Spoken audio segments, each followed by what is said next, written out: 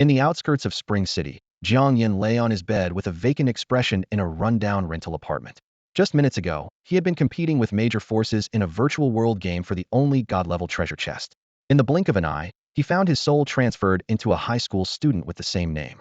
This world was almost identical to Earth, except for the arrival of the world of myriad heavens 300 years ago. The influx of spiritual energy marked the beginning of the spiritual energy revival era on Earth, and this world was strikingly similar to the game Jiang Yan played. As he pondered this, a familiar system notification rang in his mind. God-level treasure chest detected. Would you like to open it? Jiang Yan sat up abruptly, incredulous. The god-level treasure chest he fought for in the game actually existed in realistic unexpected windfall. Without hesitation, he chose to open it. The god-level treasure chest has been opened. Congratulations on obtaining the Universal Synthesis Platform and Infinite Inventory. The Universal Synthesis Platform could combine anything in the world, including ordinary items, materials, weapons, armor, medicine, techniques, and even living beings. The Infinite Inventory could hold any items without limits. These two rewards complemented each other. While they didn't directly enhance his strength, their potential was limitless. Eager to test them, Jiang Yan pulled a box of bottled water from under his bed and placed 2 bottles on the synthesis platform. With a flash of light, the ordinary water transformed into Grade 1 spiritual spring. Although it consumed some spiritual energy, it was akin to turning stone into gold. He proceeded to transform the remaining bottles into Grade 1 spiritual spring and then upgraded the spring water step by step. Grade 1 to Grade 2, Grade 2 to Grade 3. 3 crystal bottles filled with Grade 3 spiritual spring were neatly lined up, each valued at 10,000. In just a few minutes, he had converted ordinary bottled water into 30,000 worth of spiritual spring. However, the higher the synthesis level, the more spiritual energy it consumed. To synthesize higher grade items, he needed to enhance his own strength. Storing the spiritual spring in his inventory, Jiang Yan changed into clean clothes, ready to cash in. He had no money to his name, with only 200 left for living expenses and a field test fee due next week. Exiting his room, he was greeted by the sight of the city's poorest residential area. It was filled with old buildings and makeshift steel-framed wooden houses, frequently damaged by stray beasts, with repairs never keeping pace with the damage. 20 minutes later, Jiang Yan arrived at a silver building, only to encounter some familiar faces at the entrance. A short-haired girl glared at him and questioned, "Jiang Yan, what are you doing here? You're not stalking Siyu again, are you?" Behind the short-haired girl stood a girl in a white dress, Zhao Siyu. She had once been the object of the original Jiang Yan's unrequited affection, but she turned on him when pursued by a wealthy suitor, falsely accusing him of stalking and isolating him at school. Uninterested in past grievances, Jiang Yan replied coldly, "Step aside. I'm in a hurry." "Hey, what's with your attitude?" Zhang Jiejia snapped, angry at his lack of flattery. Zhao Siyu held Zhang Jiejia back, feigning magnanimity. "Jiejia, don't argue with him. We were classmates. Let's forget the past." Jiang Yan sneered and walked straight into the building. Watching him leave, Zhang Jiejia scoffed. "What's he acting all high and mighty for? He's a pauper. His monthly rent isn't even as much as young Master Wang spends on a single meal for us." Zhao Siyu smiled faintly, offering no further comment. "Let's go in as well." Following the signs, Jiang Yan took the elevator to the 8th floor of Lingwu Hall. As soon as the elevator doors opened, a dazzling array of goods greeted him. He casually chose a counter and walked over. "Welcome to Lingwu Hall. How may I assist you today?" The staff behind the counter asked politely with a professional smile. Jiang Yan carefully took 3 bottles of spiritual spring water from his backpack and placed them on the counter. "I'd like to sell these 3 bottles of spiritual spring water. Would you like to use our consignment service or sell directly?" The staff inquired. What's the difference?" Jiang Yan was slightly puzzled. It was his first time in Lingwu Hall, and he was unfamiliar with the rules. All he knew was that this was a global superchain store, even established in worlds beyond. The staff patiently explained. "If you choose direct sale, Lingwu Hall will purchase them at 70 of the market price. With consignment, we charge a 5 service fee, and the proceeds will be automatically transferred to your account once sold." Without a second thought, Jiang Yan decided, "Let's go with consignment." He knew that spiritual spring water was an essential material for alchemy, crafting, and making gourmet dishes, with high demand ensuring it would sell quickly. "Please hold on. We need to verify your goods first." The staff took the spiritual spring water and handed it to an appraiser behind them. In less than a minute, the appraisal was complete. "Sir, your goods are in order." The staff handed Jiang Yan a card. "This is your consignment receipt. If you change your mind and decide not to sell, you can use this receipt to retrieve your goods, but the service fee is non-refundable." Jiang Yan took the receipt, left his bank account details, and the entire consignment process took less than 3 minutes. He couldn't help but admire Lingwu Hall's efficiency and service. After leaving the 8th floor, Jiang Yan browsed other floors. Lingwu Hall resembled a large mall designed for warriors and spiritual masters, offering everything from common materials to weapons and armor, techniques to medicines. If you couldn't find something, you could try your luck at the auction on the top floor. Thinking about next week's field test at school, Jiang Yan decided to prepare. Half an hour later, he found himself in a small shop next to Lingwu Hall with a sign reading, "Everything $2. Do you have any fruit knives for sale?" Jiang Yan asked. "Sure do." An elderly man with a fan pointed to a corner. "They're all over there. Pick whichever you like." Jiang Yan walked over and found a wide variety of fruit knives. He randomly picked 100 and brought them to the counter. "Please pack all of these for me." Seeing a big customer, the elderly man's attitude became enthusiastic. $200? Pay first. Back at his place, Jiang Yan set down the bag full of fruit knives. His spiritual power wouldn't recover until tomorrow, so synthesis would have to wait. The most pressing issue now was dinner. Faced with choices of braised pork ribs noodles, mushroom chicken noodles, and pickled beef noodles, Jiang Yan was about to decide when a knock sounded at the door. Who would be visiting at this hour? Hopefully not the landlord for rent. Jiang Yan scratched his head and opened the door, only to find a metal figure standing there. "Sir, you have a delivery," a mechanical voice announced from the figure. The puppet pulled out a box from its body and handed it to Jiang Yan. As he took the package, his eyes fell on the sender's name, Jiang Yingxue. In an instant, memories flooded back. He remembered he had a sister. Jiang Yan's mind flashed back to the past, the tough years after losing their parents, when he and his sister depended on each other. Jiang Yingxue, exceptionally gifted, was admitted to a prestigious university in Shanghai, yet had to cover high living and cultivation expenses while also supporting her high school brother. Jiang Yan couldn't help but admire how hard his elder sister worked. After signing for the package, he carried the box to his room. Inside, he found a bottle of elixirs, 10 spirit pearls, and a note. Unfolding the note, he read, "Xiaoyan, your college entrance exam is approaching. I don't have much to give you, but I hope this bottle of Huanyu elixir and 10 spirit pearls will help you." This gift was exactly what Jiang Yan needed. The spirit pearls to replenish his energy and the elixirs to boost his power were a godsend. He felt a deep fondness for his sister, whom he had never met, thinking, what an extraordinary sister. His eyes landed on the synthesis table, and a thought struck him. If I process this on the synthesis table, I might get higher grade elixirs. Looks like tonight won't be a quiet one. He took out a spirit pearl and felt the energy flow through him, almost fully replenishing his reserves. Then, he placed a fruit knife from the dollar store on the synthesis table and began a series of synthesis processes. Do you want to synthesize a regular fruit knife? Synthesize. Regular fruit knife synthesized. Congratulations, you've obtained a steel fruit knife. Jiang Yan repeated this process, with each synthesis upgrading the knife's quality. From steel to refined iron, it finally reached the level of black iron. 4 spirit pearls were used up, but the yield was impressive. 6 black iron fruit knives lay neatly before him. Jiang Yan was delighted. These were valuable treasures, each worth thousands. Though they still looked like ordinary fruit knives, their power was incomparable. Determined to push further, he used a 5th spirit pearl for another synthesis. This time, he successfully crafted a black iron fruit knife, exhausting all his energy, but the result was exhilarating. A black iron weapon can easily slay a first-tier beast. Jiang Yan admired his new weapon. Despite its short blade, making it unsuitable for direct combat, it might be perfect for a sneak attack. He stored all the synthesized weapons in his inventory and turned his attention to the bottle of Huanyu elixir. This common elixir worked slowly but was cost-effective. For Jiang Yan, cost-effectiveness meant great potential after all. If a $2 fruit knife could be synthesized into a black iron weapon, then expensive elixirs were not as appealing as this humble Huanyu elixir. Holding the Huanyu elixir, Jiang Yan began to plan his next steps. Expensive elixirs seemed less valuable to him compared to this simple and unassuming Huanyu elixir. Jiang Yan restored his spiritual power to its peak and decided to first attempt synthesizing 2 Huanyu pills. He carefully opened the pill bottle, and a refreshing medicinal aroma immediately wafted out. Just inhaling this scent invigorated him, and he felt a faint recovery of his inner spiritual power. This was the essential difference between pills crafted from spiritual plants and herbs and those made from ordinary medicinal materials. Jiang Yan gently tipped out 2 Huanyu pills and placed them onto the synthesis table. The system prompt sounded. Do you wish to synthesize a grade 1 Huanyu pill? Without hesitation, he selected synthesize. Unexpectedly, the system immediately popped up with a surprising message. Grade 1 Huanyu pill synthesized.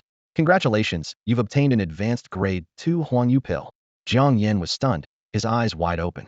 An advanced version? What was going on? He quickly checked the pill information on the synthesis table.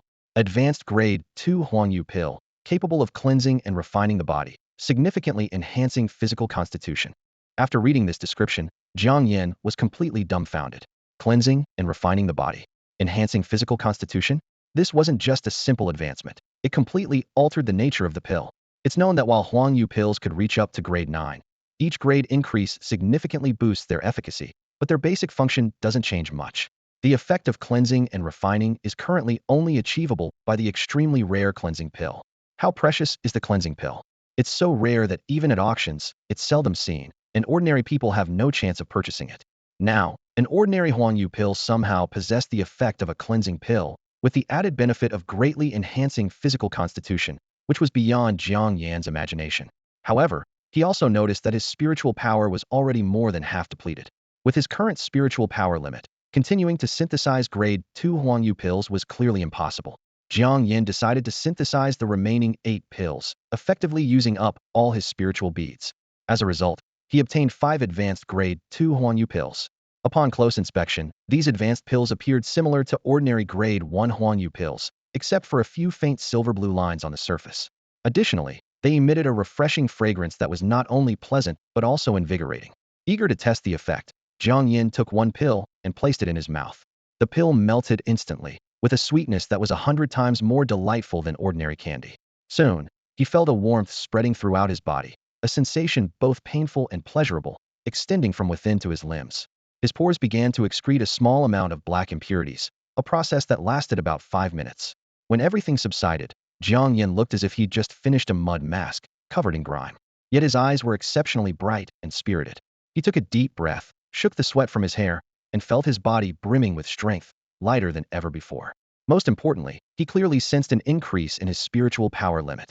If previously absorbing a spiritual bead could restore most of his power, now it might only restore about half. The extent of this enhancement was astonishing.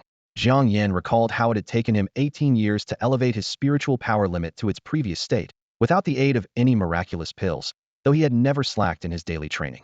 And now, just one pill had achieved the equivalent of years of progress, a feeling like a dream. Of course, Jiang Yan understood well that an ordinary grade 2 Huangyu pill could never have such miraculous effects. The cleansing pill is precious precisely because it can cleanse and refine, improving physical constitution and thereby enhancing cultivation talent. And this advanced grade 2 Huangyu pill, possessing such an effect, was undoubtedly an extraordinary discovery. Jiang Yan's cultivation talent is only second-rate, a level commonly seen everywhere. Yet at this moment, his eyes glimmer with excitement. After taking the advanced version of Huangyu Dan, he feels the spiritual energy within him rapidly growing, like a warm current rushing through his meridians. Jiang Yan knows that his talent is now very close to reaching the third rate. He stands in front of the mirror, scrutinizing himself carefully. Although there are no obvious changes in his appearance, he can feel the powerful energy contained within him. Jiang Yan murmurs to himself, after graduating from college, my cultivation level might reach the 3rd tier. By then, I can choose any job I want. Thinking about the future prospects, Jiang Yan can't help but smile. But soon, he recalls the rumors of the myriad worlds. It's a place full of opportunities and challenges, but not everyone has the right to step into it. Jiang Yan muses to himself, strength, opportunity, and background are all essential. Many people spend their entire lives on Earth, just working regular jobs. Looking around, Jiang Yan's gaze falls on the remaining 4 Huangyu Dan pills. He takes a deep breath and decides to consume them all. Pills can be synthesized again, and I can sell spiritual springs and Xian iron weapons for money, Jiang Yan thinks. With the Universal Synthesis Platform, money is not a problem. The most important thing now is to enhance my strength. The next morning, Jiang Yan steps out of his house feeling refreshed. The sunlight bathes his face, as if gilding him with a golden glow. He takes the bus to school, and as soon as he steps through the school gates, his phone vibrates. It's a message from the Lingwu Hall. Congratulations, Mr. Zhang. All your consigned items have been sold.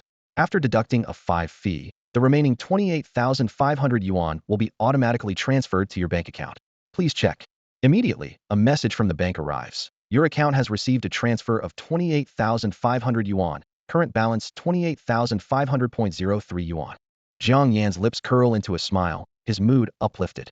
Having money in hand, there's nothing to worry about, he thinks to himself. Once the field test is over, I can start a new round of synthesis. After consuming 5 advanced second-grade Huangyu Dan pills, Jiang Yan feels his spiritual energy capacity has increased significantly. Even synthesizing a 3rd-grade Huangyu Dan shouldn't be a problem, he thinks. Unfortunately, I don't have any pills left, so I'll have to wait until I get back. Jiang Yan follows his memory and finds class 6 of grade 3. However, the scene before him is unexpected. The classroom entrance is crowded with people, the hallway completely blocked. Around him, classmates are voicing their opinions. I thought we could form our own teams, but the teachers arranged them in advance. It's so boring. Why didn't the school inform us earlier? I already picked my teammates. I heard it's to prevent strong students from teaming up, which would be unfair to the group scores, so they changed the team formation method last minute. This arrangement makes sense. If the best cultivators in the class teamed up, what's the point of the test? They might as well be declared the winners. Suddenly, Jiang Yan hears someone mention his name. Curious, he squeezes to the front and sees a grouping list posted at the classroom door. Looking closely, Jiang Yan finds that he has been grouped with the school belle, Su Mingran. Immediately, disgruntled voices arise around him. Wait, Jiang Yan is in the same team as Su Mingran? That can't be right. How does a loser like him deserve it? I'd be a better choice. Due to recent events involving Zhao Siyu, Jiang Yan's reputation hasn't been great. However, he's secretly glad about this grouping result. Su Mingran is an outstanding teammate last semester. She tested for an ice element spiritual vein, and her talent far exceeds the norm at 6th rate, with a promising future. Even before the college entrance exams, many prestigious schools have already extended offers to her. Jiang Yan thinks, with such a strong teammate, my chances of scoring high in the test have greatly increased. A smile involuntarily appears on his face, his eyes shining with anticipation. The sound of the school bell cut through the campus clamor, and the students reluctantly returned to their classrooms, finally ending Jiang Yan's ordeal of standing as punishment. Although it was supposed to be self-study time in the classroom, the upcoming field test and the recently announced group arrangements had the students gathered in small groups, buzzing with excitement. Suddenly, the school broadcast came on, its clear and loud voice reaching every corner. Attention all teachers and students. The location for the field test is tentatively set at the outskirts of the city, in Duanhuan Forest. Please ensure your team arrangements and prepare at least 2 days' worth of supplies. We will depart in half an hour. This announcement did not cause much surprise, as the teachers had hinted at the test details and timing in the class group last week. Jiang Yan had already prepared a change of clothes and 2 days' worth of dry food. He was particularly focused on this test because it was rumored that top-ranked students would receive rewards of spirit beads and pills. Although pills were no longer as important to Jiang Yan, could now easily synthesize 2nd and 3rd grade pills, far surpassing the school's 1st grade rewards. The spirit beads were treasures he longed for, as they would allow him to continuously synthesize various items. As Jiang Yan was lost in thought about the spirit beads, a chubby boy with glasses gently tapped on his desk. Jiang Yan, Su Xiaohua wants us to gather. Jiang Yan nodded in agreement and stood up to walk towards Su Mingran's seat. A few people had already gathered by the window, with Su Mingran seated in the center, quietly conversing with another girl. Her features were exquisite, her figure perfectly proportioned, and with her ice element spirit veins, her slightly curled hair and eyes had a faint icy blue hue, resembling a fairy who had wandered into the mortal world, standing out starkly against her classmates. Jiang Yan is here too. We should all be here now, said the girl sitting next to Su Mingran. Su Mingran glanced at Jiang Yan, who returned her gaze unflinchingly.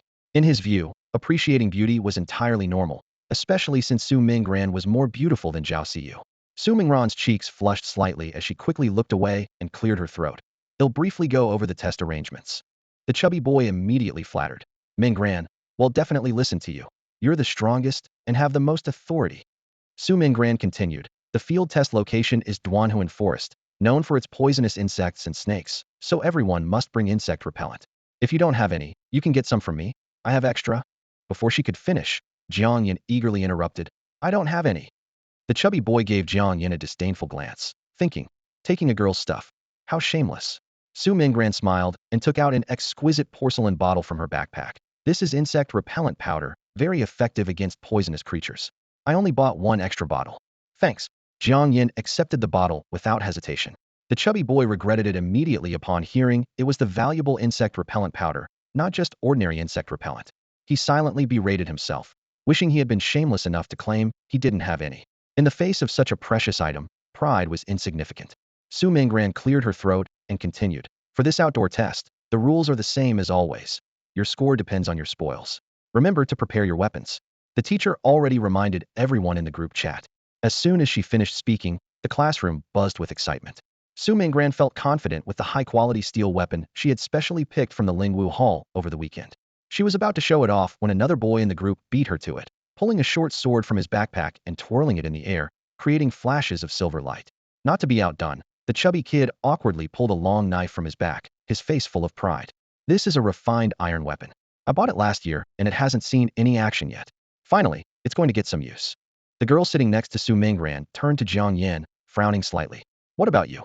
It's one thing to forget insect repellent, but you did bring a weapon, right? Jiang Yan felt a wave of anxiety. His black iron weapon was 2 tiers above everyone else's refined iron weapons, and he worried it might seem too showy. But the girl's question forced him to respond. He sighed and pulled a black iron fruit knife from his pocket, slapping it onto the table with a thud. "This is my weapon. It's more than enough to take down a few monsters," Jiang Yan said, feigning a relaxed demeanor as he mimicked the previous boy's sword flourish. The unassuming fruit knife on the table immediately drew everyone's attention. Even Su Minggran was left speechless, her mouth agape with surprise. The chubby kid was the first to react, his voice rising sharply. "Jiang Yan, are you kidding us? What can that crappy fruit knife do? Forget about taking down monsters, it might fall apart before you even reach them." "Don't worry, the quality of my weapon is definitely not an issue," Jiang Yan assured confidently. Though the knife looked no different from when he bought it for $2, it had been upgraded on the synthesis table to match the quality of a black iron weapon. "This isn't just about quality," the chubby kid exclaimed, eyes wide with disbelief. They were on the same team, and Jiang Yan's subpar weapon could drag the whole group down. Seeing this, Jiang Yan explained sincerely, "As long as the quality is fine, that's what matters. You can't judge a book by its cover. This fruit knife is made of black iron." "Black iron?" The chubby kid nearly choked on his own saliva. "Could you make up something even more ridiculous?" Nearby, Zhao Siyu noticed the commotion. Seeing Jiang Yan show up to the outdoor test with just a fruit knife, a hint of disdain flickered in her eyes. She was glad she had distanced herself from him. His behavior was becoming more and more absurd. Reflecting on her past flirtation with someone like Jiang Yan made Zhao Siyu feel nauseous. She was grateful she had once had lower standards, thinking there could be a future with him. Without money, what future could there be? In this day and age, good looks don't pay the bills. If he couldn't even afford a date, what was the point of a relationship? Beside her, Zhang Jejia couldn't resist a sarcastic remark. "I heard Jiang Yan's family wasn't well off, but I didn't know it was this bad." Zhao Siyu pursed her lips, her tone cold. "Don't mention him in front of me again." She wanted no further connection with Jiang Yan. Even hearing his name made her uncomfortable. "Got it." Zhang Jejia stuck out her tongue and wisely fell silent. Soon, it was time to set off. A convoy of dozens of buses grandly departed from Spring City No. 9 High School, heading towards the direction of the soul-breaking forest outside the city. As the convoy passed through the city gates, signs of battle were evident along the way. Scorched earth, broken trees, and city defense troops patrolling back and forth. This was the first line of defense for the outer city. If breached, the outer city would fall. Inside the bus, a chubby boy was chattering nonstop. "Jiang Yan, let me tell you in advance, if there's any danger, I'm not sticking around to help you. And keep your distance from Su Xiaohua. If I catch you having any thoughts, I'll make sure you regret it." Jiang Yan ignored him, turning to look out the window. He intended to enjoy the scenery, but noticed a black beam of light shooting up from the distant forest. Jiang Yan perked up immediately. Wasn't that the direction of the soul-breaking forest? He had seen similar beams in various online games, usually indicating the emergence of a rare treasure. Jiang Yan quietly noted the location, planning to investigate when he had the chance. 2 hours later, the bus convoy stopped in a clearing outside the soul-breaking forest. As soon as the students got off the buses, they were awestruck by the sight before them. A massive beast skeleton, hundreds of meters long, was half buried at the forest's entrance. Many students, venturing outside the city for the first time, were amazed and gathered around to inspect it. "What kind of monster is this? It's enormous. If it were still alive, wouldn't Spring City be doomed?" Standing up, it would be taller than the city walls. Aren't the beasts around Spring City supposed to be no higher than level 3? How could there be such a gigantic creature? While the group was engrossed in discussion, Jiang Yan quietly moved to a corner and reached out to touch the beast's bones. Although the spiritual energy had dissipated, he knew it was still an excellent material for crafting.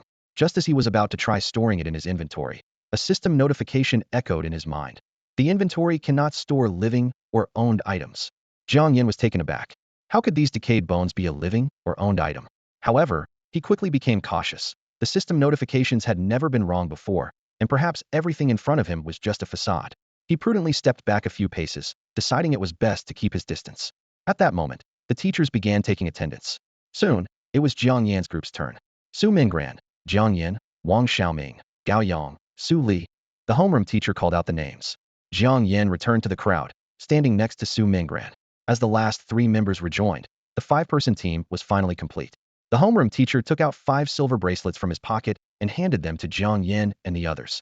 "These bracelets will help you locate relatively safe areas in Duanhuan Forest," the teacher explained. "Wear them. If the indicator light turns red, it means you've left the safe zone and must return immediately." His expression suddenly became serious, and his voice deepened. "Although the school will do its utmost to ensure your safety, once you enter a dangerous area, your life is your own responsibility. Understand?" "Understood." The 5 responded in unison, their expressions solemn. "Very well. You may set off. The test deadline is 6 o'clock tomorrow evening. Be sure to return on time. The teacher waved them off and turned to call out the next group. The five-person team reached the edge of Duanhuan Forest. Su Minggran stopped and turned to her companions. Which direction should we enter the forest from? Let's hear everyone's thoughts. Su Li blinked her large eyes, looking puzzled. Does it make a difference? Of course, it does, Su Minggran patiently explained. The central route is closest to the forest's interior, where resources are more abundant. The side routes have fewer resources. Then we should go through the middle, Wang Xiaoming said eagerly. Gao Yang frowned and said, the middle route isn't necessarily the best. I noticed that many teams, including those top students from Class 1, are heading that way. Jiang Yan pondered and said, I think Gao's right. Plus, the right path is easy to traverse, and many teams are going there too, so we should choose the left. He knew that his suggestion to go left was entirely due to the unsettling black beam of light he had noticed. Jiang Yan, I didn't expect you to be so observant, noticing even these details, Su Li remarked in surprise.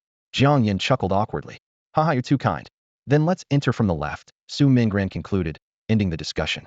The five stepped into Duanhuan Forest, and the surroundings immediately turned eerie and grim.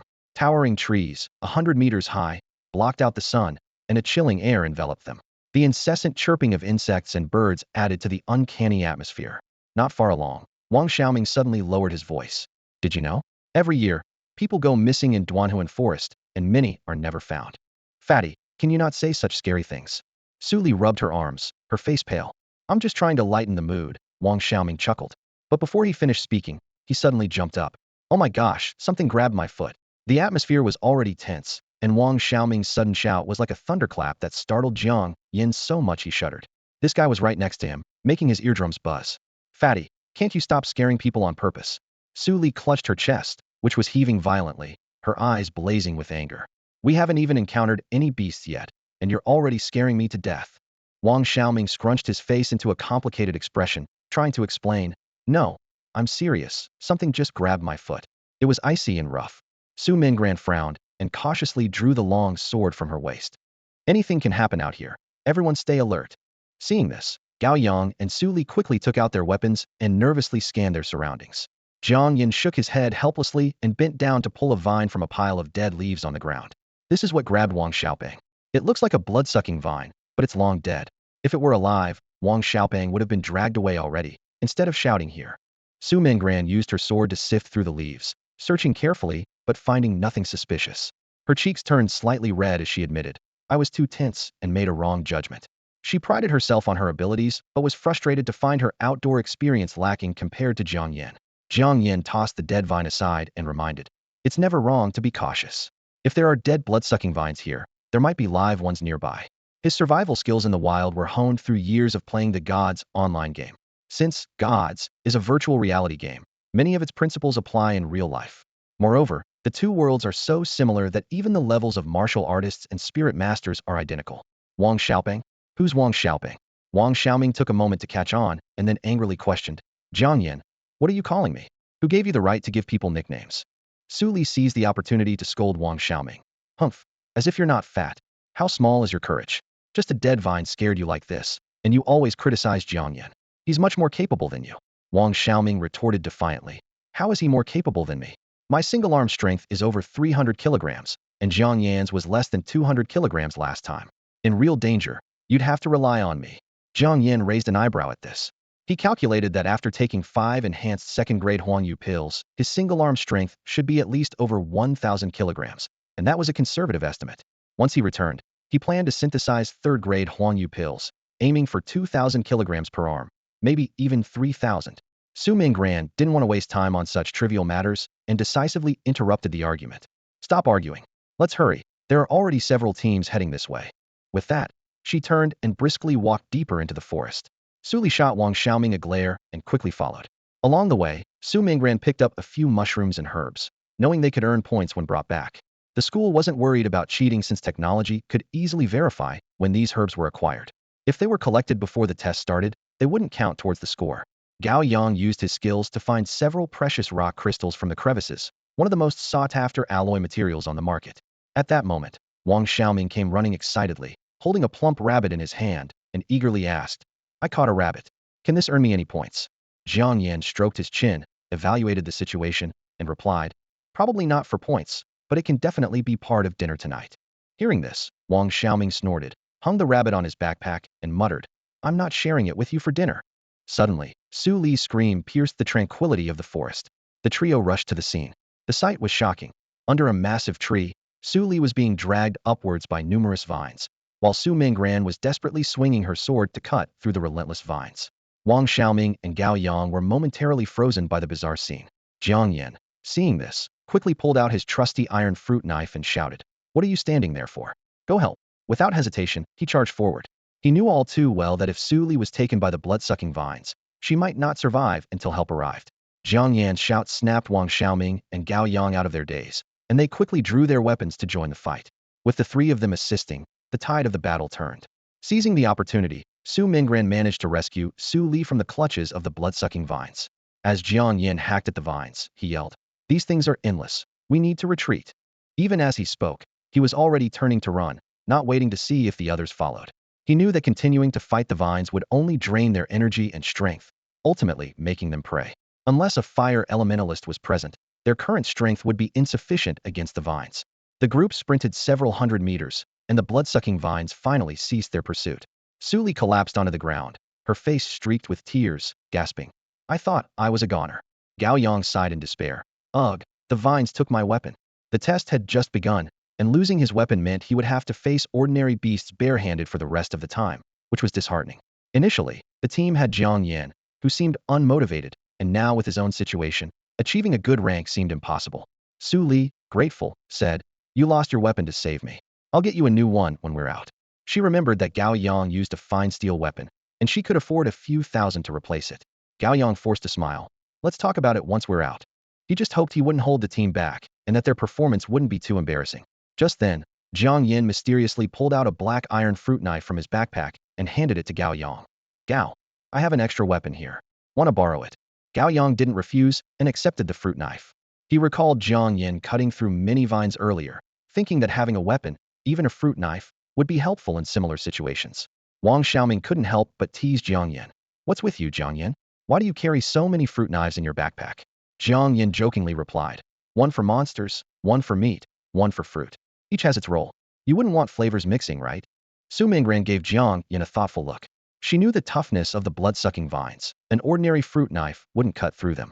Wang Xiaoming and Gao Yang, too tense to notice, might have missed this detail. Su Mingran was curious but maintained her manners by not prying into others' privacy. She turned her attention to the other three. Let's find a place to rest. We all need a break, she suggested. Wang Xiaoming stretched his sore arms and agreed. I second that. After chopping those blood-sucking vines all day, my arms are about to fall off. Gao Yang chimed in. While looking for rock crystals earlier, I found a small pond up ahead. It's open and there shouldn't be any blood-sucking vines around. Su Mingran nodded slightly. All right, let's head over there. The group soon found the pond Gao Yang mentioned. The area was a shallow bank with sparse vegetation, but the ground was covered with various animal tracks. Su Mingran quickly sensed potential danger and immediately warned, Let's just grab a quick bite and keep moving. She mentally noted that there were traces of at least 7 or 8 different animals in the area. If any of them were powerful beasts, they could be in trouble. Although hunting beasts or mythical creatures could earn them points, safety was the top priority. However, Su Li and the others didn't notice these details and had already found spots to rest. Jiang Yan also settled on a rock, taking out some dry food and water from his backpack, eating a little without much appetite, perhaps due to having taken the Huanyudan. While no one was around, Jiang Yan discreetly opened his item inventory. Besides 3 mysterious fruit knives, there were 18 purplish red vines, the ones he had collected while saving Su Li. The blood-sucking vines were incredibly resilient and could take root elsewhere even when detached from the main plant. Jiang Yan felt a hunch that processing these vines on the synthesis platform might yield unexpected results. He immediately opened the synthesis platform to start working. The item inventory and the synthesis platform were virtual, visible only to him, allowing him to synthesize items at will. However, he had to be cautious when taking items out of the inventory. Do you want to synthesize a Tier 1 blood-sucking vine? The system prompted. Synthesize, Jiang Yan decided without hesitation. Tier 1 blood-sucking vine synthesized. Congratulations, you have obtained a Tier 2 tamed blood-sucking vine. Jiang Yan's interest was piqued. Tamed. Could this thing recognize an owner? He examined the description closely. Tier 2 tamed blood-sucking vine can bind to an owner with a drop of blood. Once tamed, it can be controlled via mental commands. Attack methods include constriction and blood-sucking. Jiang Yan was intrigued. The blood-sucking vine was inherently mindless, so controlling it with thought after detachment made sense. Being a plant, it fit perfectly in the item inventory. Deploying it in battle could catch opponents off guard, as no one would suspect it was being controlled. It was the perfect tool for causing trouble. However, Jiang Yan decided to save the remaining vines for future synthesis. His spiritual energy was already a third depleted, and further synthesis might affect the field test. Besides, if the Tier 1 vine was already this formidable, the Tier 2 version should suffice. Without hesitation, Jiang Yan pricked his finger, binding the Tier 2 blood-sucking vine to himself. With a thought, the blood-sucking vine shot out of Jiang Yan's inventory, burrowing into the ground like a nimble snake. As it tunneled underground, it encountered resistance about 50 meters deep. Jiang Yan understood that this wasn't the limit of the vine's attack range, but rather the constraint of his own mental power. He knew that as his mental strength increased, the vine's range would expand accordingly. Suddenly, Jiang Yan sensed through the vine that a venomous snake was slithering slowly on the ground. He immediately directed the vine to attack, and it shot towards the snake like an arrow. Before the snake could react, it was tightly ensnared by the vine. Sharp thorns pierced through the snake's skin, greedily absorbing its fluids. In the blink of an eye, the once lively snake was reduced to a shriveled skin. Jiang Yan recalled when he first acquired the blood-sucking vinite was just an ordinary vine without thorns, and its attack was limited to wrapping around targets. Now, after evolving, the vine could autonomously drain blood, and its power was astounding. He secretly planned to gather more vines for synthesis, eager to see its full potential at the highest level. After a short rest, Jiang Yan and his group continued onward. Wang Xiaoming complained as he walked, lamenting the struggles of being overweight. Suddenly, Su Li spotted something ahead of flickering shadow. Gao Yang immediately recognized it as the team of Lu Chang and Zhao Xiyu. At this, everyone in the group instinctively looked at Jiang Yan. After all, rumors about Jiang Yan and Zhao Xiyu had once caused quite a stir at school, leading many to view him as creepy and perverse. However, spending half a day with him had changed their perception. Although Jiang Yan was indeed poor, bringing only a few fruit knives for the wilderness test, calling him a pervert seemed exaggerated. Notably, their group included Su Mingran, a stunning beauty, yet Jiang Yan showed no undue attention towards her. Facing their gazes, Jiang Yan looked puzzled. His blood-sucking vine had already detected the group ahead. Lu Chang and his team were struggling to fight a wild boar, and the scene was chaotic. Even with the resurgence of spiritual energy, ordinary beasts were formidable. 5 novices without combat experience were having a hard time dealing with a single boar. Even the usually meticulous Zhao Xiyu looked disheveled, having been knocked down by the boar multiple times. Her white dress was stained with dirt and leaves, leaving her in a sorry state. Seeing this, Lu Chang urged his teammates to hurry, fearing that Jiang Yan's group would take advantage of their predicament. With combined efforts, the boar finally fell. Lu Chang cut off its tail as a trophy, and it was then that Zhao Xiyu noticed Jiang Yan and his companions. She glanced at her own bedraggled appearance and then at the radiant Su Mingran standing beside Jiang Yan, feeling a pang of inferiority. She couldn't help but wonder, how could there be such a beautiful girl, and why was she so close to Jiang Yan? Didn't she notice the aura of poverty that Jiang Yan exuded? After securing the spoils, Lu Chang's expression changed instantly, a smug smile appearing on his lips. He walked briskly towards Su Mingran, his voice carrying a hint of boasting. Su, what a coincidence. How did your group fare? We only managed to find some materials. Su Mingran smiled faintly, her delicate face maintaining a pleasant expression that made it hard to discern her true thoughts.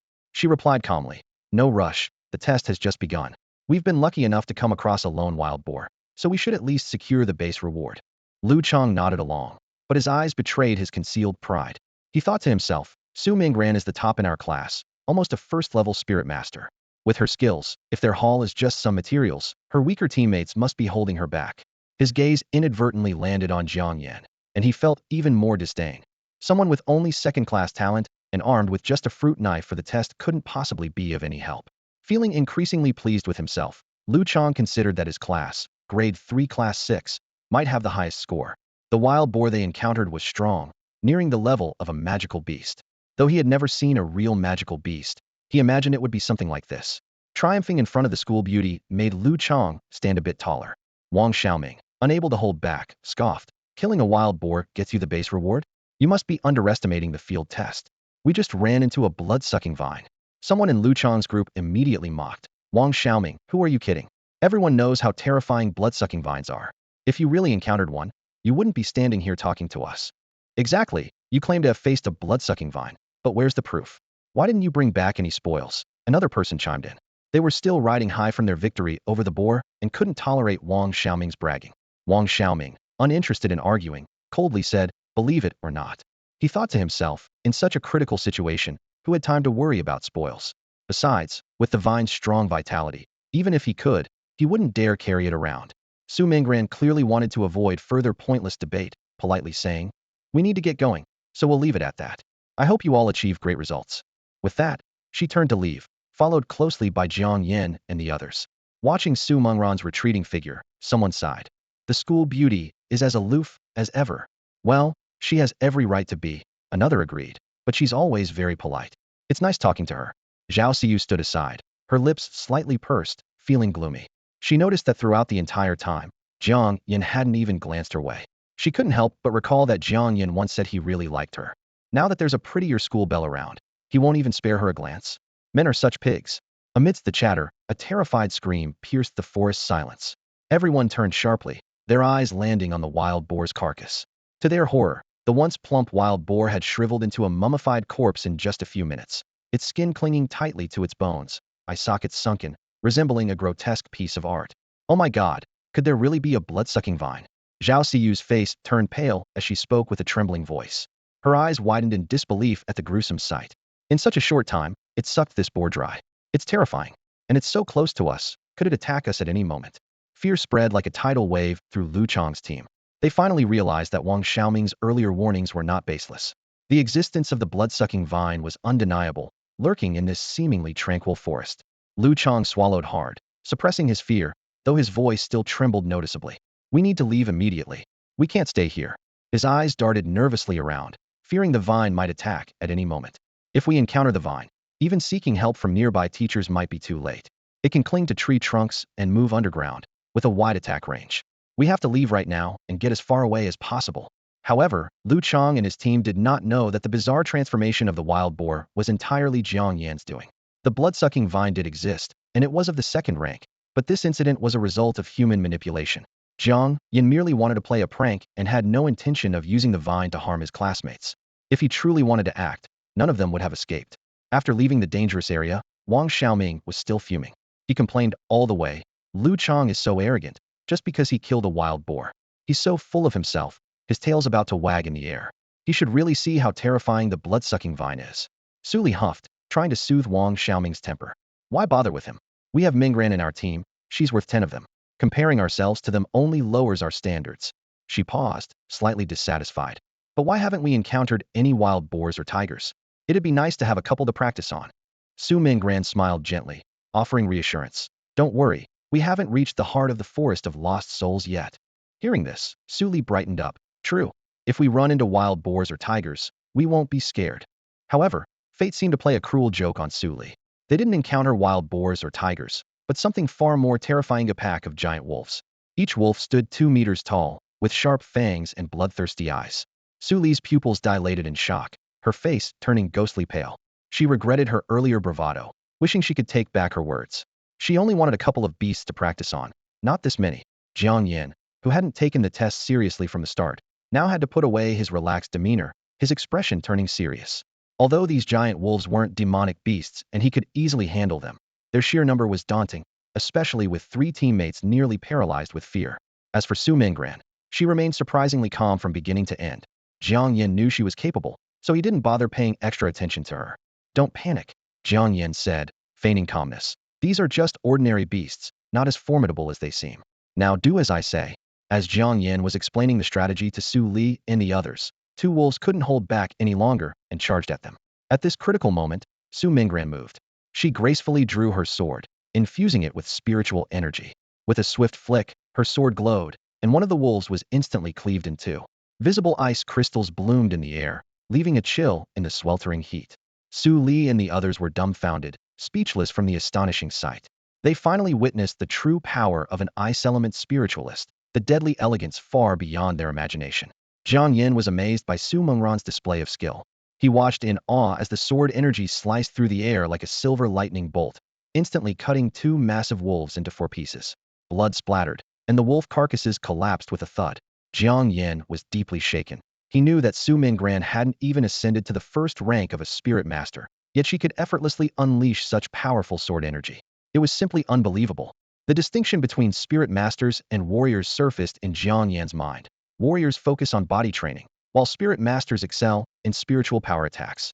Typically, a spirit master who hasn't fully matured is less combat effective than a warrior. However, Su Mengran's displayed strength far surpassed that of warriors at the same level, leaving Jiang Yan in awe. As Jiang Yan pondered, another wave of giant wolves attacked. He quickly gathered his thoughts, pulled out a black iron fruit knife, and briefly reminded his companions. Remember the strategy one mentioned earlier? Then he charged at the nearest wolf. Although Jiang Yan hadn't systematically learned martial skills, the basic combat courses from school were proving useful. He gripped the fruit knife tightly, locked his gaze on his target, and moved with fluid precision. In a swift motion, he darted forward and sliced off the giant wolf's right front leg. The sharpness of the black iron weapon was astonishing, easily cutting through even a first-rank monster, let alone ordinary beasts. The wolf's bones were like tofu under the blade, effortlessly severed. The unbalanced wolf crashed to the ground, hitting its head and looking pitiful. Jiang Yan seized the opportunity, agilely flipping onto the wolf's back. He gripped the knife with both hands, aimed at the wolf's skull, and stabbed down without hesitation. With a muffled thud, the wolf's body, just beginning to struggle, fell heavily to the ground again, lifeless this time. The entire process was seamless, taking Jiang Yan less than 20 seconds from start to finish. Although not as fast as Su Mengran, his clean and efficient actions showcased impressive strength. This scene left Su Li and the others dumbfounded. They initially thought Jiang Yan was the weakest link in the team, but now they had to admit they were the real jokers. They started to question whether these giant wolves were as formidable as they had imagined. Gao Yang was the first to regain his composure and reminded Su Li and Wang Xiaoming. Let's follow Jiang Yan's plan, each of us covering a direction. Jiang Yan's earlier tactical advice was actually inspired by a strategy he often used in games. When facing multiple small enemies, team members handle different directions to ensure no enemy is missed and prevent sneak attacks from behind. This method, though simple, was enlightening for Gao Yang and the others, who lacked combat experience. Jiang Yan's earlier performance greatly boosted his credibility, and even the usually independent Wang Xiaoming followed suit obediently. However, the so-called wolf pack consisted of just over a dozen wolves. Jiang Yan and Su Mengran, as the main force, had already dealt with most of them, leaving only two stragglers heading toward Gao Yang and the others. Gao Yang was tense, gripping the fruit knife borrowed from Jiang Yan. Although he preferred using daggers or short swords, he had to make do with the fruit knife. Seeing Jiang Yan easily dispatch several wolves, Gao Yang no longer doubted the knife's sharpness. Finally, the first giant wolf reached them. Gao Yang mimicked Jiang Yan's actions, first cutting at the wolf's front leg, then attempting to attack its back. Although he followed the entire process, each step's effectiveness was far from satisfactory. Gao Yang realized that the gap between observing and actual combat was much larger than he had imagined. The giant wolf was only severely injured, not fatally. Meanwhile, Su Li and Wang Xiaoming were fiercely battling another giant wolf. Unlike Gao Yang's relatively easy fight, theirs was proving to be extremely tough. Damn, is this wolf made of iron? Su Li panted, complaining as her weapon continuously struck the giant wolf, leaving only shallow cuts. Wang Xiaoming swung his long weapon, aiming for the wolf's eyes. Hey, with that long weapon of yours, go for its eyes. Hearing the shouts from behind, Gao Yang turned around and was surprised to see Su Li and Wang Xiaoming attacking together, yet only managing to inflict minor wounds. Their iron weapons struck the giant wolf as if they were hitting a block of metal, barely penetrating. Puzzled, Gao Yang thought, what's going on? I didn't have this much trouble with just a fruit knife. Is this wolf's defense really that strong? He felt as if the wolf he had fought was a completely different creature compared to the one Su Li and Wang Xiaoming were facing. The difference was unbelievable. Glancing at Su Mengran and Jiang Yan, they seemed to be managing their fight with ease as well. Gao Yang, lost in thought for just a moment, quickly rushed over to help. After a tough battle, they finally defeated the two giant wolves. Exhausted, Wang Xiaoming dropped to the ground, drenched in sweat, and looked at Gao Yang. What's your single-hand strength? It seems like your attacks are way stronger than mine. Gao Yang, perplexed, replied. My single-hand strength is the same as last time, over 300 kilograms. That's about the same as mine, Wang Xiaoming said, confused. But you sliced through that wolf like it's a watermelon. Didn't you notice how thick its skin is? I was going to ask why you guys had such a hard time with that thing. Gao Yang was equally baffled. At that moment, Jiang Yan and Su Mengran finished their fight and approached. Jiang Yan overheard Wang Xiaoming and Gao Yang's conversation, took a sip from a bottle of water from his backpack, and said to Gao Yang, "Didn't I tell you? That fruit knife is made of black iron." Everyone's heads were filled with question marks. Gao Yang doubted his ears and confirmed. You said this fruit knife is made of black iron? Yeah. Jiang Yan nodded. Wang Xiaoming said you sliced through monsters like a watermelon, didn't you notice? Gao Yang suddenly realized, feeling a bit off. He had been wondering why there was such a huge difference in feedback about the wolf's defense. It turned out it wasn't the people or the wolves, but the weapon. Because Jiang Yan had given him what appeared to be an ordinary fruit knife, Gao Yang never considered it could be the weapon. After all, who would make a fruit knife out of black iron? Especially since Jiang Yan's family was said to be not well off. Yet he carried several black iron weapons, which was unbelievable. Wang Xiaoming's eyes lit up, and he immediately got up, excitedly approaching Jiang Yan. Jiang Yan, do you have another fruit knife? Lend me one. He thought. Those are black iron weapons. Even the cheaper ones cost tens of thousands, and the better ones can reach six figures. It's not something an average family can afford. He wanted to experience the thrill of slicing through things effortlessly. What's wrong with a fruit knife? As long as it's made of black iron, a fruit knife can be quite formidable. Wang Xiaoming consoled himself. Jiang Yan, using his backpack to shield, took out a black iron fruit knife from his inventory and casually tossed it to Wang Xiaoming.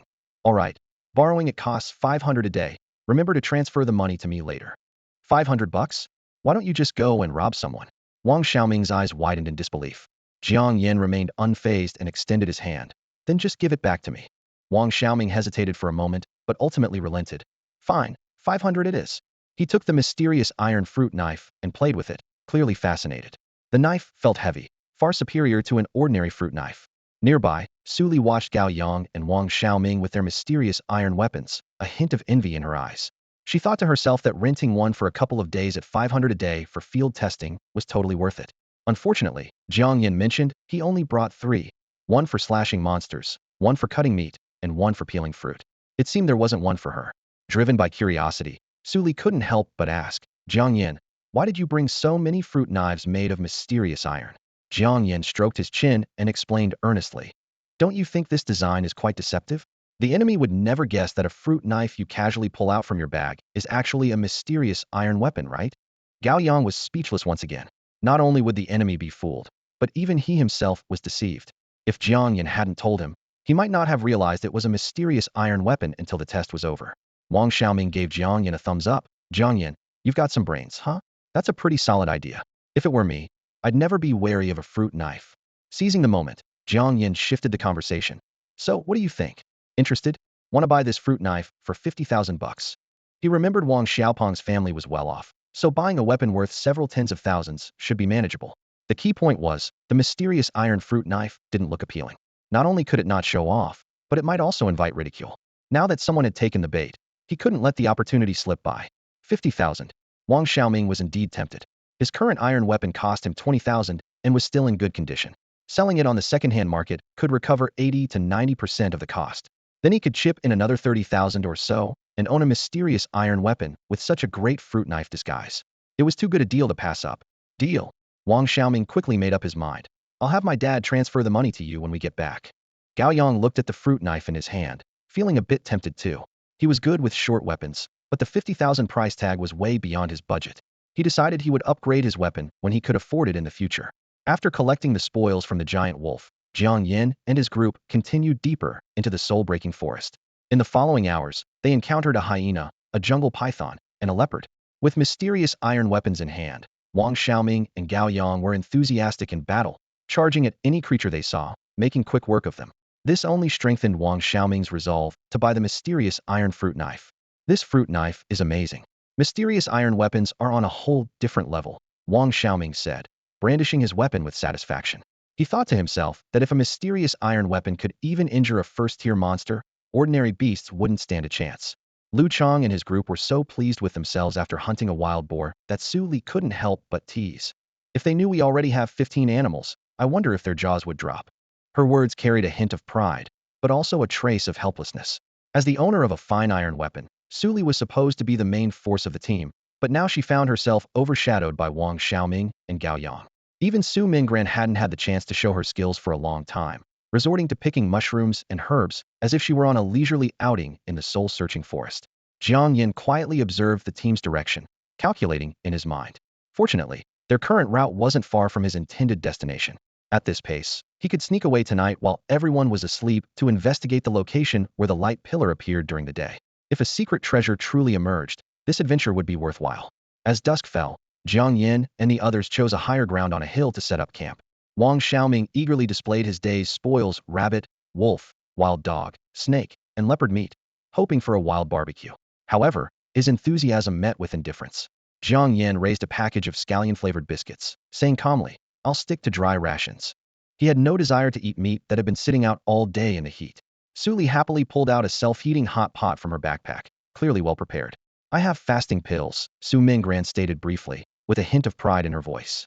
Gao Yang suddenly asked, Wang Xiaoming, do you usually cook? Wang Xiaoming was taken aback. No, but isn't that how it goes on TV? You go on an outdoor adventure and just grill some game to eat. Gao Yang shrugged helplessly. You do realize that's just for show, right? Also, a friendly tip. Without proper tools and seasonings, ordinary animal meat won't taste good. This isn't magical beast meat, after all. Undeterred, Wang Xiaoming insisted on trying, grabbing a rabbit and starting a fire. Half an hour later, he was left with a piece of charcoal and ended up gnawing on dry rations with a bitter expression.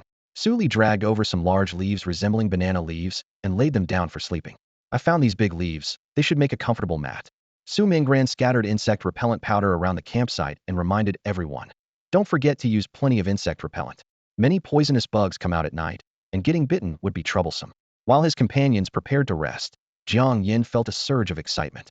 The location where the black light pillar appeared was no more than 3 kilometers away. A round trip would take just an hour, more than enough time.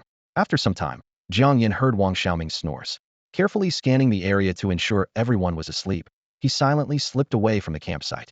Not long after Jiang Yan left, Su Mingran suddenly opened her eyes. She raised her finger slightly, and a butterfly made of frost landed on her fingertip. Did you find it? Su Mingran narrowed her eyes, her demeanor completely different from usual. This time, I won't let it slip away. Her voice was low and resolute, as if declaring a challenge about to unfold. Jiang Yan directed the blood-sucking vine to clear the path, skillfully avoiding hidden dangers, and finally reached the area where the black pillar of light had once appeared. Although the light had flashed for only a few seconds, Jiang Yan knew that the intense energy burst from the emergence of a secret treasure would leave traces. He didn't need to search personally. Instead, he cleverly relied on the vine's keen energy perception. The vine extended its search outward from Jiang Yan, and as expected, it soon discovered an unusual tree hollow nearby. Jiang Yan cautiously retracted the vine and personally investigated this hidden entrance. The tree hollow was narrow and cramped. Jiang Yan brushed aside the surface of dead branches and leaves, revealing a downward-sloping passage. After ensuring it was safe, he bent down and crawled inside. Following the passage, he arrived at a natural cavern. The cavern was filled with luminous stones that emitted a soft glow. Jiang Yan turned off his flashlight and focused his gaze on the black mass of energy at the center of the cave. This familiar scene confirmed his suspicion that this world was closely related to the online game he once played. Thinking of the terrifying bosses in the game, Jiang Yan shivered. If those monsters were to invade Earth, the consequences would be unimaginable. But for now, his primary task was to strengthen himself for the challenges ahead.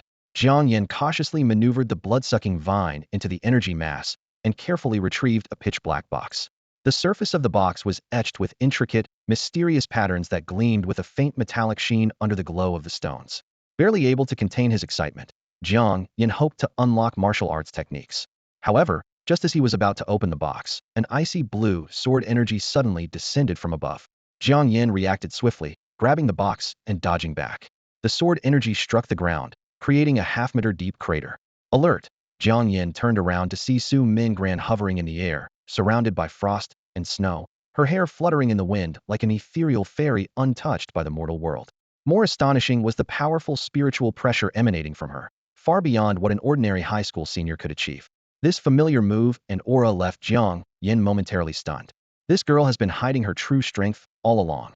Jiang Yan's voice carried a hint of mockery as he tightly gripped the box in his hand, staring directly at Su Mingran in front of him. Su Mingran's face was icy, her eyes glinting with cold light. She commanded coldly, "Put down the box you're holding." Jiang Yan raised an eyebrow, a playful smile tugging at his lips. "Why should I listen to you? You're not my wife." "You." Su Mingran's cheeks flushed with a hint of red, her eyes blazing with anger. She gritted her teeth and said, "Stop joking around. I discovered the secret treasure here first, so you need to hand it over." Jiang Yan lightly patted the box in his hand, a touch of smugness in his voice. "If you found it first, why is it in my hands now? This thing is ownerless, you know? But it's mine now." Su Mingran's eyes narrowed, and the surrounding frost and snow began to gather around the sword in her hand. The temperature in the cave plummeted, and the chill was biting. "So you're refusing? Then don't blame me for being impolite." Just as Su Mingran was about to strike, a purple-eyed vine suddenly shot up from the ground, skillfully wrapping around her calf. Startled, Su Mingran's face showed a flicker of disbelief. How could there be a blood-sucking vine in a place like this? She quickly swung her sword, trying to sever the vine, but only managed to leave shallow cuts on its surface. "Impossible." Su Mingran's eyes widened in disbelief, seeing her alloy weapon unable to cut through such a simple vine. Seeing this, Jiang Yan's lips curled into a mocking smile. I didn't know Miss Su liked to be tied up. Well, I won't stay to accompany you. Have fun. With that, he picked up the treasure box and ran towards the cave entrance. Jiang Yan. Su Mingran's angry shout echoed behind him, making Jiang Yan shiver involuntarily. I didn't realize Su Mingran had such a temper. She's usually so gentle. Turns out it was all an act. Women are truly terrifying. Jiang Yan muttered to himself as he climbed out of the tree hole. Just as he was about to leave, he saw several dark figures approaching. Could they be after the secret treasure too? He thought of Su Mingran still trapped below and immediately retracted the blood-sucking vine, storing the treasure box in his inventory. These guys can be left to Su Mingran. She was so angry. Consider them as her punching bags. Jiang Yan chuckled softly and quietly left the scene. Meanwhile, back in the cave, Su Mingran had just shaken off the entangling vine when she heard footsteps approaching from the passage. Annoyed, she knew there was no avoiding it. After weighing her options, she decided to stand her ground here, where the space was more open.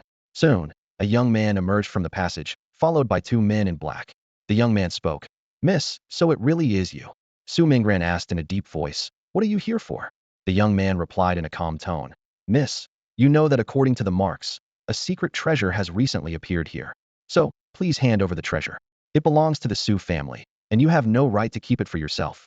Hearing this, Su Mingran's anger flared. The treasure isn't with me. It was already gone when I arrived. The young man clearly didn't believe Su Mingran, given her history of seizing family resources. The family had issued a stern warning. If Su Mingran didn't change her ways, she could be taken back by force. Su Mingran's voice turned completely cold. I'll say it again, the treasure isn't with me. She inwardly sighed, never expecting to take the fall for someone else one day. Su Mingran felt her teeth grind with anger at the thought of Jiang Yan. That shameless scoundrel not only stole her precious treasure, but also had the audacity to call her his wife. It was utterly disgraceful. The young man noticed that Su Mingran was particularly irritable today. He had seen her a few times before and remembered her as always being aloof and untouchable. But today, every word she spoke was laced with fury. He speculated silently, could it be that the treasure had been opened, but yielded nothing valuable? If so, the situation could be tricky. He might have to resort to forceful measures and take Su Mingran back to report. Taking a deep breath, the young man tried to communicate with Su Mingran again. Miss, we don't want to waste any more time. Just hand over the treasure, and we'll leave immediately. Su Mingran's icy blue eyes had lost all warmth. She coldly retorted, do you not understand human language? Seeing that persuasion wasn't working, the young man adopted a tougher tone. Miss, if you don't cooperate, we'll have to take action. Before he could finish, he was startled to see a small, translucent wand suddenly appear in Su Mingran's left hand. She raised it high and calmly uttered two words, freeze it. Meanwhile, Jiang Yan, who had walked some distance away, suddenly felt a chill. He instinctively turned back and saw snow beginning to fall in the direction of the treasure's emergence. Jiang Yan immediately realized that this was definitely Su Mingran's doing. Oh my goodness, Jiang Yan thought to himself. To be able to change the weather, what kind of power is this? Or does Su Mingran have some powerful equipment? Regardless of the reason, Jiang Yan felt a bit uneasy.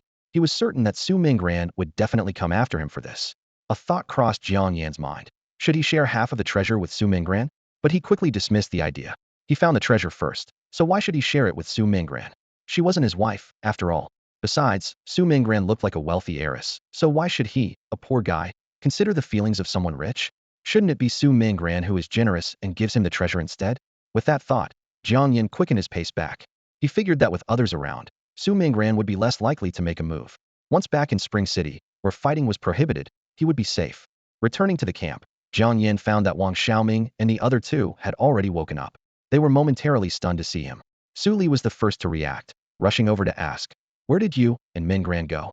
I woke up and found you both missing and thought maybe some beast had taken you. Jiang Yan quickly came up with an excuse. Oh, I couldn't sleep well, so I went out for a walk. Su Li's eyes widened in disbelief. In the middle of the night, you're walking in the soul-breaking forest? We almost asked the nearby teachers for help because you didn't return. Jiang Yan knew that if the team asked for help, it would mean giving up on the test, and all their hard-earned loot would be wasted. He hurriedly explained, you guys are overreacting. I really just went out for a stroll. I didn't even encounter a rabbit, let alone any danger. Su Li continued to press. What about Mingran? Did you see her? Jiang Yan shook his head decisively. No. Gao Yang came over to comfort Su Li. Su Li, don't worry too much. Jiang Yan came back fine, and Mingran is so strong, she's definitely okay. Jiang Yan nodded in agreement, thinking to himself that Su Mingran's strength was more than just impressive. He even suspected that she might already be a spiritualist. As for what level, that was hard to say. In the haunted forest, there was certainly no one who could match her. This statement echoed through the camp, providing everyone with a sense of reassurance. Su Li looked around, the shadows of the trees swaying as the night deepened, and frowned. Let's wait another half hour. If Minggran isn't back by then, we'll go out and look for her. Jiang Yan, hearing this, furrowed his brow slightly and quickly calculated the time in his head. Half an hour. She should be able to make it back, he murmured softly, a hint of worry flashing in his eyes. Time ticked by slowly, and the atmosphere in the camp grew increasingly tense. Just when everyone was on edge, Su Mingran's figure finally appeared in sight. Her steps were a bit weary and her breath slightly unstable, but she still exuded an indescribable aura. Su Li and the others rushed forward as if seeing their savior, surrounding Su Minggran. Minggran, are you okay? Su Li's voice was filled with concern. Su Minggran smiled faintly, as if the earlier worries were unnecessary. What could happen to me? She said casually, though her gaze inadvertently drifted toward Jiang Yan. Su Li, still uneasy, looked Su Minggran up and down, and only when she confirmed there were no injuries did she breathe a sigh of relief. Where did you go so late? I was worried sick about you. Su Minggran was silent for a moment, then suddenly fixed her gaze on Jiang Yan, with a hint of amusement in her voice. You should ask Jiang Yan. This statement was like a bombshell, instantly igniting the camp's atmosphere. Su Li and the others turned to Jiang Yan in unison, their eyes filled with curiosity and suspicion. Jiang Yan looked bewildered, instinctively stepping back. Huh? Why ask me? Before Jiang Yan could react, Su Minggran had already lain back down in her spot, as if none of it concerned her. I'm tired. I'm going to sleep, she said, her voice carrying a touch of exhaustion yet a hint of mischief. Jiang Yan stood there as if tossed into a storm, feeling lost. Su Li and the others quickly surrounded him, their eyes brimming with gossip and excitement. Spill it. Kid, what did you and the campus belle do? Wang Xiaoming glared at Jiang Yan, his tone tinged with jealousy. Yeah, spill it. Su Li chimed in, her eyes sparkling with curiosity. Gao Yang, on the other hand, took a more mature stance, nodding. Yeah, it's better to be clear about it. Jiang Yan felt like he was caught in a whirlpool and hurried to explain. Don't listen to her. It's not what you think. However, his explanation only made the others more convinced there was some unspeakable secret between him and Su Minggran. Su Li even stepped forward, full of gossip. What do you mean it's not what we think? Be honest, did you go on a secret date with Minggran? Jiang Yan waved his hands frantically, sweat beading on his forehead. No, we didn't. He thought to himself, not to mention a date. Su Minggran seemed ready to cut him down with a sword the moment they met. How could that be a date? It was more like a death sentence. Yet, his denial only fueled the fire. Su Li looked at Jiang Yan with disappointment, her tone accusatory. Jiang Yan, I didn't think you were this kind of person. Minggran told us to ask you, and you're still denying it. You're such a jerk. Yeah, a jerk. Wang Xiaoping nodded vigorously, a flicker of jealousy in his eyes. Gao Yang spoke in a wise, understanding tone. We're almost graduating high school. There's nothing wrong with admitting to a relationship, especially since we're all friends here. Jiang Yan felt cornered, realizing further explanations would be futile. He took a deep breath and, with determination, said, You all think there's something between me and Su Minggran, right? Fine, I'll be honest. Before he could finish, Su Minggran suddenly sat up from her sleeping bag, her gaze sharp as lightning. Don't say a word. Jiang Yan, feeling relieved, immediately threw up his hands. See, she won't let me say anything. This scene only solidified Su Li and the other's suspicions. They exchanged knowing glances, as if confirming there was indeed a secret between Su Minggran and Jiang Yan. Wang Xiaoming looked almost tearful, feeling as though his goddess had been snatched away by Jiang Yan, leaving him heartbroken. Gao Yang patted Wang Xiaoming on the shoulder, trying to comfort him. Brother, just let it go. Su Li, acting like someone in the know, assured them. Don't worry, I won't say a word to anyone. Jiang Yan and Su Minggran exchanged helpless looks, unsure how to resolve this farce. The atmosphere in the camp became both awkward and intriguing, as if some unspoken secret was quietly growing in the night. Su Minggran felt uneasy, worried that Jiang Yan might inadvertently reveal the secret treasure. To her surprise, Su Li and the others concocted an epic love story in their minds. She was left speechless, unable to clarify and unwilling to argue. Forget it, just sleep, she muttered to herself, deciding to ignore others' thoughts.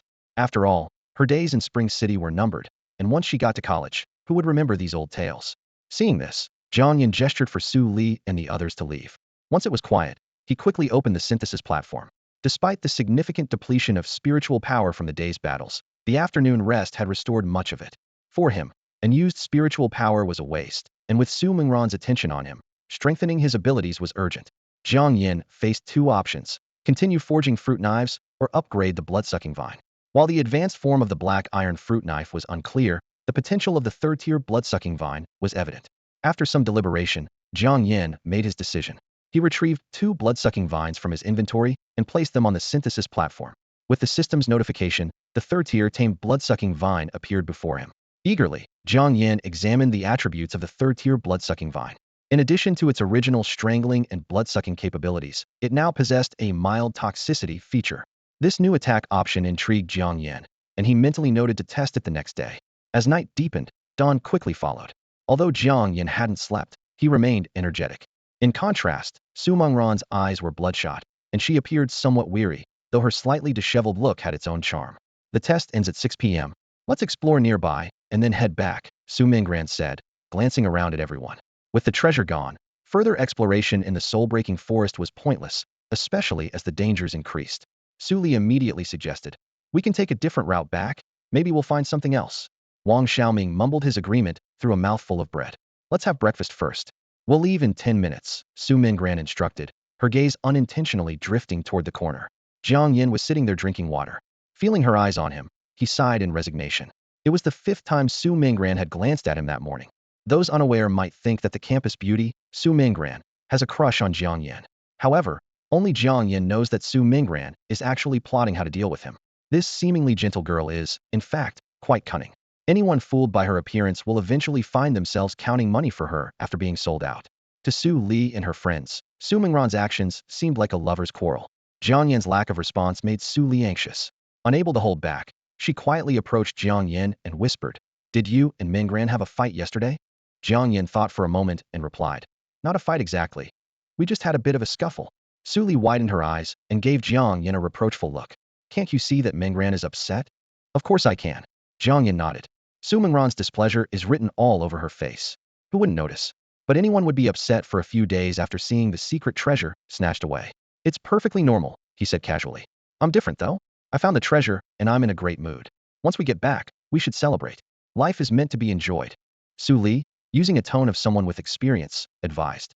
"Then you should hurry and cheer up Mengran. Girls need to be coaxed. If you do nothing, she'll only get angrier." She failed to realize she was speaking as someone who had been single for 18 years. Jiang Yan, with his hands behind his head and legs crossed, nonchalantly said, "I won't. Whether she's angry or not, I'm feeling pretty good." Su Li was stunned by Jiang Yan's attitude. She thought, how can someone like this have a girlfriend? Or does Su Mengran actually like this kind of guy? Jiang Yan stood up, grabbed his backpack, and said, "Enough talking. I'm off to take care of some personal business." With that, he headed towards a nearby grove. Su Li watched Jiang Yan's retreating figure, speechless. Finding a secluded spot, Jiang Yan took care of his biological needs, then retrieved a third-tier blood-sucking vine from his inventory. He softly commanded, "Go, bring me that rabbit." The blood-sucking vine obeyed and slithered along the ground. The rabbits in the Forest of Lost Souls were agile and fast, but they stood no chance against the blood-sucking vine's attack. In no time, the vine returned with a poisoned rabbit.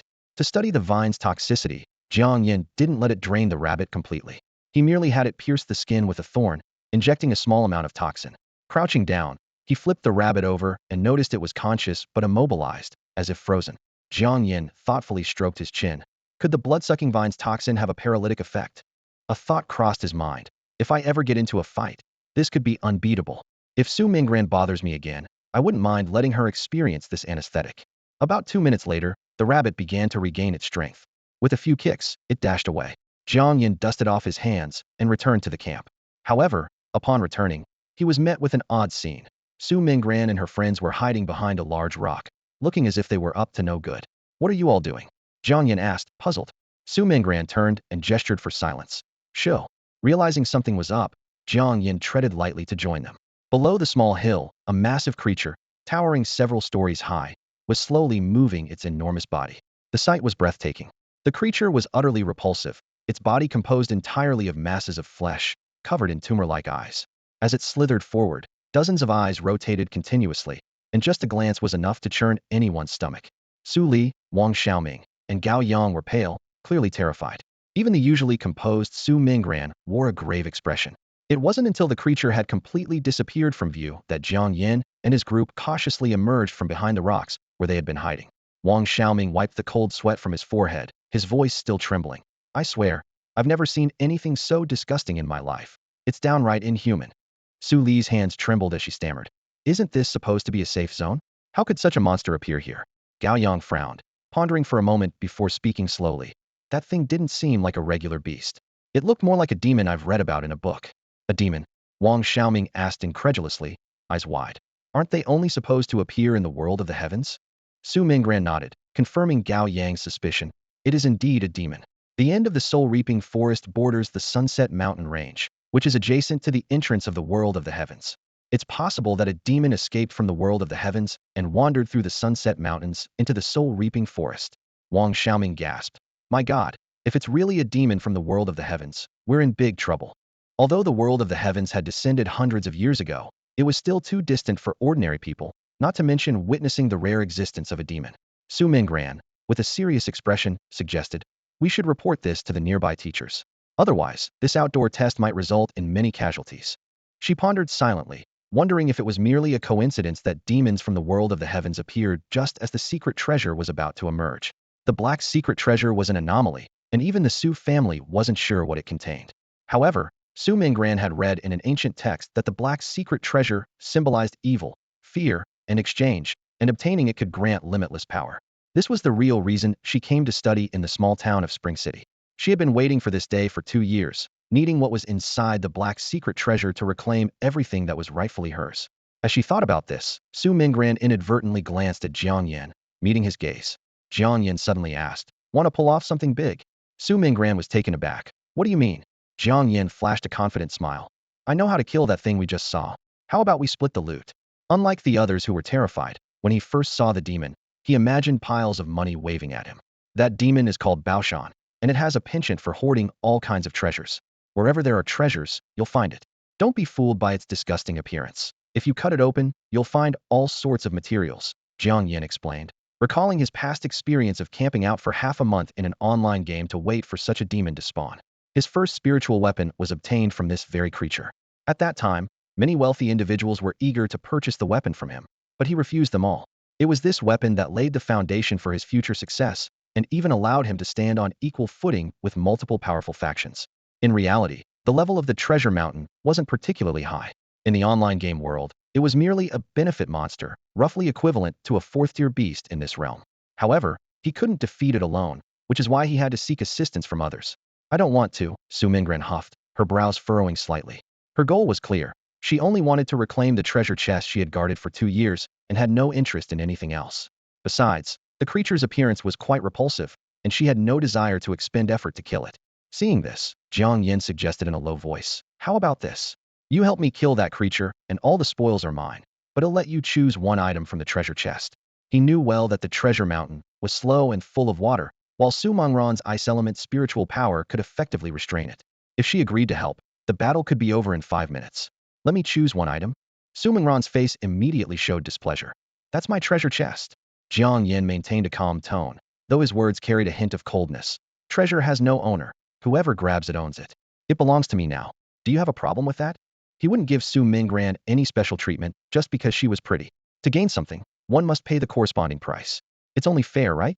Just like he needed Su Mingran's help, so he used the treasure chest contents as bargaining chips. He wouldn't take advantage of others, nor would he let others take advantage of him. After a moment of silence, Su Mingran reluctantly nodded. All right, but you have to let me choose first. She had already observed Jiang Yan closely and confirmed that the treasure chest was not on him. If she followed the team back to Spring City, she would lose her chance completely. By agreeing with Jiang Yan now, she could at least see the treasure chest. Fine. Jiang Yan raised his eyebrows slightly. This wasn't like a game where you could directly see item attributes. Even he needed to place items on the synthesis table to see their detailed descriptions. If Su Mingran managed to pick the best item, it would simply mean she was lucky. Jiang Yan and Su Mingran instructed Su Li and the others to stay where they were, pretending to notify nearby instructors, but in reality, they followed the direction the treasure mountain had left. Soon, they spotted the bulky figure sitting on a patch of herbs, stuffing its mouth with things. How do you suppose we kill it? Su Mingran placed her hand on the weapon at her waist. She could sense the creature's aura. Despite its terrifying appearance, it didn't seem invincible.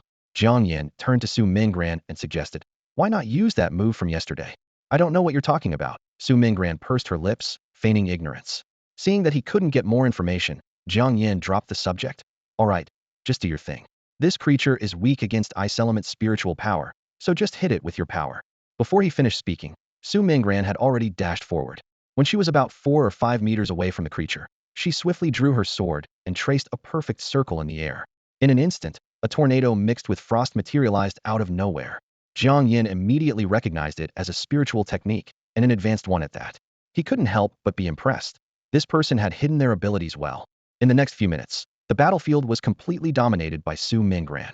Baoshan, the bulky monster, had only one attack method, jumping to crush its opponent, while Su Mingran was as agile as a fluttering butterfly. Each time she dodged an attack, her slender waist twisted as if it might snap, causing Jiang Yan's imagination to wander. He quickly interrupted his own thoughts, reminding himself that it was inappropriate. With a ground-shaking crash, Baoshan finally fell. Su Mingran stormed over to Jiang Yan and demanded, "Is this what you call cooperation? I've never seen a man let a woman do all the work while he lazes around." Jiang Yan defended himself confidently. "I never said I'd get my hands dirty. Besides, didn't I provide you with a strategy? I use my brain. You use your strength, it's still teamwork." Su Mingran was speechless at Jiang Yan's shamelessness. Being of the ice spirit lineage, she didn't need his reminders. How could such an obvious thing be credited to him? "The corpse is right there. Deal with it yourself," she said irritably. "Give me a moment," Jiang Yan replied, taking out a black iron fruit knife and approaching Baoshan's shattered frozen corpse. After searching for a while, he unearthed a large crystal.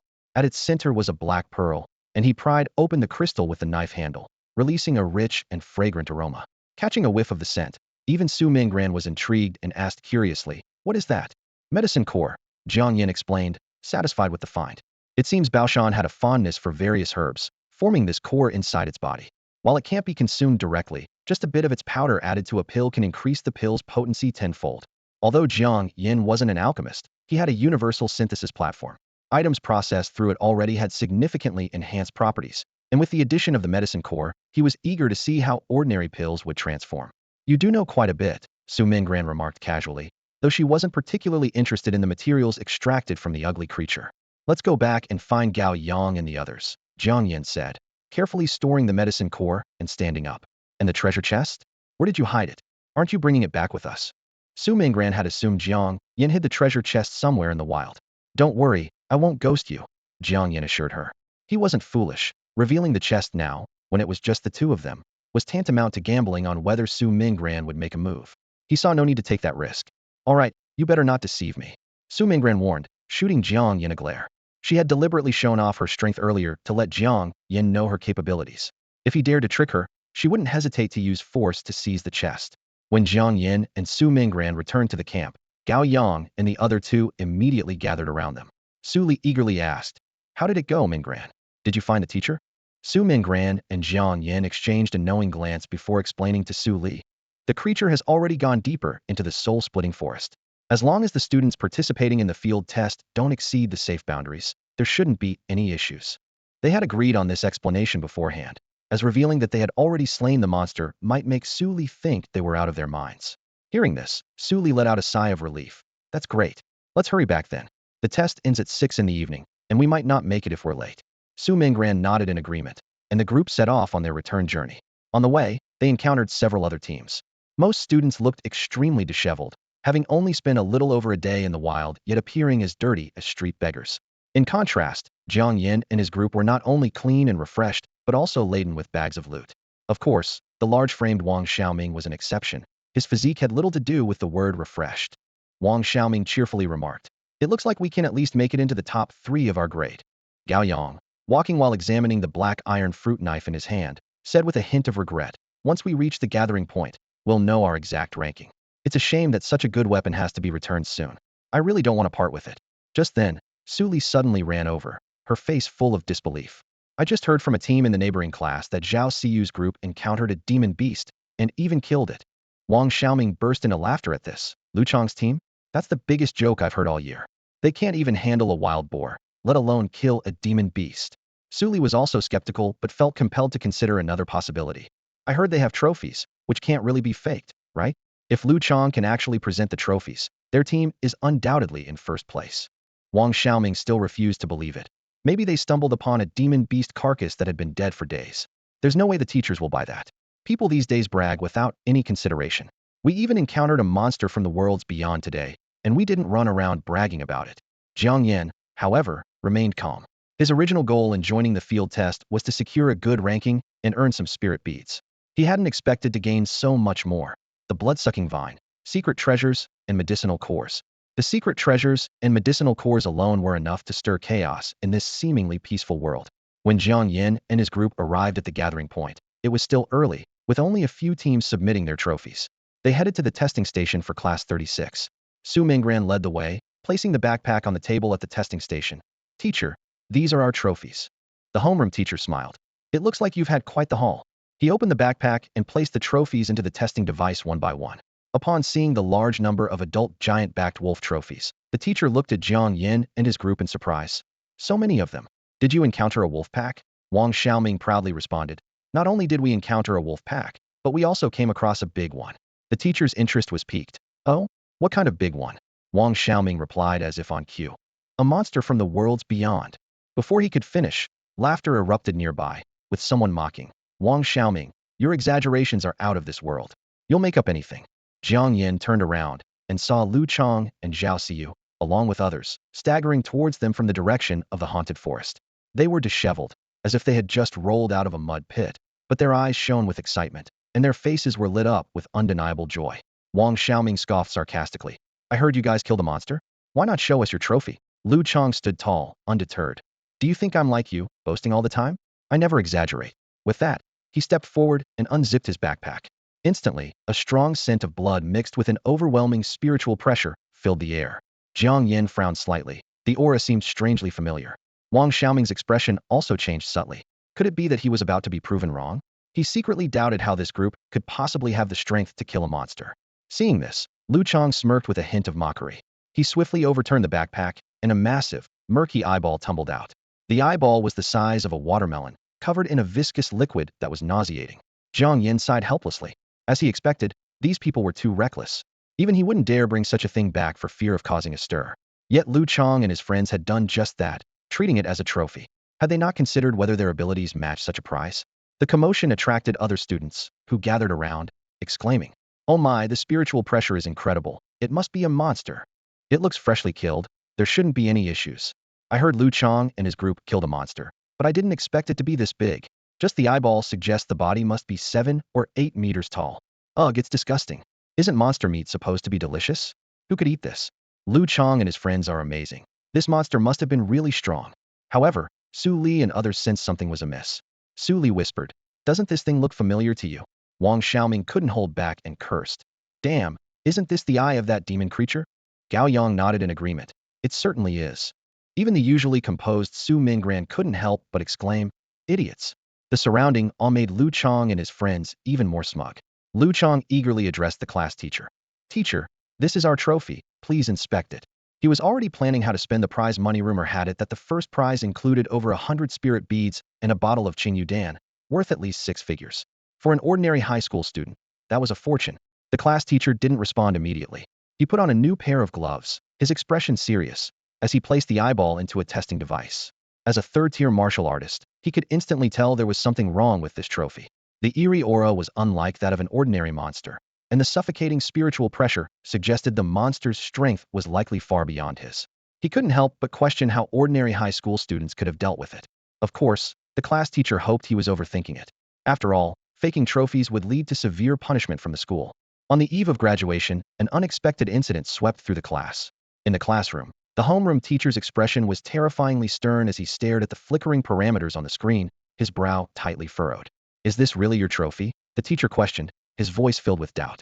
Zhao Xiyu stepped forward. She was always the teacher's model student. "Teacher, how could we dare deceive you?" Her voice was clear. "When we encountered this beast, it was already gravely injured. Even so, it took all our effort to kill it. It was somewhat lucky, but isn't luck a part of strength too? Besides, the school never said we couldn't hunt wounded beasts." However, the teacher's expression remained unchanged. "Do you remember what this beast looked like?" he pressed further. Zhao Xiyu hesitated. "Well, it was really huge. If I'm not mistaken, it seemed like a giant grub. Of course, it could have been something else. I'm not really sure how to describe it."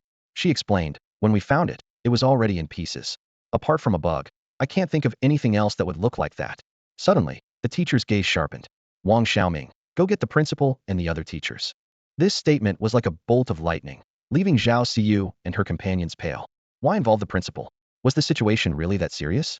Teacher, I'm telling the truth. Zhao Siyu hurriedly explained. When we found the beast, it was already on its last legs. We just finished it off. Yeah, teacher, we're not lying. You have to believe us. Lu Chang chimed in anxiously. However, the teachers seemed to ignore their defense, merely signaling Wang Xiaoming again with his eyes. Wang Xiaoming understood and quickly ran out of the classroom with a grin. Zhao Siyu's face grew even paler, her mind racing. Where did they go wrong? They had rehearsed their story repeatedly, so how could they have slipped up? Lu Chang, looking sullen, leaned towards Zhao Siyu and muttered, "It's all your stupid idea. Now the principal's involved, how are we supposed to cover this up?" Zhao Siyu tried to remain calm. The teacher hasn't accused us of cheating. Why are you blaming yourself? As long as we stick to our story, nothing will happen. Can't you see? This isn't just about cheating anymore. Lu Chang regretted ever trusting her plan. When I suggested it, didn't you all agree? Now you're blaming me. Zhao Siyu snapped back, unwilling to take the fall. So what do we do now? Lu Chang asked helplessly. After a moment of thought, Zhao Siyu replied, the same as before, deny everything. I think the teacher isn't accusing us of cheating. There's something wrong with the beast itself. That's our only option. Lu Chang replied solemnly, though his heart was filled with unease. The surrounding students widened their eyes, exchanging confused glances with each other. The air was thick with tension and bewilderment. What's going on? Why do they need the principal? One student whispered. Could it be that Zhao Siyu and the others are cheating? Another student speculated, frowning. Someone shook their head. Highly unlikely. Teacher Zhou called the principal and accompanying teachers over. If it was just about fake trophies, it wouldn't have escalated to this extent. I told you, interjected a boy with glasses. Apart from Su Mingran, who else in class 6 could take down a monster? They probably don't even know how powerful monsters are and are just imagining things. But Zhao Siyu seems quite innocent, not like someone who would lie, a girl said doubtfully. Whether it's true or not, we'll find out soon enough, someone concluded. Before long, Wang Xiaoming arrived at the scene, panting heavily, with the principal and the accompanying teachers in tow. The homeroom teacher quickly pulled them aside for a brief, whispered conversation. Then, they all approached Jiang Yan and the others. The homeroom teacher focused on Su Mingran, speaking seriously. Mingran, Wang Xiaoming said that you encountered a demon. Is that true? Su Mingran nodded. Yes. What did the demon look like? The teacher pressed, repeating the question previously asked to Zhao Siyu. Without hesitation, Su Mingran responded in a professional and calm manner. It was about 20 meters tall, with a wide body that was narrower at the top. It had no fewer than 30 pairs of eyes and a pair of tentacles, likely used for feeding. Its mouth was 2 to 3 meters wide. That's all we know for now. Upon hearing Su Mingran's description, the students' expressions changed drastically. Some gasped, while others instinctively took a step back. What? What kind of monster is that? One student stammered. 20 meters tall. That's as tall as a 7 or 8-story building. Zhao Siyu and the others turned pale as paper.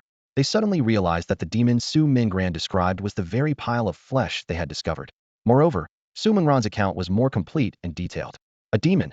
Aren't those only supposed to exist in the realms of the heavens? Zhao Siyu muttered, her voice trembling. She finally understood why the teachers had been skeptical and kept asking about the monster's appearance. We actually claimed it as our trophy. A boy said quietly, his face full of fear and regret. After questioning Su Mingran, the homeroom teacher turned to an elderly man with white hair. Principal, it completely matches the characteristics of a low-level demon, and the instruments detected demonic energy. The old man frowned. What's its estimated strength? The teacher thought for a moment and said solemnly, at least tier 4. This statement was like a bolt of lightning. Zhao Siyu felt her legs go weak, almost unable to stand. Tier 4. They had brought back a tier 4 demon and confidently claimed they had killed it. It sounded absurd, even to her. Zhao Siyu looked around and saw that everyone's eyes were on them. A wave of shame washed over her, and she wished she could disappear. How could she face anyone at school after making such a fool of herself? After a moment of contemplation, the old man said, this is a serious matter.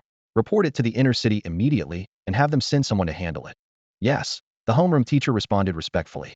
The old man then turned to Zhao Siyu and the others, speaking sternly. All their scores will be recalculated, and the rest will be dealt with later. With that, the old man left with the other teachers. The homeroom teacher, with a stern face, harshly marked a red cross on Zhao Siyu and her group's score sheets. 0 for everyone, he announced, his voice filled with palpable disappointment and anger. Time flew by, and soon it was 7 in the evening. All the teams participating in the field test gradually returned. Most were unharmed, but a few students were severely injured, and some even suffered permanent disabilities. This is the harsh reality. When you choose to take the college entrance exam, the field test becomes an unavoidable part. If high school was like a greenhouse where students could grow safely, stepping into college was like entering a battlefield. Brutal and real challenges await every young soul. Outdoor training is the most rigorous part of the required courses. In this primeval jungle, losing a limb is commonplace, and death is even more frequent. The outdoor test before the college entrance exam is nothing short of a survival challenge, preparing students for the harsh realities ahead.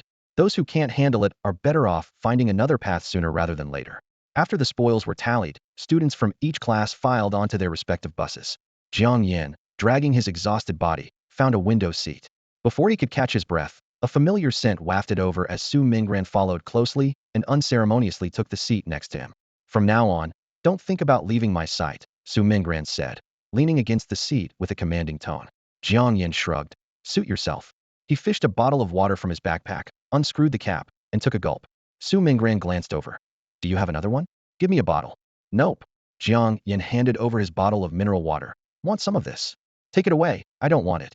Su Mingran turned her head away in disdain. Fine, suit yourself. Jiang Yan took 2 more gulps and was about to put the bottle away when a small, fair hand suddenly appeared in front of him. A subtle floral fragrance followed. Give me your phone number, Su Mingran requested, holding the latest model of a tomated phone, her tone slightly awkward. It was her first time asking a boy for his contact information. Nevertheless, to prevent Jiang Yan from slipping away, having his number seemed necessary. Jiang Yan rummaged through his backpack for a while before finally finding his old 200 phone. After fiddling with it for a bit to turn it on, he found his number in the contact list. Here it is, enter it yourself, he said, pointing to the numbers on the screen. Do you even have a brain, not remembering your own phone number? Su Mingran sighed and entered Jiang Yan's number into her contacts. After confirming she could call it, she put away her phone. I don't need you for anything else. Wake me up when we arrive. This scene caught the attention of other students, causing quite a stir. Su Li and her friends were unfazed, but the rest of Class 6, Grade 3, were as if they'd seen a ghost. Since when did the school beauty get along so well with Jiang Yan? On the way there, they were strangers, but on the way back, they were sitting together, chatting and laughing. This scene nearly drove the boys in the class mad with jealousy. Everyone knew Su Mingran was known for being aloof. She was polite but always maintained a distance. The only person who could be considered close to her was Su Li, and even that was limited to being classmates. Some had tried to ask Su Li about Su Mingran, only to get vague answers. Not even her private number was known. Yet today, this mysterious goddess not only sat beside Jiang Yan, but also initiated conversation and even asked for his contact information. Was the sun rising in the west, or had the goddess's heart been stirred? Zhao Siyu was seething with anger. How could someone like Jiang Yan, who seemed so poor, find a new girlfriend, and one much prettier than herself? She looked at Jiang Yan's cheap market clothes and his old phone with resentment, thinking, doesn't Su Mingran feel embarrassed to have a boyfriend like this? It's not her fault. Su Mingran must be blind. Under Su Mingran's watchful eye and the curious gaze of everyone on the bus, Jiang Yan safely returned to Spring City. As night fell, the city's lights gradually illuminated the tired yet excited faces of the students. The teacher announced the official end of the field test, his voice tinged with fatigue but filled with anticipation. The rankings will be released tomorrow morning, and there's a new prize to look forward to. However, most students showed little interest in this mysterious new prize. All they could think about was a bed and a hot shower, too exhausted to even speak. Jiang Yan was about to slip away quietly when Su Mingran grabbed him. Her voice was firm and left no room for refusal. Don't go yet. I'm treating you to a late-night snack. No excuses. Jiang Yan raised an eyebrow, a sly smile playing on his lips. If someone's treating me, why refuse? But just so you know, I don't settle for anything cheap. I want to go to Baxian Tower. He chose the most expensive restaurant in Spring City, located in the inner city where security was much tighter than in the outer city. Su Mingran agreed without hesitation. Sure, I've already arranged for the driver to wait outside. Let's go. She was eager to get her hands on the treasure inside the secret chest, and the cost of a meal meant nothing to her. Just then, Su Li interjected discontentedly. Mingran, you're so stingy. We all came back together, and you're only treating Jiang Yan to a snack. Wang Xiaoming and Gao Yang chimed in agreement. Su Mingran casually brushed them off. I'll treat you all tomorrow. I need to talk to Jiang Yan alone today. This unexpectedly sparked Su Li's gossiping spirit. She excitedly speculated that Su Mingran might be confessing her feelings and immediately cheered her on. Go for it. Whatever you decide, I've got your back, but make sure to stay safe. Su Mingran was puzzled, not understanding why a meal required safety precautions. When Su Li whispered an explanation, Su Mingran's face flushed with embarrassment, and she hurriedly dragged Jiang Yan away. At the back gate of the 9th High School, a luxurious imperial black car waited silently. As Jiang Yan followed Su Mingran into the car, he was awed by its opulence. The beast-skin seats emitted a subtle fragrance, the high-grade alloy body gleamed coldly under the streetlights, and the gemstone-studded starry roof resembled a magnificent galaxy. To Bashin Tower, Su Mingran instructed. Yes, miss. The middle-aged driver responded respectfully. Jiang Yan couldn't help but ask, with such a well-off family, why do you attend school in the outer city? Su Mingran snorted lightly, her tone slightly defiant. Because I like it, and I want to. All right then. Jiang Yan shrugged, dropping the subject. The luxurious car glided into the night, heading towards Bashin Tower. Jiang Yan was well aware that Su Mingran harbored many secrets, but didn't he also have his own? The two shared a mutual understanding, choosing not to interfere in each other's affairs. Half an hour later, their car smoothly entered the inner city. Unlike the desolation of the outer city, the inner city was a bustling modern metropolis. Skyscrapers towered above, and the streets were filled with a constant flow of traffic, showcasing wealth and power at every turn. However, this vibrant area was home to only tens of thousands of people, each considered a super-rich individual in the outer city. Before long, the car stopped in front of a building with traditional architecture. Miss, we've arrived at Bashin Tower, the driver announced. You don't need to wait for me. I'll catch a ride back later. Su Mingran instructed briefly before getting out of the car. Jiang Yan followed closely behind, discreetly retrieving a treasure chest from his inventory and slipping it into his backpack. Although storage devices existed in this world, they were luxury items for high-level martial artists. To avoid revealing the presence of his inventory, he used a backpack to keep it hidden. They entered Bashin Tower and chose a small private room on the top floor. Once seated, Su Mingran casually ordered a few signature dishes. After the server left, she set the room to do not disturb mode and looked intently at Jiang Yan. Take it out now. I don't want to hear any more excuses. What's the rush? I'm not someone who breaks promises. Jiang Yan opened his backpack and struggled to pull out the treasure chest. Its large size nearly filled the entire backpack, even squashing his breakfast. Su Mingran was puzzled. She had checked Jiang Yan's backpack several times before, and it only contained a couple of clothes and some food. How did this treasure chest appear out of nowhere? Could Jiang Yan possess some advanced storage device? But she quickly shifted her focus back to the treasure chest. I haven't touched the chest. You can check it yourself, Jiang Yan said, pushing the chest forward and gesturing for her to inspect it. No need. Just open it now. As an experienced treasure hunter, Su Mingran could instantly tell if the chest had been tampered with. She was eager to discover what treasures lay inside. Ladies first, Jiang Yan said generously. It was his first time seeing a black treasure chest, so he didn't mind letting Su Mingran open it. If there was a trap, he could call for emergency help in time. Although they were classmates, he knew Su Mingran wouldn't help him, and might even hope something would go wrong. Therefore, it was better for her to take on the unknown risk. You said it. Su Mingran replied without hesitation, taking the chest and pressing the switch decisively. With a light click, the chest slowly opened. In an instant, a golden light flashed, and 3 items floated out, hovering silently above the chest. Jiang Yan placed 3 mysterious items in front of Su Mingran: a scroll, a token, and a pill. Although their specific functions were unclear, the type of each item was evident. There's not much time, you choose first. Jiang Yan urged as a deep purple vine silently crept in through the window. This was a third-tier blood-sucking vine he had prepared in advance, just in case Su Mingran changed her mind. Within a 5-meter range, he could instantly store anything into his inventory. Su Mingran frowned in thought. The pill's effects were unknown, posing too much risk. The scroll could be a technique or a recipe, but she needed something that would directly boost her power. Finally, her gaze settled on the token. I'll choose the token in the middle, Su Mingran decided. Jiang Yan handed over the token while using his synthesis platform to check its properties. The Death Soul token, capable of summoning a powerful spirit to aid in battle, though each use would weaken the spirit. He sighed in relief, as it wasn't particularly useful to him. After the transaction was complete, Su Mingran hurriedly left. Jiang Yan, however, leisurely finished his meal before returning to his rented apartment. After a shower, he took out the spoils of his trip: the blood-sucking vine, a medicine core, and the scroll and pill from the treasure chest. Eager to know more, Jiang Yan appraised the scroll and pill. The scroll turned out to be the Sea of Blood Purgatory map, which could create illusions to confuse enemies. The pill's attributes, however, made his heart race. It was a dark version of the Divine Vein pill, which could randomly grant a divine vein upon consumption. Jiang Yan recalled from a previous life in a game where only 3 top players worldwide possessed divine veins.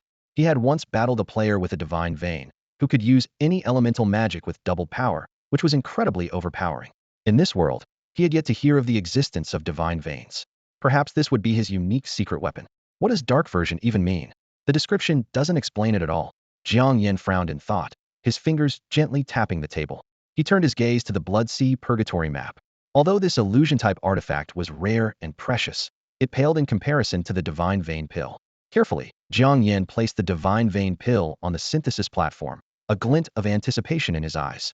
What miraculous effect might occur if this pill, with its extraordinary properties, were combined with a medicinal core? However, reason quickly prevailed. He shook his head, unwilling to take such a risk. Both the divine vein pill and the medicinal core were too valuable to lose, each irreplaceable. Better to try something else first, Jiang Yan muttered to himself, his eyes passing over the pill's unsettling dark attribute. Even if a more powerful item was synthesized, he wouldn't dare to use it recklessly. This matter required careful consideration. Jiang Yan carefully searched through his collection and finally took out two seemingly unrelated items, an ordinary black iron fruit knife and a first-tier blood-sucking vine. A spark of excitement flashed in his eyes. I wonder what these two completely different things will create together. Without hesitation, Jiang Yan placed the black iron fruit knife and the blood-sucking vine onto the synthesis platform.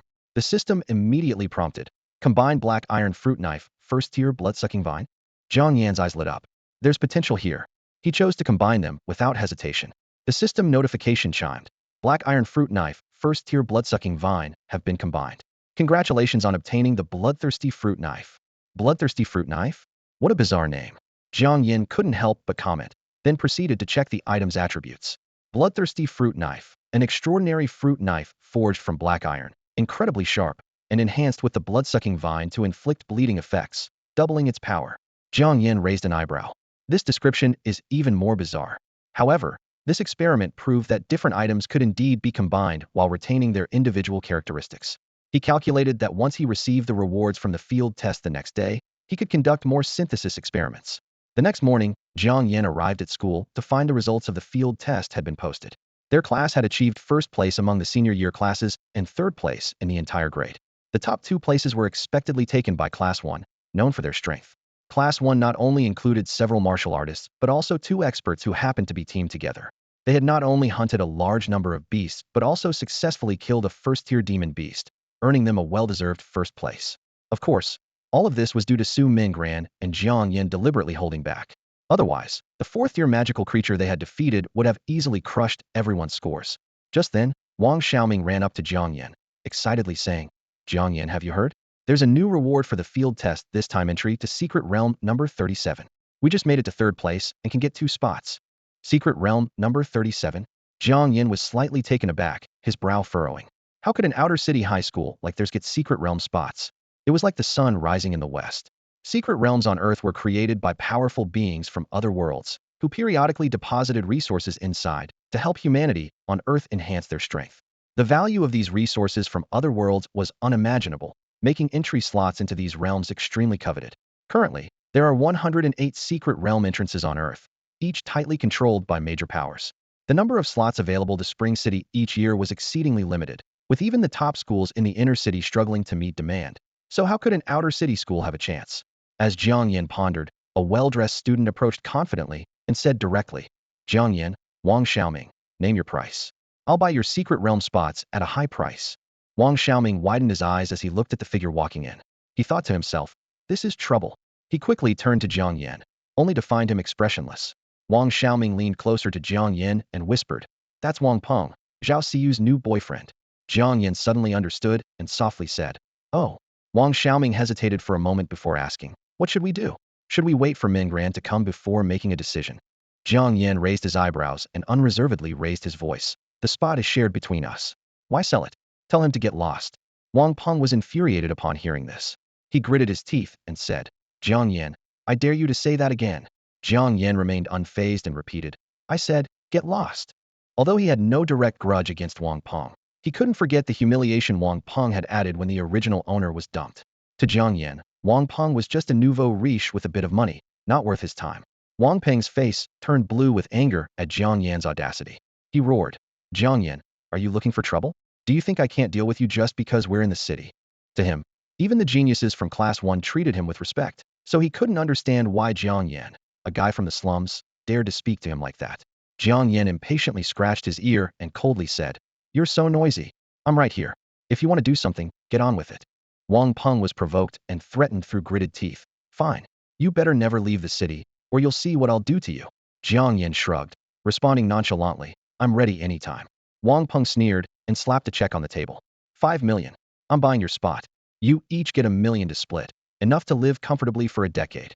This scene left Wang Xiaoming stunned.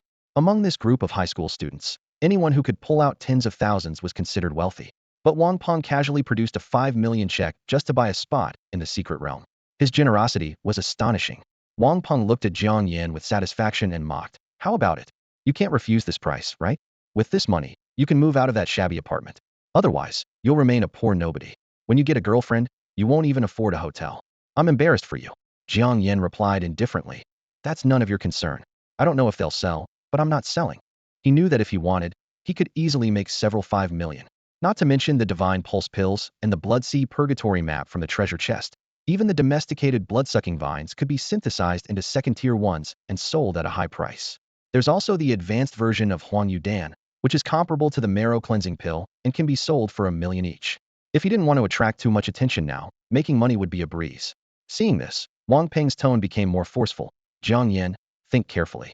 This is 5 million, money you can't earn in a lifetime. Don't miss this golden opportunity to get rich, just to be stubborn. I don't have much time to waste on this. I'm giving you one last chance to answer. Wang Peng's arrogant attitude only grew when faced with Jiang Yan's indifferent response. He looked at Jiang Yan provocatively, his voice dripping with contempt. Not selling? Just because you have a bit of money, you think you're something special? Who cares about selling to you? Jiang Yan simply repeated calmly. Not selling. His tone was peaceful, yet carried an undeniable firmness. At this moment, Wang Xiaoming regained his composure, a shrewd glint appearing in his eyes. He thought to himself, this is a spot in the secret realm, there's no shortage of buyers. Now we hold the advantage. Why should we care about others' opinions? Wang Peng didn't expect Jiang Yan to refuse, nor did he foresee Wang Xiaoming's decision not to sell. His face flushed bright red, his nose almost skewed with anger. He pointed at Jiang Yan and Wang Xiaoming, gritting his teeth as he spat out a threat. Just you wait. With that, he stormed out of Class SIX's senior year classroom, his footsteps echoing down the corridor. Wang Xiaoming dismissively shrugged, turning to Jiang Yan. Let him wait. So what should we do with the spots? Use them ourselves or sell them? Jiang Yan pondered for a moment before responding. Let's sell them at market price. There are 5 of us, and we can't fairly divide 2 spots. But I'll only sell my share for spiritual beads. He wasn't particularly interested in the secret realm spots. The 108 secret realms introduced by the myriad worlds were mostly open to high school and university students for a simple reason. The things inside only attracted this age group. True high-level warriors or spiritualists wouldn't even consider them. Since there were no high-quality treasures, Jiang Yan felt it was pointless to waste time and effort. He preferred to exchange them for spiritual beads or stones, which would be more beneficial for enhancing his abilities. In Jiang Yan's view, truly worthwhile treasures required venturing into the wild. For instance, secret treasures or naturally formed secret realms and relics when the myriad worlds descended. Those places were truly filled with the unknown, worth exploring. These man-made secret realms didn't catch his interest.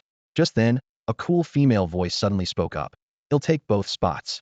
Jiang Yan turned to see Su Minggran, dressed neatly in her school uniform, walking confidently into the classroom.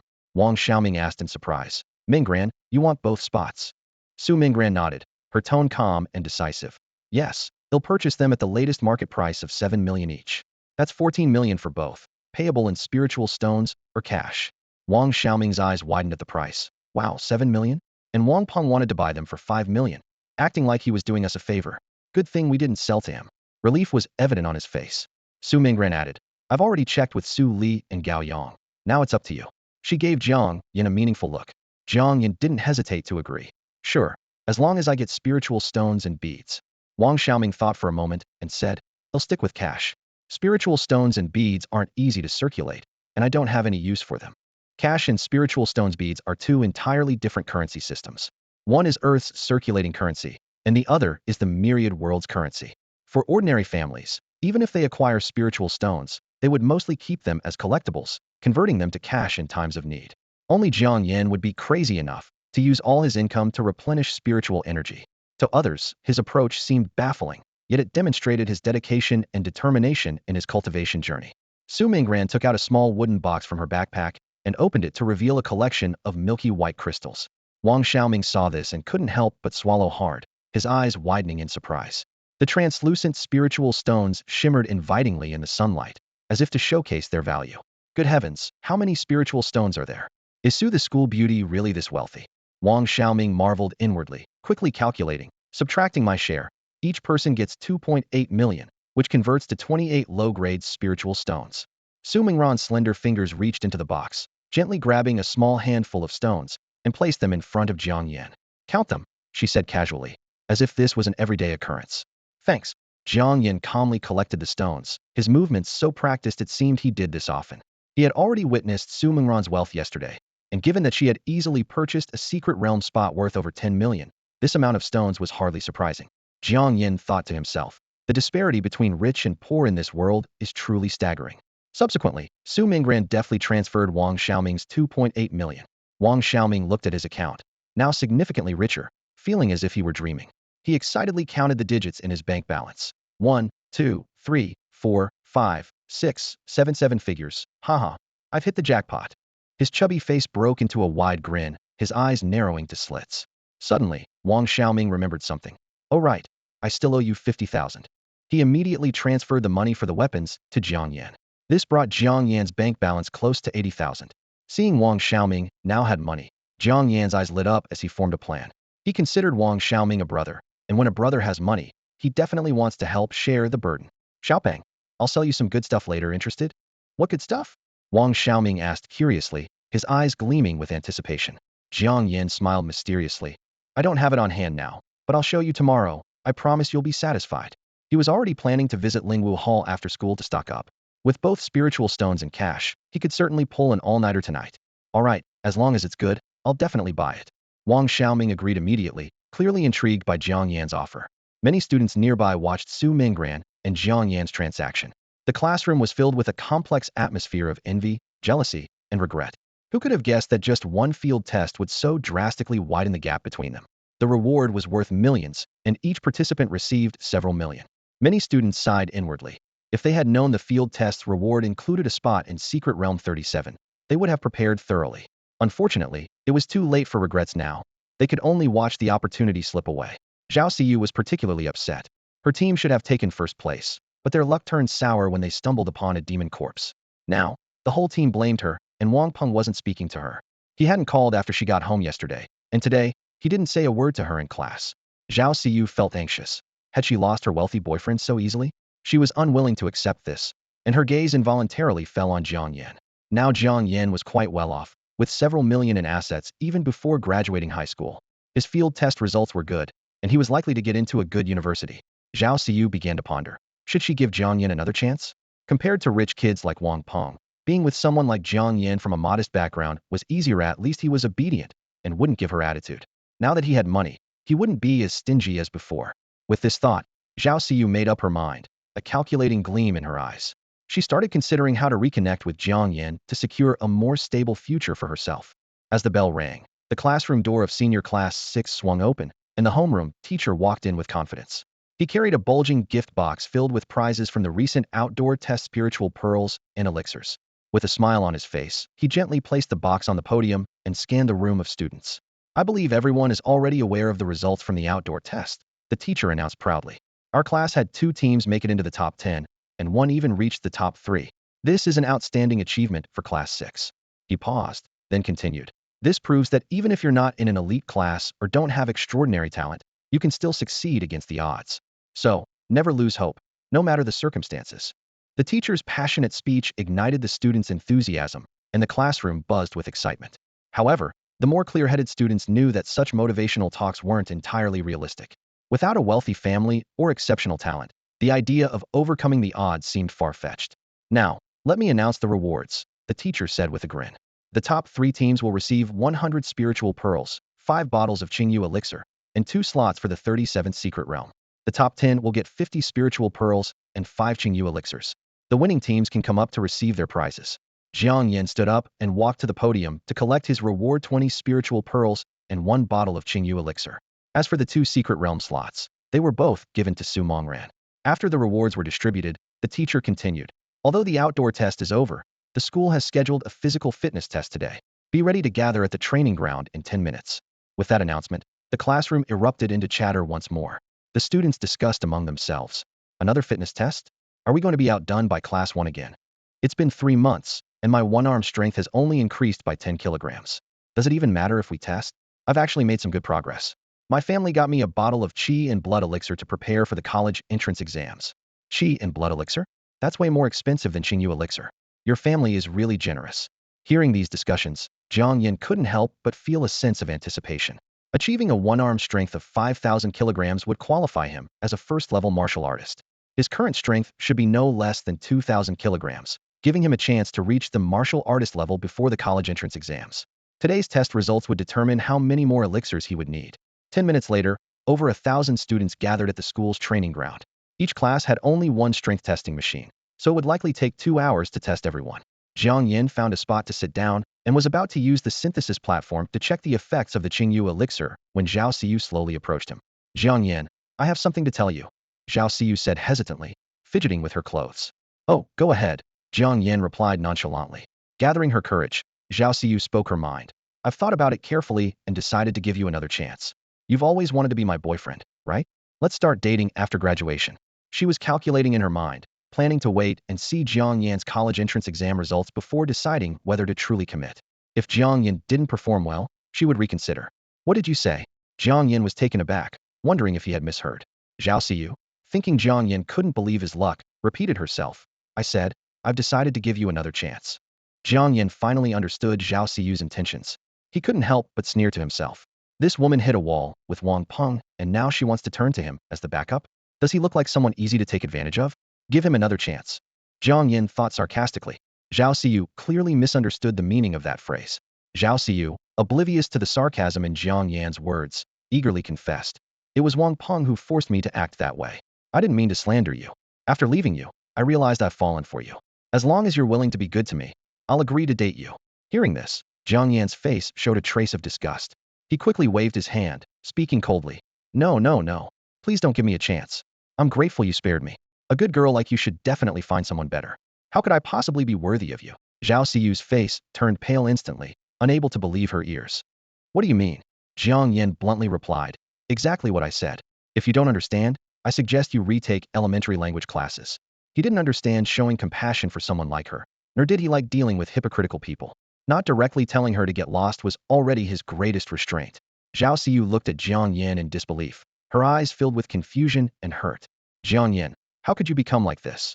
She never imagined that Jiang Yan would reject her. In her memory, Jiang Yan once said he would wait for her no matter how long it took. Even when she was with Wang Peng, Jiang Yan still brought her breakfast every day, showing concern. How could such a drastic change happen in just a few days? A terrifying thought suddenly crossed Zhao Siyu's mind. Could Jiang Yan really be dating Su Mingran?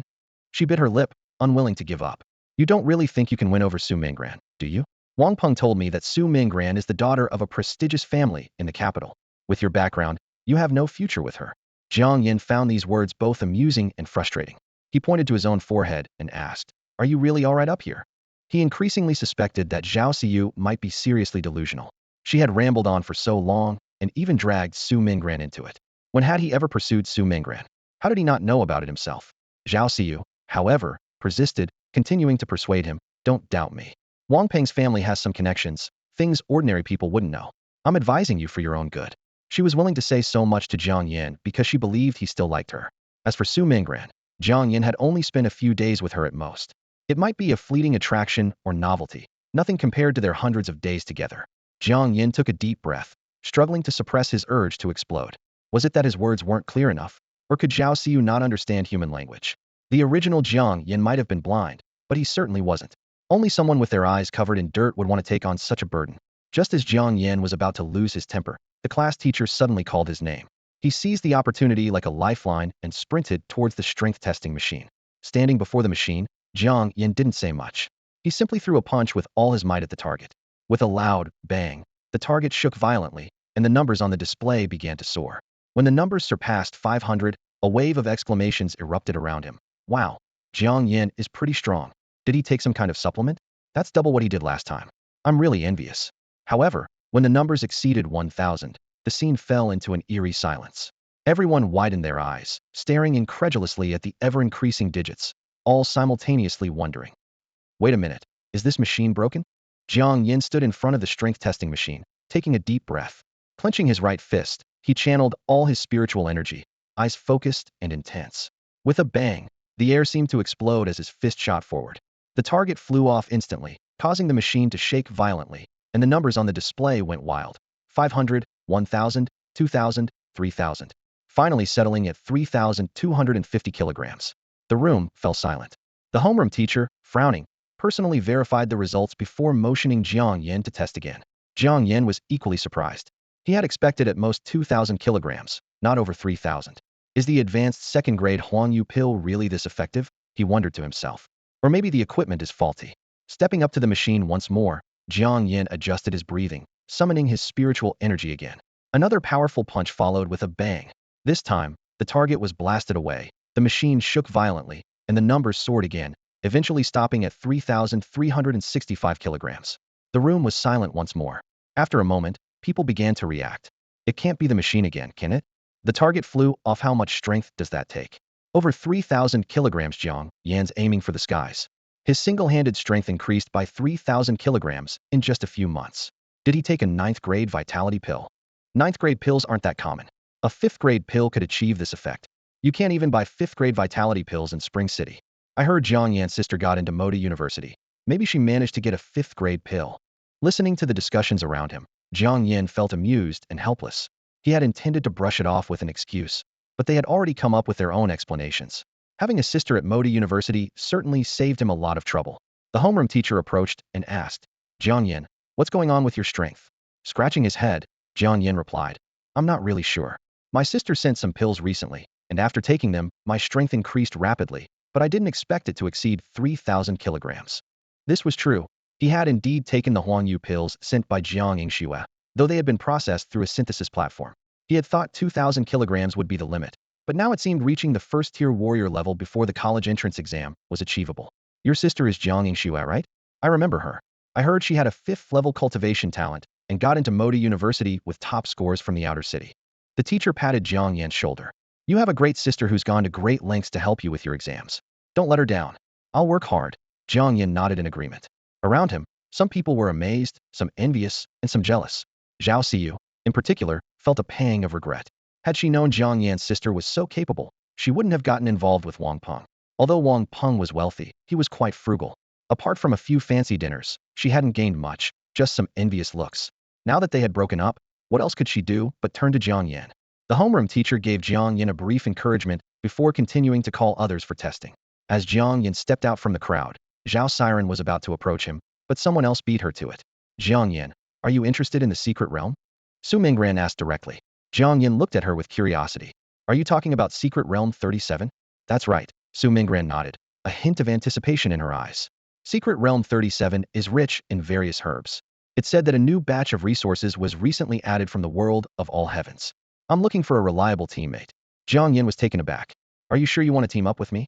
He thought to himself that Su Mingran had just bought the Secret Realm quota from him, and now she's inviting him along, essentially letting him join for free. Seeing through his thoughts, Su Mingran quickly added, of course, there are conditions. The items at the end of the Secret Realm are mine, but we split everything else equally. Then forget it. I'm not that interested in this kind of secret realm. Jiang Yan was about to refuse when Su Mingran offered an enticing deal. Afterwards, I'll give you a martial arts technique. Deal. Jiang Yan agreed without hesitation. What he lacked most was a suitable martial arts technique, which could at least double his strength. Such techniques are hard to purchase, and even in college, one only gets a single chance to select one. Therefore, those capable aim to get into prestigious universities, where the collection of martial arts and spiritual techniques is far richer than at ordinary schools. Moreover, Jiang Yan had a universal synthesis platform, so he could always use more of these techniques. Even the most basic martial arts could become high-level items in his hands. Su Mingran then set a condition. However, I also have a requirement. You must become a martial artist before the college entrance exam. She chose Jiang Yan because he knew some of her secrets. In case of any special situations in the secret realm, she wouldn't need to hide her strength. Plus, Jiang Yan had obtained 2 items from a black mystery box, so his cards should be plentiful. Good equipment, however, requires matching skills. Now that Jiang Yan had spirit stones, reaching the martial artist level before the exam with financial help wouldn't be difficult. She didn't want someone half-prepared holding her back. Agreed, Jiang Yan replied readily. He had already planned to do so, as he valued his exam results. Then it's settled, Su Mingran confirmed, checking her phone. The secret realm opens on August 20th in Shanghai. I'll contact you beforehand. All right, Jiang Yan nodded. At that moment, a group of top students from Class 1 approached. The leading boy ignored Jiang Yan and addressed Su Mingran. Su Mingran, you seem to have 2 spots for Secret Realm 37. Would you like to join our team? We happen to need 2 more people. In this environment, teams of up to 5 are allowed in the secret realm. Being solo or undermanned is a disadvantage. so most people prefer to team up before entering. I've already teamed up with Jiang Yan. Su Mingran responded coolly. Jiang Yan. Yang Hongchen frowned, turning to ask, who is Jiang Yan? He's that handsome guy beside her. Someone whispered nearby. The girl next to Yang Hongchen excitedly said, the talk of the town lately, the gossip star just a few months ago, his single-hand strength was only over 200 kilograms, and now it's incredibly reached over 3,000 kilograms in the test. That's impressive. Over 3,000 kilograms. Yang Hongchen sneered, casting a sharp glance at Su Mingran. You chose someone who's not even a martial artist as a teammate. You're seriously underestimating the competition level in the secret realm. For Class 6 of the third year, having a student with a single-hand strength of over 3,000 kilograms was already remarkable. But in Class 1, more than a third of the students could easily reach that level. Yang Hongchen never regarded these mediocre people with any esteem, his eyes full of disdain. Su Mingran spoke coldly. I don't need you to teach me. A glint of greed flashed in Yang Hongchen's eyes. How about this? You both can join my team, but I get to distribute whatever we find in the secret realm.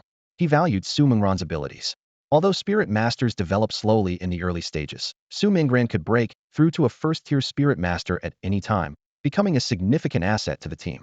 It's no exaggeration to say that a powerful spirit master can even fight 10 people alone. That's why, when the secret realm slots were released, he reserved a spot for Su Mingran. To win over such a strong teammate, he was willing to compromise. Su Mingran frowned slightly. Did I ever say I wanted to team up with you? This person had been talking to himself all along. She had never agreed to form a team. Yang Hongchen's expression froze. After a while, he took a deep breath and said, Are you sure you want to refuse me? I never planned to find other teammates, so there's nothing to refuse, Su Mingran replied calmly. Fine. Yang Hongchen sneered, anger flashing in his eyes. Then I'll see how far you can go in the secret realm with this useless person. You'll regret today's decision. With that, he shot Jiang Yan a vicious look and left with his group. Jiang Yan was bewildered by the unwarranted scolding. He silently vowed to himself that if they met in the secret realm, he would definitely teach that brat a lesson. He was generally a good person, but he did hold grudges. After school, Su Li organized a simple dinner with everyone at the school gate. By the time Jiang Yan arrived at the Lingwu Hall, it was nearly 9 p.m. He directly approached a sales assistant and handed over his pre-prepared shopping list. About 10 minutes later, the sales assistant returned from the warehouse with everything packed. Sir, here are your 2 bottles of Huang Yu Dan, 1 bottle of Qixue Dan, and 4 pairs of Lingfeng boots, totaling 110,000. Jiang Yan silently calculated. 1 Huang Yu Dan costs 1,000, so 2 bottles are 20,000. Qixue Dan is more expensive than both Huang Yu Dan and Qing Yu Dan, at 5,000 each, making 1 bottle 50,000. Lingfeng boots are made from the skin of a wind-type beast, priced at 10,000. Wearing them gives the illusion of walking with the wind, making one feel slightly lighter. However, this effect is only slight. It's not very effective for those with low power, and those with high power aren't interested in such low-level equipment. But this kind of mediocre item was exactly to Jiang Yan's liking. Can I pay with spirit stones or spirit pearls? Jiang Yan turned to the sales assistant, his eyes filled with anticipation. The sales assistant gave a professional smile. Of course. Here, the exchange rate between spirit stones, spirit pearls, and dragon coins is 1:10:10,000. However, she added, very few people are willing to exchange spirit pearls or spirit stones for dragon coins. After all, on Earth, cash is the universal currency, and spirit pearls and stones are scarce resources. We at Lingwu Hall certainly welcome payment with spirit pearls. Jiang Yan nodded, calculating in his mind. Initially, he planned to spend only 80,000, but considering the extra reward from the outdoor test 20 spirit pearl, she decided to go all out. Then I'll pay with spirit pearls, he declared decisively. He planned to keep some cash on hand to find a new place to stay. Although his time in Spring City would be brief, there was no need to cram into that tiny rental. Even a budget hotel would be much more comfortable than a wooden shack. With 11 spirit pearls, Jiang Yan acquired a pile of equipment, carrying his shopping bags back to the rental. After a quick wash, he eagerly took out the green jade pill and the qi and blood pill, intending to understand their effects before synthesis. He carefully placed the 2 pills onto the synthesis platform and examined their properties. Grade 1 green jade pill strengthens the foundation and enhances constitution, effective with long-term use. Grade 1 qi and blood pill temporarily boosts physical constitution with noticeable effects, but causes some bodily harm, not for continuous use. Jiang Yan pondered. The green jade pill seemed similar to the yellow jade pill, both being slow-acting with internal and external benefits. Their advantage lay in having no side effects and being reasonably priced. Yellow jade pills at 1,000 each, green jade pills at 2,000 each. The qi and blood pill, however, cost 5,000 each. Despite its immediate effects, it was damaging to the body. Jiang Yan mused that this pill might be suitable for emergencies like exams or job interviews. Without side effects, it would be a great choice. Next, he evaluated the Wind Spirit Boots. Wind Spirit Boots, made from the skin of the Wind Spirit Snake, offering a lightning effect. More effective for Wind Element Spirit users, while ordinary warriors require a longer adaptation period. This type of functional equipment had no grade distinction, with quality evident at a glance. Though Jiang Yan wasn't a Wind Element Spirit user and lacked time for gradual adaptation, he saw potential in synthesizing the Wind Spirit Boots. Let's synthesize the Wind Spirit Boots first, he muttered to himself, placing another pair of Wind Spirit Boots on the platform. The system immediately prompted, "Synthesize the Wind Spirit Boots?" "Synthesize," Jiang Yan agreed without hesitation. Wind Spirit Boots synthesized. Congratulations, you've obtained the Gale Boots.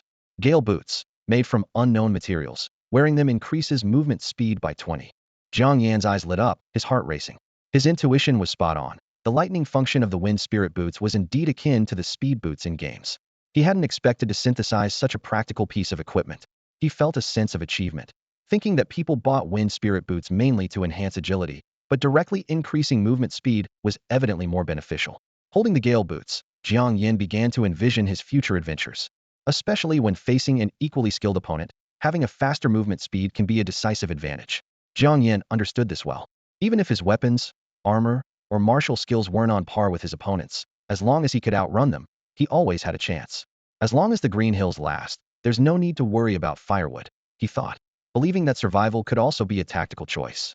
With this mindset, Jiang Yan focused intently on the Universal Synthesis Platform. He first combined the remaining 2 pairs of Spirit Wind Boots, then used 2 Spirit Beads to fully restore his spiritual power before adding the Gale Boots. As the synthesis completed, the system chimed in. Gale Boots synthesized, congratulations on obtaining the Windward Boots. Eagerly, Jiang Yan checked the attributes of the Windward Boots, crafted from unknown materials. Wearing them would increase his movement speed by 50. Even more exciting was that if the external wind force exceeded level 3, a wind riding effect would be triggered, further enhancing his speed. Is this even possible? Jiang Yan muttered in amazement. This was an item that could exhibit special effects in certain environments.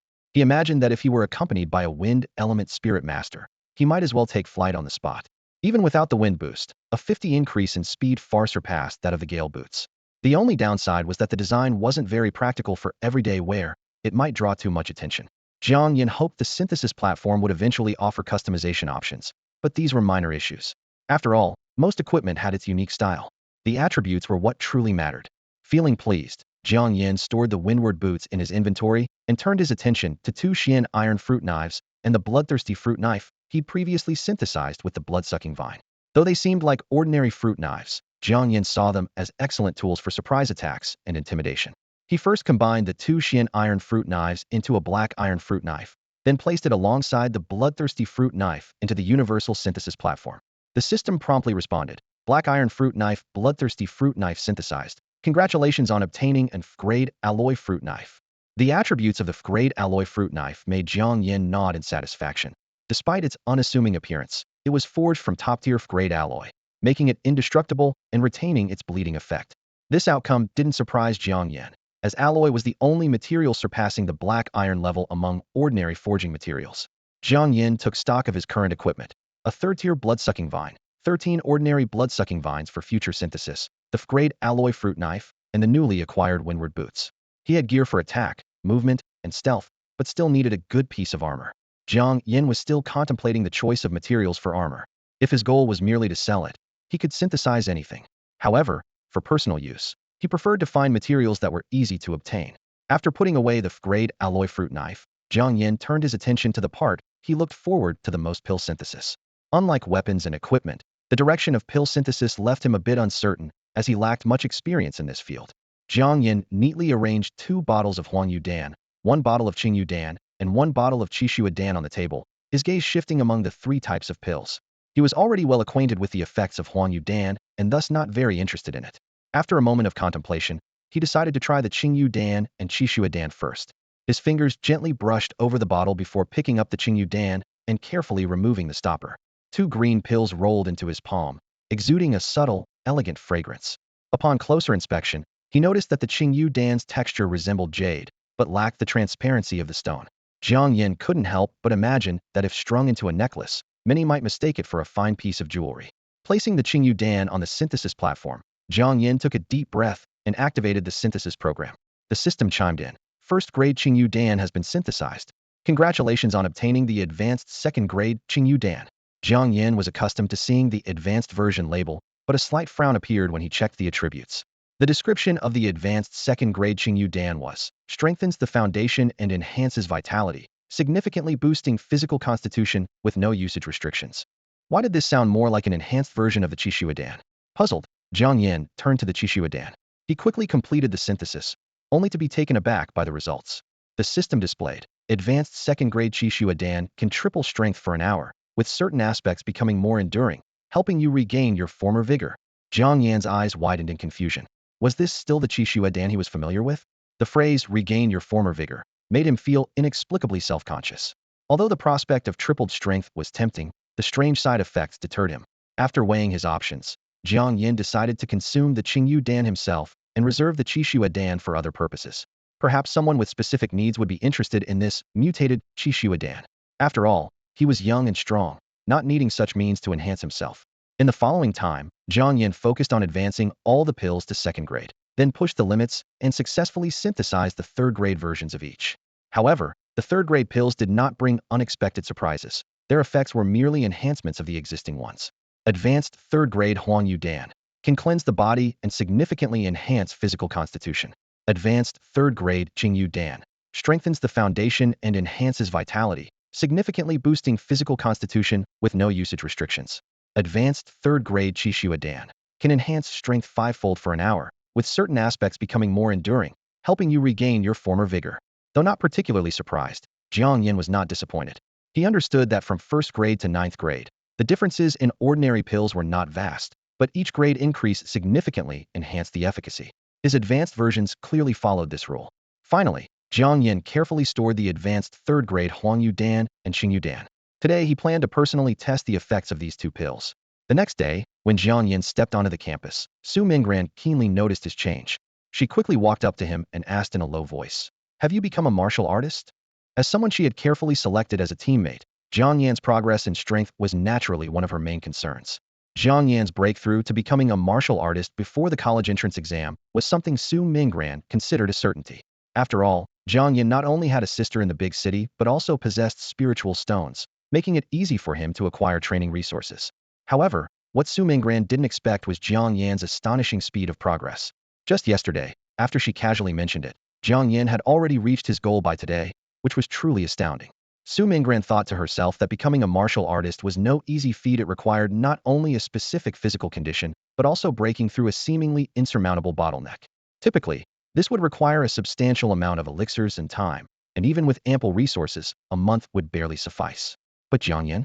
His strength was just over 3,000 kilograms yesterday, and overnight it surged to meet the minimum requirement of 5,000 kilograms, successfully breaking through the bottleneck. Even if he consumed elixirs like candy, it wouldn't be this fast. Moreover, those quick-acting elixirs on the market can't be taken in large quantities in a short period, not even the much-discussed grade 5 Qi and blood elixir. "I guess I'm a martial artist now," Jiang Yan said uncertainly. Recalling last night's experience, he had only taken one grade 3 yellow jade elixir and felt like he had rocketed past the martial artist threshold. The bottleneck seemed non-existent to him, and that was just the beginning. He then took 4 more grade 3 yellow jade elixirs and 2 grade 3 green jade elixirs. He wasn't even sure of his current cultivation level. However, he noticed that possibly due to taking too many elixirs at once, the subsequent effects of both the yellow and green jade elixirs were significantly diminished, perhaps not even half as effective as before. Su Mingran blinked, her face full of curiosity. "Did you not encounter any bottleneck when you became a martial artist?" Jiang Yan thought for a moment and casually replied, "Maybe I just got lucky last night and had an epiphany in my dream." Su Mingran was speechless, thinking such an explanation wouldn't even convince a child. At this moment, Wang Xiaoming came over, his tone slightly envious. "Jiang Yan, why do I feel like you look especially handsome today? A lot of girls in the class are looking at you." In fact, not everyone had Su Mingran's keen insight. Everyone felt there was something subtle about Jiang Yan, though they couldn't pinpoint exactly what changed. But looking more handsome was everyone's first impression. Jiang Yan raised an eyebrow. "Are you saying I wasn't handsome before?" Wang Xiaoming squeezed in beside Jiang Yan and eagerly asked, "You were always handsome. By the way, about that good stuff you mentioned yesterday, do you have any of that grade 5 Qi and blood elixir your sister gave you left?" "No, I don't." Jiang Yan paused before continuing, "But I have something similar here. I'm not sure what it's called, but it works well. I just tried it yesterday." Let me see." Wang Xiaoming said eagerly. Jiang Yan took out a glass bottle from his backpack, containing a pill with a jade-like texture. The pill resembled the green jade elixir but was more translucent, with green patterns on its surface. It was actually a leftover from the 10 green jade elixirs he had from yesterday, just enough to synthesize another grade 2 elixir. Jiang Yan casually brought it for Wang Xiaoming to see. Wang Xiaoming examined the pill in the glass bottle, puzzled. This pill looks a bit like the green jade elixir, but it looks much better. Why does it have patterns on it? This must be a Dan pattern, which only appears on extremely rare pills, Su Mingran remarked, a hint of surprise flashing in her eyes. Her knowledge was indeed impressive, and she immediately explained to Jiang Yan. Wang Xiaoming didn't quite understand what a Dan pattern was, but since Su Mingran mentioned it, it must be right. He eagerly asked Jiang Yan, "What does this pill do? How much are you planning to sell it for?" Jiang Yan smiled slightly and explained, "It's mainly for enhancing physical strength, with no side effects." He paused and continued, "As for the price, I'm not quite sure yet. How about you try it first, and then we can discuss." Although Jiang Yan hadn't taken the second grade Qingyu Dan himself, based on the effects of the third grade Qingyu Dan, he estimated that this pill would be much more effective in enhancing physical strength compared to the third grade Huangyu Dan. After all, the Huangyu Dan's enhancement was just a side effect of cleansing the body, while the Qingyu Dan was specifically designed for physical enhancement. Wang Xiaoming was deeply moved by the offer to try it first. It was a testament to Jiang Yan's complete trust in him. "Are you sure you're letting me try it first?" he confirmed. Jiang Yan nodded with a smile. "Of course." Wang Xiaoming excitedly took the pill and couldn't wait to swallow it.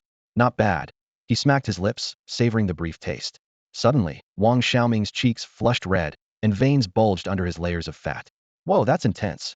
He was sweating, and his arm muscles trembled as if he was enduring great pain. Jiang Yan knew this was a sign of rapid strength enhancement. Judging by Wang Xiaoming's reaction, his strength must have increased by at least 800 kilograms. After a while, Wang Xiaoming exhaled deeply and wiped the sweat off his face. "I have to admit, it feels amazing, much better than taking a qi and blood pill." "How do you feel?" Jiang Yan asked. Wang Xiaoming clenched his fist, his eyes brimming with excitement. "Wow, I feel like my single-arm strength has at least doubled. I have to find a gym to test it out today."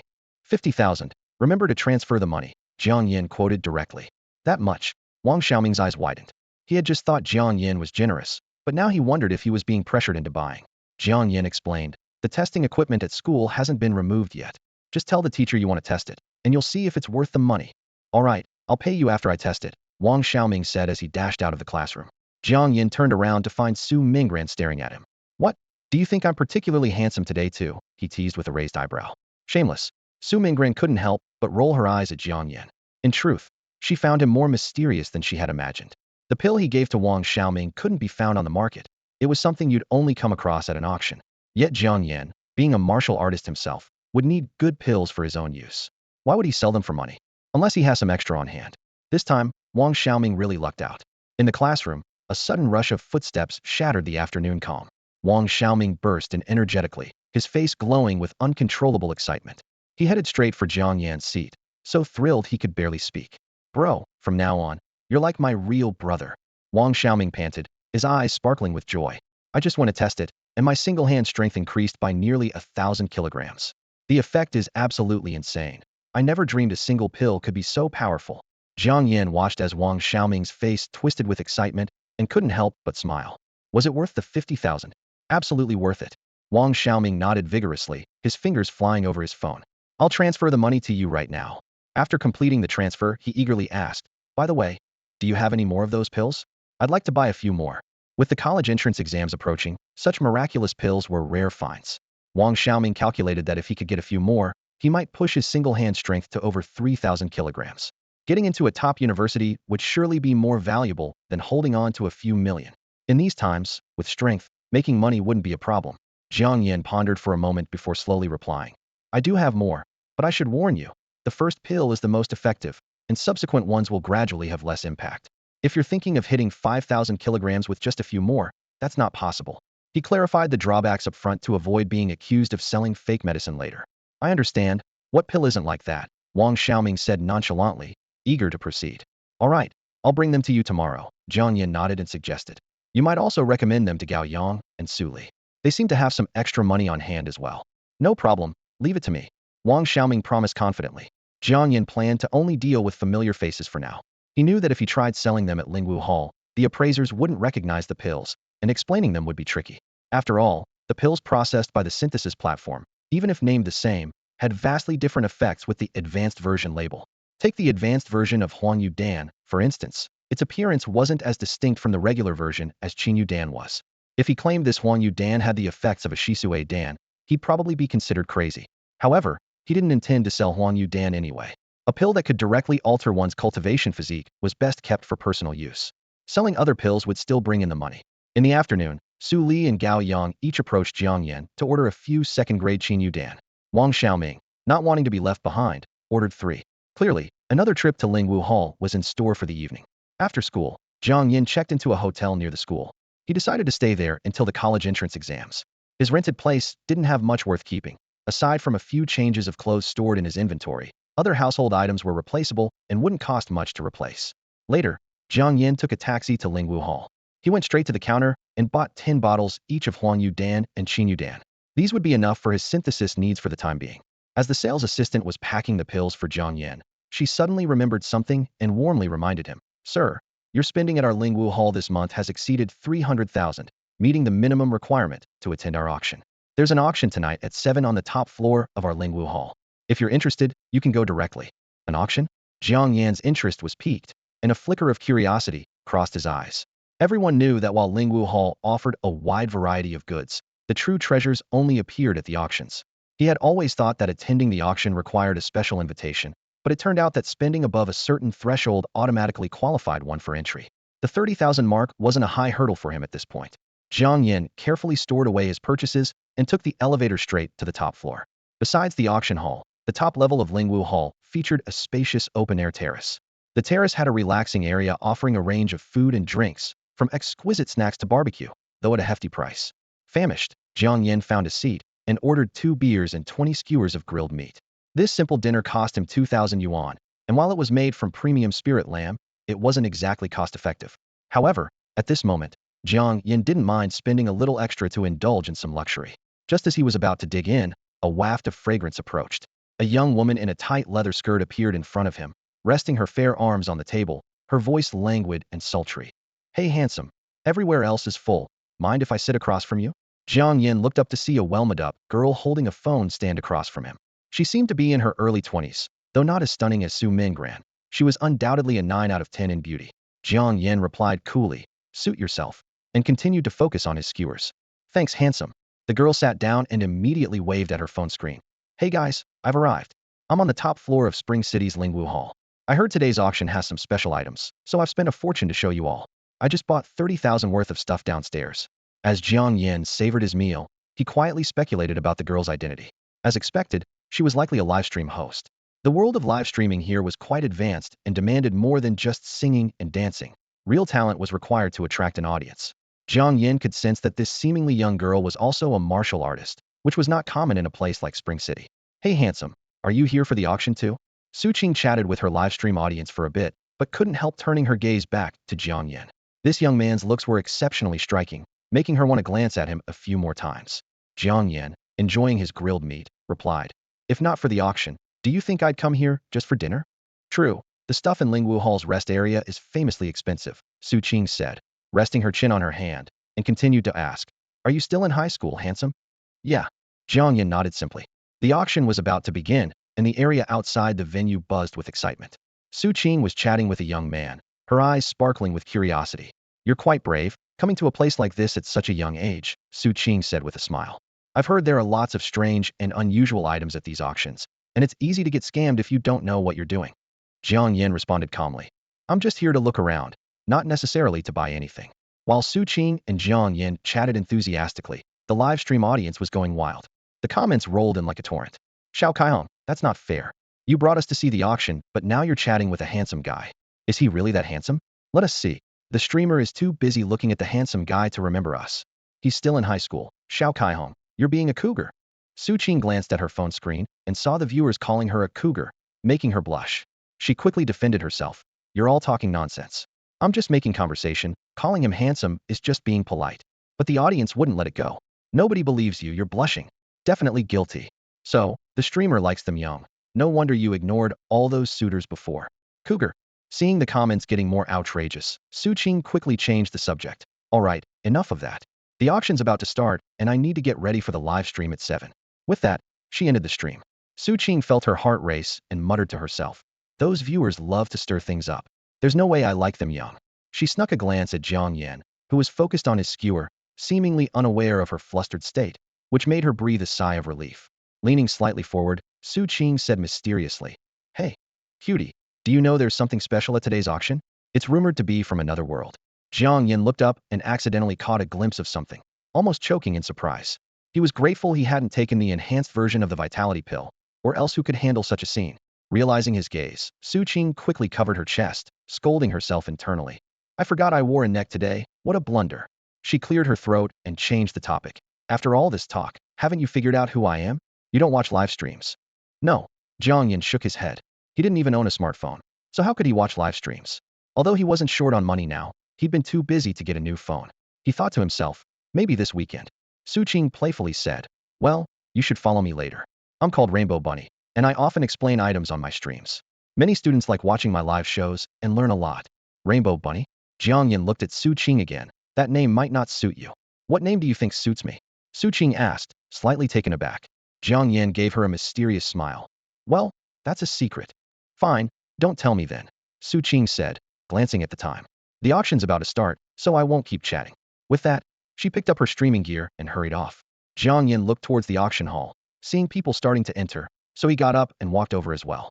Jiang Yan stepped into the Lingwu Hall auction venue, standing in stark contrast to the affluent attendees around him. He wore a cheap t-shirt he had bought for just $20 last year, yet he carried himself with ease. The staff, with the utmost professionalism and courtesy, verified his identity and handed him a number plate. As he weaved through the bustling crowd, Jiang Yan noticed several wealthy individuals entering private rooms with alluring companions, their eyes betraying a mix of pride and ulterior motives. However, Jiang Yan felt no envy. He was quietly confident that even without a companion, his handsome looks and thick hair outshone 90% of the competition present. Guided by his number plate, Jiang Yan found his private room. Though compact, it was well equipped. A comfortable sofa, a small table laden with fruits and snacks, and a cabinet stocked with various drinks. The most striking feature was the floor-to-ceiling window with one-way glass, ensuring both an optimal view and guest privacy. Jiang Yan sat down leisurely, picked up a banana, and began to enjoy it while waiting for the auction to begin. As the clock struck 7, a middle-aged host in a sharp suit took the stage. Adjusting his bow tie, he smiled and said, "Welcome to the Lingwu Hall auction. Today, we present 10 exquisite items, including 3 types of elixirs, 2 weapons, a set of armor, 2 manuals, and 2 special items. We believe they will meet your expectations." As he finished speaking, 10 stunning women in cheongsams gracefully walked onto the stage, each carrying a tray covered with a red cloth. Although the exact shape of the auction items could only be guessed from their outlines, rumors had already stirred considerable excitement. It was said that an item from the celestial world would appear today, attracting both the city's elites and notable figures from the outer regions. Despite everyone being aware of marketing tactics, the possibility of an item from the celestial world existing kept many hopeful. Even if it wasn't a rare treasure, many were willing to try their luck. Jiang Yan glanced around, spotting several well-known streamers like Su Qing, adding to the lively atmosphere. With the opening remarks concluded, the auction officially commenced. The host elegantly unveiled the first auction item, revealing an intricately carved wooden box. Inside lay a blood-red elixir, glistening enticingly under the lights. "The first item today is a third-grade blood transformation elixir," the host announced loudly.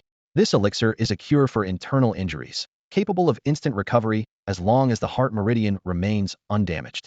Even more remarkable, it was crafted by Master Qin Ji, ensuring both efficacy and quality. Those in need, do not miss this opportunity." At the auction, the host gave the attendees a few moments to react before loudly announcing, "The starting bid for this grade 3 blood transformation pill is 800,000. Each bid must increase by no less than 1%. Ladies and gentlemen, you may now place your bids." As soon as the words left the host's mouth, lights flickered on in several private rooms, and the sound of bids filled the air. 900,000, 1 million, 1.2 million, 1.5 million. The price surged like a rising tide, and finally, the grade 3 blood transformation pill was sold for an astonishing 2.3 million. Jiang Yan couldn't help but marvel at the sheer number of wealthy individuals in this world. If a grade 3 blood transformation pill could fetch over 2 million, then his advanced grade 3 Huangyu pill could potentially sell for 5 million. The next 2 pills also sold for high prices of 1.6 million and 1.9 million, respectively. As for the subsequent weapons and armor, Jiang Yan showed little interest. He was well aware that none of the items matched the quality or price of those he synthesized. However, The two skill manuals and special items did catch his attention, as he hoped to find something useful. In this world, martial arts and spiritual techniques are ways to harness spiritual power, while skill manuals are key to enhancing it. Schools typically teach only the most basic breathing techniques, but learning an advanced skill manual can significantly speed up cultivation. The host's voice rang out again, introducing the next item. The next auction item is a skill manual suitable for women, called Jiang Yan technique. Practicing it not only enhances spiritual absorption speed, but also releases a lotus fragrance from the body during spiritual circulation. This is a rare treasure with a starting bid of 8 million, with each bid increase no less than 1%. You may now place your bids. Hearing this exorbitant price, Jiang Yan couldn't help but twitch slightly. Despite being prepared, he hadn't expected skill manuals to be so expensive. With a starting bid of 8 million, the final price could easily reach tens of millions. Fortunately, this was a female-specific manual, so it wasn't of much use to him. He hoped the next manual would be more affordable, even if the quality was slightly lower, as long as he could afford it. The high price seemed to deter many from bidding this time, with fewer participants. However, most of the bidders were women, and Jiang Yan even heard a familiar voice. 18 million. Su Qing sat on the sofa, determinedly placing a higher bid, then glanced at her phone screen. I must get this Jiang Yan technique today. I encountered one at the Imperial Capital auction before, and everyone knows I stopped at 30 million. I was so upset that I couldn't eat for 2 days afterward. Today, I can't let it slip away again. Viewers in the live stream tried to dissuade her. Xiao Kaihong, stay calm. You just bought a 50 million weapon last month. If you buy this manual today, you'll go bankrupt. That's right. Although Jiang Yan technique is great for women, the price is just too steep. Making money isn't easy. Have you forgotten the days of eating instant noodles every day last month? Xiao Kaihong, let's see what else is there. Maybe something better will come up. Su Qing glanced at the barrage of comments and resolutely stated, no one can stop me today. Even if I have to live on nothing for the next 6 months, I'm getting the Jiang Yan technique. By now, the bid for the Jiang Yan technique had climbed to 20 million. Su Qing gritted her teeth and made an even higher bid. 25 million. With this bid, the auction hall fell silent. In a place like Spring City, few could afford to spend over 20 million on a skill manual. The host waited 10 seconds, and seeing no further bids, began the countdown to close the auction. Congratulations to the lady in room 72 for successfully bidding on the Jiang Yan technique for 25 million, the host announced loudly. A staff member carried the tray to Su Qing, while the host continued to introduce the next auction item. The next item is rather special. The host unveiled the red cloth on the tray, revealing several pieces of worn animal skin paper. This is a fragmented skill manual. Our appraisers believe it might have reached level 6. The mention of a level 6 technique instantly electrified the atmosphere at the auction. In this world, techniques are treasures, and a level 6 technique is a rare gem. However, when the camera zoomed in for a close-up of the auction item, the excitement in the room quickly cooled. What appeared before everyone were 2 severely damaged pieces of animal hide parchment, with barely legible, fragmented text. Jiang Yan, however, was thrilled. His eyes sparkled with excitement, and his heart raced. This was exactly what he loved. The dilapidated state meant the starting price wouldn't be too high. Even if he couldn't restore the complete technique, he could synthesize it with other lower-level techniques to retain the valuable parts. The auctioneer, sensing the low energy in the room, announced somewhat helplessly.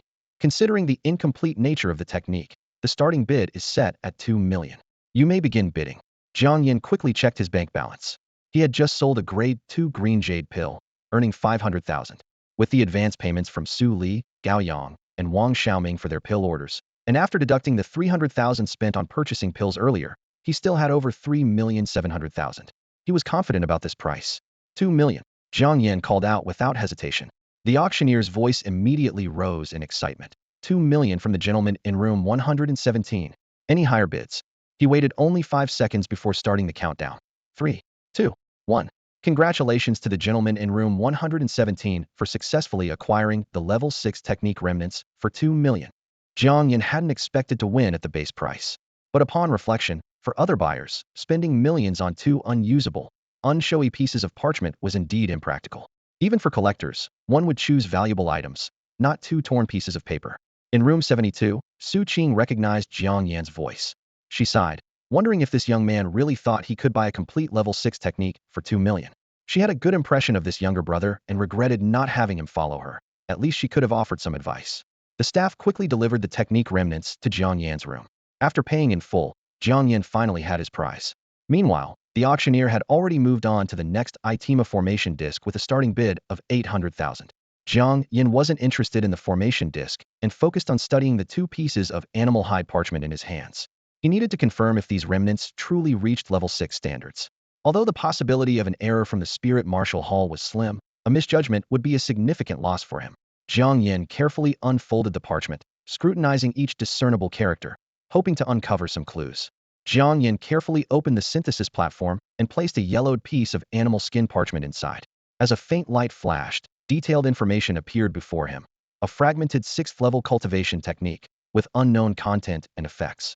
Despite the limited information, the 6th-level rating was enough to make Jiang Yan's heart race. Without hesitation, he placed another piece of parchment into the synthesis platform. The system immediately prompted, "Do you want to synthesize the fragmented 6th-level cultivation technique?" Jiang Yan chose synthesize without a second thought.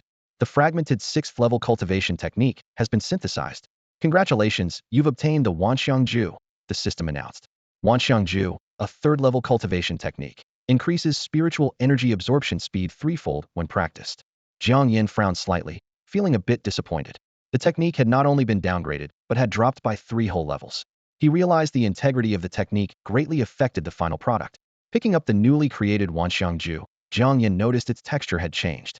It was no longer rough animal skin but resembled the material of cheap mass-printed items, possibly even inferior to the textbooks distributed at school. Suddenly, a thought struck Jiang Yan like lightning. Now that he had the complete content of the technique, he could potentially mass-produce it and continue synthesizing. If this method worked, not only 6th-level techniques, but even 9th-level techniques could become attainable dreams. This idea instantly dispelled Jiang Yan's earlier disappointment. He carefully stored the technique and looked up at the auction stage. The eye-catching formation disc had just been sold for a high price of 3 million. The auctioneer's voice rang out again, announcing the highlight item of the day. As many of you know, our Lingwu Hall recently acquired a special item. After careful analysis by over 10 seasoned appraisers, it has been confirmed to originate from the celestial worlds. As the auctioneer finished speaking, he dramatically pulled away the red cloth covering the final auction item. The room erupted in gasps. "Oh my, what is that? It's stunning. It looks like a fish, but it's incredibly beautiful. I wonder if it can be tamed? Creatures from the celestial worlds are rare treasures. If there's a market, buying it could lead to huge profits." The auctioneer, pleased with the audience's reaction, continued. "As you can see, this appears to be a water-type spiritual beast. It's gentle by nature and can definitely be tamed. If a contract is successfully established, it could provide support in battle." With the auctioneer's introduction, the atmosphere grew even more excited. Everyone imagined the effects of owning a spiritual beast from the celestial worlds.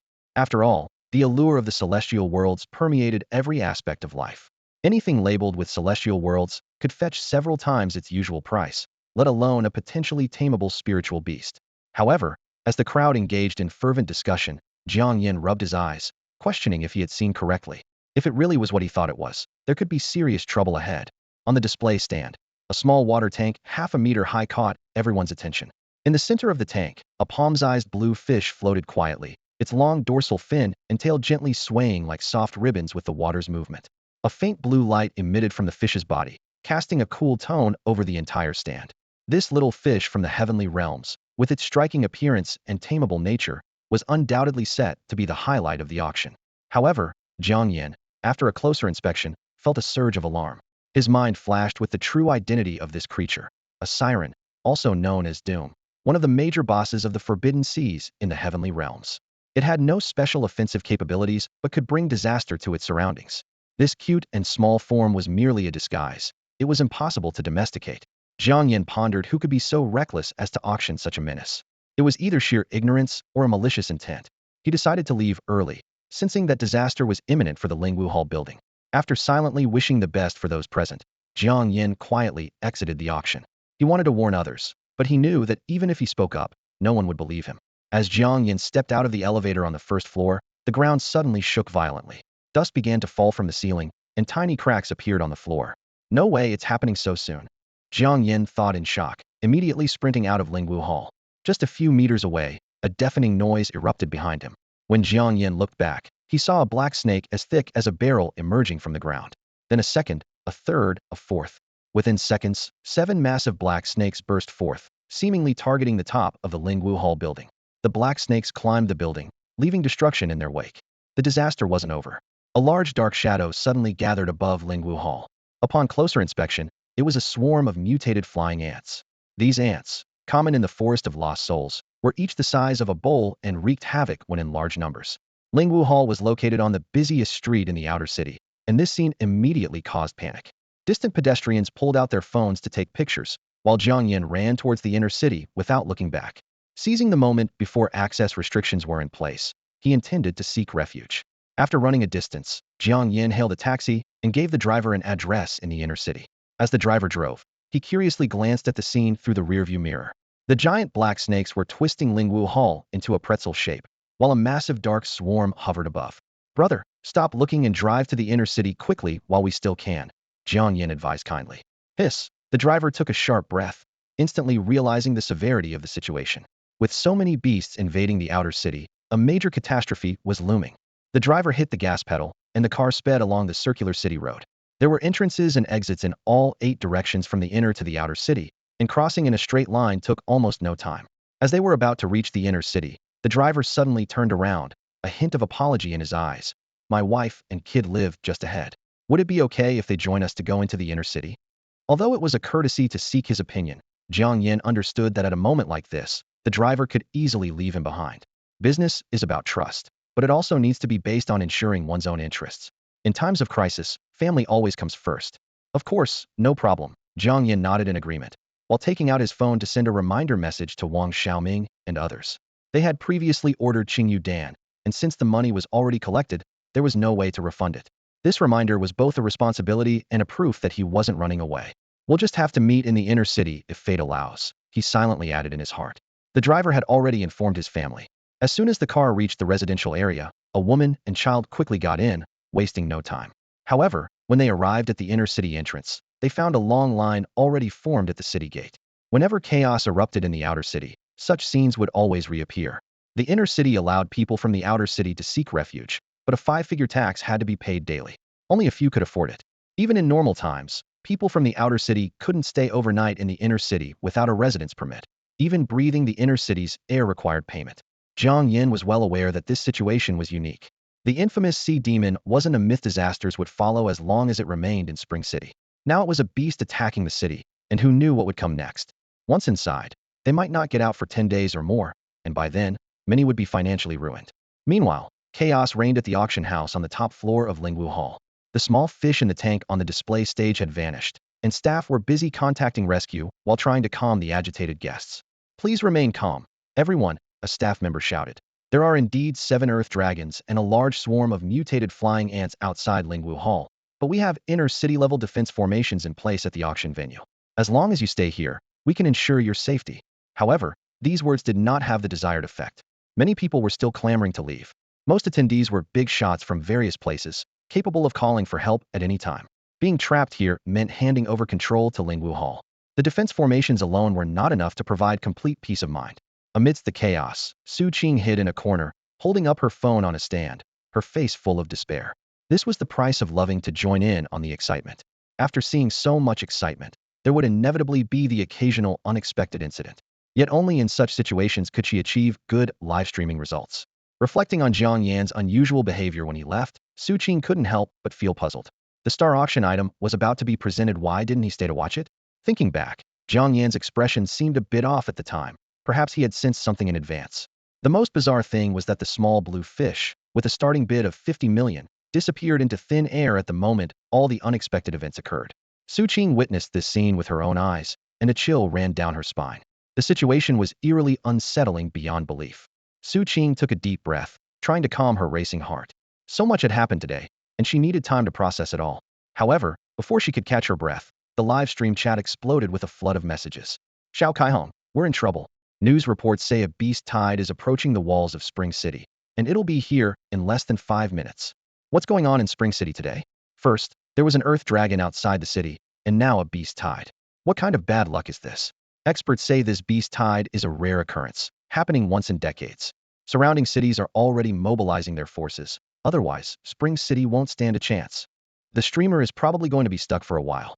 Su Qing stared at the screen in disbelief. A beast tide? She had only come for an auction, and now she was caught in an Ancient Millennium disaster? The chat continued to refresh with more unsettling news. Geologists just detected a large cavity beneath Spring City, likely an earth dragon's nest. If a large number of Earth dragons emerge, it could trigger a magnitude 9 earthquake. Wow, Earth dragons are 7th-tier beasts. How could there be an Earth dragon nest under Spring City, and why wasn't it discovered before? What have these experts been doing? Breaking news. The beast tide includes many flying beasts, and the city walls won't be able to hold them back. Su Qing felt dizzy, nearly fainting. Why did bad news always come one after another? She vowed that if she made it out safely, she would never again join in such excitement, so casually. Meanwhile, Jiang Yan finally managed to enter the inner city with the last group. Due to the dire situation in the outer city, the inner city had only opened its gates for half an hour before closing all entry points. He quickly checked his companion's messages. Su Li was safely inside the city. Wang Xiaoming and Gao Yang hadn't made it in, but they were in relatively safe areas. As for Su Mingran, being a resident of the inner city, she was naturally safe.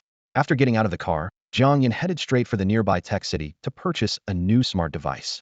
As soon as he turned it on, he was inundated with news alerts. Spring City faces a rare beast tied unseen for decades, with reinforcements arriving within 2 hours. Experts have discovered a massive Earth dragon colony beneath Spring City, possibly from deep underground or wandering in from elsewhere, expected to cause frequent earthquakes. Citizens are advised to take precautions. Array expert Dr. Chen states that the inner city's defensive array can withstand any natural disaster. Earthquakes will not affect the inner city.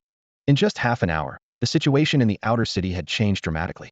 While ordinary people might see this as mere coincidence, Jiang Yan knew better. All of this was undoubtedly linked to that troublesome sea demon. The thought of that restless creature causing chaos after escaping from the forbidden sea sent shivers down his spine. Well, the inner city should be safe for now. I should find a place to stay first, Jiang Yan muttered to himself. However, he soon realized things weren't looking good. He went to several nearby hotels, only to find each one fully booked. It seemed that finding accommodation during such a crisis was as challenging as finding an oasis in the desert. During the time he went to buy a phone, those with experience in seeking refuge had already found places to stay. Standing on the street corner, Jiang Yan watched the passers-by, realizing how precarious his situation was. The inner city's clock chimed, signaling the approach of midnight. Jiang Yan knew that as an outsider, he had to find a place to stay before this time, or the consequences could be dire. He walked briskly down the street, his eyes scanning the buildings around him, hoping to find somewhere to spend the night. Finally, at the corner of a small alley, Jiang Yan saw the neon sign of a couple's hotel. He hesitated for a moment, but time was running out, and he had no choice but to push open the hotel's glass door and walk in. The receptionist looked up at Jiang Yan and politely asked, "Are you alone?" Jiang Yan awkwardly touched his nose and replied, "Yes, just one person." He thought to himself, there shouldn't be a rule against single people staying in a couple's hotel, right? The receptionist nodded and continued, "Please show your ID." Jiang Yan took out his ID from his wallet and handed it over. The receptionist checked it carefully and then had a knowing expression. "Sir, as you are from outside the city, you need to pay a room fee of 1,000 yuan, plus a tax of 10,000 yuan. We'll handle the tax payment for you," the receptionist explained. "If there are no issues, please make the payment. We accept both card and cash." "Card, please," Jiang Yan said with a hint of resignation. He took out his bank card and handed it to the receptionist. Just then, a couple checking in nearby noticed Jiang Yan. They whispered to each other, lowering their voices. "Is he from outside the city?" the girl whispered. "Definitely. He looks like a beggar," the boy replied disdainfully. "These outsiders are so annoying. You can smell their poverty just walking by, and they've caused hotel prices here to go up." "Exactly. Yesterday it was only 500. Thanks to his keen martial artist hearing, Jiang Yan clearly caught their conversation. He smirked inwardly, but didn't show any reaction on his face. He thought, if they find 1,000 yuan expensive, he wondered where they got the confidence to look down on others. Anyone who could afford to take refuge in the inner city at such a time surely had some financial means. After completing the check-in, Jiang Yan took the elevator to the 8th floor. He found his room, opened the door, and went in. The room was small but filled with an intimate atmosphere.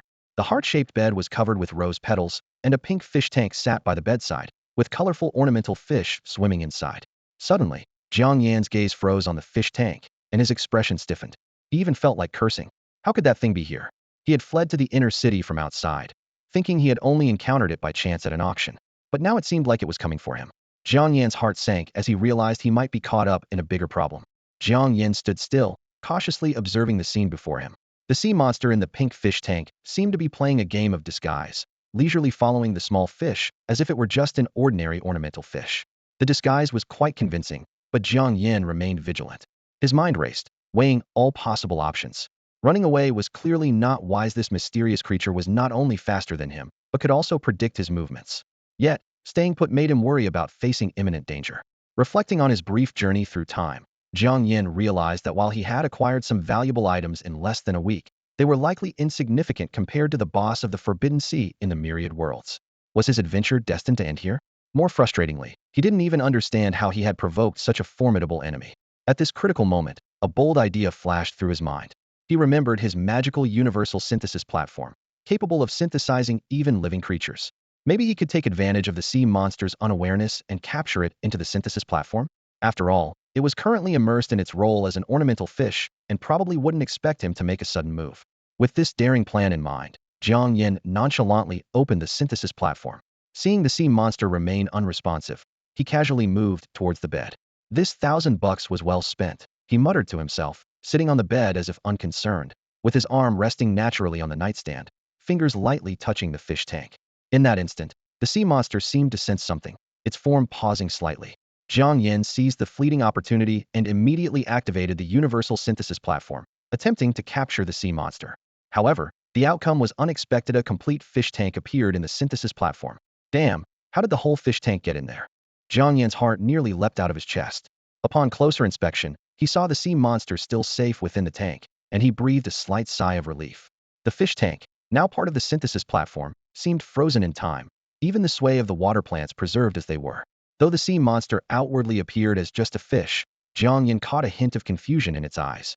This guy never saw that coming, he thought smugly. After discovering the synthesis and appraisal functions, he had found a new use for the platform, trapping powerful enemies. This was incredible. However, his joy was soon overshadowed by new concerns. With the fish tank occupying the synthesis platform, how would he synthesize other items in the future? This oversight could lead to serious consequences. His strength relied on the pills made by the synthesis platform, and he had promised to provide Su Li and others with Qingyu Dan. If he couldn't fulfill his promise, wouldn't he be seen as a fraud? With a hint of hope, Jiang Yan decided to check the attributes of the fish tank. Perhaps it was just an ordinary fish resembling a sea monster. He opened the item attribute panel. Eerie ornamental fish tank. Although just a regular ornamental fish tank, it exudes a hint of ominous aura. This description confirmed his suspicion it was indeed the dreaded sea monster. Jiang Yan found himself at a crossroads. Should he risk synthesizing the entire fish tank along with the sea monster? Faced with this decision, he was utterly uncertain. Jiang Yan stood in the center of the hotel room, frowning. He knew that a beast like the Doom Siren was far beyond his current spiritual power limit, making direct synthesis impossible. However, he reasoned that since the synthesis platform didn't specify it was a siren, if he was just synthesizing a fish tank, there shouldn't be any spiritual power restrictions. His gaze swept across the room, and he decided to experiment. Like a whirlwind, Jiang Yan turned the room upside down. Quickly, he gathered a pile of miscellaneous items from various corners: a table lamp, tissues, condoms, a crystal ball ornament, bottled water, disposable slippers, and toiletries. After some deliberation, Jiang Yan's attention settled on the crystal ball ornament and the bottled water. Recalling past synthesis experiences, he knew that the synthesized item would retain characteristics of both components, but one would dominate. Just like when he combined a black iron fruit knife with a blood-sucking vine, the result was primarily a knife with some blood-sucking properties. To ensure safety, Jiang Yan needed the fish tank to be the subordinate component. After careful consideration, he chose the crystal ball. Although the bottled water had a single attribute that minimized errors, it was also difficult to retain its characteristics. Both a decorative fish tank and a decorative crystal ball are ornamental objects, so which one would dominate was left to chance. Taking a deep breath, Jiang Yan placed the crystal ball on the synthesis platform. The system immediately prompted, "Do you want to synthesize a bizarre ornamental fish tank, a regular ornamental crystal ball?" Seeing this prompt, Jiang Yan knew he had made the right bet. The platform only regarded the fish tank as a regular item. Synthesize. Jiang Yan chose without hesitation.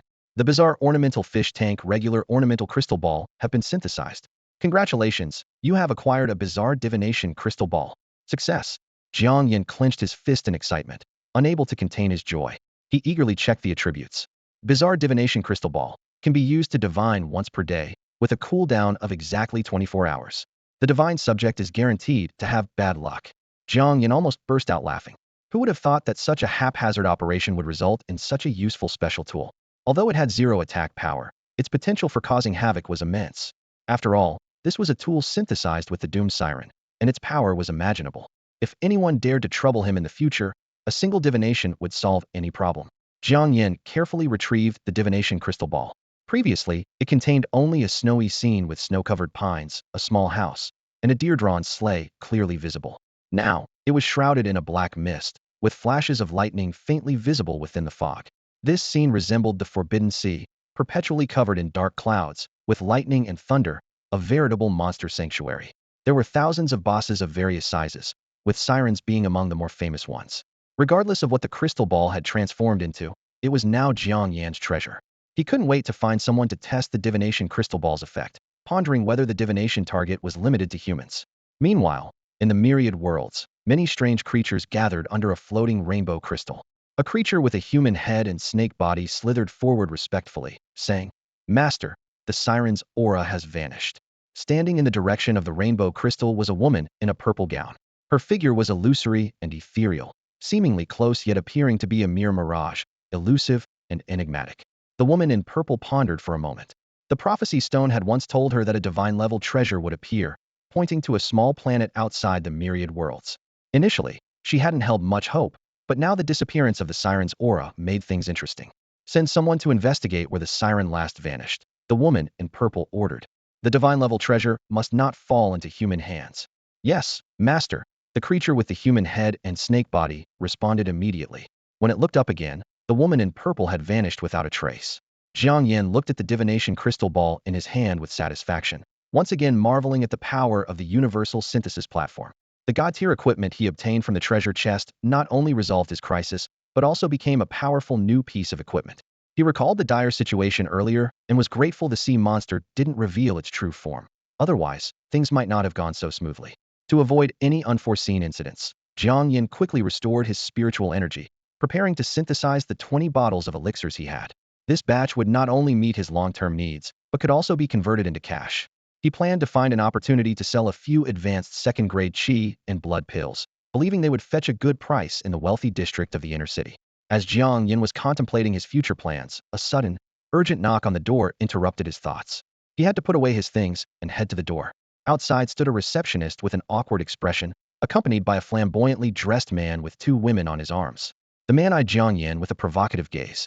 The receptionist stammered an explanation, admitting a work oversight had led to forgetting that the room was already booked, and pleaded with Jiang Yan to vacate the room, promising a full refund of the room charge and taxes. Jiang Yan frowned and asked if he could switch rooms, but the receptionist dryly stated that this was the last available room. The flamboyant man impatiently urged, "Stop wasting time and get this country bumpkin out of here." Just as the receptionist was about to speak again, Jiang Yan suddenly pulled out a black crystal ball, staring mysteriously at the flamboyant man, and said, "Hey there, handsome. I see a dark aura around you. You might be in for some big trouble soon." The flamboyant man looked puzzled. "What nonsense is this?" Jiang Yan continued to fabricate. "To be honest, my family has been doing divination for generations, and your fortune today looks particularly ominous. I felt compelled to warn you." "Are you cursing me?" The flamboyant man glared angrily, and if it weren't for the city's no-violence policy, he would have already attacked. The receptionist was also baffled, unable to comprehend how divination and fortune-telling were related. Jiang Yan feigned sincerity. "Look, I'm just trying to give you a friendly warning. In our line of work, we believe in doing good deeds and never charge a fee." The flamboyant man was infuriated. "Oh, you've got some nerve, huh? Let's see if I don't teach you a lesson today." Lu Junhai rolled up his sleeves, his eyes gleaming with a dangerous light, clearly ready to make a move. The 2 women beside him and the waiter, seeing this, immediately reacted as if facing a great enemy, each reaching out to grab his arm. "Young Master Lu, calm down," the waiter pleaded anxiously. "I'll call security to throw him out right away. The city is strict lately. If you make a move, you'll definitely be held accountable." The waiter was inwardly distressed, fearing that if Lu Junhai caused trouble here, his own job might be at risk. At this tense moment, a shrill ringtone suddenly echoed, breaking the charged atmosphere. "Let go." Lu Junhai shook off their grip with a jolt, casting a cold, silent warning glance at Jiang Yan.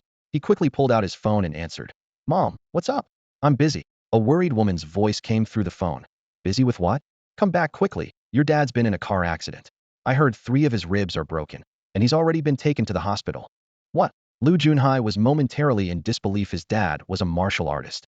How could a regular car accident break his ribs?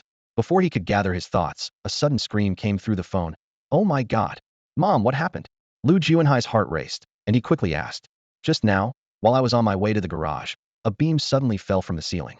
Luckily, the bodyguard pulled me away in time, or I would have been crushed." "Thank goodness you're okay. Thank goodness." Lu Junhai sighed in relief, just about to speak when the voice on the other end interrupted. "Wait, it's a call from the hospital. Let me take this." As Lu Junhai took the call, Jiang Yan was keenly aware of the passing time.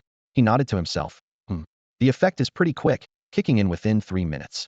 But isn't the crystal ball's fortune-telling supposed to be about the person themselves? That's no fun. While Jiang Yan pondered, Lu Junhai's expression suddenly turned ashen. Young Master Lu, what's wrong? His female companion asked with concern. Lu Junhai began, but his stomach suddenly churned, and an uncontrollable, loud fart escaped. Instantly, an unpleasant odor spread, prompting the 3 people around him to take several steps back. Where's the restroom? Lu Junhai gritted his teeth, glaring at the waiter, his eyes full of urgency. The waiter resisted the urge to cover his nose and pointed across the room. Take a few steps forward, then turn left. Ignoring everything else, Lu Junhai dashed toward the restroom. Finding a stall, he quickly pulled down his pants and finally found some relief. Phew, he exhaled deeply, cursing inwardly. What's going on? This is supposed to be a high-end restaurant, and I still got an upset stomach. His face turned as dark as a pot bottom at the thought of the embarrassing scene earlier. He silently vowed that if anyone dared to spread this incident, they would face his wrath. However, things were about to get worse. As he looked around, a horrifying realization struck: there was no toilet paper. Lu Junhai found himself in a dilemma, embarrassment and frustration intertwining, making him wish he could disappear into a hole. Lu Junhai stood in the hotel corridor, his vision darkening and cold sweat dripping down his body. He never expected to encounter such a string of unfortunate events in just a few minutes. Just moments ago, he received several pieces of bad news. His father was in a car accident and broke 3 ribs, his mother narrowly escaped being hit by a falling beam, and he himself was suddenly overwhelmed by an unbearable bout of diarrhea. To make matters worse, when he rushed into the restroom, he found there was no toilet paper. Lu Junhai's mind raced as he recalled Jiang Yan's earlier words. Could that guy really have the ability to predict the future? This series of unfortunate events seemed to defy normal probability. As he was lost in thought, his phone rang again. It was a call from home. Lu Junhai answered, only to hear even more devastating news. Son, your father is in trouble again. The ambulance he was in crashed into a guardrail. Although he's not seriously injured, he's broken another rib. Lu Junhai felt dizzy, leaning against the wall to steady himself. Meanwhile, the others in the corridor, 2 young women and Jiang Yan, stood there, bewildered and unsure of what to do. 10 minutes later, Lu Junhai finally emerged from the restroom, still carrying an unpleasant odor. The 2 girls discreetly stepped back, but Lu Junhai was beyond caring about such things. He quickly approached Jiang Yan, his face filled with regret and fear. Master, he nearly begged. I was blind to your greatness before. Please, forgive my ignorance and help me. There was a sob in Lu Junhai's voice. He had checked every stall in the restroom and found no paper anywhere. The events of those short minutes had completely shattered his mental defenses. He now firmly believed that if he didn't seek Jiang Yan's help, stepping out of the hotel could be life-threatening. Jiang Yan observed Lu Junhai's drastic change in attitude with surprise. It seemed the young man had experienced some unspeakable embarrassment in the restroom. Jiang Yan thought to himself. The misfortune-inducing item he had used must be incredibly powerful. Feigning a mysterious demeanor, Jiang Yan slowly spoke. Alas, there's little I can do about what's happened to you. I'm just an ordinary fortune teller. However, if you want to get through this, it's best to go home and stay indoors for a few days. Really? Just a few days and things will be better? Hope reignited in Lu Junhai's eyes. Jiang Yan continued with his charade. Yes, for the next few days, don't go anywhere. Keep your room empty and avoid contact with anyone. It's best if you don't even eat, just drink some water. In 3 days, your bad luck will dissipate. Jiang Yan maintained a serious expression, though he was struggling to suppress his laughter.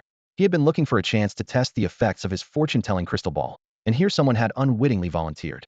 Plus, this person was so arrogant. How could Jiang Yan resist having a little fun at his expense? Thank you, Master, for your guidance.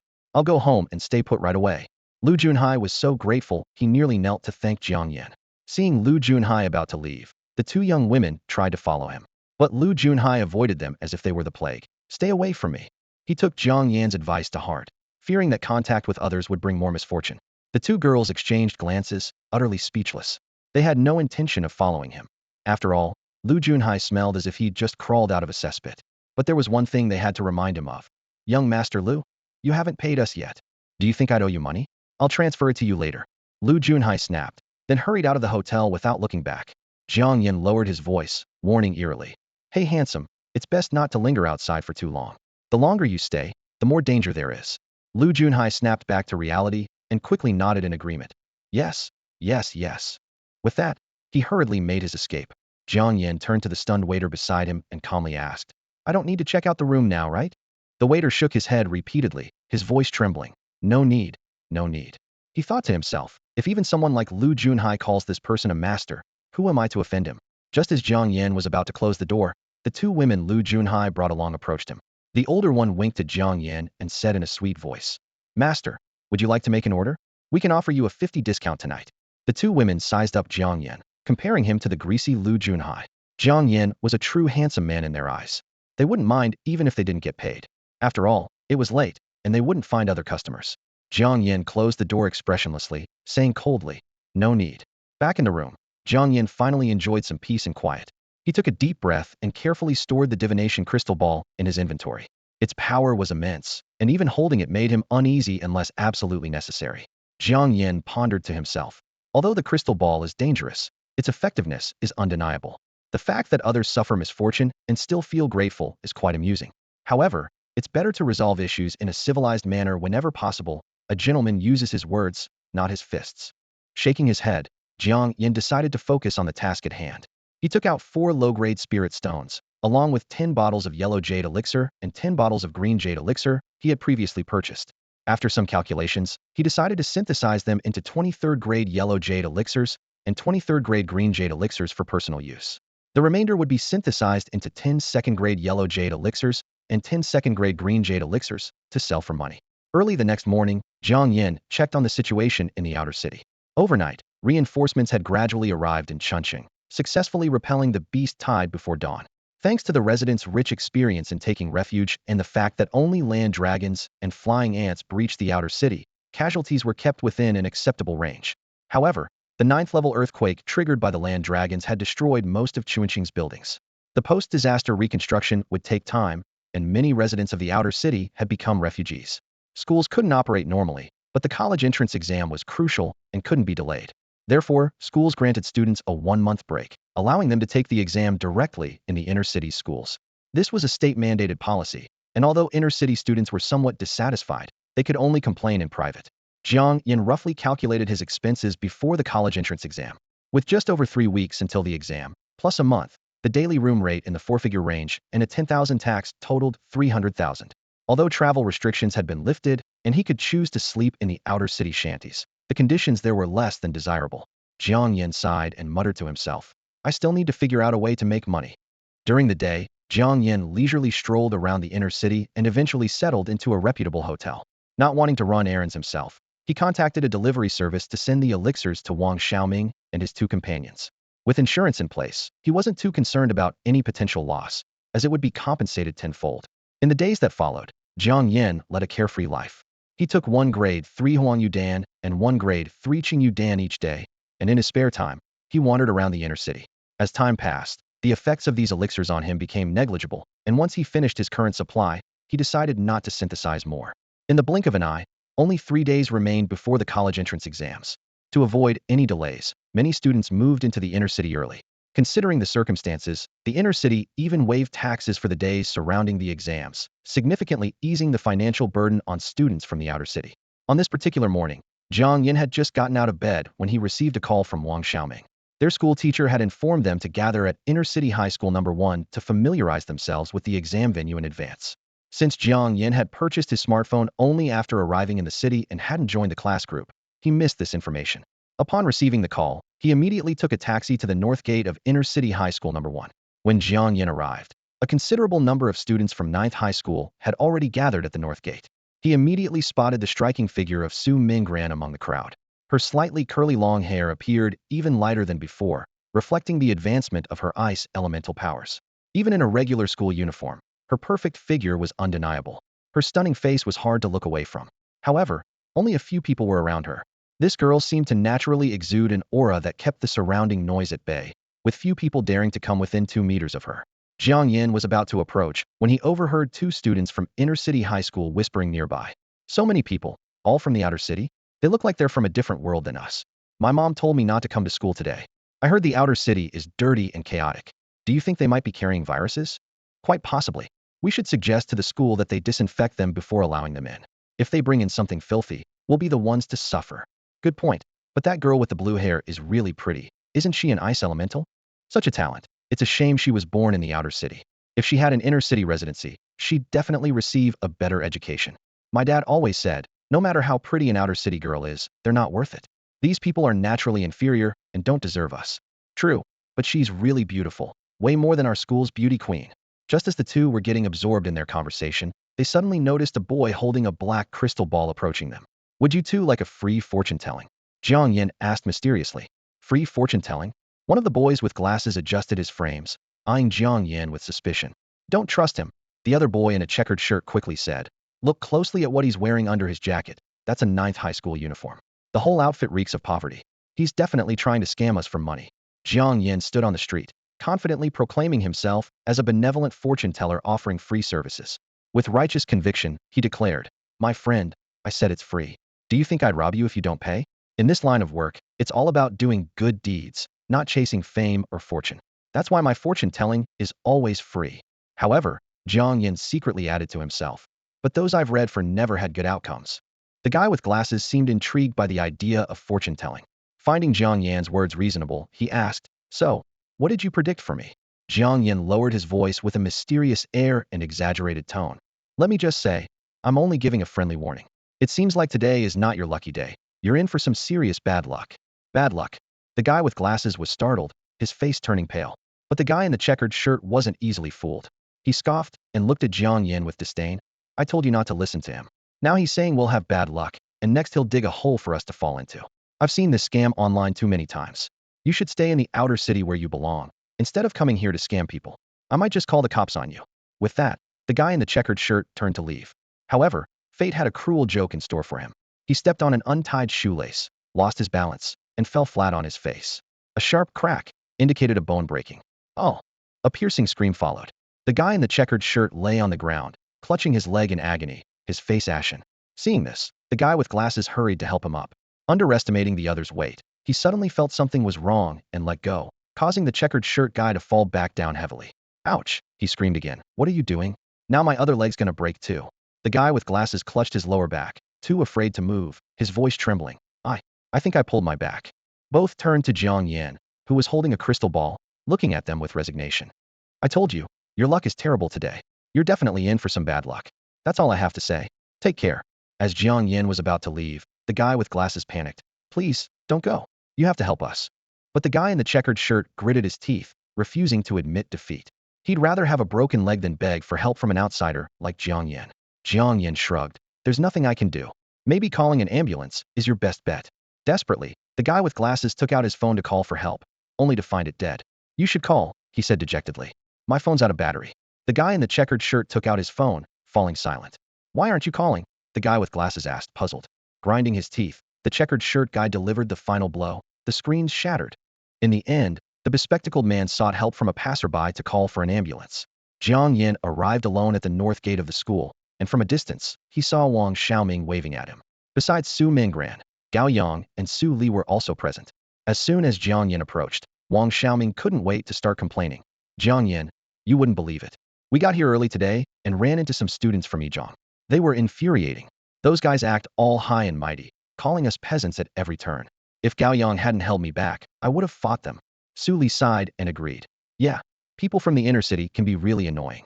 Even though I've been staying at Mengran's place, most of the inner city folks I've met haven't been very friendly. Gao Yang shrugged helplessly and explained, There's nothing we can do. That's just how it is. People in the inner city live in comfort and haven't faced much hardship. Many have never even left the city and rely on photos and videos online to form their impressions of the outer city. To them, the outer city is dirty and chaotic, and its residents are no better than beggars. Su Minggran suddenly chimed in. In big cities, things are a bit better. People value strength more. Wang Xiaoming immediately agreed. Exactly. Su's got it right. We're not living 300 years ago. Strength is what matters. He felt secretly pleased, as the pills he bought from Jiang Yan had boosted his single-handed strength to over 2,000 kilograms, making him incredibly confident. Wang Xiaoming suddenly lowered his voice and curiously asked Jiang Yan, By the way, what did you say to those two Yizhong students earlier? They looked like they were on the brink of death afterward. You didn't beat them up, did you? Jiang Yan replied earnestly. What are you talking about? I just had a friendly chat with them. We're all civilized people. It's not right to get physical at someone else's school gate. In truth, he had figured out the pattern of the divination crystal ball. If the divination only predicted bad luck, it wouldn't be fatal, but some injuries were inevitable. These naive kids, untouched by reality's harshness, needed to experience life's hardships through physical pain. Wang Xiaoming's eyes widened in disbelief. Friendly chat? Those two were knocked flat. And you call that a friendly chat? If just talking could have that effect, I'd love to chat with more Yizhang students. Not long after, an ambulance pulled up by the north gate. Several medical staff got out and placed the bespectacled man and the plaid-shirted boy onto stretchers. However, as they were loading them into the ambulance, one of the stretchers suddenly broke in the middle. The plaid-shirted boy unfortunately fell to the ground again, letting out a heart-wrenching scream. My leg! My leg! He cried in despair, unable to understand why he had to suffer such misfortune repeatedly. The guy in the plaid shirt had just gotten into an accident, and the medical staff attending to the guy with glasses hurried over to help. However, one of them lost their footing and accidentally kicked a rock. The stretcher tipped over, causing the guy with glasses to fall directly onto the guy in the plaid shirt, resulting in a loud scream. Now, the other leg of the guy in the plaid shirt was really broken. Jiang Yan watched the scene unfold and shook his head helplessly. Sigh. These two are really unlucky. Wang Xiaoming couldn't hold back his laughter. No way. Did that really just happen? He chuckled. Su Li, lacking any ladylike demeanor, slapped her thigh and laughed heartily. Haha. This is just too funny. Even the usually composed Su Mingran couldn't help but let a faint, almost imperceptible smile slip. Just then, the homeroom teacher of class 6 in grade 3 walked over with a serious expression. His face didn't look good, clearly indicating that the negotiations with Yizhang hadn't gone smoothly. We've discussed with the teachers at Yizhang, he said sternly. You can now go inside to familiarize yourselves with the exam venue, but remember not to wander around. We have to be out in half an hour. No one dared to disobey the teacher's orders. However, the tradition of looking down on outsiders in the inner city seemed to start from the top. Otherwise, they wouldn't have produced such ill-mannered students. On the turf of others, even the students of class 1, grade 3 at Jiuzhong didn't dare to speak with confidence. This place clearly had a significant impact on one's self-esteem. The students followed the teacher into Yizhong through the north gate. Truth be told, the scale of inner-city Yizhong wasn't even as large as outer-city Jiuzhong. But then again, land here was precious, with protective barriers making the city worth its weight in gold. They first checked out the written exam venue, then headed to Yizhang's gymnasium. However, at the entrance to the gym, they were stopped by a security guard. The guard lazily said, "There are students having classes inside. No entry for outsiders."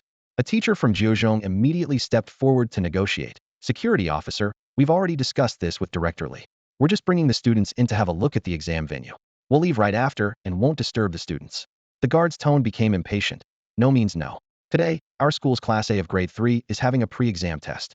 You can come back after they finish. Hearing this, many Jiuzhong students became furious. Someone muttered under their breath, just a security guard, and he dares to give us attitude? Unbelievable. Is Director Li in charge, or this security guard? Does Yizhong not have a clear hierarchy? Does the security guard get paid as much as the director? I think most people in the inner city have issues. Knowing we're from the outer city, they can't seem to resist causing trouble. This security guard obviously doesn't understand human language. We said Director Li sent us, and that we'd leave within half an hour, but the guard won't let us into the gym. Who are we supposed to listen to? Oh, of course, we should listen to the security officer. Yizhong is so unique, a prestigious school run by a security guard. Haha, let's just wait then. Who's afraid? I've already recorded a video. We'll post it online and let the public judge. These discussions went on, and many students showed quite a talent for rhetoric. Hearing their words, the security guard's face turned sour. He had only intended to give these outsider students a hard time. Who knew they would bring up Director Li? Worse yet, someone had recorded a video. If it got out, wouldn't he lose his job? The security guard waved his hand, his tone carrying a mix of resignation and warning. Go in if you want, but don't blame me if anything goes wrong. A flicker of concern crossed his eyes. Those top students in Class A of Senior 3 aren't easy to deal with. Even though fighting isn't allowed in the city, those little rascals have plenty of ways to mess with people. Not even the teachers can control them, and you guys from the outer city. He trailed off, shaking his head. However, the students from number 9 high school were unfazed, their faces brimming with confidence. Someone murmured, what could possibly happen in the inner city? Are those students going to beat us up? If they do, we'll just call the police and see who dares to take that risk. As they stepped into the gymnasium, the students from number 9 barely had a chance to look around before they felt piercing gazes directed at them. The entire arena fell into an uncanny silence. At that moment, a graceful female teacher approached them with a smile. She gently tucked a strand of hair behind her ear and spoke softly. You must be friends from number 9 high school, right? We heard you're here to familiarize yourselves with the exam venue today. However, my students have a small test occupying the gym. I hope you don't mind. The lead teacher from number 9 quickly responded. Of course not. This is your school's facility. We're already sorry for intruding. We wouldn't want to disrupt your testing. The female teacher maintained her smile. Feel free to look around, then. By the way, she added, Our school's testing equipment might be a bit different from what you're used to in the outer city. It's best for your students to get acquainted to avoid any confusion during the exam." The lead teacher from number 9 looked a bit troubled. Well, before he could finish, the female teacher had already dialed the phone to contact Director Lee. 2 minutes later, she hung up and pointed to a few machines. "Everything's arranged. You can use these strength testers while we'll manage with the two inside." The lead teacher from number 9 had no choice but to thank her reluctantly. He understood that this seemingly friendly arrangement might have another motive. Testing alongside Class A from number 1 high school could potentially demoralize their students. A setback just before the college entrance exams would undoubtedly affect their confidence. Yet, she had a point. Unfamiliar equipment could indeed hinder performance. Was this just a coincidence or a deliberate setup? Most of the students from number 9, however, weren't aware of this. They even praised the teacher for her beauty and kindness. Some had already lined up to try the new equipment. Initially, everyone was enthusiastic. But soon, their smiles froze. Tian Tao, single-hand strength 5,342 kilograms. The female teacher announced. "That's quite impressive for a newly advanced martial artist." Then another measurement followed. Chao Huidong, single-hand strength 11,659 kilograms. The teacher's tone became even more enthusiastic. "Amazing. No wonder you were in the top 5 during last month's test. I'm sure you'll achieve even better results in the college entrance exams." The students from number 9 exchanged glances, their expressions shifting from excitement to shock, then disbelief. They realized they might have truly underestimated the strength of number 1 high school students. Luan stepped forward and grasped the strength tester with one hand. With a soft click, the numbers flickered and finally settled at 8,720 kilograms. The teacher beside him nodded and smiled. "You've improved quite a bit since last time, Lu. It seems you've been working hard in private." Next up was Ren Hongkai, who achieved an even more astonishing result 9,540 kilograms. However, this was just the beginning. Class A tested 10 people in a row, and 8 of them displayed the strength of a first-level martial artist. Remarkably, 3 individuals surpassed the 10,000 kilogram mark with one hand. This number was astounding, considering that in Class 1 of Grade 3 at 9th High, there were only a few first-level martial artists, and none of them had a one-handed strength exceeding 6,000 kilograms. Not to mention other classes, where over 95 of the students had a one-handed strength of just a few hundred kilograms, not even 1/10 of Class A students. The students from Class A, having completed their tests, gathered around excitedly, just in time for the top students from 9th High's Class 1 to finish their tests. The remaining students approached nervously, and without exception, they all scored in the 3-digit range. "Ah, this is ridiculous," a boy from Class A laughed loudly. "So this is the level of 9th High? You overestimate the students from the outer city," a girl chimed in, her eyes gleaming with disdain. "This is their usual standard. I heard they celebrate for 3 days and nights if they manage to produce a martial artist. A school like this being allowed to take exams at our school is truly a stroke of luck," a tall boy sneered. "I even thought about sparring with some of their students, but now it seems pointless. I might accidentally send them to meet their maker with one punch, and that would be a real loss for me." Class A students commented freely without any restraint. The students from 9th High flushed with anger, but didn't dare to retort. They simply couldn't. Faced with such a disparity in strength, all they could do was silently endure the humiliation. The teachers from 9th High watched in frustration, but there was nothing they could do. If it had been their own students, they would have intervened. But since Class A's teachers remained silent, they had no right to discipline someone else's students. At that moment, it was the turn of 9th High's Class 6 to test. Wang Xiaoming eagerly rushed forward. "Let me go first," he shouted impatiently. Seeing other classes consistently scoring in the triple digits made Wang Xiaoming anxious. Although their school couldn't compare to First High, they still had several individuals with one-handed strength in the thousands of kilograms. He had to correct these people's misconceptions. Wang Xiaoming strutted confidently to the strength tester, took a deep breath, and channeled his inner energy furiously. He swung his fist with a loud bang. Unlike 9th High's outdated tester, First High's equipment immediately displayed the result, 2,349 kilograms. This number left the students of Class 6 in awe. "What's with our class lately, producing so many powerhouses?" someone whispered in amazement. First it was Jiang Yan, now Wang Xiaoming. "Is it now trendy for one-handed strength to multiply tenfold?" "Way to go, fatty. You're bringing glory to Class 6, someone cheered loudly. "For the first time, I find Wang Xiaoming so handsome," a girl laughed. "His round, chubby face even seems a bit cute now." Achieving a rare 4-digit score earned Wang Xiaoming much praise. Especially hearing someone call him handsome for the first time, Wang Xiaoming felt like he was on cloud 9. He thought to himself, this 2 million was well spent. However, just then, Wang Xiaoming's expression suddenly changed. His body shuddered violently as if struck by an unseen force, and he was sent flying backward, crashing heavily to the ground. It was only then that everyone realized the shocking truth. Someone had dared to make a move here. Wang Xiaoming fell heavily to the ground with a dull thud. The homeroom teacher rushed over immediately, helping his shaky body up. Jiang Yan and Gao Yang quickly came to assist, and the three of them managed to steady Wang Xiaoming. It's fine, I should survive, Wang Xiaoming said, barely standing, suddenly erupting with anger as he shouted. Who's the coward that dared to play dirty? Come out if you've got the guts. His roar echoed in the air, causing the students of Class A to burst into laughter. To them, Wang Xiaoming was just a pathetic figure, raging helplessly. Whoever dared to strike had clearly ensured they wouldn't be caught. Wang Xiaoming's yelling made him look like a comical clown. The students and teachers from School 9 looked furious, their anger barely containable. They had reluctantly accepted the test results, acknowledging their lack of skill. But attacking their student in front of so many people was a blatant insult. The fact that the other group was laughing so arrogantly only added insult to injury. Jiang Yan scanned the crowd with sharp eyes, trying to identify the culprit, but to no avail. However, traces of lingering spiritual energy clearly emanated from Class A. The teachers from School 9 noticed this as well. Whoever did this, step forward, the lead teacher from School 9 demanded, his expression dark as he glared at the students from Class A. What do you mean by saying that to my students? A pretty female teacher from Class A asked, stepping forward with a hint of displeasure on her face. The spiritual energy wave just now came from your students, the lead teacher from School 9 said sternly, his voice filled with suppressed anger. Really? The pretty teacher feigned surprise, widening her eyes. Spiritual energy? I didn't feel any such thing from Class A. I'm talking about just now, the lead teacher from School 9 almost growled. This woman was blatantly lying. Although only warriors could detect such subtle spiritual energy waves, every teacher from School 9 was a warrior. Did she think they were blind? The pretty teacher turned to her students. Did any of you notice any spiritual energy fluctuations? No. The students of Class A replied in unison, shaking their heads. See? The pretty teacher said, spreading her hands helplessly. 80% of my class are warriors, and none of them noticed anything. It seems to be a misunderstanding. The students of Class A chimed in, defending themselves. Yeah, maybe that guy should think about who he might have offended instead of blaming us. Boasting about lifting 2,000 kilograms with one hand. No wonder someone wanted to take him down a peg. The way he flew was honestly hilarious.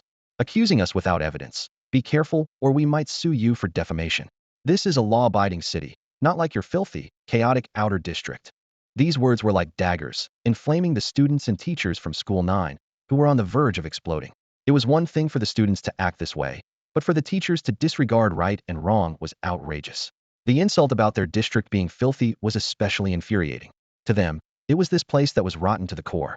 The lead teacher took a deep breath, suppressing his anger, and approached Wang Xiaoming, patting his shoulder with a mix of frustration and anger. Forget it, we won't continue the test. I'll request a blood elixir from the school to ensure you are in top condition for the college entrance exams. We're just leaving? Wang Xiaoming asked incredulously, his eyes wide with anger. I haven't even settled the score with these bastards yet. Wang Xiaoming was furious, his eyes red and his entire body trembling. If not for the homeroom teacher holding onto his arm tightly, he might have already rushed forward to throw a punch.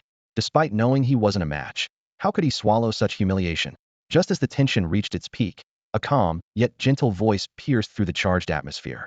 Everyone turned their heads in unison to see a stunning figure gracefully emerge from the crowd of Class 6, Grade 3. Her skin was like snow, her eyes like stars, and her every movement exuded elegance. This unexpected beauty instantly stirred the boys of Class A. Wow, does 9th High have such a gem? That's Su Mingran, the school belle of 9th High. I've seen her photos online. Too bad she attends an out-of-town school. Her family probably isn't well off. If only she were at our school, I'd be the first to pursue her. An out-of-town girl. A bit of money should win her over, right?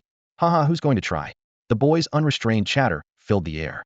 Although Su Mingran frowned slightly, she didn't immediately react. She turned to the pretty female teacher of Class A and asked, Teacher, was I right just now? The female teacher replied with a smile. Without evidence, of course, we can't wrongfully accuse someone. Before her words finished, a sharp slap resounded. The female teacher's head tilted oddly, and a bright red handprint quickly swelled on one side of her face. The scene fell silent. All eyes turned to Su Mingran, who stood with her arms crossed, completely still, and without any hint of spiritual energy around her. The female teacher was stunned for a few seconds, then finally regained her composure, glaring incredulously at Su Mingran. Did you dare to hit me? Su Mingran looked innocent. Teacher, how can you accuse me? I've been standing here, and who saw me move? I was just curiously asking a question. Surely speaking a few words isn't a crime. The female teacher was so angry she was at a loss for words, almost suffocating. Su Mingran blinked her innocent eyes and continued. Instead of suspecting me, perhaps you should consider if you've offended someone. Someone as pretty as you must have plenty of jealous people around, right? but it definitely wouldn't be me. After all, I'm prettier than you. Jiang Yan watched Su Mengran's little expressions, finding her quite endearing for the first time. Moreover, she had done what he wanted to do. If he guessed correctly, Su Mengran must have used the Death Soul command. Just a single slap wouldn't significantly drain the spirit sealed within it, but the effect was remarkable. The female teacher's face was now flushed with anger, clearly struck by Su Mengran's logic. She had merely returned the teacher's own reasoning without evidence. Even if slapped, one has to endure it. Su Mengran's words left the students of Class A at number 1 high school speechless. She stood right in front of them, but no matter how hard they stared, they couldn't figure out how she had acted. Some suspected that Su Mengran was just providing cover for someone else causing trouble behind the scenes, but with so many eyes watching, identifying the real culprit was impossible. This scene restored the confidence of the students from number 9 high school. While they had only one student who was hit, number 1 high school had a teacher slapped in public, which was an even greater humiliation. The students from number 9 high school wore schadenfreude smiles on their faces. At that moment, the leading teacher from number 9 high school brought over a Hua Shui pill and gave it to Wang Xiaoming. After taking the pill, Wang Xiaoming, who had been pale, immediately felt revitalized. He moved his limbs and was pleasantly surprised to find that his condition was better than usual. Although the Hua Shui pill primarily treated internal injuries, its ingredients overlapped with the Qi Shui pill, not only healing his injuries, but also enhancing his physical condition. "Teacher, should we continue the tests?" a student suddenly asked. "Nobody leaves," declared Xiao Huidong from Class A at number 1 high school, who could lift 11,659 kilograms with one hand. He provocatively added, "Weren't you here to get familiar with the exam venue? Trying to run away after a minor scuffle? Are you afraid you won't achieve good results and are looking for an excuse to bail?" The leading teacher from number 9 high school frowned and gritted his teeth. Test. Continue testing. They had already reached Class 6 of the 3rd year. With Su Mengran present, they hoped to regain some dignity. Her ice elemental root was incredibly rare, and combined with her 6th level cultivation talent, no one at the scene, not even in Class A at number 1 high school, could match her. A teacher from Class 1 at number 9 high school quietly suggested retesting their students, as they had several first-level martial artists, with more than a dozen whose single-handed strength surpassed Wang Xiaoming's. However, the leading teacher shook his head and refused, pointing out that the other side had clearly waited for number 9's top-performing class to finish before coming to watch the spectacle. Retesting would only give them more reason to ridicule. "Su Mengran, you're up," the leading teacher called out directly.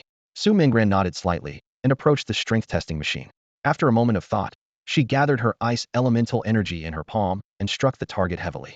Instantly, a chill spread, and a thin layer of ice formed on the surface of the testing machine. When the numbers appeared, everyone was stunned. 28,960 kilograms. Did I see that right? Someone rubbed their eyes in disbelief. Su Xiaohua is a spirit master. How is this possible? Another person muttered, eyes wide with shock. It is a well-known fact that the physical strength of spiritual practitioners is far inferior to that of martial artists. However, today's test results left everyone stunned. Su Xiaohua, the often underestimated ice-type spiritual practitioner, displayed astonishing strength. The crowd buzzed with speculation. Some exclaimed, could she already be a second-tier spiritual practitioner? Others shook their heads, who knows? There's so little data on spiritual practitioners. Some attempted to measure her by martial artist standards. Anyway, a martial artist's single-hand strength of 50,000 is the benchmark for a second tier. Spiritual practitioners are slightly weaker, so a single-hand strength nearing 30,000 might not be far from a second-tier spiritual practitioner. Jiang Yan stood amidst the crowd, quietly observing. He knew that Su Mengran hadn't used her full strength. A second-tier spiritual practitioner? It would likely take double that figure to be accurate. Yet, even with these results, Su Mengran was more than qualified for a top university. Over at Class A of First High, the reaction was even more dramatic. They were all dumbfounded, staring incredulously at the numbers on the testing machine. 30,000. An ice-type spiritual practitioner achieved nearly 30,000 in single-hand strength, surpassing their class's top student. This was an almost monstrous level of power. Some couldn't help but shiver, imagining if Su Mengran had actually struck their teacher. It wouldn't just be a swollen face. The entire head might have been sent flying. What was meant to be a humiliation for these guys ended up being a slap in their own faces, and the students of Class A could only imagine how that felt. Yet, some were not convinced, defiantly saying, "Humph, it's just an exception. Ninth High got lucky recruiting such a top-tier genius. But an anomaly doesn't represent the overall standard of a school. If they can produce another with a single-hand strength of 30,000, I'll run naked across the field." This was declared confidently by Xiao Huidong. Hearing this, a sly glint flashed in Su Mengran's eyes. She quietly approached Jiang Yan and whispered, "Did you hear that? That guy said he'd run naked. Aren't you going to help him fulfill his promise?"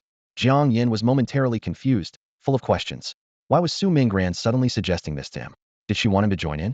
He planned to showcase his full potential during the college entrance exams to make a stunning impression. If he showed off now, there'd be no thrill left for the exams. Sensing Jiang Yan's hesitation, Su Mingran added, "I've already asked Su Li to record it. He can't deny it." With that, Jiang Yan immediately agreed, thinking, today he must run naked. Soon, it was Jiang Yan's turn. The atmosphere in Class 6 of third year became lively again. His classmates excitedly discussed, finally, it's Jiang Yan's turn. His single-hand strength must be over 3,000 kilograms, right? It's been over a month. Maybe it's even reached 4,000 kilograms. Don't forget, in the last test, Jiang Yan's single-hand strength increased more than tenfold. He's good-looking and strong. I wonder if he's single. Why do you care if a guy is single? Whoa, could there be a male admirer among us? What are you thinking? I was planning to introduce him to my sister. Hearing the chatter from 9th High, Class A of 1st High naturally didn't miss the chance to mock. They're boasting about a single-hand strength of 3,000 kilograms? In our class, that would be bottom tier. Chao Huidong was right. 9th High only has Su Mingran to show off, and it took decades to produce just one. They get this excited over a single-hand strength of 3,000 kilograms. How embarrassing. Jiang Yan ignored the surrounding chatter. He approached the strength testing machine expressionlessly, gently flexing his wrist.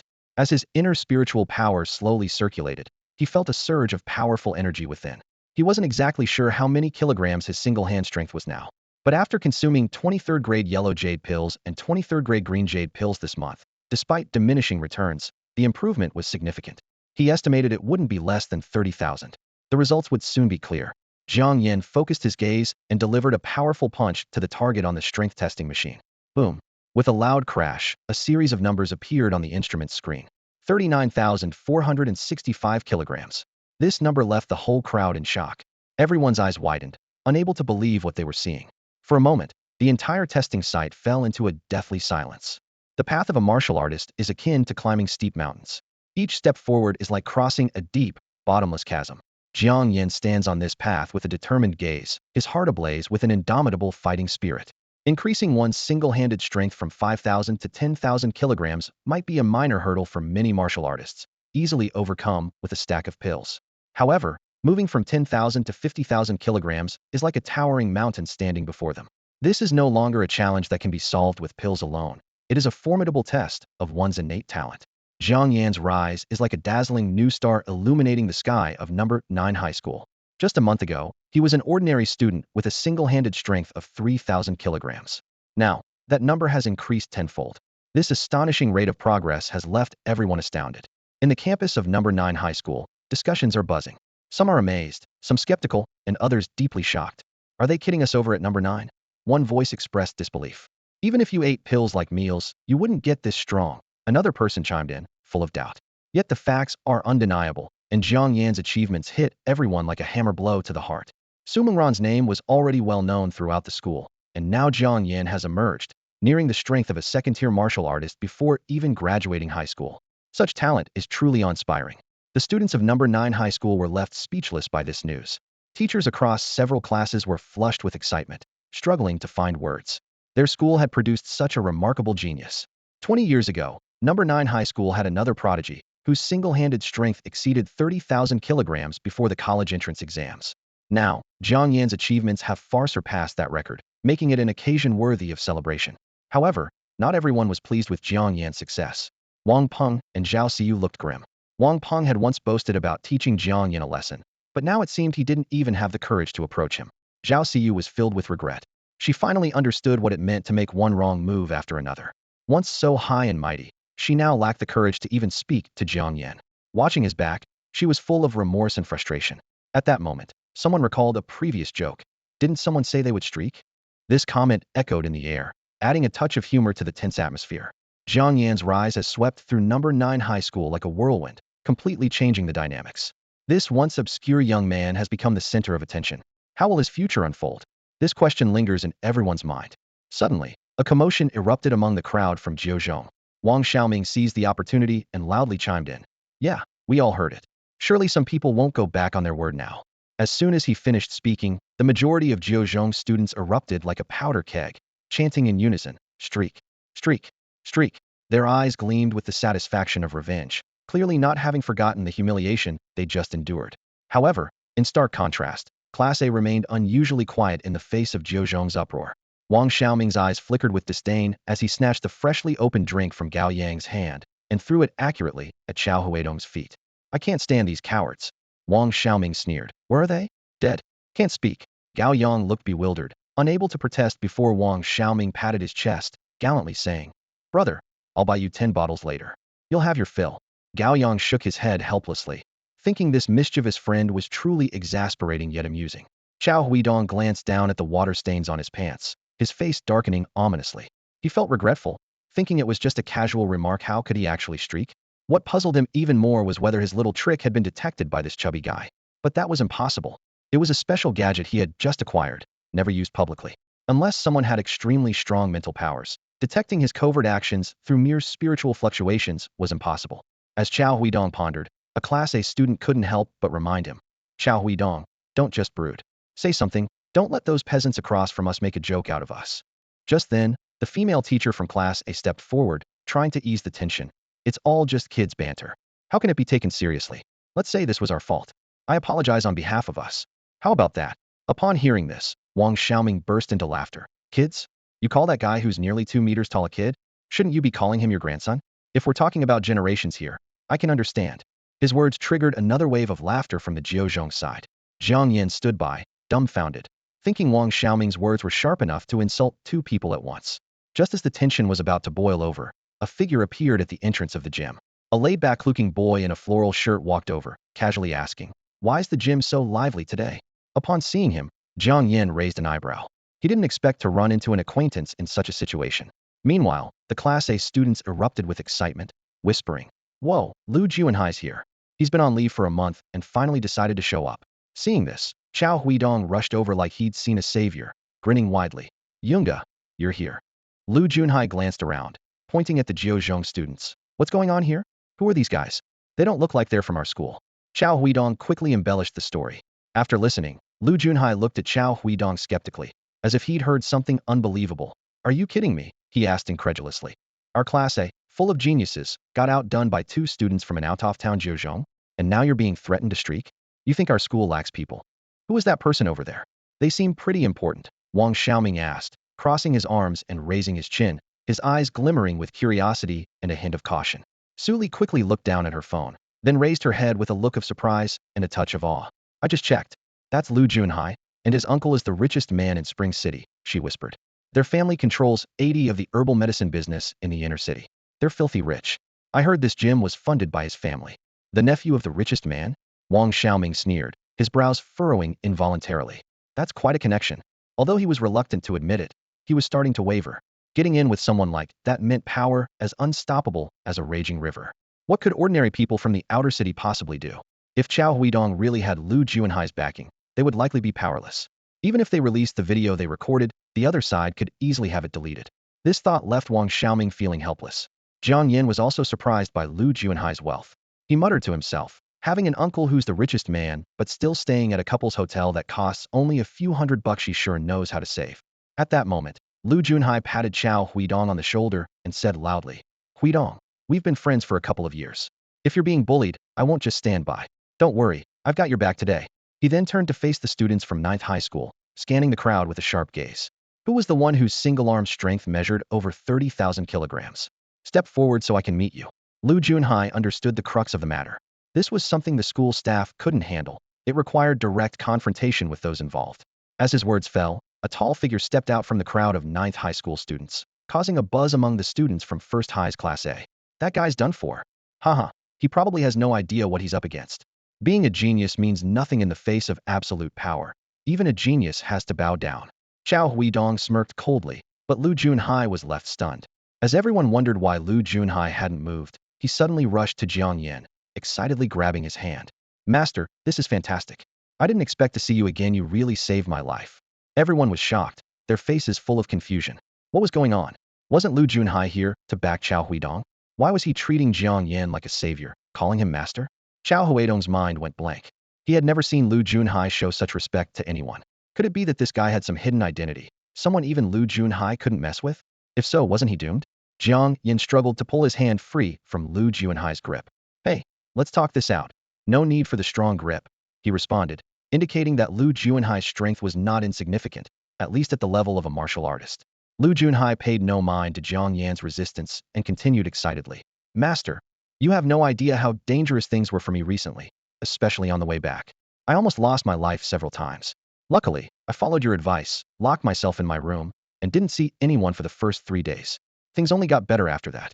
But I still wasn't at ease, so I stayed home playing video games for a whole month before returning to school. Lu Junhai cleverly justified his gaming habits. Of course, he was genuinely scared. What happened that day was beyond scientific explanation. Without spending more time safely at home, he couldn't feel at ease.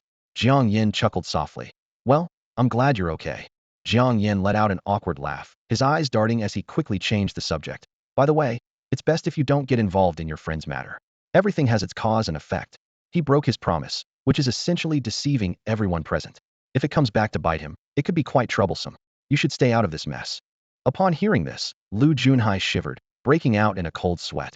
He recalled his recent streak of bad luck and wondered if it was due to his past misdeeds. He decided he must reform and do more good deeds. After all, with a fortune waiting for him to inherit, how could he risk an early demise? Thinking of his uncle's frequent charitable donations, he resolved to follow that example. Turning around, Lu Junhai fixed his gaze on Qiao Huidong. Since you made a bet and lost, you should keep your word. A real man stands by his actions. Now, go and run 2 laps outside in your underwear, then come back. Otherwise, the job I helped your dad get last month might need a new candidate. Qiao Huidong's face turned pale, his legs trembling as his worst fears came true. He thought to himself that Jiang Yan must be someone of great influence.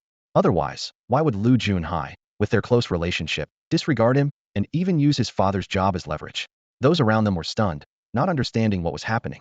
In just a few words, Lu Junhai seemed to obey Jiang Yan completely, making the scene surreal. Hurry up. Lu Junhai's tone grew stern as he furrowed his brows. Yes. Qiao Huidong gritted his teeth and began undressing in front of everyone. The girls present quickly turned away or covered their eyes, unaccustomed to such a spectacle. Su Mingran also shielded her eyes, afraid of seeing something she shouldn't. As Lu Junhai stripped down to his underwear, Jiang Yan intervened. That's enough. We can't compromise decency, even for a dare. His tone was understanding. Feeling relieved, Qiao Huidong dashed out of the gym as fast as he could, fearing Jiang Yan might change his mind. Master, could we have a word in private? Lu Junhai suddenly lowered his voice, looking serious. Sure. Jiang Yan nodded, following Lu Junhai out of the crowd to a secluded corner of the gym. What's on your mind? Just say it, Jiang Yan asked directly. Lu Junhai took a deep breath and whispered. Master, you might have heard, my uncle is the richest man in Chunqing. He's been facing some strange troubles lately. I want to invite you to take a look. With your abilities, you're definitely better than the con artists my uncle has consulted. At this point, Lu Junhai had complete faith in Jiang Yan. After witnessing his extraordinary skills firsthand, he believed Jiang Yan's warnings about his misfortunes had come true. There were few people he respected, but Jiang Yan was certainly one of them. Jiang Yan frowned slightly, about to respond. Look, it's not that I don't want to help, but I don't know the specifics and can't promise anything. Besides, the college entrance exam is in 3 days, and I can't afford to be distracted. Before he could finish, Lu Junhai interrupted eagerly. My uncle is offering a space treasure as a reward. Are you sure you don't want to give it a try? Even if you can't solve it, you won't lose anything. Many people are trying their luck every day. Hearing the words spatial treasure, Jiang Yan's heart skipped a beat, and a flicker of excitement flashed in his eyes. A spatial treasure, also known as a small cave, typically doesn't have a large internal space, but a few hundred square meters is considered top-notch. The biggest difference from ordinary storage bags or rings is that a spatial treasure can hold living things. Jiang Yan thought to himself that this would perfectly compensate for his shortcomings. As a fake fortune teller, he was just putting on a show with a crystal ball. When Lu Junhai asked for his help, he was actually quite anxious. But if the reward was indeed a spatial treasure, he would be willing to take the plunge and be a charlatan. After all, as Lu Junhai said, those going to his uncle's place were all frauds, so what harm was there in adding one more? Well, shall I accompany you and take a look? Jiang Yan asked tentatively, unable to conceal the anticipation in his voice. Great. Lu Junhai immediately beamed with joy, his eyes sparkling with excitement.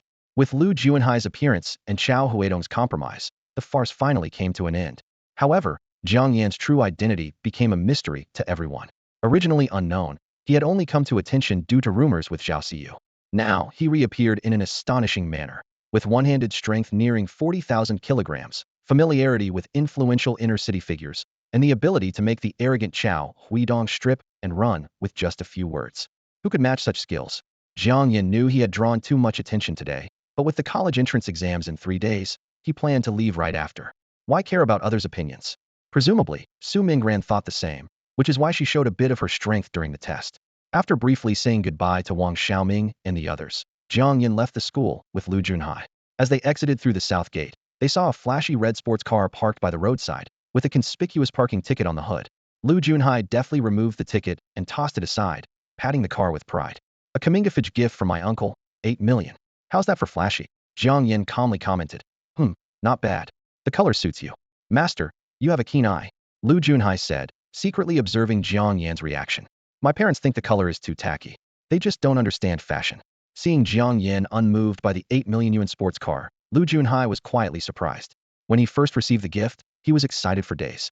Clearly, Jiang Yan was no ordinary person. If he could successfully solve his uncle's problem, his status in the family would undoubtedly rise. Master, shall we head out? Lu Junhai urged eagerly. Half an hour later, the car stopped in front of a luxurious villa. This villa was located in the most upscale residential area of the inner city, with a plot size far exceeding any surrounding building.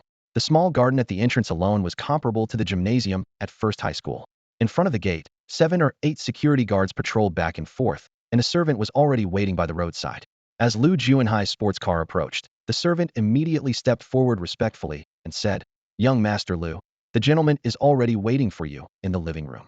Park the car. Lu Junhai casually tossed the keys to the servant, a hint of pride in his eyes. Lu Junhai smoothly got out of the car, tossing the keys to a waiting servant. He turned to Jiang Yan with a hint of excitement in his voice. Master, let's go inside. Jiang Yan stepped out of the car, his gaze sweeping over the surroundings. The residence of the richest man truly lived up to its reputation, with opulent decorations at the entrance and rare plants in the garden, showcasing wealth at every turn. He thought to himself, no wonder Lu Junhai, his nephew, could thrive at the top school. This must be what they mean by when one person attains enlightenment, even their chickens and dogs ascend to heaven.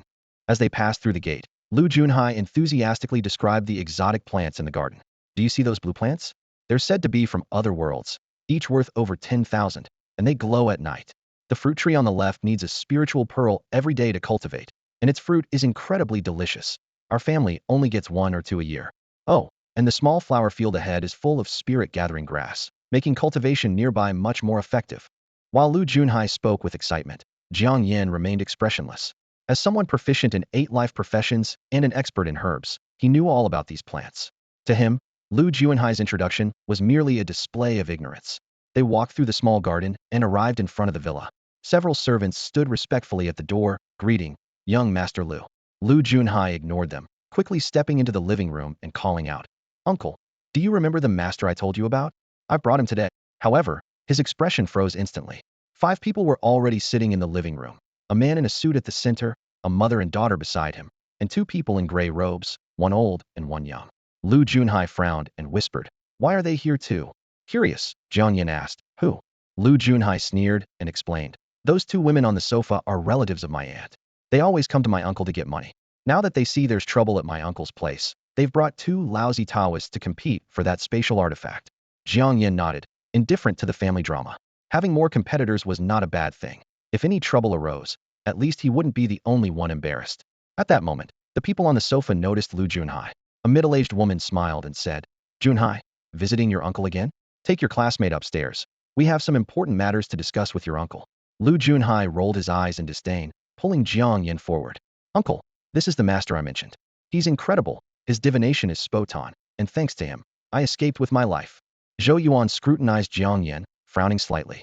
Oh, the master you found is so young. He recalled hearing about Lu Junhai's recent mishap and had been hopeful about this so-called master.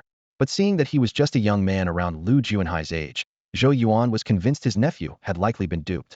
True experts are often difficult to identify based on appearances alone. Lu Junhai understood that Jiang Yan's youthful looks might not inspire trust.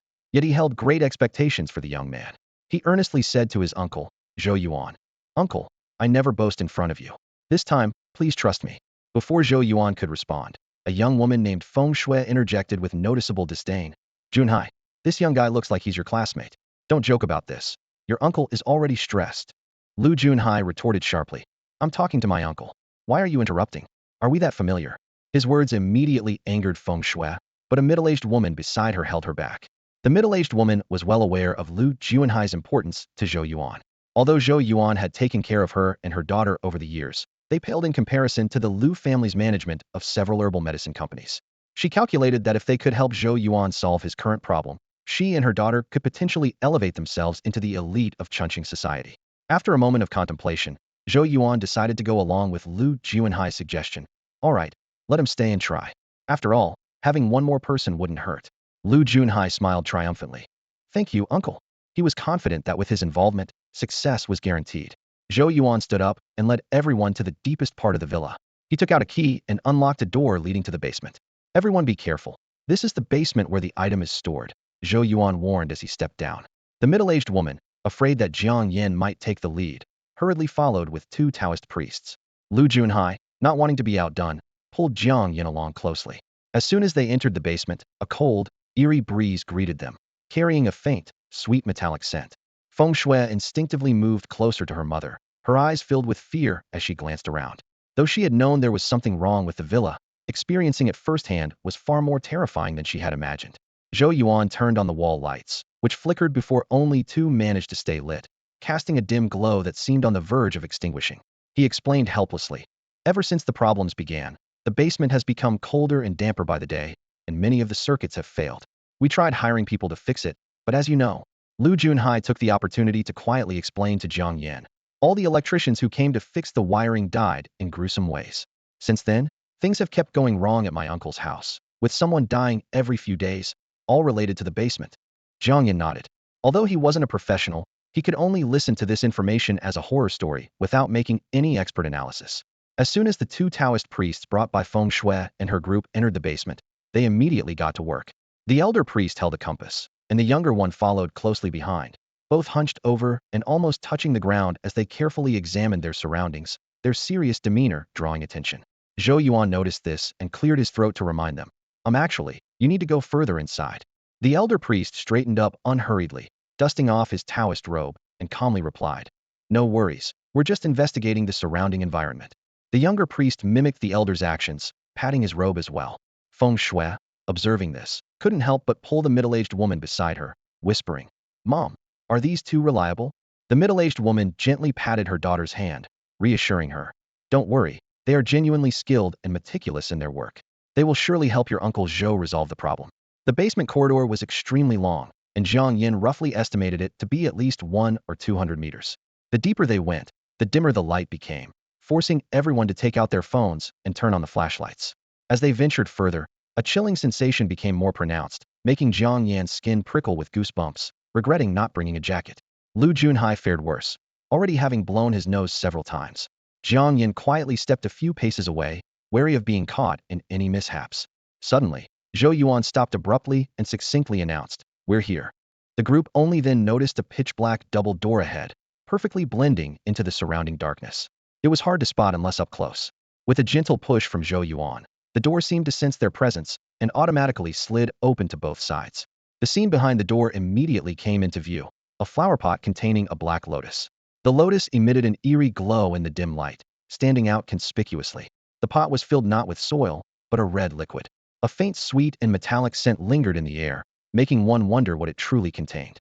Zhou Yuan turned to face Jiang Yan and the two Taoist priests, asking, Gentlemen, do you know what this is? The elder priest promptly raised his wooden sword, pointing at the flower pot beyond the door, and declared with conviction, I know. This must be an evil object. Moreover, it's nurtured with fresh blood, bloodthirsty by nature, and periodically consumes fresh blood, which is why Mr. Zhou's family has been experiencing frequent troubles. Upon hearing this, Lu Junhai couldn't help but roll his eyes, thinking that it was obvious and didn't need stating. However, Feng Shui and her mother were so frightened by these words that their legs began to tremble involuntarily. Zhou Yuan didn't comment on the elder priest's words, but instead turned his gaze to Jiang Yan, asking, Young man, what do you think? Jiang Yan's interest was piqued, and he discreetly took out a divination crystal ball from his backpack. He thought to himself, since the priests were equipped with their tools, he should also put on a bit of a show. With that in mind, he held the crystal ball in his hand and boldly walked into the room. Seeing Jiang Yan enter the room unprepared, the old Taoist's eyes flashed with a hint of mockery. In their line of work, experience and knowledge were crucial. He doubted that a young novice could discern anything significant, especially when even seasoned experts like himself had never encountered such a strange plant.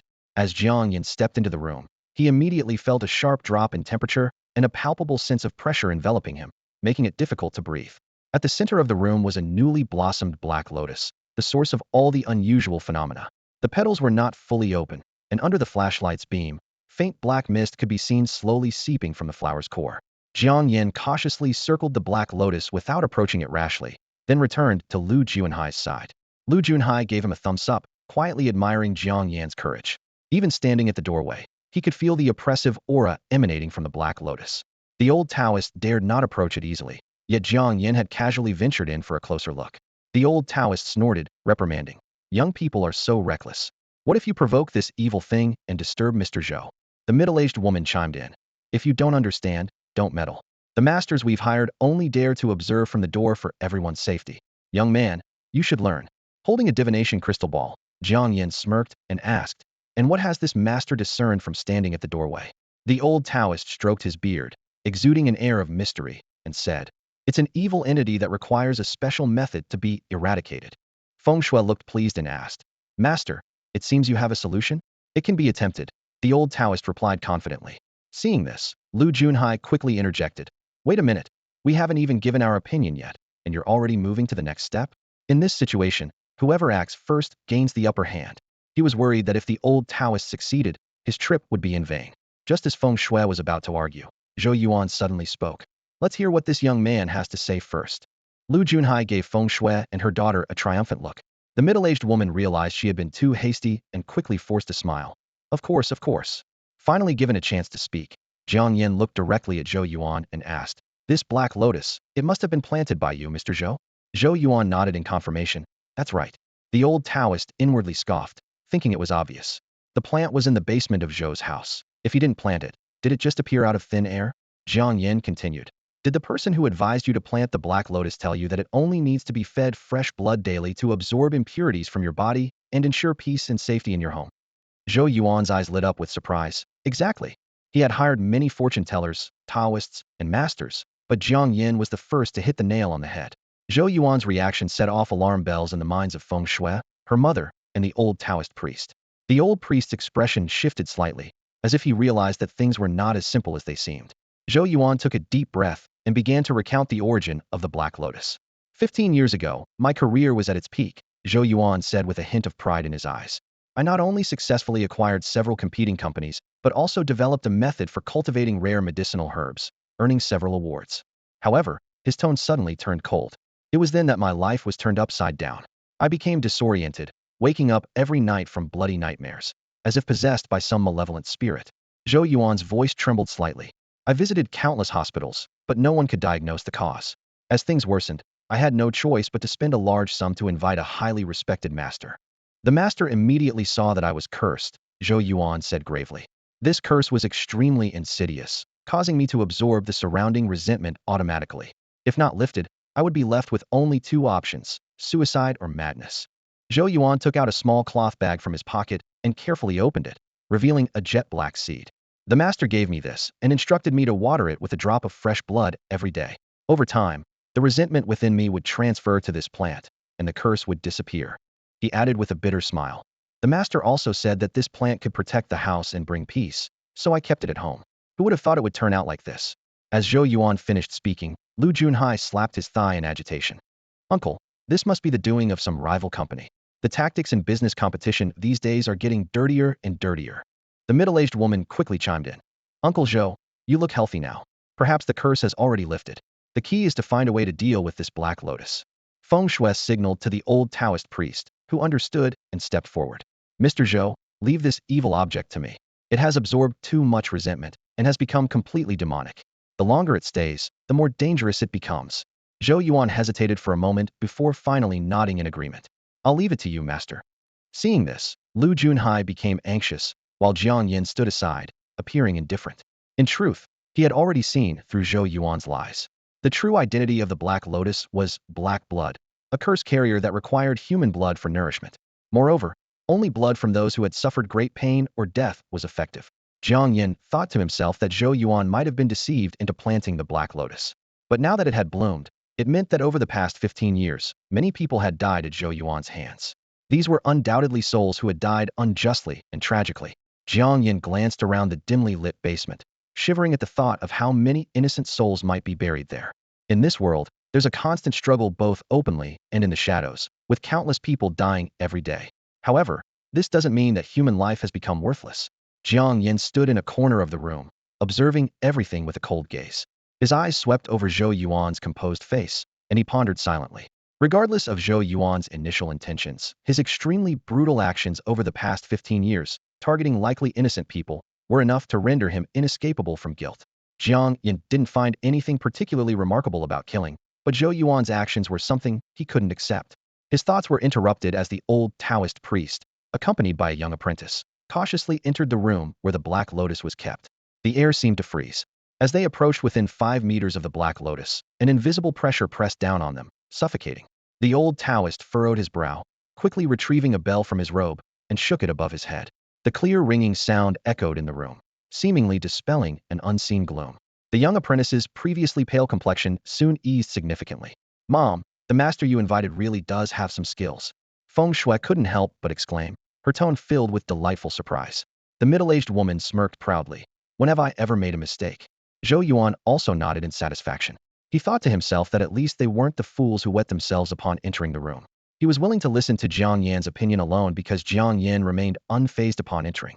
As for the two Taoists, he initially assumed they were charlatans, but their recent actions suggested they might have some real ability. A few minutes later, the two Taoists finally crossed the short distance to the flower pot where the Black Lotus was planted. The Black Lotus seemed to sense their approach, its branches swaying gently, as if it were a living creature. Meanwhile, the red liquid in the pot began to bubble ominously, creating an eerie scene. The old Taoist, experienced and knowledgeable, barely steadied his nerves. The young apprentice, however, stepped back in fright, his face turning ashen. "Don't panic," the old Taoist admonished with a displeased glance at the young apprentice, then cautiously stepped forward.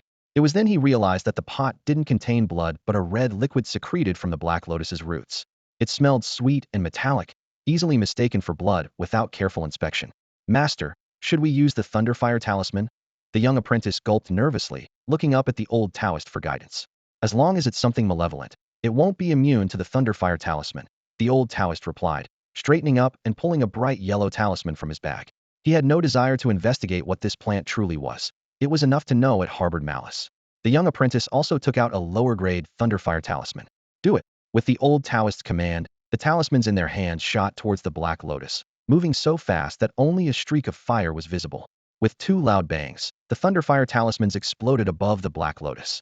The lightning-infused flames enveloped the entire flower, the brilliant light illuminating the room as if it were daylight. "We did it." Feng Shui clapped her hands in excitement, her face brimming with triumphant joy. "Was it really that easy?" Lu Junhai looked displeased, seemingly disappointed by the overly simple outcome. Zhou Yuan appeared relieved as well, his tense shoulders relaxing slightly. Only Jiang Yan frowned.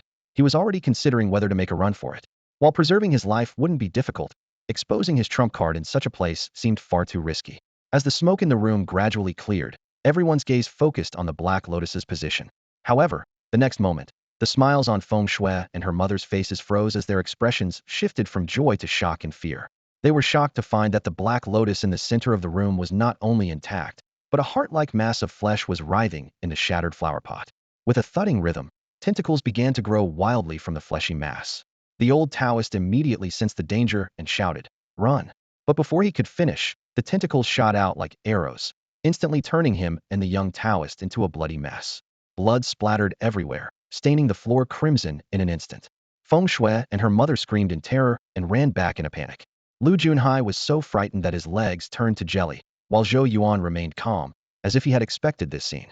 He had long known that these tentacles only harmed others, but recently the Black Lotus had become increasingly uncontrollable, even attacking people on its own when he wasn't around. Zhou Yuan roughly estimated that the tentacles could cover the entire villa, claiming lives mysteriously every day.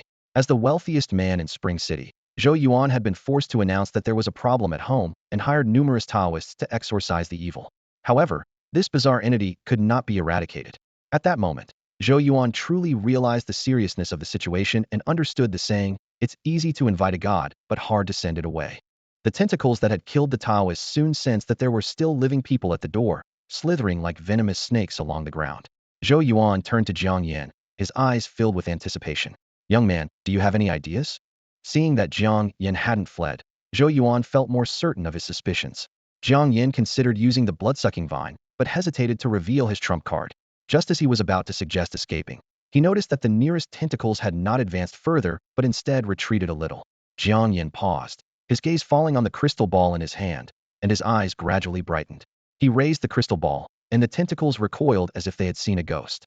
Lu Junhai and Zhou Yuan were dumbfounded, especially Zhou Yuan, who knew all too well how troublesome these tentacles were, yet they seemed to fear the item in Jiang Yan's hand. Having confirmed his guess, Jiang Yan no longer hesitated and walked into the room with the crystal ball held high. The tentacles retreated frantically, eventually retracting completely into the fleshy mass at the base of the Black Lotus. Even the Black Lotus, which had been swaying, suddenly became still. Jiang Yan approached the Black Lotus step by step, clutching the crystal ball of the Doom Siren. As he held the crystal ball above the Black Lotus, it immediately ceased its activity. Standing at the doorway, Lu Junhai suddenly felt the surrounding chill dissipate. Zhou Yuan squinted, a glint of cold light flashing in his eyes, and he was secretly astonished. Who exactly is this young man? Zhou Yuan had envisioned various methods to deal with the Black Lotus, whether through brute force or by trapping it with special tools. But he had never imagined someone could calm the Black Lotus simply by approaching it. This was precisely what he had always wanted but failed to achieve. If he could fully control the Black Lotus, why would he give up such a powerful weapon?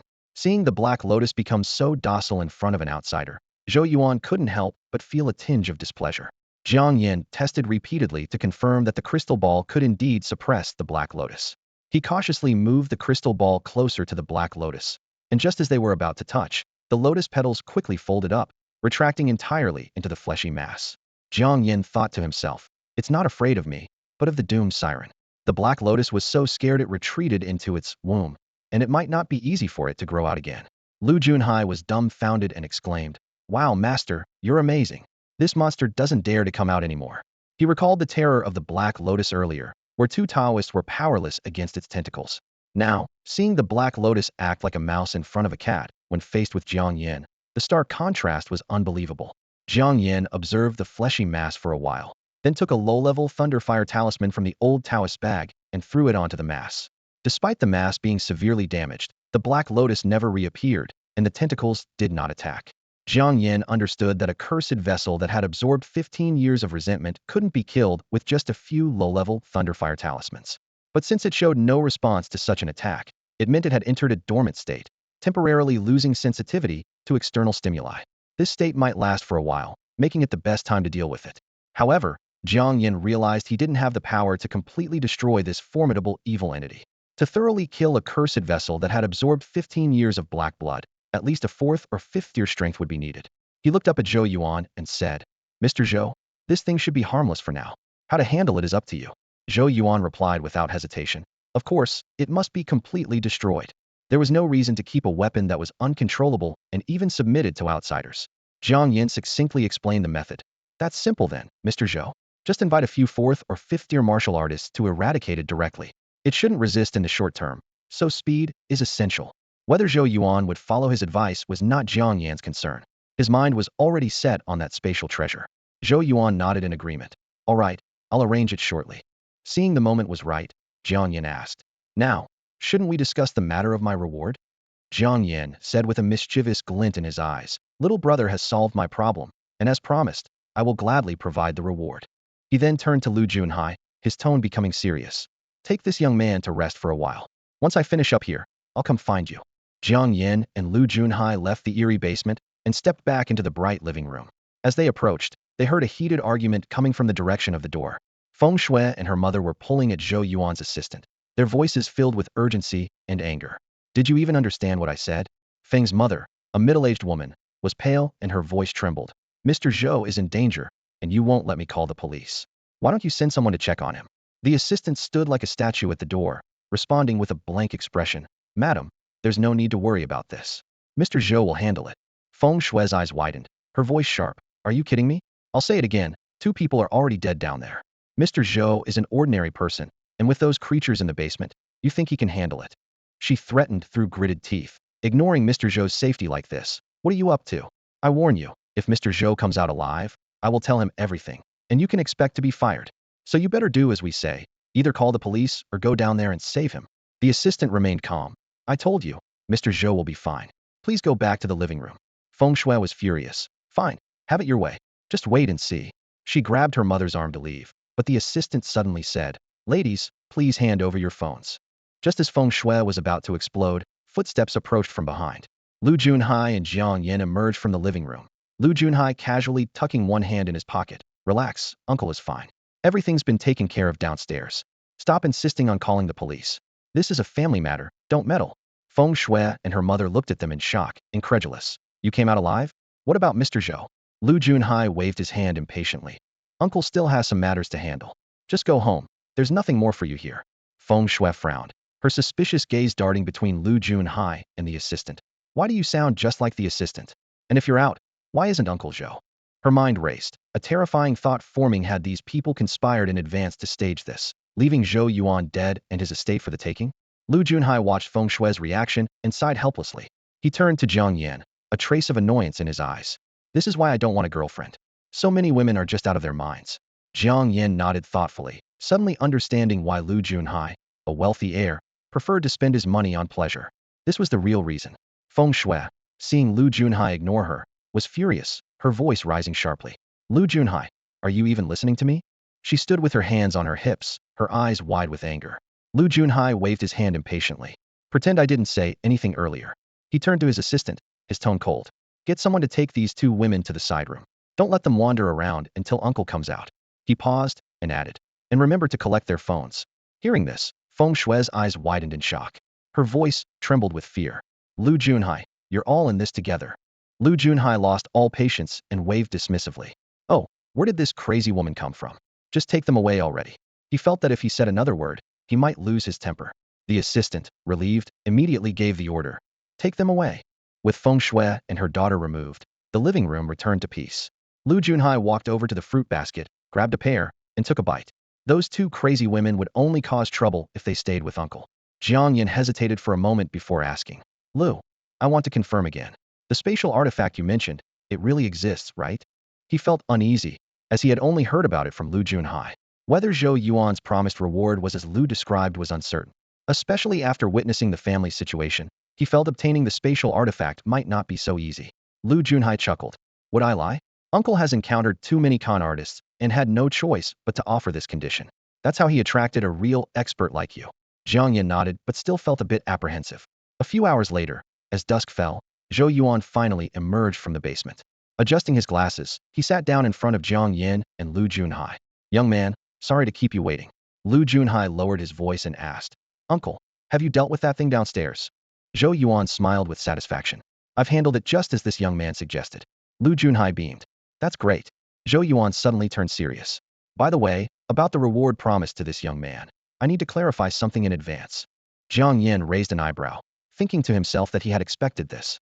Zhou Yuan, with decades of business experience, would surely know the value of a spatial artifact. Since he offered it as a reward, there must be more to it. However, he was prepared and gestured for Zhou Yuan to continue. Please, Mr. Zhou. Zhou Yuan slowly explained the origin of the spatial artifact. I stumbled upon this a few years ago. It was already damaged when I got it.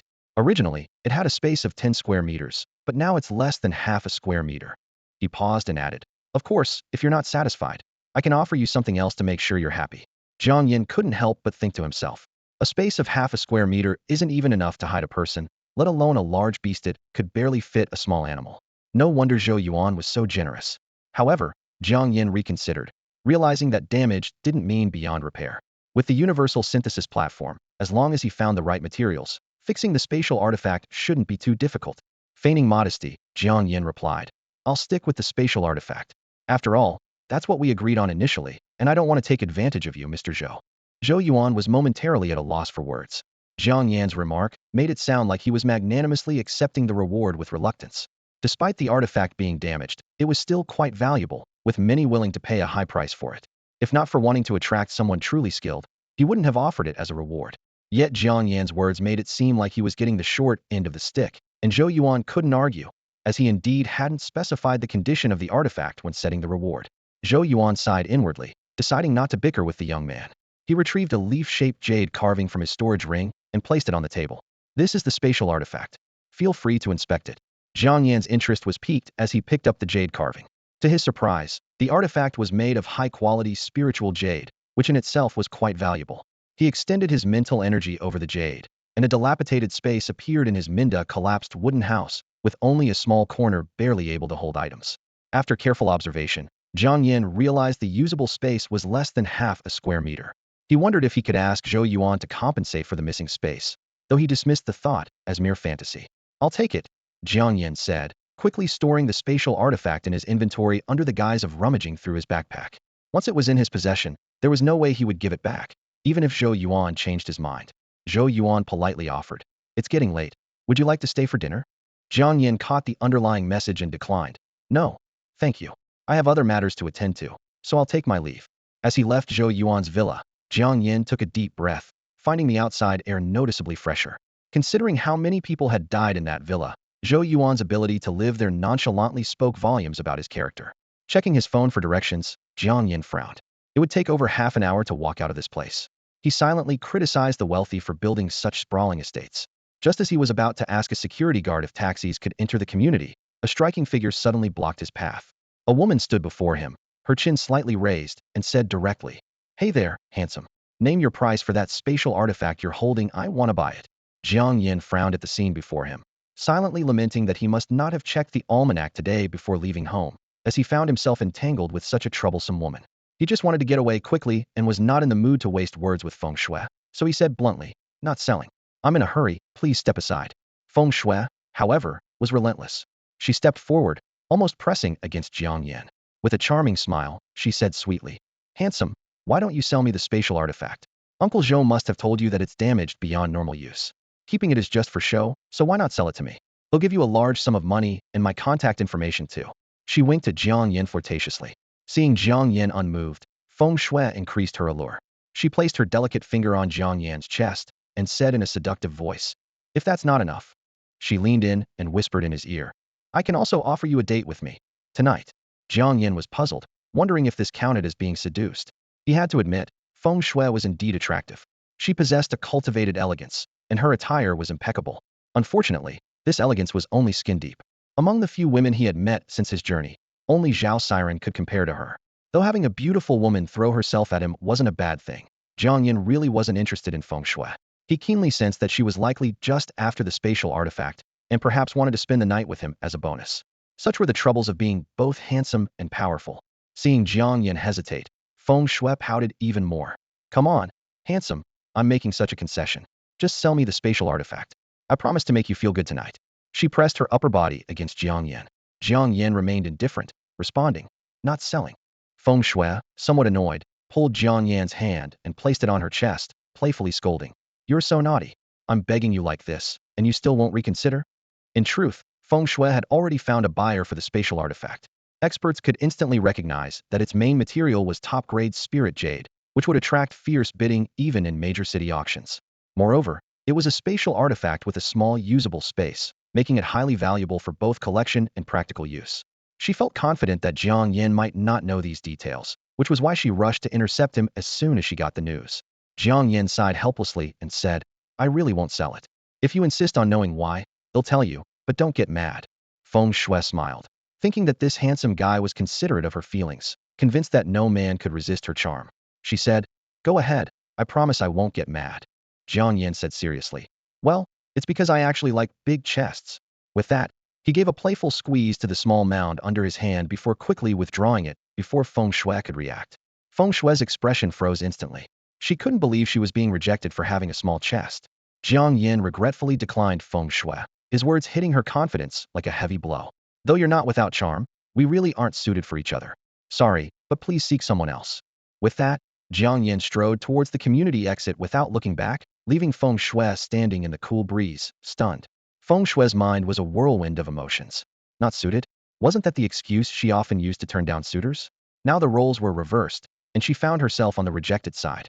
The sting was harder to swallow than she had imagined. However, just as she was about to wallow in self-pity, reason snapped her back to reality. Her purpose here was to buy a spatial artifact, not to pursue Jiang Yan. Realizing she had almost been swayed by Jiang Yan's words, Feng Shui felt frustrated and wanted to catch up with him. But when she gathered her thoughts, Jiang Yan's figure had already vanished around a corner of the community. She stamped her foot in regret, annoyed at her momentary lapse. Meanwhile, Jiang Yan, with his now advanced physique, sprinted away at a speed comparable to a car. Although he couldn't maintain this speed for long, it was enough to leave Feng Shui behind. Once he exited the villa area and confirmed no one was following, he breathed a sigh of relief. Jiang Yan wasn't truly afraid of feng shui. It was just that her persistent attention made him nervous about losing control. After all, as a young man full of vigor, facing an attractive woman throwing herself at him, even if his heart remained unmoved, his body might not fully cooperate. He didn't want to leave any leverage in her hands. He hailed a taxi and returned to the hotel where he was staying. Eager to rid himself of the lingering perfume scent and the basement's metallic odor, he rushed into the bathroom. After a refreshing shower, he lounged on the soft bed, contemplating how to remedy the issue with the spatial artifact. Picking up his phone, Jiang Yan opened the Lingwu Hall's official website. As a resident of the inner city, he enjoyed numerous conveniences, such as Lingwu Hall's home delivery service. As long as the website showed an item in stock, it could be delivered within 2 hours of ordering. Jiang Yan had tried it once before, and the product arrived at the hotel within half an hour. A lazy person's dream. Searching for space on the Lingwu Hall website immediately brought up hundreds of related items. Various spatial crystal minerals, beast bones, and special plants filled the screen, all expensive and in limited supply. Spatial crystal minerals, in particular, were scarce, with only about 100 pieces available in total. Among them, the crystals used to make storage rings were exceptionally rare. Although other spatial minerals couldn't be used directly for crafting storage items, most could be used for repairs or as auxiliary materials. With only a little over $1,000,000 left, Jiang Yan decided to focus on the bones of spatial beasts. Although spatial beasts were also rare, there was an exception, the snowlight worm. These creatures typically lived in large groups, creating a special magnetic field around them, and when numerous enough, they could even form an independent spatial domain. Discovering one snowlight worm meant finding thousands. Jiang Yan checked the price of dried snowlight worms, which was 100,000 each, an amount he could manage. He decided to buy one first to test its effectiveness, and proceeded to place an order and make the payment. Just then, his phone rang, displaying Jiang Yinshue's name on the screen. When Jiang Yan saw the caller ID, his heart skipped a beat. It was his sister calling. His finger hovered over the answer button, hesitating for a moment. Although he had a good impression of Jiang Yingxue, the original owner of his body didn't have a close relationship with her. Jiang Yingxue had been strict with the original owner since childhood, which made him feel more awe than affection. These complex emotions were remnants of the original owner's memories. Taking a deep breath, Jiang Yan pressed the answer button. Sis, he cleared his throat, trying to sound natural. Xiao Yan, I've been out in the field training, and I only just got back to school today and heard about the incident in Chunqing. Are you okay? Jiang Yingshue's concerned voice came through the phone. I'm fine, eating and sleeping well. Jiang Yan replied, trying to sound relaxed. Knowing you're okay puts my mind at ease. Jiang Yingxue sounded relieved, then changed the subject. In 3 days, you have your college entrance exams, but I heard the area near number 9 high school was badly affected by the disaster. Has the school made any arrangements? The school arranged for us to take the exams in the inner city. We just want to familiarize ourselves with the test site today, Jiang Yan explained honestly. Taking the exams in the inner city? Jiang Yingxue was momentarily surprised, then said worriedly. The inner city must be expensive. I remember the taxes are 1,000 a day. Sensing the concern in his sister's voice, Jiang Yan quickly reassured her. Sis, you don't need to worry about that. The government has special policies. All extra expenses are waived during the exam period, so staying in the inner city won't cost much. Really? Jiang Yingshue's tone noticeably lightened. Then I'll transfer 5,000 to you. Use it as you need. At a crucial time like this, don't skimp on money. Just as Jiang Yan was about to politely decline, another woman's voice suddenly came through the phone. Yingxue, you can barely afford to eat, and you're sending money to your brother? How much can a high school student need? Don't overstrain yourself. Keep your voice down. Jiang Yingxue replied quietly to the woman. My brother is about to take exams. He shouldn't be worrying about these trivial matters. It's just 5,000. I can earn it back by working as a sparring partner at the martial arts gym for a few days. You're still going to that gym? You got a fractured bone last time. Those rich people don't treat sparring partners like humans. The voice was filled with worry and dissatisfaction. Never mind, I'll talk to you about it later. Jiang Yingxue clearly didn't want to continue the topic and turned back to the phone. Xiao Yan, I haven't got a break yet, so I can't come to see you. Don't be nervous during the exams, okay? After she finished speaking, she noticed the unusual silence on the other end of the line. Xiao Yan, she called again. Sis, you don't need to send me money. Jiang Yan's voice was low and firm. It turned out he had overheard Jiang Yingshue's conversation. Thinking about how he was using spirit pearls and elixirs without a care, even staying in a hotel that cost 1,000 a day, while Jiang Yingxue had to work as a sparring partner and get beaten up, a wave of guilt surged in Jiang Yan's heart. If he had known how Jiang Yingxue was earning money, he would never have accepted those things. Although he had the Onlooker Synthesis Platform, making money was easy for him, but for Jiang Yingxue, every penny was earned through hard work and sweat. At that moment, Jiang Yan silently vowed to himself, From now on, he would treat Jiang Yingxue well and never let her suffer again. Jiang Yingxue had just hung up the phone when she received a bank notification. She glanced at it and her eyes widened in shock. Her account had an unexpected deposit of 500,000 yuan, and the sender was Jiang Yan. Xiaoyan, where did you get so much money? Jiang Yingxue quickly picked up her phone, her voice full of surprise and concern. Jiang Yan's voice came from the other end, tinged with a hint of helplessness. Sis, you really don't need to worry about money. During the last outdoor test at school, I had some good gains.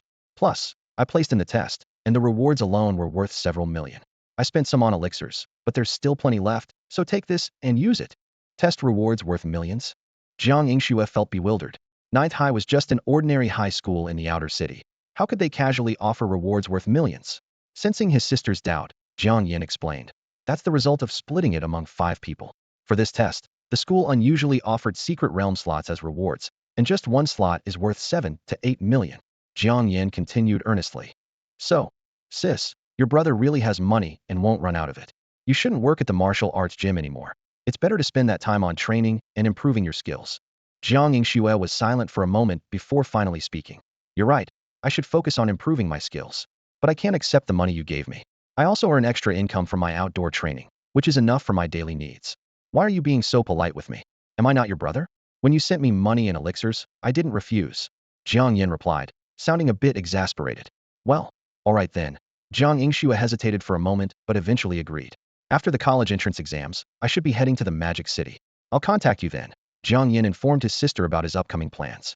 Okay, I'll be waiting for you. Jiang Yingxue responded with a smile. After the call ended, the delivery from Lingwu Hall arrived. Jiang Yan opened the package and found a shriveled, ginseng-like insect lying inside. It was a dehydrated snowlight worm, capable of being preserved for long periods without decay, with its active components intact. Jiang Yan picked up a fruit knife and carefully cut open the snowlight worm, extracting a semi-transparent crystal core. This was the core of the snowlight worm, key to its ability to create a spatial domain. He took out the spatial artifact he had prepared and placed it on the synthesis table along with the snowlight worm core. At that moment, a new option appeared on the synthesis table, causing Jiang Yan to raise an eyebrow, his eyes filled with anticipation and curiosity. The system prompt suddenly appeared, and Jiang Yan widened his eyes, staring incredulously at the universal synthesis platform before him. Unknown space detected. Upgrade available. Upgrading will consume 1 snowlight worm core. Upgrade. Jiang Yan had originally intended to use the snowlight worm core to repair a damaged spatial artifact. But who would have thought that this magical universal synthesis platform could directly upgrade the space itself? This defied all logic. His mind raced with knowledge about spatial levels. Mortal, spirit, saint, and divine levels. This classification applied not only to spatial artifacts, but to all spaces in general. Earth, at this moment, was evolving from a mortal level to a spirit level. Jiang Yan recalled the changes on Earth after it connected with the worlds beyond. A surge of spiritual energy, the emergence of low-level beasts, the widespread growth of mystical flowers and herbs, and a plethora of rare treasures all indicated that Earth was transforming into a spirit-level space. It was estimated that it would take another century to complete the transition. But upgrading a spatial artifact? This was unheard of. Jiang Yan was profoundly shaken. The quality of a spatial artifact was determined at the time of its creation, with no possibility for post-production enhancement. How could an artifact made from mortal-level materials be upgraded to spirit level by merely adding other materials? It was like a fairy tale. Yet, the universal synthesis platform seemed to break this rule. As long as the materials were spatial in nature, they could upgrade a spatial artifact. Jiang Yan couldn't help but marvel that if this were a game, it would be like using a cheat code. But in reality, this ability was terrifyingly powerful. Jiang Yan took a deep breath, deciding to first see how much the spatial artifact could be upgraded. After all, if it could only be upgraded without being repaired, a small area would be of little use to him. What he needed most was a space capable of holding living creatures. If it couldn't be repaired, what was the point of upgrading it to spirit level? That size wouldn't even fit a person. He refocused on the synthesis platform, and the system prompted again, upgrade unknown space. Jiang Yan unhesitatingly chose yes. Upgrade successful. Unknown space upgrade progress 0.01. Jiang Yan eagerly retrieved the artifact to inspect it. To his delight, the collapsed small room had vanished, replaced by a space shrouded in white mist. Although it was only about a cubic meter, he could faintly sense spiritual energy flowing within. The area has increased. Jiang Yan's eyes sparkled. Even with just 0.01 progress, the presence of spiritual energy was visible, making the upgrade to spirit-level space just a matter of time. However, when he roughly calculated the cost, his excited expression froze. 10 billion. This astronomical figure snapped him back to reality. Where would he find that kind of money? On second thought, 10 billion for a spirit-level space was actually an incredible bargain. Anyone capable would likely be willing to spend their entire fortune for such an exchange. Jiang Yan chuckled bitterly, shaking his head. It seems the problem isn't with the universal synthesis platform, but rather that I'm too poor. He decided to set aside the idea of a spirit-level space for now. Forget it, a spirit-level space is out of the question for the time being. Jiang Yan regarded the spatial artifact and the Shinmai pill as treasures of equal importance. Although each had its own challenges, he was confident that these were merely temporary obstacles. The spatial artifact was difficult to enhance due to a lack of funds, while the Shinmai pill was limited by insufficient spiritual power. However, Jiang Yan firmly believed that with hard work and diligent cultivation, these problems would eventually be resolved. At that moment, Jiang Yan had around 7 to 800,000 in hand. He decided to invest this entire sum in purchasing snowlight insects to prioritize expanding the spatial artifacts area. At the very least, it should be able to store items and not just be a decorative piece. The next morning, as sunlight streamed through the curtains, Jiang Yan stretched and reflected on the previous night's achievements. He had successfully upgraded the spatial artifact to about 5 square meters using 8 snowlight insects. Although his wallet was now empty, he didn't feel anxious. He still had an ace up his sleeve: 5 advanced grade tier 2 chi and blood pills, 10 advanced grade tier 2 yellow jade pills, and 10 advanced grade tier 2 green jade pills. Jiang Yan knew that if he sold these pills to the Lingwu Hall, he would likely be underpaid. After all, without testing, Lingwu Hall couldn't verify the true effectiveness of the pills. So, he decided to find buyers himself. He thought of Lu Junhai, a ready and quality customer. Lu Junhai was not only wealthy, but also trusted Jiang Yan. More importantly, he was in a crucial period of preparing for his college entrance exams and urgently needed to enhance his abilities. Jiang Yan speculated that if he was lucky, he might be able to sell all the pills at once. This way, by the time he graduated and moved to the metropolis, he would have at least 8 figures in cash. Then, not only could he significantly upgrade the spatial artifact, but he might also afford to buy a house in the city. Jiang Yan picked up his phone and called Lu Junhai. It wasn't long before Lu Junhai arrived at Jiang Yan's hotel in a hurry. "Master, you said you have something good. Let me see," Lu Junhai asked eagerly as soon as he entered the room, his eyes gleaming with anticipation. After witnessing Jiang Yan's skills the previous day, he was thoroughly impressed. Since Jiang Yan claimed it was something good, it surely wouldn't disappoint. Unhurriedly, Jiang Yan took 3 pre-prepared pills from his pocket and said mysteriously, "These are a secret recipe passed down in my family, rarely shown to others. If you're interested, young Master Lu, you might want to give them a try." Pills. Lu Junhai felt slightly disappointed. As someone from a wealthy family, he had been consuming pills like candy since he was young, which was why he had reached the level of a martial artist in his second year of high school despite having only average talent. But since Jiang Yan had invited him specifically, he couldn't refuse. "Master, name your price. If it's reasonable, I'll buy them," Lu Junhai said straightforwardly, not even inquiring about the pill's effects. Jiang Yan had helped his uncle solve a problem, which had brought him considerable benefits. Buying these pills was his way of thanking Jiang Yan. Jiang Yan replied calmly, "No rush, young Master Lu. You can try these 3 pills first. If you're not satisfied with the effects, I won't charge you a dime." Hearing this, Lu Junhai frowned slightly and said, "Master, that's no way to do business. What if someone tries to take advantage, consumes your pills, and then refuses to pay? You'd end up with nothing." Jiang Yan smiled confidently. "Others might, but I'm sure you wouldn't, young Master Lu." He was well aware of the astounding effects of these pills. He was confident that once Lu Junhai tried them, he would only wish there were more. Especially the advanced chi and blood pills once tried. Giving them up would be nearly impossible. "Just for the master's words alone, I'll definitely buy your elixirs," Lu Junhai declared with excitement sparkling in his eyes as he slapped the table. Jiang Yan smiled slightly and asked, "Would you like to try them at home or here?" His tone carried a hint of friendly warning. Knowing the effects of the chi and blood elixir might leave Lu Junhai feeling a bit awkward if he took it there. Recalling his first experience with the 3rd grade chi and blood elixir, which left him in tears from the pain, Lu Junhai shivered. "I'll take it home," he chuckled awkwardly. "You know how potent these elixirs can be. I don't want to embarrass myself in front of the master." "All right, I'll be waiting for your feedback," Jiang Yan nodded, pushing the individually packaged 3 elixirs towards Lu Junhai. Eagerly grabbing the elixirs, Lu Junhai bid a quick farewell and left. Jiang Yan stretched and decided to go out for a stroll and grab some lunch. As soon as he stepped into the hotel lobby, he spotted a familiar figure. Su Qing noticed him too, her eyes widening in surprise. "It's you. What a coincidence." Jiang Yan raised an eyebrow and greeted her with a wave. Today, Su Qing looked different from her usual style, wearing a ladylike dress with her long hair casually draped over her shoulders and a light touch of makeup, appearing fresh and charming. With one hand on her luggage handle, Su Qing lazily remarked, You sure made a quick getaway last time. Jiang Yan paused, then realized she was referring to the auction that day. He sheepishly touched his nose, secretly pleased that he seemed to be quite popular with these attractive women. Yesterday, it was Feng Shui, today Su Qing. He couldn't help but imagine if he ever fell on hard times, he might just find a wealthy woman to support him. Of course, that was just a fleeting thought. A friend called with an urgent matter, so I had to leave early. Jiang Yan fabricated an excuse.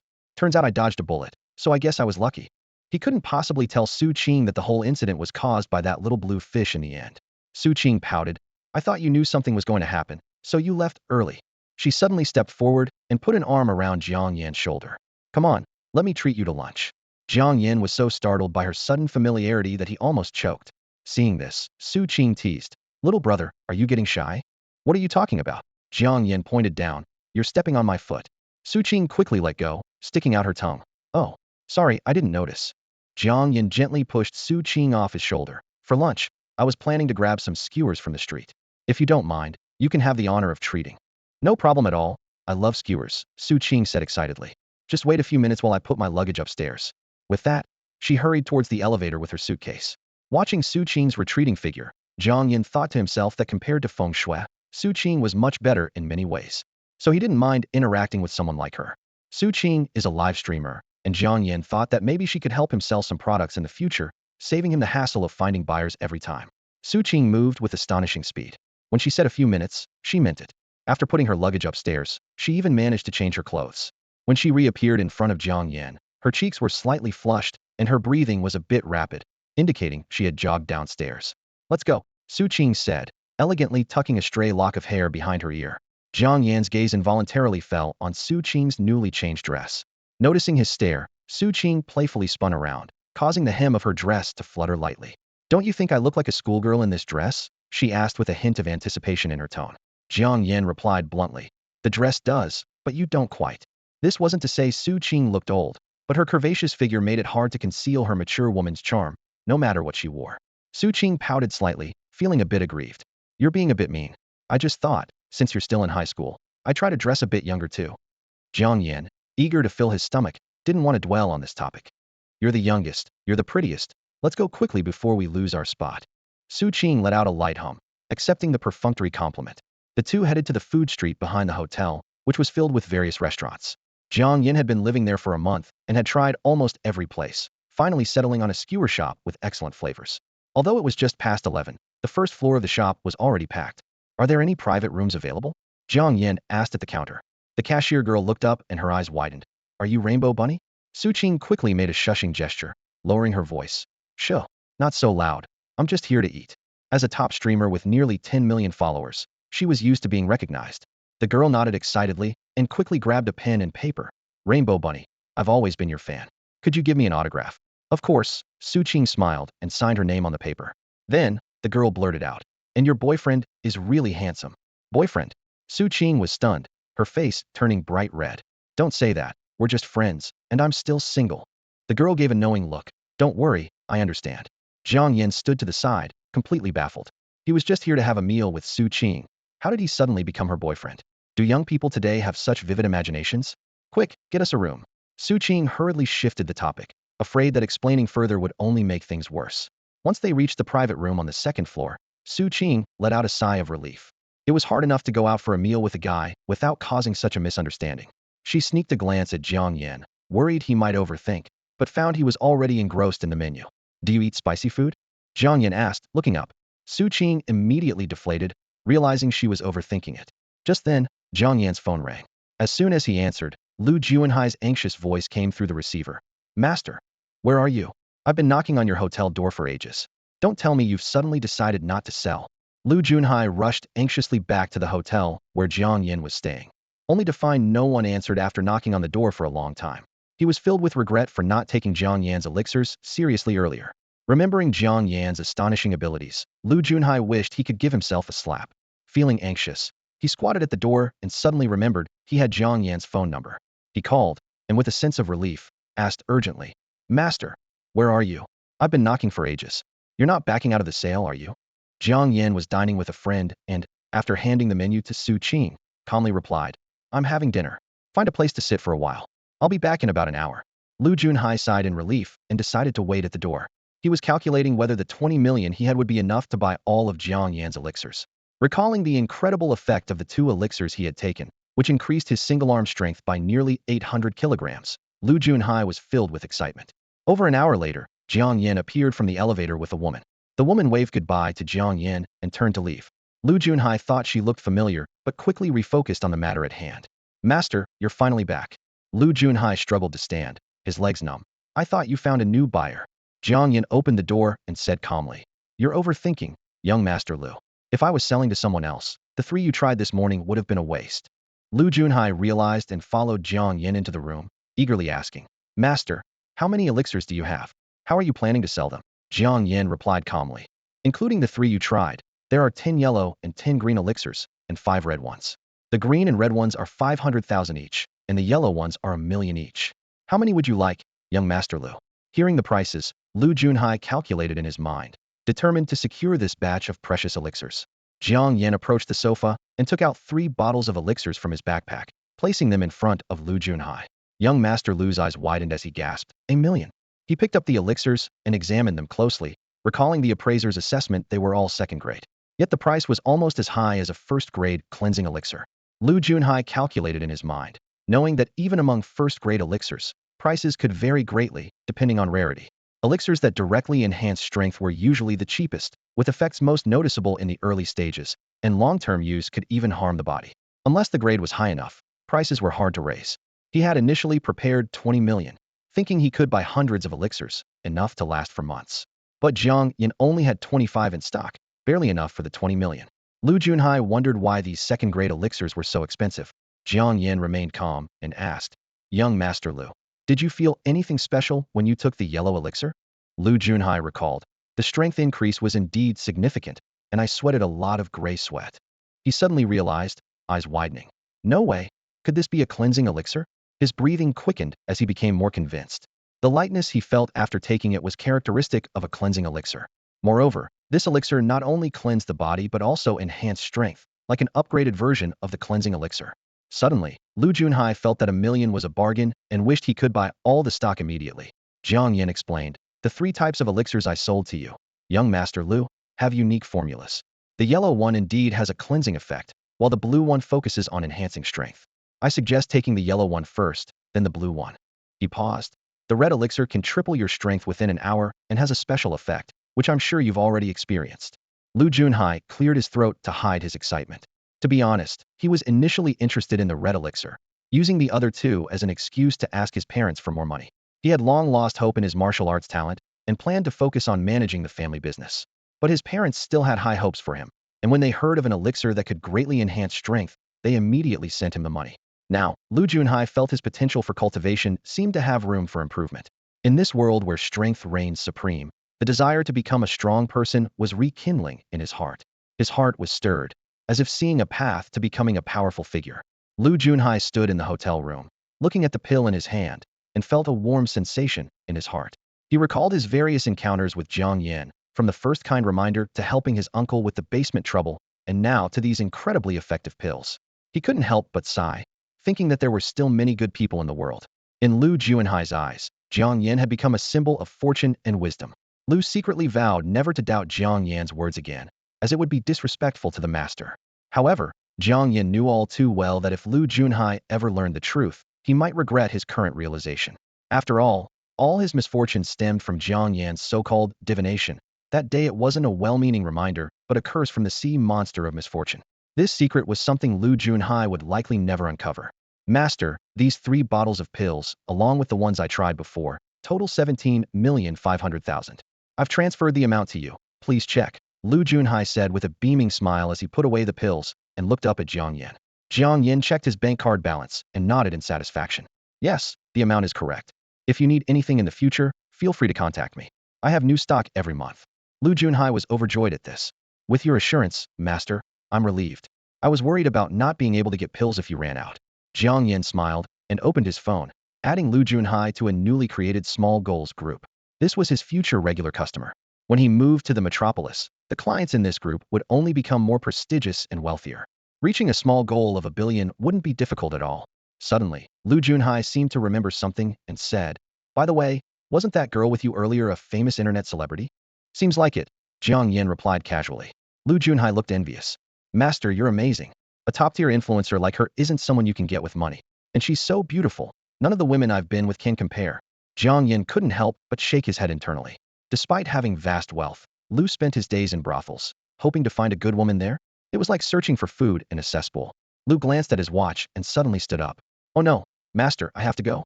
My parents are waiting to check the goods I bought for 20 million. If I'm too late, they'll definitely start urging me. All right, I'll see you out. I need to go downstairs to buy something anyway, Jiang Yan said, standing up as well.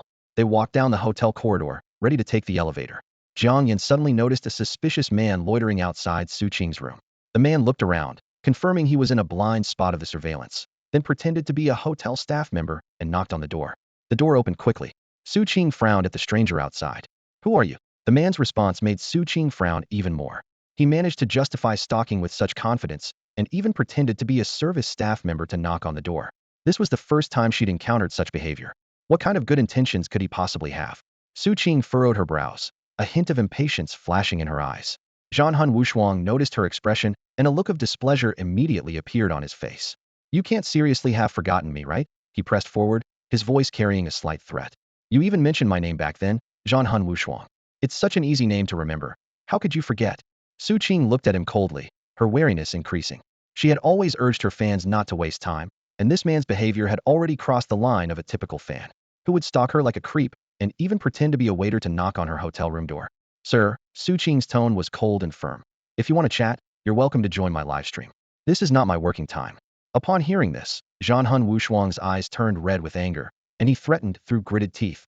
How dare you speak to me like that? Do you believe I won't expose your true colors tomorrow?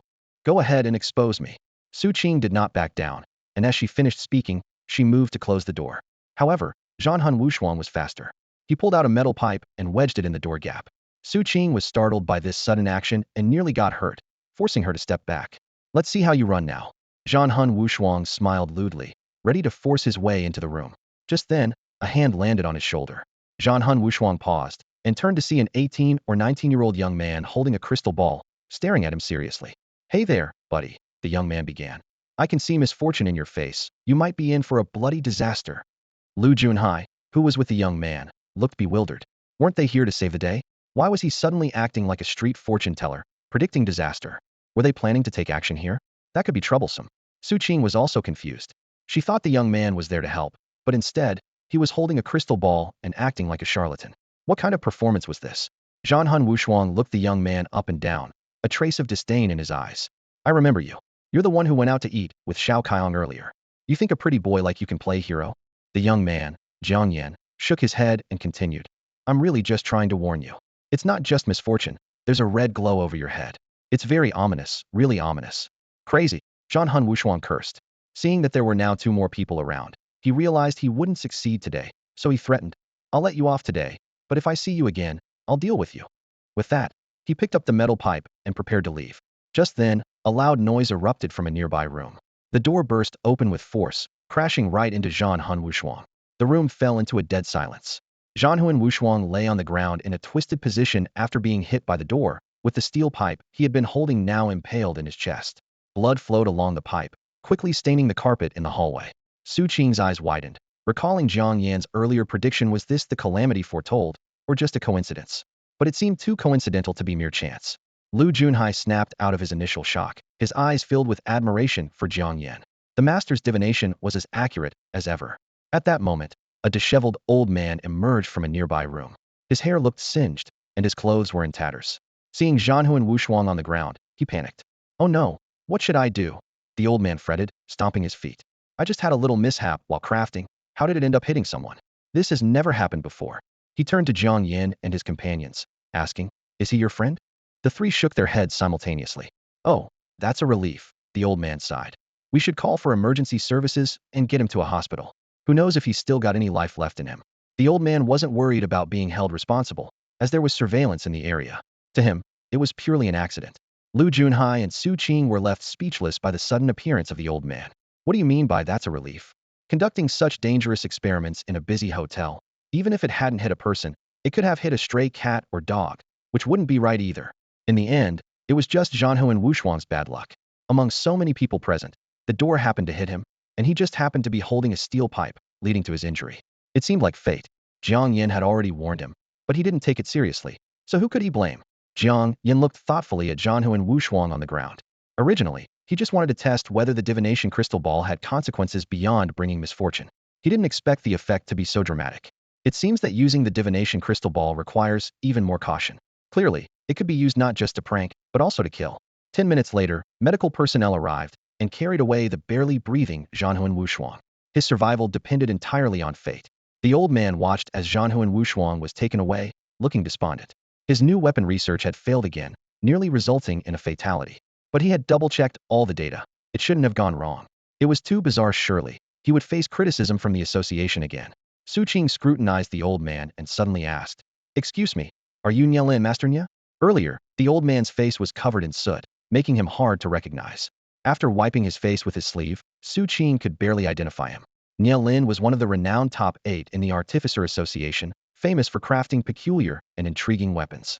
For those not accustomed, his weapons could be difficult to handle, but once mastered, they often produced unexpected results in battle.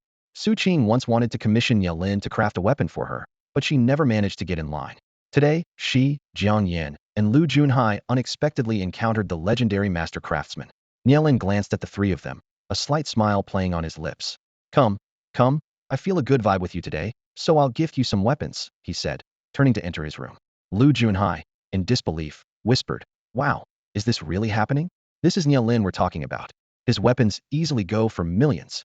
Although Jiang Yan had heard of Nye Lin's reputation, he felt that such a stroke of luck was unlikely to come their way. As the three followed Nye Lin into the room, they were left speechless by what they saw. A furnace, as tall as a person, stood in the center, with the surrounding bed and furniture blown to pieces. The floor bore a large crater, as if a small explosion had occurred. Jiang Yan silently thanked his luck that the blast wasn't stronger, or the guests downstairs might not have been so fortunate.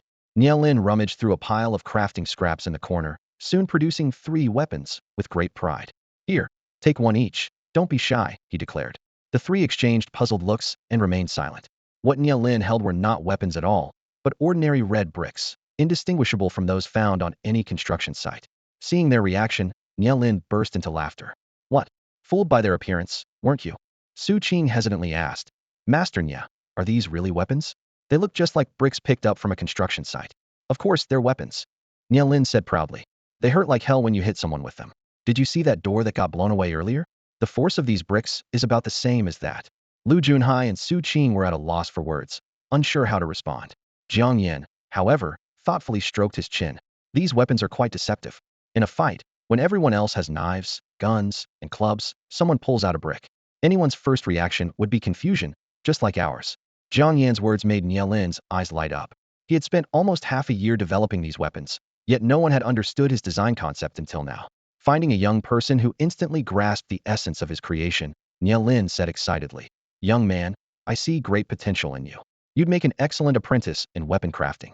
How about becoming my last disciple?" Su Qing and Lu Junhai were dumbfounded, unable to keep up with the rapid developments. First, Nye Lin offered them weapons, only to present them with bricks. Then, after a single comment from Jiang Yan, Nye Lin suddenly wanted to take him on as an apprentice. Lu Junhai felt completely out of sync with their train of thought, thinking, "Is this the shared language of masters?" After listening to Nye Lin, Jiang Yan shook his head firmly and said, "Sorry, I have no intention of learning any other secondary professions." He thought to himself that if he didn't have the universal synthesis platform, he wouldn't have passed up such a good opportunity. After all, both alchemy and crafting are lucrative fields, and becoming a closed-door disciple of one of the 8 chief craftsmen of the Craftsmen's Association would certainly increase his value several times over. Unfortunately, he didn't need that ability. The image of the universal synthesis platform appeared in Jiang Yan's mind. As long as he threw things into it, it would immediately produce a superior product. Why bother doing it himself? Wouldn't it be better to spend that time training or enjoying life? Nye Lin was slightly taken aback, frowning. Was he being rejected? In the past, people would rush to be his disciples, but he wouldn't even consider them. Now, when he finally felt like taking on a closed-door disciple, he was politely turned down. Was being his disciple such a disgrace? Su Qing quickly came to Jiang Yan's side, gently tugged at his sleeve, and whispered, "Jiang Yan, are you sure? This is Nye Lin. Although his style is a bit unique, he's one of the 8 chief craftsmen of the Craftsmen's Association. Becoming his closed-door disciple means you'll have no worries for the rest of your life." Jiang Yan smiled calmly and replied simply, Everyone has their own aspirations. He didn't explain further, but thought to himself that this old man seemed problematic. Who takes on a disciple upon first meeting? Such a master didn't seem reliable at all. Nielin, unwilling to give up, continued to persuade. No, that reason doesn't hold. What's wrong with being my disciple? You probably haven't started college yet. I'll write you a letter of recommendation to the best school. After graduation, I'll guarantee you a job, and if you can't find a wife, I'll even arrange that for you, along with a car and a house. Nielin thought of the other old guys at the association whose disciples graduated from prestigious schools, had cars, houses, and women, and of course, his disciple couldn't be any less. You can even arrange a wife? Lu Junhai, who was listening, suddenly became interested and quickly asked, Master Nya, do you think I qualify? I believe I have quite an extraordinary bone structure. Nielin looked Lu Junhai up and down, and then shook his head. You? No, you don't have the right aura. What aura? Lu Junhai asked, puzzled. Nielin raised his chin proudly and said, the kind of aura that matches mine at first glance. Lu Junhai glanced back and forth between Jiang Yan and Nielin, thinking, how could Jiang Yan, such a handsome guy, have an aura that resembles the already bald Nielin? Seeing Nielin's increasingly outrageous remarks, Jiang Yan quickly interrupted their conversation. Sir, I really don't plan to learn crafting. I appreciate your kindness. Hey, hold on. Nielin's gaze suddenly fell on Jiang Yan's pants, and he said excitedly, young man, show me the weapon in your pocket. Jiang Yan reached into his pocket and remembered Nielin was referring to the alloy fruit knife. The fruit knife was small, and he always carried it in his pocket. But only Nielin had noticed its peculiarity. After a moment's thought, Jiang Yan took out the fruit knife and placed it on the table. Lu Junhai and Su Qing curiously leaned in, but they couldn't quite understand. Nielin calls this a weapon? Lu Junhai muttered softly. Isn't this just a fruit knife you can find at any street stall? Probably $10 each, or maybe just a few. It's definitely not expensive.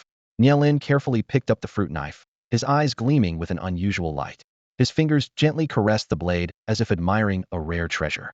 This design, it's perfect, he murmured, his voice filled with genuine admiration. Lu Junhai and Su Qing exchanged confused glances. To them, it was just an ordinary fruit knife, and they couldn't understand why Nielin was so fascinated. Suddenly, Nielin turned to Jiang Yan, his eyes brimming with curiosity. This weapon, it's made entirely of great alloy, right? But what's the alloy used for the handle? I can't figure it out. His voice trembled slightly with excitement. Making something so inexpensive with alloy is a challenge I've never been able to overcome. Lu Junhai and Su Qing craned their necks in curiosity, but no matter how closely they examined it, they couldn't see any connection between the fruit knife and alloy. Nielin continued to praise. And these details, how can they be crafted? Every little detail is handled to near perfection. Even among great alloy weapons, this fruit knife's power is much greater. The saying details determine success or failure is such a simple truth. Jiang Yan was dumbfounded. He had merely thrown a $2 fruit knife into the synthesis machine for a few rounds of processing.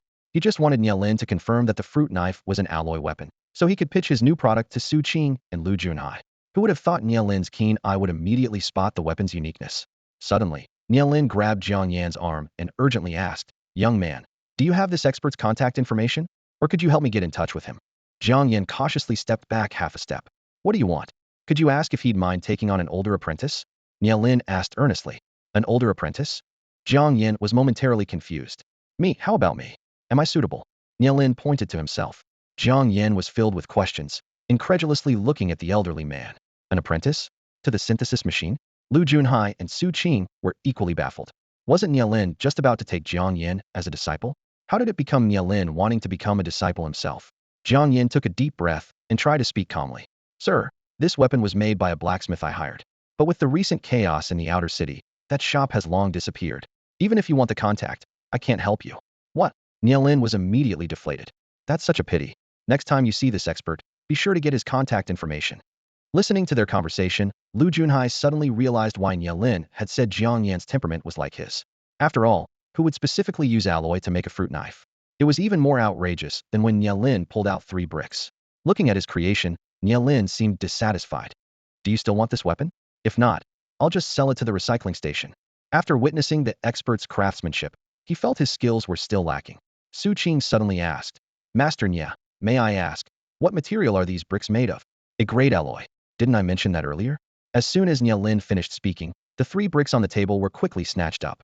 Oh my, Master Nya, how could you sell a grade alloy weapon to a scrapyard? Lu Junhai exclaimed, clutching the seemingly ordinary brick tightly, as if afraid it might slip away. His eyes sparkled with excitement. Look at how creative this weapon's design is. It could win a prize in a competition. Su Qing took the brick, feeling its heavy weight, and couldn't help but admire. This brick has quite a heft. It would definitely hurt if it hit someone. How did Master Nye come up with such a weapon? He's truly talented. Jiang Yan stood nearby, silently mocking the drastic change in attitude from the other two. He thought to himself, they were just disdainful a moment ago, but as soon as they heard it was an A-grade alloy weapon, they turned into fanboys. No principles at all. At least, he considered himself better than them.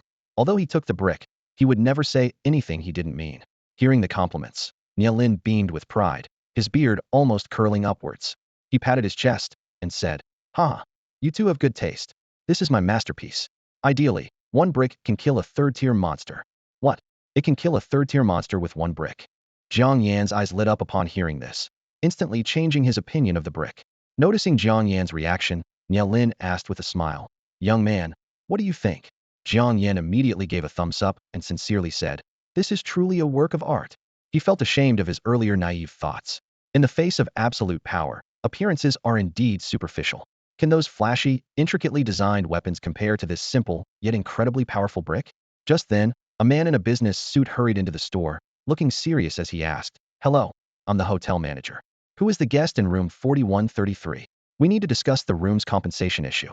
Almost simultaneously, Jiang Yan, Su Qing, and Lu Junhai pointed at Nye Lin. Nye Lin's eyes widened in disbelief, and he exclaimed, "You ungrateful kids, you just took my weapon and now you're turning your backs on me." Jiang Yan replied earnestly, "Master Nye, we're all honest kids." Su Qing and Lu Junhai nodded in agreement. Nye Lin sighed helplessly and said to the hotel manager, "Honest kids, my foot.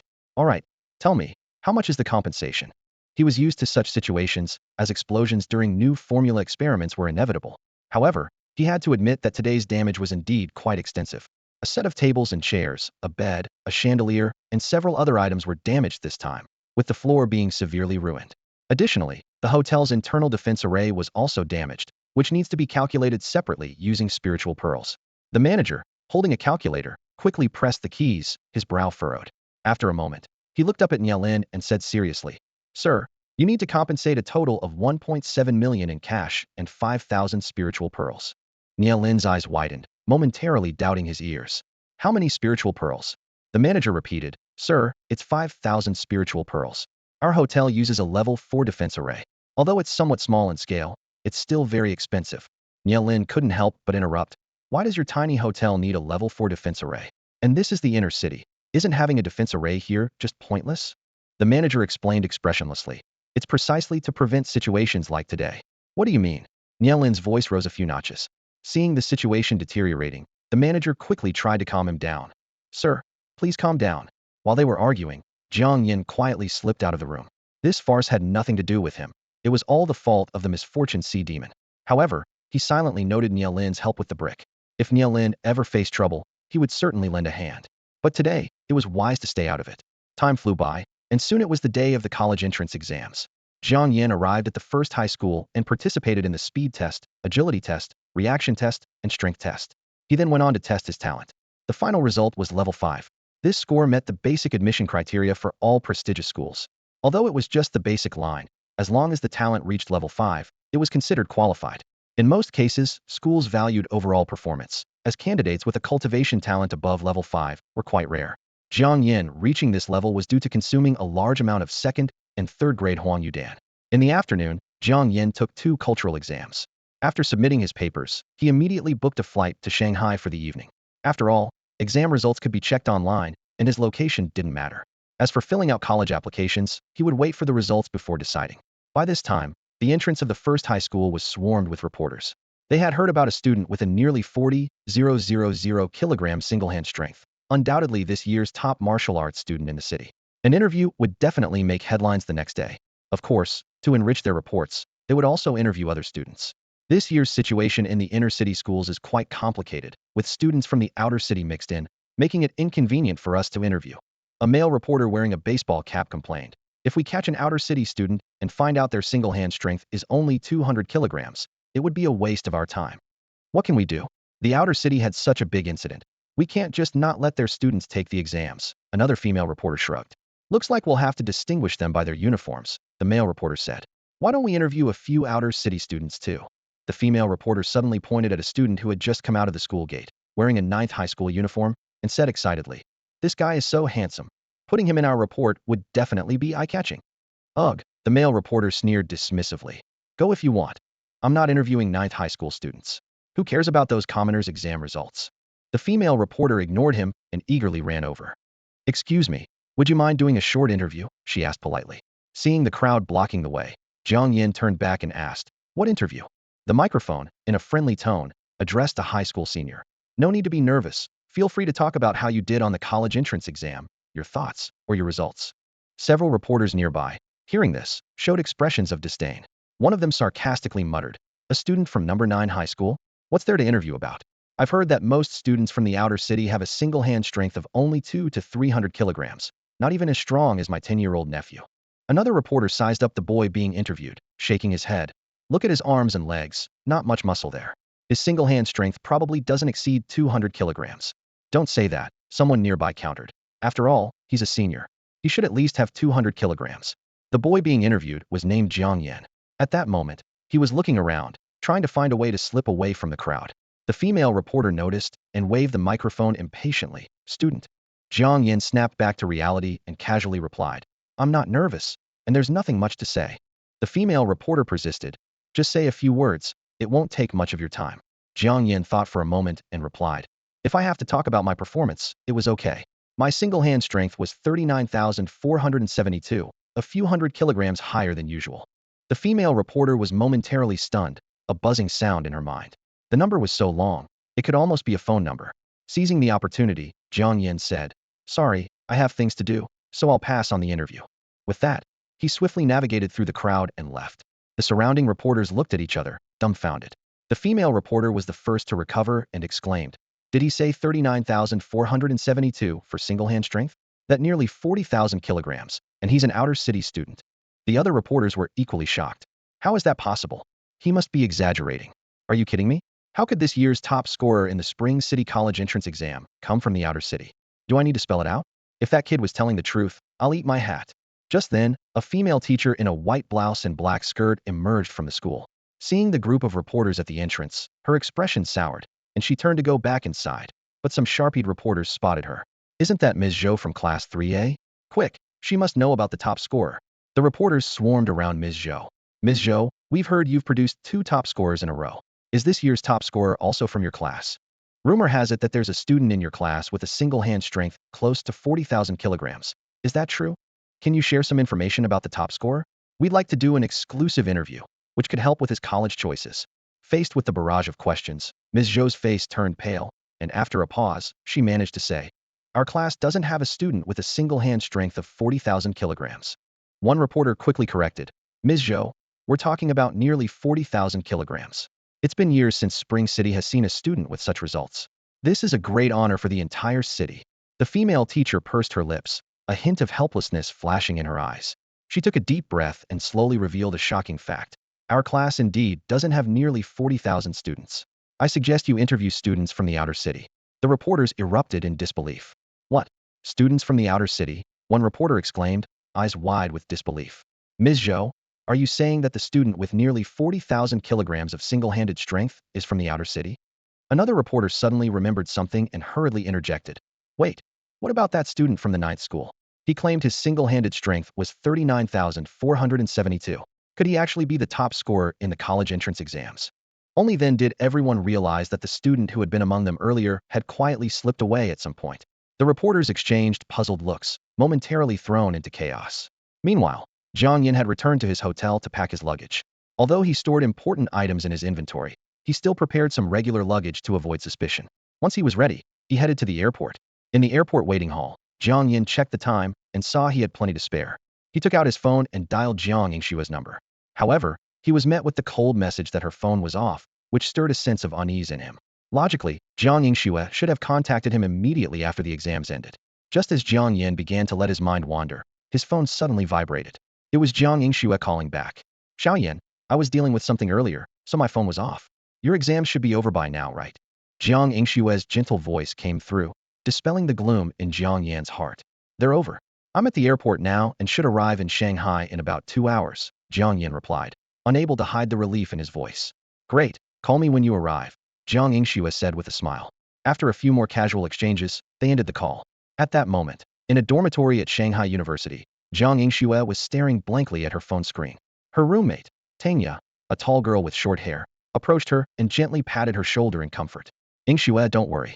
The teacher believes you, and right now, it's just Tianli accusing you without any evidence, Tanya said softly. Jiang Yingxue looked up, worry filling her eyes. But her things were found in my bag, and there's no surveillance in that area. Even if the teacher believes me, what will the other students think? She sighed in frustration. I was only out of the classroom for a few minutes, and now I'm labeled a thief. The worst part is what she lost is a technique book worth millions. She's demanding the school punish me. Tanya frowned in thought, trying to analyze the situation. During our last field training, you took one of her prey. Could she be holding a grudge and using this to get back at you? I don't know. Jiang Yingxue shook her head. Competing for resources during field training is normal. If she holds a grudge over something so minor, then she's incredibly petty. Just as Tanya was about to speak, two other girls entered the dormitory together. One of them said coldly, Jiang Yingxue, Tanya, we've applied to the dorm supervisor to change rooms. Remember to settle last month's utility bills. Why are you suddenly changing rooms? Tanya asked with a frown. The other girl sneered, her voice dripping with disdain. Oh, we just don't want to live with a thief. What nonsense are you talking about? Tanya was furious, her voice rising sharply. How can you make such baseless accusations? We've been roommates for over a year, seeing each other every day. Don't you know what kind of person Yingxue is by now? The atmosphere in the dorm became instantly tense. A girl stepped forward with a cold smile, tugging at the corner of her mouth. I may not know what kind of person Jiang Yingxue is, but I do know she's always borrowing money. Tanya, let me give you some advice. Don't get too close to someone like that. Today, Tianli lost something, and tomorrow it could be you. Exactly, another girl chimed in sarcastically. I lost a phone last semester. Didn't think much of it then, but now it seems like the culprit is right here with us. Tanya's eyes were red with anger as she retorted through clenched teeth. That's nonsense. Your phone was stolen while you were shopping outside. How can you blame that on Yingxue? Are you out of your mind? I can't be bothered with you. The girl sneered, turning to the others. Let's pack up and get out of here. Sharing a dorm with a lowlife like her feels like the air is polluted. Tanya wanted to say more, but Jiang Yingxue gently pulled her arm. Forcing a smile, Jiang Yingxue said softly, let it go. Why don't you come for a walk with me? My brother will be here soon, and I'd like you to meet him. All right. Tanya agreed, noticing how upset Jiang Yingxue was and deciding to go along with her. The two left the school and headed to a bustling nearby food street. Without a word, Tanya bought a bunch of snacks and stuffed them into Jiang Yingxue's arms, insisting, these are all yours. You can't go back until you finish them. Jiang Yingxue knew Tanya was trying to cheer her up and didn't want to bring the negative vibes from school with her, so she joked back. Are you trying to fatten me up like a pig? We still have dinner later. We'll worry about dinner later. Tanya suddenly remembered something and asked, by the way, your brother had his college entrance exam today, right?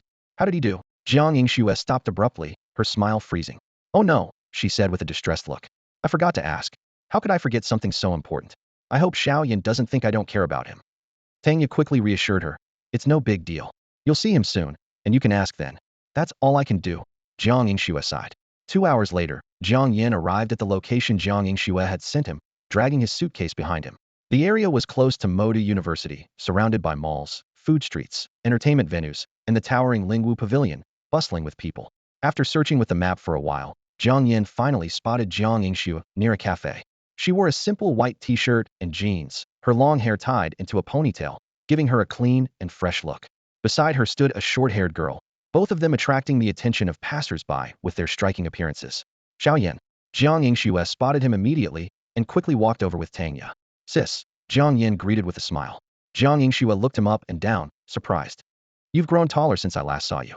Jiang Yan complained helplessly. Do you have to comment on my height every time we meet? Although he had a late growth spurt, he was now over 6 feet tall. You cheeky boy, talking back now.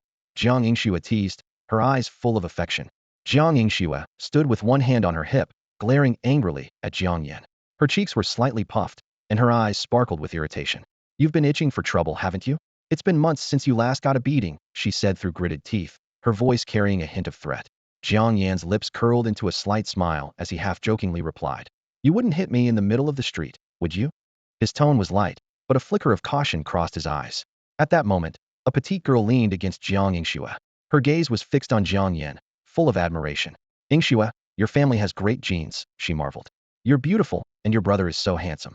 It's just not fair. Jiang Yingxue couldn't help but smile proudly at the compliment. She turned to Jiang Yan and introduced. By the way, Xiao Yan, this is my classmate Tanya, also my good friend. Jiang Yan nodded politely at Tanya. Hello, Sister Tanya. Tang Ya's face softened with a caring expression, and she spoke warmly. What a good boy. If you ever need anything and can't find your sister, feel free to come to me. Yingshua's brother is like my own brother. Though she was a bit infatuated with Jiang Yan, she maintained her boundaries with her friend's sibling. Jiang Yingxue glanced at her watch and suggested, "It's getting late. Let's find a place to eat." Jiang Yan rubbed his stomach and agreed. "Sure. I'm actually quite hungry." Tang Ya excitedly proposed. "There's a good restaurant near our school. Want to try it?" Jiang Yan shrugged, indicating he was easygoing. "It's your turf, so you make the call." "Go. Tang Ya exclaimed, pumping her fist as she led the way to the restaurant. The three arrived at the restaurant Tang Ya recommended, which was significantly more expensive than the typical eateries near schools, with an average cost per person exceeding 1,000. It was Jiang Yingshue's first time there as well. She usually saved money wherever she could, rarely spending more than 20 at the school cafeteria. But today, to welcome Jiang Yan, and with a bit more financial freedom than before, she chose this upscale place. Just as they settled by the window, and before they could call the waiter, a group of young men and women approached them. Jiang Yingshue's expression darkened immediately upon seeing them, and Tang Ya frowned as well. The girl leading the group looked at Jiang Yingxue with disdain and sneered. "Jiang Yingxue, you still have the nerve to eat out? This place is pricey. Can you afford it?" Another girl beside her joined in the mockery. "No money? That's easy. Our school has plenty of rich kids. Just steal from them. Like Jiang Yingxue, must be used to." Tang Ya stood up abruptly, slamming the table as she shouted angrily. "Tianli, stop slandering her. Everyone knows the truth about that book of techniques." Tianli crossed her arms, arrogantly retorting. "Yeah, everyone saw it. My book was in Jiang Yingshue's bag. What's the problem? If Jiang Yingxue doesn't drop out, I'll make sure she can never show her face here again. She can either leave with her tail between her legs or stay and be despised. It's her choice." Hearing this, Jiang Yan's eyes turned cold. He finally understood why Jiang Yingshue's phone had been off all day. She was dealing with this trouble. His gaze shifted between Tianli and her companions, already calculating how to handle this unexpected crisis. "Tianli, don't push it too far." Jiang Yingxue took a deep breath, feeling the uncontrollable surge of spiritual power within her. Her fingers trembled slightly, nails digging into her palms. With Jiang Yan present, she tried hard to suppress her anger, not wanting her brother to worry. But Tian Li's aggressive attitude made it difficult for her to remain calm. Jiang Yingxue usually kept a low profile at school and never got into conflicts, but now a cold glint flashed in her eyes. Tian Li noticed this subtle change and briefly showed a hint of panic before regaining her composure. "Oh, are you thinking of hitting me?" Tian Li said, dramatically clutching her chest, her voice trembling. "You better think it over. This isn't outside the city. If you dare to make a move, guess whose consequences will be worse, yours or mine?" "Yingxue, calm down." Tang Ya quickly grabbed Jiang Yingshue's hand, whispering, "We can't make a scene in the city, but we have outdoor training every month. We can deal with her then." Considering the strength of Jiang Yingxue and Tang Ya, Tian Li's expression changed slightly, but she soon resumed her arrogant demeanor. She looked at Jiang Yingxue disdainfully and said, "As if Jiang Yingxue could last until next month. The school has made it clear that if you can't prove you didn't steal my technique, the disciplinary decision will stand. Whether you can stay depends on my attitude." Tian Li let out a smug laugh and continued, "Of course, if you're willing to kneel down and beg me in front of the whole school, I might consider letting you stay." Jiang Yingxue clenched her teeth, her anger nearly breaking through her rational restraint. She knew that as the victim in this incident, Tian Li had significant influence over the severity of her punishment. If the issue escalated beyond the school, the consequences would be even more severe. "What technique? What are you talking about?" Jiang Yan, who had been silent, suddenly asked, frowning with a hint of confusion in his eyes. "Xiaoyan, I'll explain later." Jiang Yingxue, feeling overwhelmed, didn't want to deal with Tian Li any longer. She stood up and said, "Let's just find another place to eat. Nobody's leaving." Tian Li quickly blocked the table, turning her gaze to Jiang Yan. "Who are you?" to Jiang Yingxue, being so concerned about her. "We're siblings," Jiang Yan replied calmly. "Oh," Tian Li realized, a sly smile appearing on her face. "Then you probably don't know yet. Your sister stole my technique and was caught red-handed. She might even get expelled." A girl next to Tian Li chimed in. "That's right. Sister Li lost a second-level technique, worth over 2 million. It's only because she's kind that she didn't report it to the police, or your sister would be looking at several years in jail." Second-level technique, over 2 million. Jiang Yan suddenly laughed, surprising everyone present with his reaction. "Why are you laughing?" Tian Li was taken aback, staring at Jiang Yan in confusion. Jiang Yingxue and Tang Ya were also puzzled. Jiang Yan didn't answer. Instead, he bent down to rummage through his luggage for a moment, then pulled out a palm-sized black crystal ball. Looking at the crystal ball in his hand, Jiang Yan felt a surge of emotions. The sea monster of misfortune he once avoided had now become his most frequently used weapon.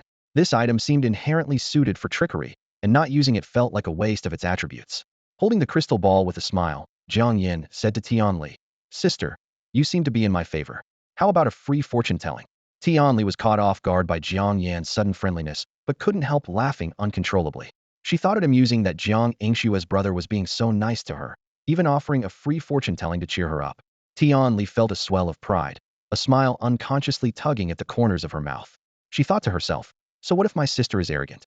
Even her own family doesn't side with her. No matter how beautiful she is or how great her cultivation talents are, she's destined to be a failure. She glanced sideways at Jiang Yan, her tone tinged with arrogance. All right, since you're so eager to make me happy, I'll give you a chance. With one hand propped on the table, she waited with interest to hear what Jiang Yan would say. She thought, he's probably going to say something flattering under the guise of fortune-telling. But even so, she wouldn't let Jiang Yingxue off the hook. Just then, Tanya gently tugged at Jiang Yingshue's sleeve and whispered, "What's up with your brother? Is he a spy from the enemy or something? Talking to Tianli like that?" Jiang Yingxue shook her head in confusion, clearly as puzzled as Tanya about what Jiang Yan was up to. Jiang Yan maintained a serious expression, speaking earnestly.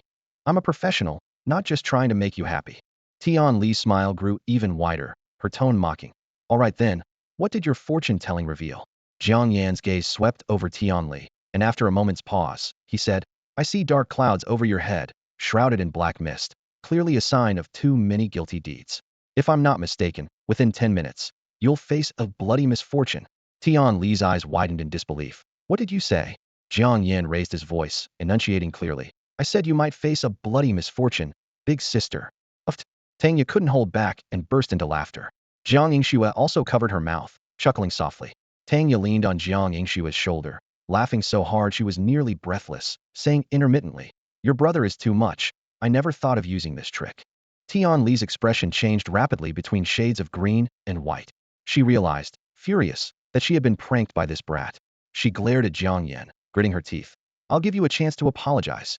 Jiang Yan, however, casually crossed his legs and said leisurely, "Big sister, I told you there's a bloody misfortune in store, yet you have time to chat with us here. If something happens, don't blame it on us." Tianli noticed that Jiang Yan had shifted from calling her sister to big sister, which infuriated her even more. She gritted her teeth and said, "Fine. Very well, you siblings just wait. I'll make you kneel and apologize to me." At this moment, Jiang Yingshue's fate was completely in her hands, and she wanted to see how long these siblings could keep up their bravado. Just as tensions were about to erupt, a commotion arose at the restaurant entrance. Everyone turned to look and saw a young man swaggering in on a snow-white lion. "Wow, isn't that Renfeng from Class Tian? He must be riding the silver frost lion that sold for a fortune of 20,000 spirit stones. That's so cool. When will I ever have my own mount?" Sigh. Only the rich can afford such luxuries. We can only admire from afar. The room buzzed with exclamations. Seeing the majestic silver frost lion, even Tianli couldn't help but show a captivated expression. "Lily, the silver frost lion is heading our way," a girl beside Tianli said excitedly. Tianli's breath quickened, her heart racing. Could Renfeng have recognized her? She recalled their brief encounter during outdoor training when they had teamed up to hunt a beast. She thought Renfeng wouldn't remember someone as insignificant as her, but now the silver frost lion was clearly coming right towards her. At this moment, Renfeng stood at the entrance of the restaurant, his brow slightly furrowed. Ever since he stepped into this upscale establishment, he sensed something was off. His silver frost lion, usually obedient and well-behaved, was suddenly out of control. "Ein, we need to go to the second floor." Renfeng gently patted the silver frost lion's head and softly reminded it. However, even after repeating the command, the silver frost lion continued to do as it pleased, heading straight towards a group of people nearby. As the silver frost lion approached the group, a young woman named Tian Li immediately raised her hand to greet Renfeng. "Ren Shuizhong, I didn't expect you to remember me. Are you here for a meal too?"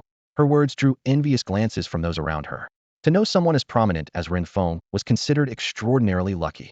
Although Tian Li's family was well off, compared to someone from Renfeng's truly wealthy background, the difference was vast. Even a small favor from the Ren family could elevate Tian Li's family to new heights. While Renfeng was puzzled by the silver frost lion's odd behavior, he suddenly heard someone speaking to him. He looked up but found the person unfamiliar. "And you are?" Renfeng asked, confused. Tian Li was momentarily taken aback but quickly explained, "It's me, Tian Li. We hunted demons together during the last field training." Renfeng tried to recall but eventually shook his head, saying, "Sorry, I meet many people every day, but I can't remember everyone." Hearing this, Tian Li felt as if she had been struck by lightning. So, Renfeng didn't actually know her? Then why did the silver frost lion approach her? Those around Tianli exchanged glances, thinking to themselves, Renfeng doesn't even recognize Tianli, yet she approached him so eagerly. Did she really think she could build a connection with such a top-tier mogul in the city that easily? How naive. But out of respect for their classmate, they refrained from speaking up. At that moment, Jiang Yan sensed something was off and quickly checked his phone. Damn, several minutes have passed. Alarm bells rang in his mind. We need to get out of here. Sis, you all come with me. Jiang Yan decided it was best to distance themselves from Tianli. The space was cramped and crowded, increasing the risk of unintended harm. Although Jiang Yingxue and Tang Yi didn't fully understand, they followed Jiang Yan away from their seats. However, just as they took a few steps, a deafening, beastly roar erupted behind them, followed by a piercing scream. Ah! Jiang Yingxue and Tang Yi turned abruptly, only to see Tianli being struck to the ground by the silver frost lion's paw. Her eyes were wide open, blood gushing from her mouth, her limbs convulsing violently. Someone attempted to help her, but was sent flying by another swipe from the silver frost lion.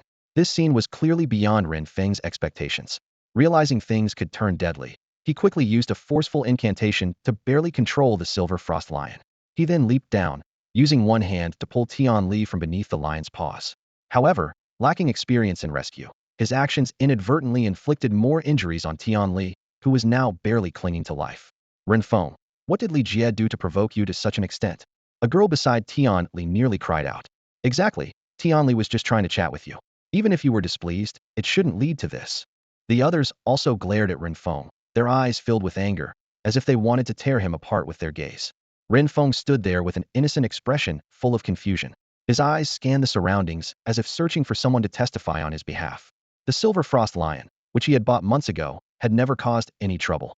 Yet today, the usually docile beast suddenly went berserk and targeted one person specifically, causing unease among everyone present. I've already called the police, said a girl next to Tianli sharply, her eyes filled with anger and accusation. Whatever you have to say, save it for the police. Her voice carried a slight tremor, indicating she hadn't fully recovered from the earlier scare. Hearing this, Renfeng's face showed a hint of helplessness and irritation. He took a deep breath, trying to calm himself. Fine, call the police. I really don't know her, nor do I have any reason to harm her. Believe it or not. His tone was tinged with impatience, but more so with the frustration of not being able to justify himself. Jiang Yan stood by, feeling a sense of sympathy for his friend caught in this unfortunate situation. He realized that Renfeng's role in this incident mirrored the predicament Nye Lin faced last time. This led Jiang Yan to conclude a pattern. Anyone predicted to encounter disaster would soon face misfortune, yet still have a slim chance of avoiding complete ruin. At that moment, Tang Yi suddenly seemed to remember something and turned to Jiang Yan, asking, Jiang Yan, when you mentioned Tianli was in danger, you weren't joking, were you? Her eyes were filled with curiosity and a hint of unease. Jiang Yan replied firmly, of course not. His tone carried a hint of pride. Tang Yi pressed on. And you asked us to leave that spot because you predicted something would happen to Tianli? Her voice held a mix of skepticism and surprise. Jiang Yan corrected her. It wasn't a guess, it's called divination, and it has a scientific basis, okay? His tone was slightly teasing, though his gaze was exceptionally serious. Jiang Yinxue, upon hearing this, looked puzzled. Can this really be called scientific? Xiaoyan, when did you learn divination? I had no idea. Her tone carried a hint of reproach, seemingly displeased that Jiang Yan had kept this skill a secret. Jiang Yan scratched his head, a bit embarrassed, and explained, I just dabbled in it for fun, never thought it would actually work sometimes. His tone was slightly proud, but he tried not to show it too much. Tanya, intrigued, asked excitedly, can you do a reading for me? When will I become a level 3 warrior? Her eyes sparkled with anticipation. Jiang Yan, however, put on a mysterious demeanor and confidently replied, that depends on the feeling. Without the right feeling, no amount of divination will work. His tone was a mix of mystery, hinting at the complexity of divination. Tanya, hearing this, immediately lost interest and pouted, boring. Her tone was full of disappointment. Just then, Jiang Yan suddenly felt the crystal ball in his hand vibrate slightly. Looking down, he was taken aback. Inside the crystal ball, the black mist had dispersed and a small blue fish was staring back at him. Jiang Yan's pupils narrowed slightly, and his breathing quickened. He realized the situation might be more complicated than he had imagined. In that instant, Jiang Yan felt as if his breath had come to a halt. He stared motionlessly at the crystal ball, where the sea serpent of misfortune lay equally still, with only its gently swaying tail hinting that it was still alive. For a few silent seconds, they locked eyes, until Jiang Yan abruptly turned away and swiftly stored the divination crystal ball in his inventory. Phew. Jiang Yan exhaled deeply, his heartbeat finally calming down. As long as the crystal ball could be placed in the inventory, it meant the sea serpent of misfortune was still trapped in another dimension. Although it was a living creature, to the inventory, it was nothing more than an object. Jiang Yan planned to study it further once he got home. Such a powerful tool would be wasted if it were only used as decoration.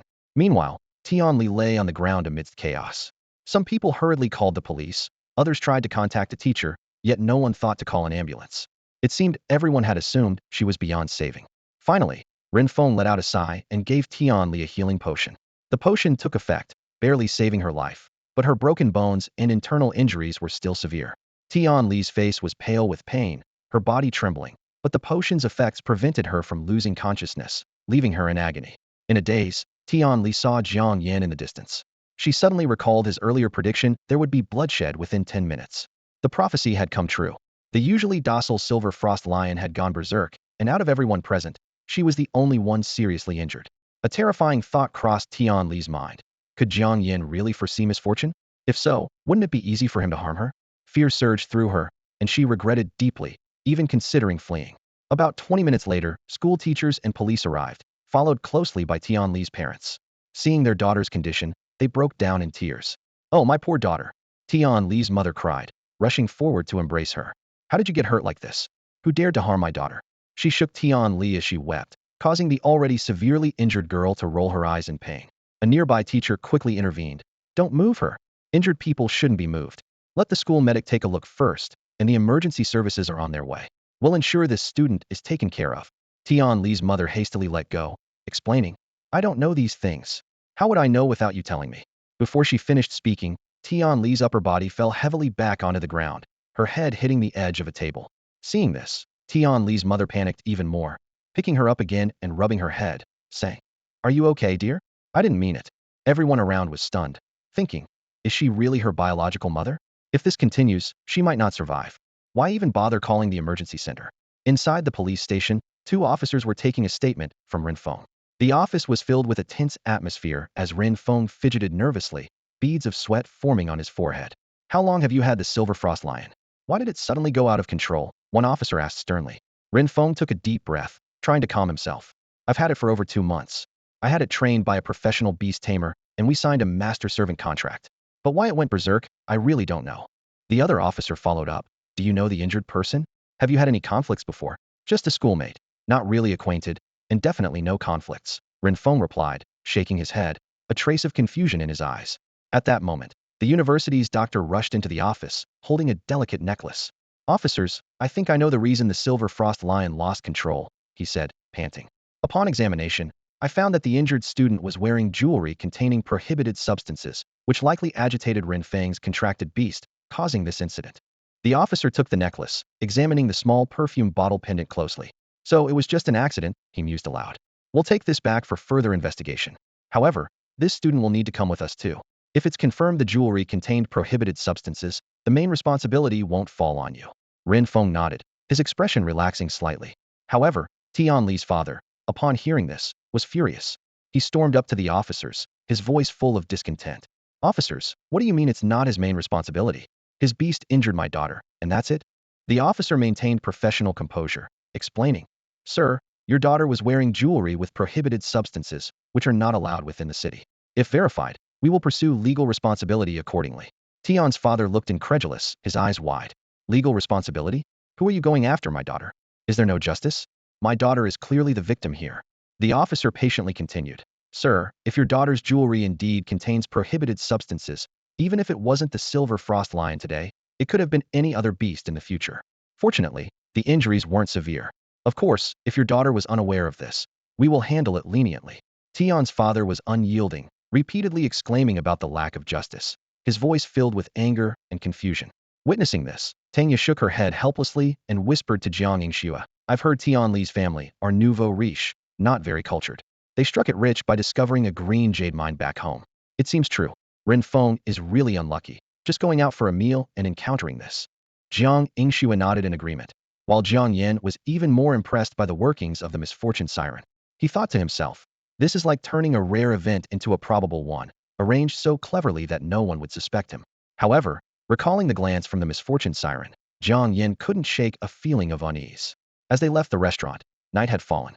The three of them found another place for dinner, after which Jiang Yan parted ways with Jiang Yingxua and Tanya, heading alone to a hotel he had booked in advance. Without a residence permit, staying in the inner city also required a hefty tax, but Jiang Yan didn't mind the expense. After completing the check-in, Jiang Yan entered his room. The first thing he did after closing the door was eagerly move the crystal ball containing the misfortune siren from his inventory to the crafting table, his eyes gleaming with anticipation. Regarding the changes in the crystal ball today, Jiang Yan was certain it wasn't a coincidence. With a serious expression, he walked towards the synthesis platform, deciding to reassess its properties. His fingers lightly touched the platform as he took a deep breath and activated the identification function. The properties of the crystal ball instantly appeared in midair, the blue glow reflecting on Jiang Yan's tense face. Cage of the Doom Siren. A small world belonging to the Doom Siren. Inside, it is omnipotent, yet it can never leave. Perhaps communication is possible? Jiang Yan's face turned pale instantly. The properties had indeed changed. His eyes were fixed intently on the crystal ball, recalling the barrier-like black mist from before.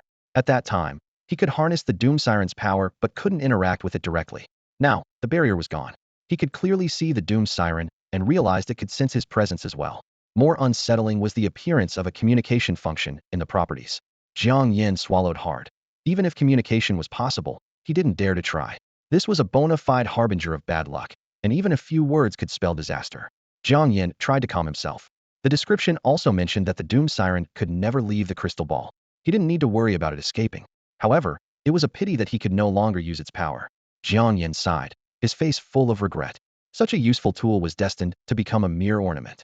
Just as he was about to put the crystal ball away, a sudden electric jolt emanated from it.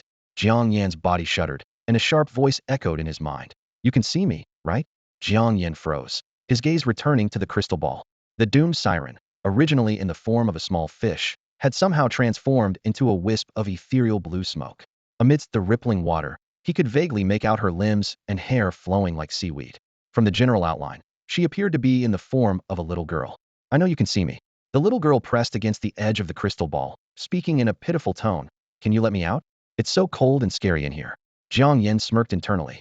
Cold? Scary? Such words coming from the Doom Siren? He wasn't foolish enough to fall for such a trick, turning into a little girl to soften his heart. Too naive. Seeing Jiang Yan unmoved, the Doom Siren quickly changed her approach. "Big brother, we can make a deal, can't we? You used my power quite conveniently before, didn't you?" Jiang Yan's mouth twitched. Big brother? That term gave him goosebumps. He bet that the Doom Siren's age could make his great-grandmother seem youthful. However, after observing for a while, Jiang Yan realized that conversing with the Doom Siren didn't cause any adverse effects, which allowed him to relax a bit. He sat down on a chair, leisurely looking at the crystal ball in his hand, and said coldly, "You have no right to negotiate with me, understand?" Through this interaction, Jiang Yan understood something. Anything processed by the almighty synthesis platform couldn't stir up much trouble. Whether it was the blood-sucking vine or the Doom Siren, those that could recognize a master would do so, and those that couldn't, the platform granted him absolute control. Take this crystal ball, for example. To Jiang Yan, it was just an ordinary piece of glass, easy to destroy. But for the Doom Siren, it was an inescapable prison. If it truly angered him, the consequences would be dire. Jiang Yan casually picked some oddly shaped items and fused the crystal ball into a new container. He nonchalantly remarked, "Soon, the Sea Witch's living conditions might not be as comfortable as they are now. At least in the crystal ball, there's water, sky, and clouds. If I whimsically turn it into a toilet, wouldn't it just have to squat in a cesspool?"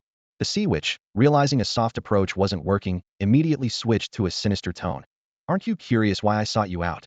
Jiang Yan, with his legs crossed, responded indifferently, "Why should I care? You're the one trapped inside, asking me for help. If you behave, I might give you a chance to reveal the truth. Otherwise, I'll just keep you locked up until the day I die and see if you suffocate." The Sea Witch was puzzled, unable to believe that it needed Jiang Yan's permission to speak the truth. Did it not even have the right to speak? Jiang Yan continued assertively, "I've got plenty of treasures, I don't need you. To be of use to me, you need to prove yourself. Understand? You're just a prisoner, whether you're a person or a fish, you need to know your place." The Sea Witch was rendered speechless. It suddenly realized that Jiang Yan had a point. Someone capable of imprisoning it surely had other treasures. While its abilities were useful, they weren't irreplaceable. Worse yet, it found it couldn't directly use its powers. It needed Jiang Yan's voice for them to take effect. Without Jiang Yan, it was just a useless fish. Realizing this, the Sea Witch fell into a state of introspection. It recalled its experience under that woman's control, knowing all too well the fate of losing value. Though in a different place, the principle remained the same. If it couldn't prove its worth, what reason did it have to exist? Remembering the recent experience in that dark space, although only a few hours, felt like an eternity. Being trapped there forever, Never seeing the outside world would be worse than death. Seeing the sea witch silent, Jiang Yan was a bit puzzled. Just as he was about to continue his persuasion, the sea witch's voice echoed in his mind. I can keep lending you my powers, but you can't lock me in that dark place again. Jiang Yan raised an eyebrow, surprised at how quickly it compromised. He nodded in satisfaction. Good, you're sensible. Now I'll give you a chance to explain your real reason for seeking me out.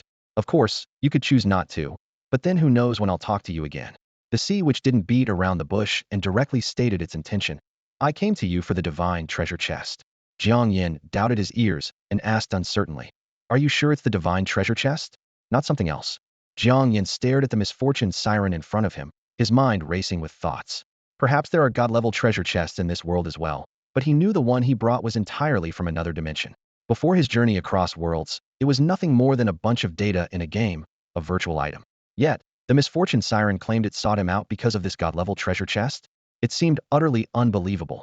Jiang Yan recalled his first encounter with the misfortune siren, which happened less than a week after he had crossed into this world.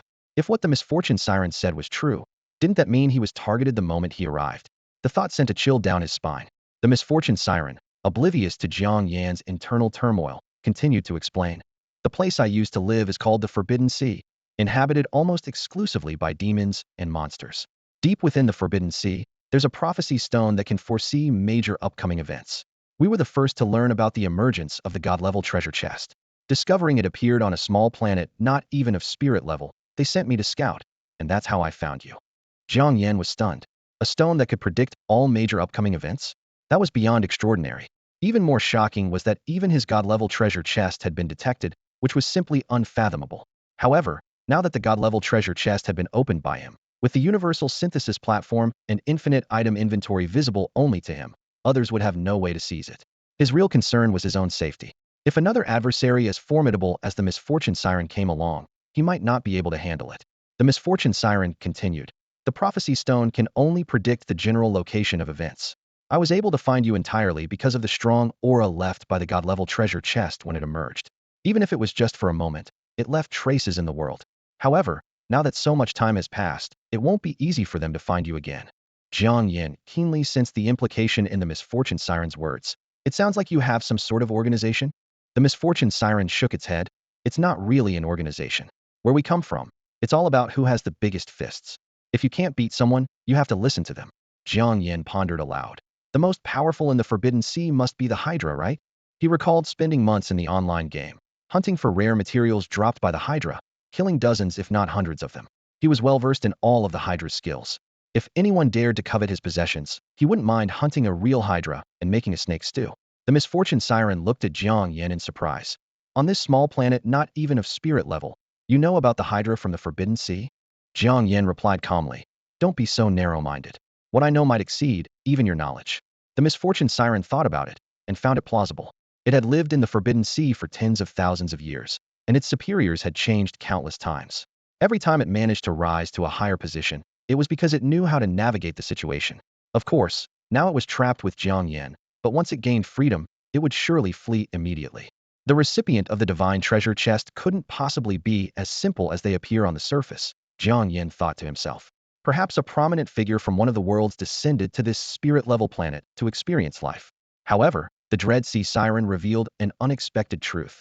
Our current boss of the Forbidden Sea is not the Hydra. He's merely the second-in-command. Second-in-command? Jiang Yan was slightly taken aback and asked. Then who sent you?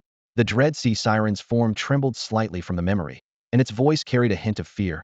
I don't know the true identity of that master, only that she calls herself Sing.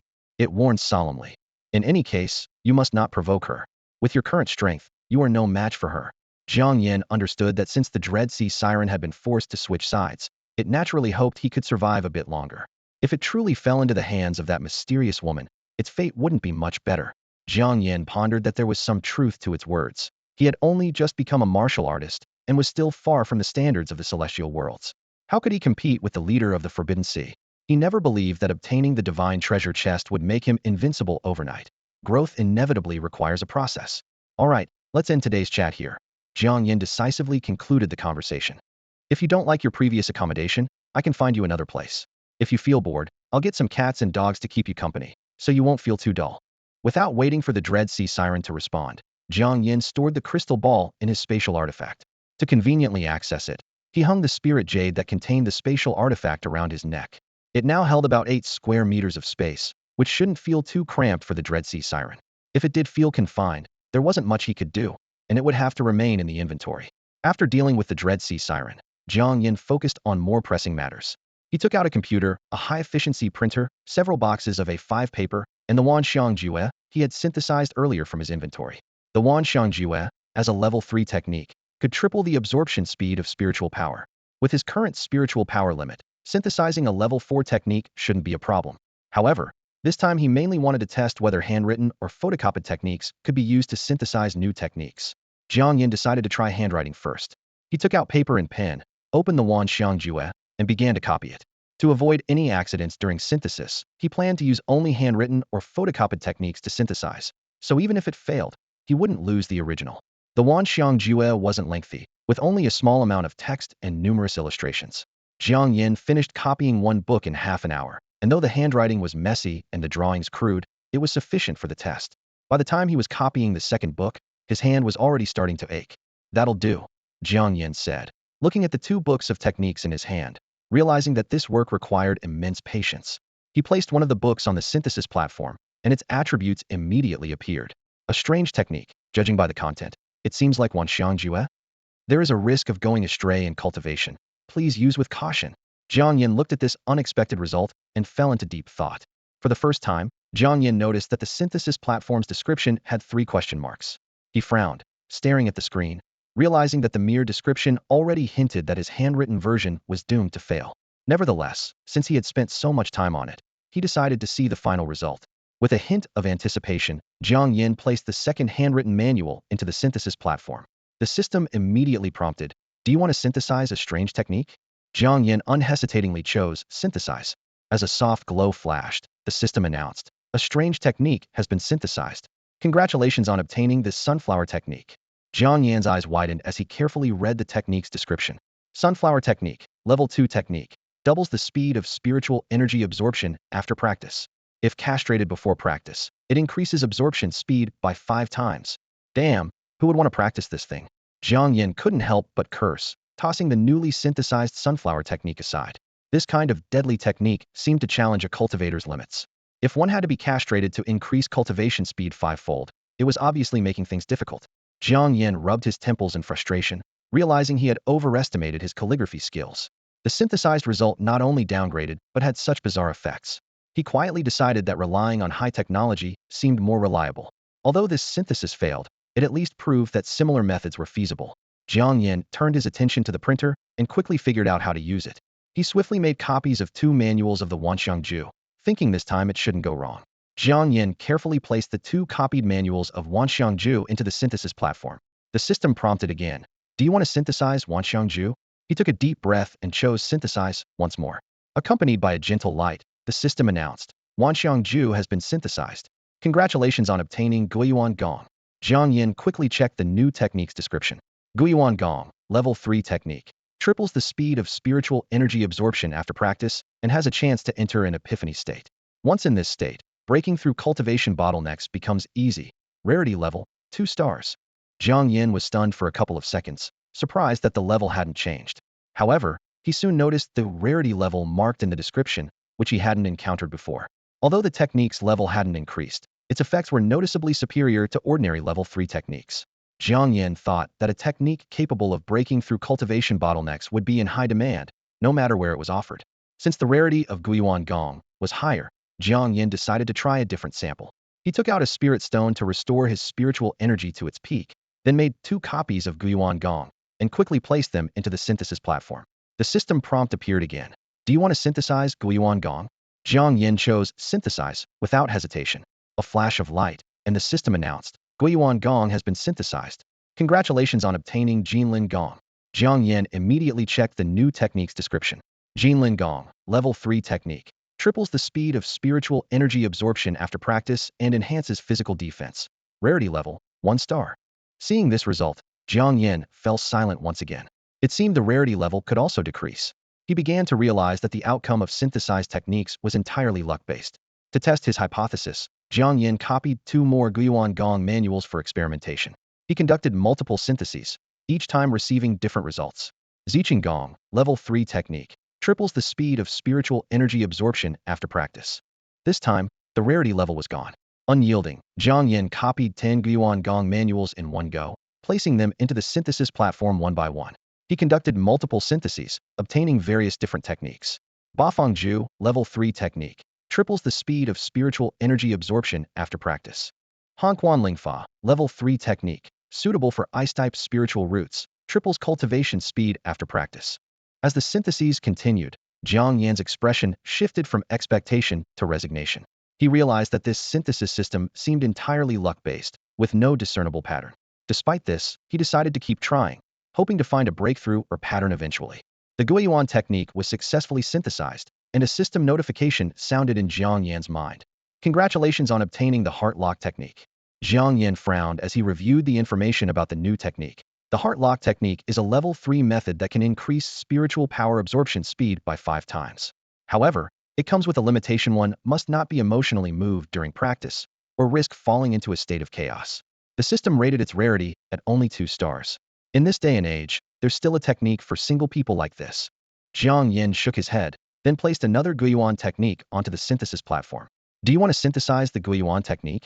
The system asked. Synthesize, Jiang Yan replied decisively. A new notification soon followed. Guiyuan technique synthesized. Congratulations on obtaining the Burning Moon technique.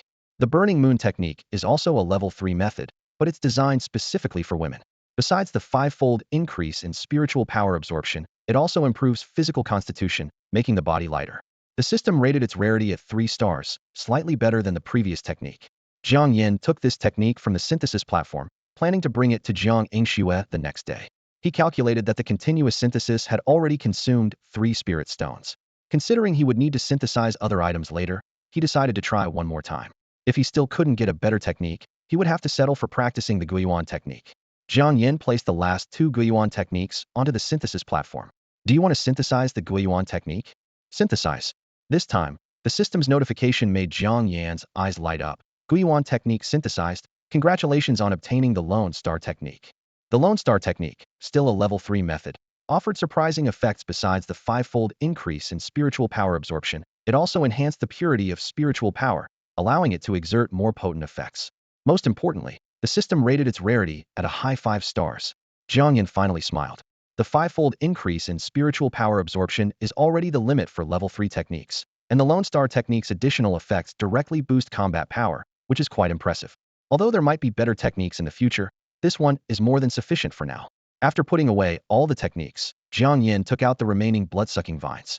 Besides wanting to upgrade his own vine, he also planned to synthesize a 4th-level blood-sucking vine for Jiang Yingshue's protection.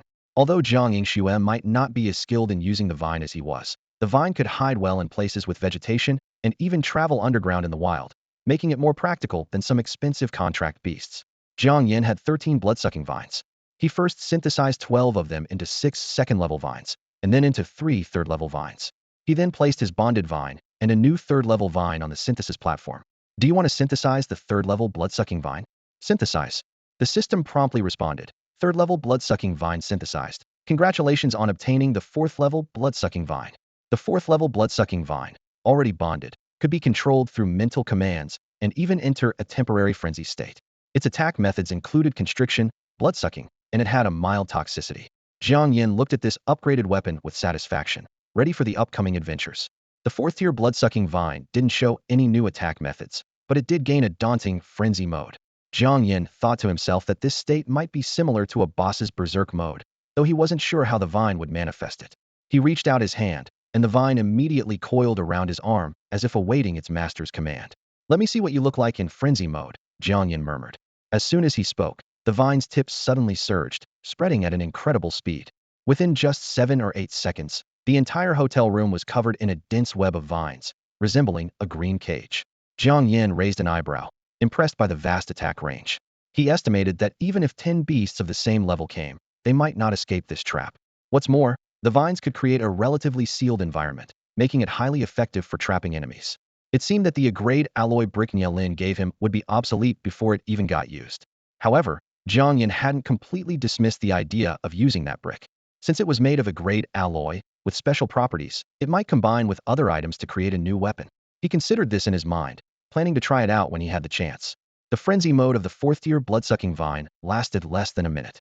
After the vines retracted, Jiang Yan looked around, seeing the room riddled with holes, with cracks covering the walls and ceiling, and furniture scattered. He suddenly realized why people chose to test new weapons, martial skills, and spiritual techniques in specialized training rooms. This level of destruction was a hotel manager's nightmare. Recalling the scene when Nye Lin compensated for damages last time, Jiang Yan couldn't help but smile wryly.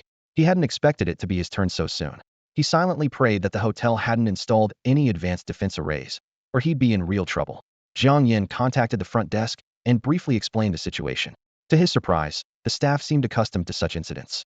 Soon, a cleaning staff member was dispatched to tidy up the room, and a new accommodation was arranged for Jiang Yan. "Sir, we'll contact you after assessing the damages. Here's your new room card." The receptionist handed Jiang Yan a card. "I just wanted to ask, you don't have any defense arrays installed here, do you?" Jiang Yan couldn't resist confirming. "The inner city of Modu is absolutely safe, so we haven't set up any defense arrays," the receptionist replied with a smile. Jiang Yan felt relieved, took the room card, and headed upstairs. Meanwhile, the cleaning staff arrived at Jiang Yan's previous room. Observing the devastation, he couldn't help but exclaim, "What on earth happened here? Even the ceiling is cracked like this. It might cost over $1 million to settle this." However, he quickly focused on his cleaning duties, as damage assessment was not part of his job. While cleaning, he suddenly noticed a book under a chair. Assuming it was just a regular magazine or novel, he bent down to pick it up, only to find Kuohua Gong boldly written on the cover. "Is this a martial art manual?" The cleaner's eyes widened in disbelief as he flipped through the pages. The text and illustrations were all there, comprehensive and complete. Almost involuntarily, he practiced 2 sections from the first page and immediately felt his spiritual energy surging. It really is a martial art manual. His heart raced as he glanced around and quickly stuffed the Kuehua Gong into his clothes. This could be a turning point in his life. With absorption this effective, it was likely a second-level manual. He couldn't wait to go back and study it thoroughly. If it truly was a second-level manual, he could be in for a big fortune. Although selling martial arts manuals legally requires copyrights, Jiang Yan had a plan in mind. He decided to take this illicit manual to the black market. There, he could find plenty of outlaws and risk-takers, and introducing a dozen copies of the manual wouldn't attract too much attention. With this thought, Jiang Yan's mind was no longer on his cleaning duties. He casually tossed aside the broom, secretly planning to use this windfall to buy a house in the outer city and live a comfortable life without financial worries. However, he was unaware that this casually discarded manual would ultimately lead many people down a path of no return. After returning to his new room, Jiang Yan immediately set about synthesizing another Tier 4 blood-sucking vine. Then, he called Jiang Yinxue, inviting her to meet him at the hotel the next day. With these arrangements made, Jiang Yan took out a Shinmai pill and a medicinal core, attempting synthesis once more. Unfortunately, his spiritual power was still insufficient. It was torturous to have such treasures, but be unable to use them. Nevertheless, Jiang Yan decided to endure a while longer, seeing it as a way to cultivate his patience. Early the next morning, Jiang Yinxue arrived at Jiang Yan's room, bringing along packed soy milk and soup dumplings. She suggested taking Jiang Yan out to explore the magical city, but he politely declined. Instead, he retrieved the blood-sucking vine and the manual from his bedside table, intending to give them to Jiang Yinxue and ask for her help with a small favor. Upon seeing the blood-sucking vine, Jiang Yinxue's expression changed dramatically, warning Jiang Yan that this plant was extremely dangerous. Jiang Yan explained helplessly that this was a specially modified Tier 4 blood-sucking vine, which could recognize its owner with just a drop of blood and was more useful than many weapons. Jiang Yinxue found it hard to comprehend, as her knowledge of the blood-sucking vine was completely different from Jiang Yan's description. To prove his point, Jiang Yan summoned the Tier 4 blood-sucking vine. Under his control, the vine nimbly emerged from under the bed, picked up the soy milk from the table, and even inserted a straw. This scene utterly shocked Jiang Yinxue, and she stared in disbelief, exclaiming, "Oh my gosh! The blood-sucking vine has become sentient." Jiang Yan took a sip of the soy milk before his gaze returned to Jiang Yinxue. There was a hint of anticipation in his eyes, as if he was waiting for her reaction. "Now you have to believe me, right?" Jiang Yan's voice held a subtle trace of nervousness. Jiang Yinxue remained silent for a long time before she finally nodded with difficulty. Her expression was complex, her eyes reflecting disbelief. This was no longer a matter of simple belief or disbelief. It completely overturned her understanding of the world. It was as absurd as someone suddenly telling her that her cat could talk or the flowers she planted could cook. Anyone hearing this would find it unfathomable. Jiang Yan handed her the unclaimed blood-sucking vine. "Just drop your blood on it," he explained patiently. "Controlling it is simple too, and you can ask me if you have any questions." Jiang Yinxue hesitated for a moment, but eventually took the vine. When she realized it wasn't attacking her, she felt slightly relieved. Following Jiang Yan's instructions, she used her spiritual power to cut her finger and carefully dripped a drop of blood onto the vine. In the next moment, a strange sensation surged through her. Jiang Yingxue was surprised to discover a subtle connection between herself and the vine. "It really works," she exclaimed, her eyes shining with excitement. Jiang Yan gave a look that seemed to say, "I told you so." He then pulled out a book from his pocket and handed it to her. "You can experiment with the vine at home. This is your second gift." Jiang Yingxue took the book and recognized it as a cultivation manual just from the cover. She asked, puzzled, "Xiaoyan, why don't you keep this cultivation manual for yourself?" Jiang Yan chuckled. "I'm studying at Modi University. Do you think I lack cultivation manuals?" Jiang Yingxue immediately countered, "This manual is for women only, and it's a level 3 manual. Are you sure Modi University can offer you a level 3 manual for free?" "A level 3 manual?" Jiang Yingxue's eyes widened in disbelief as she looked at the book in her hands. Jiang Yan remained calm and explained, "Didn't I tell you before? I had some unexpected gains during the school's field test last time. Now, I don't lack money or cultivation manuals. You should take this one and use it." With that, he placed the Burning Moon art into Jiang Yingxue's arms. Jiang Yingxue stared blankly at the manual in her hands, murmuring, "Am I really not dreaming?"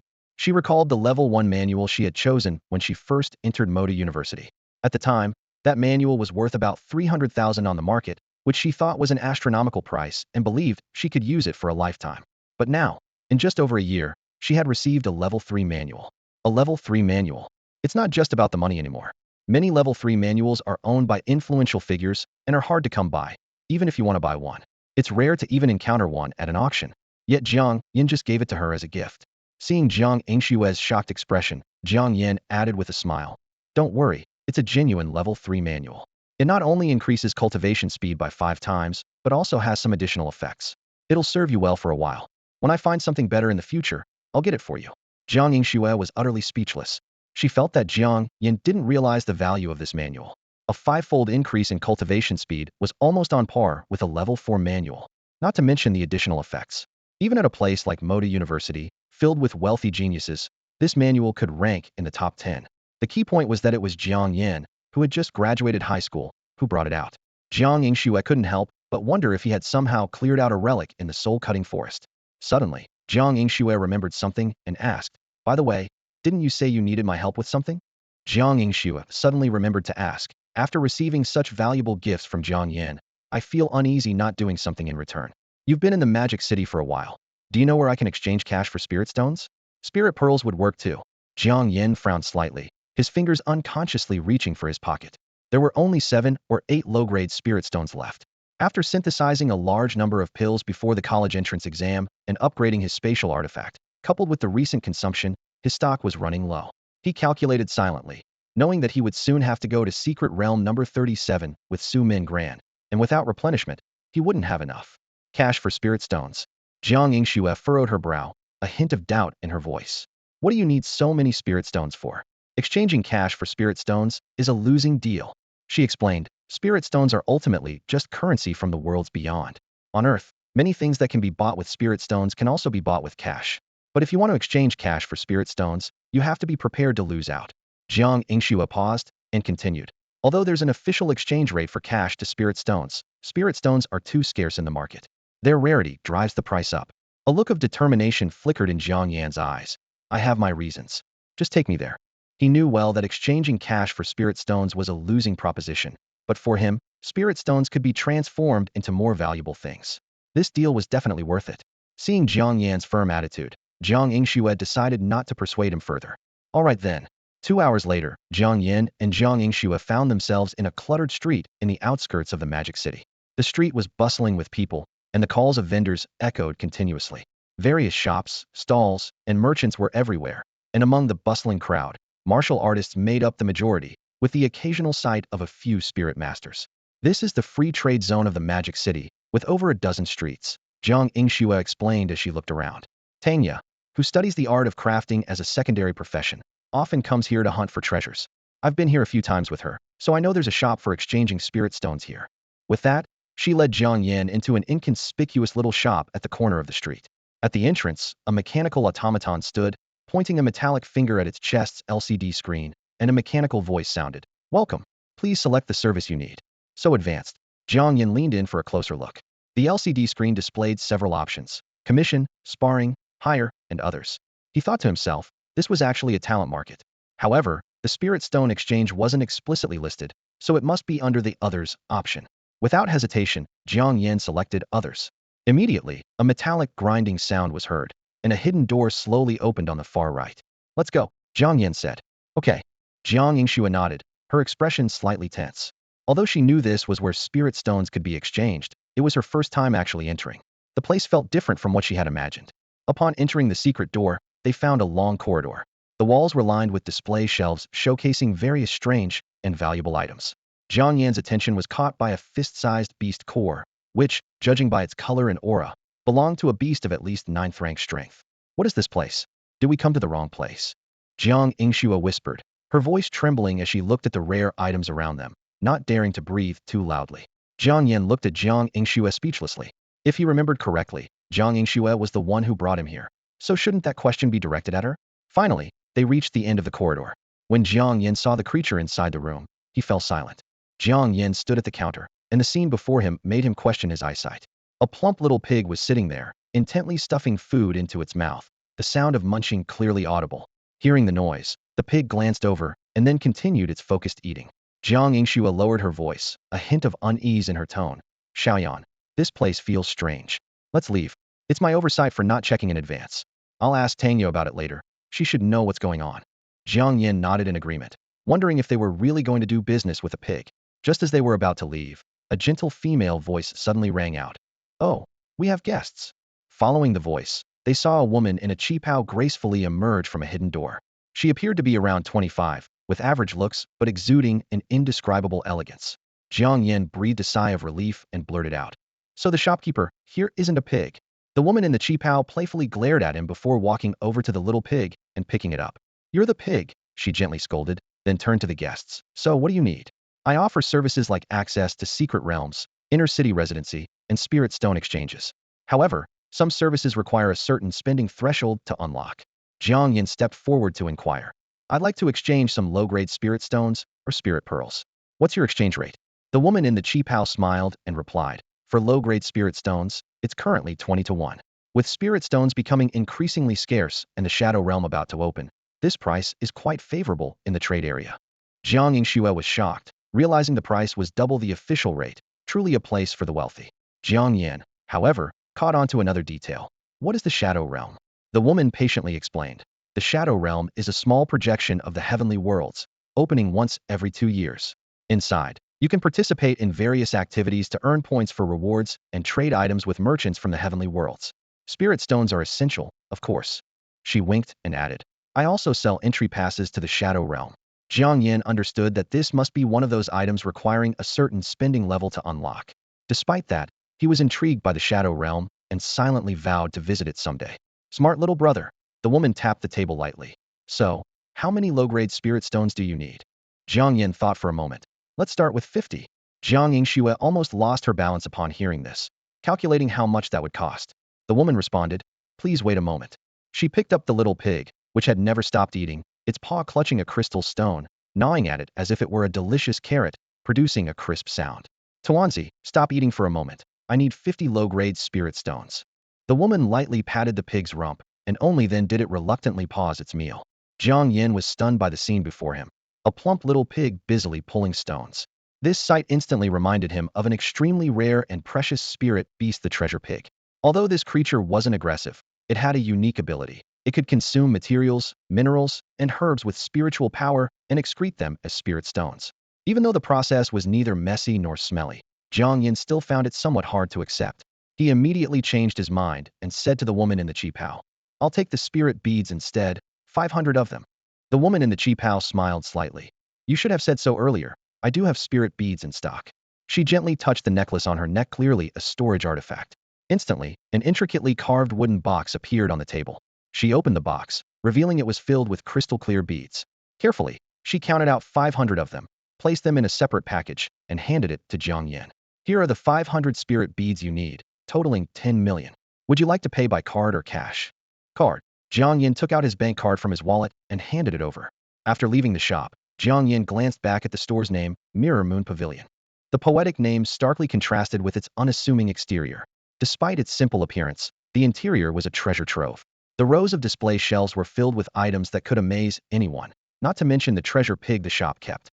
Although the treasure pig needed to consume a large amount of spiritually infused materials to produce spirit stones, overall, it was quite a profitable venture. Jiang Yan mused that the shop likely had an impressive background and probably relied on business from regular customers. Customers like them, who stumbled in by chance, were probably a rare occurrence. Just then, a commotion erupted in the crowd. I heard someone selling a grade alloy weapons ahead for just $500,000 each. People are going crazy over it, an excited voice shouted. Wow, that's some charity. And a grade alloy weapon usually costs in the seven figures, another person exclaimed. Seems like some new technology from abroad. You should check it out before it's all gone, a third voice urged. Drawn by the excitement, Jiang Yan and Jiang Yingxue decided to join the crowd. They squeezed through the throng and finally made it to the front row. They saw a young man with a bowl cut sitting by a stall, surrounded by an array of weapons, from swords and spears to exotic arms. A-grade alloy weapons, the latest alloy technology from Fusong, all for just $500,000, the young man with the bowl cut shouted. Line up, one at a time, no pushing. He was busy beyond measure, selling over a dozen weapons in just a few minutes. Someone nearby, after grabbing a weapon, immediately tested it against an F-grade alloy weapon. To their surprise, it left no marks. Wow, it really is a grade alloy. I scored big. The person exclaimed excitedly. Boss, give me 2 more. Seeing this, Jiang Yan decided to buy one to try. At this price, it was almost like getting it for free. When it was finally his turn, only a few weapons were left on the stall. Jiang Yan picked a long sword, and then looked at the young man with the bowl cut. Can I test its strength? Go ahead and try.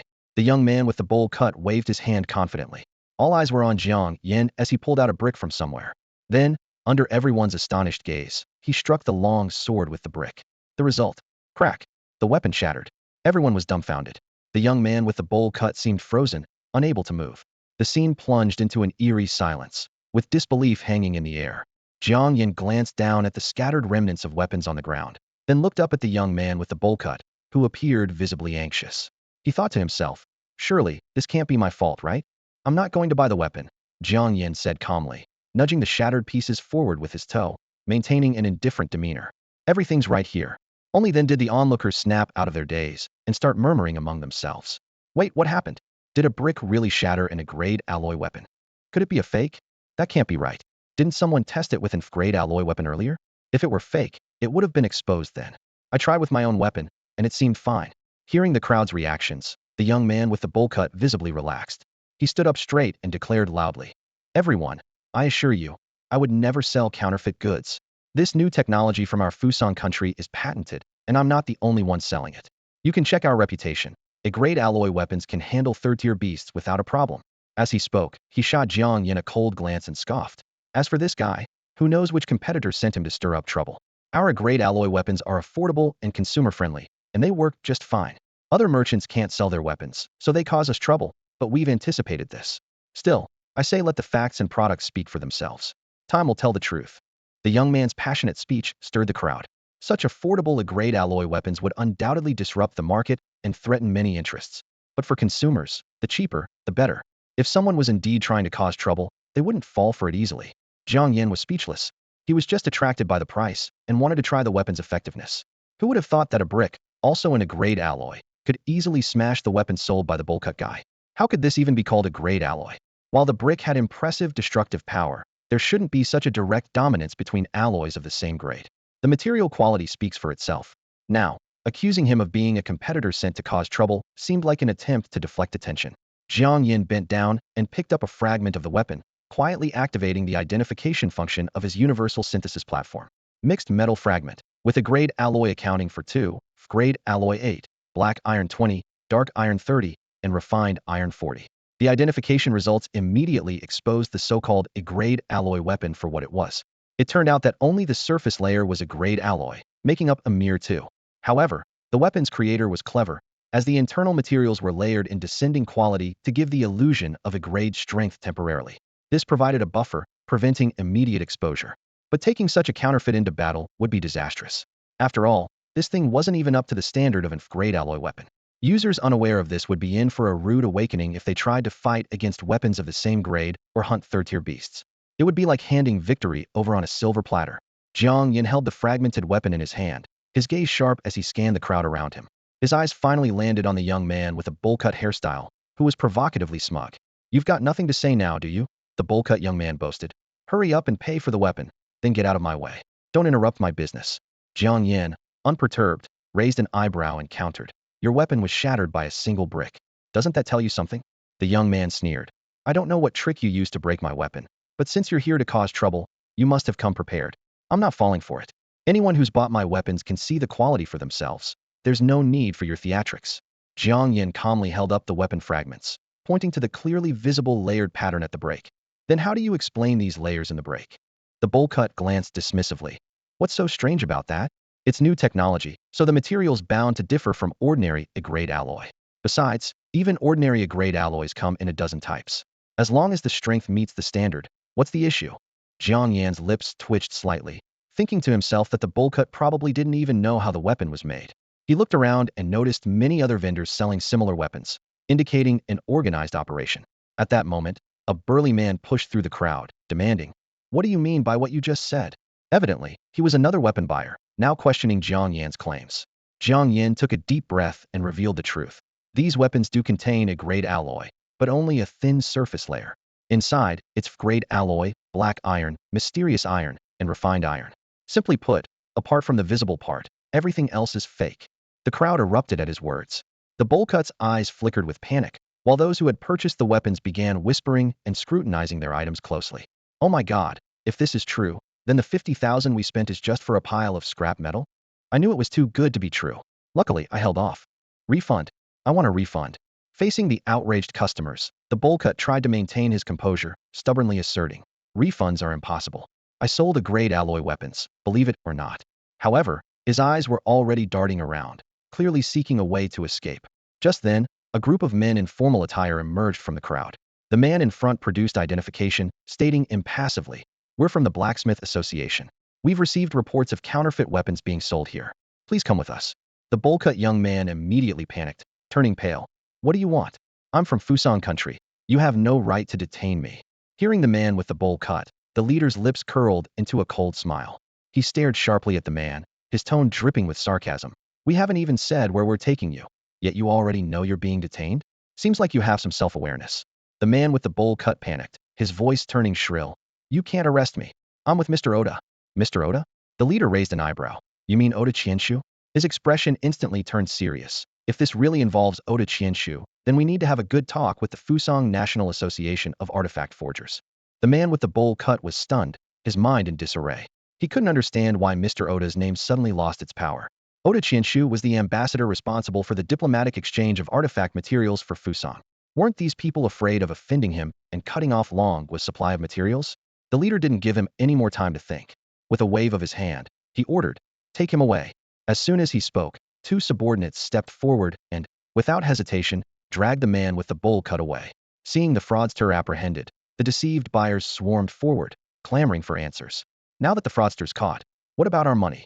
That was my savings of 6 or 7 years. I knew I shouldn't have been greedy. Mr. Luo Yunhan, I've seen your interviews. You have to help us get our money back.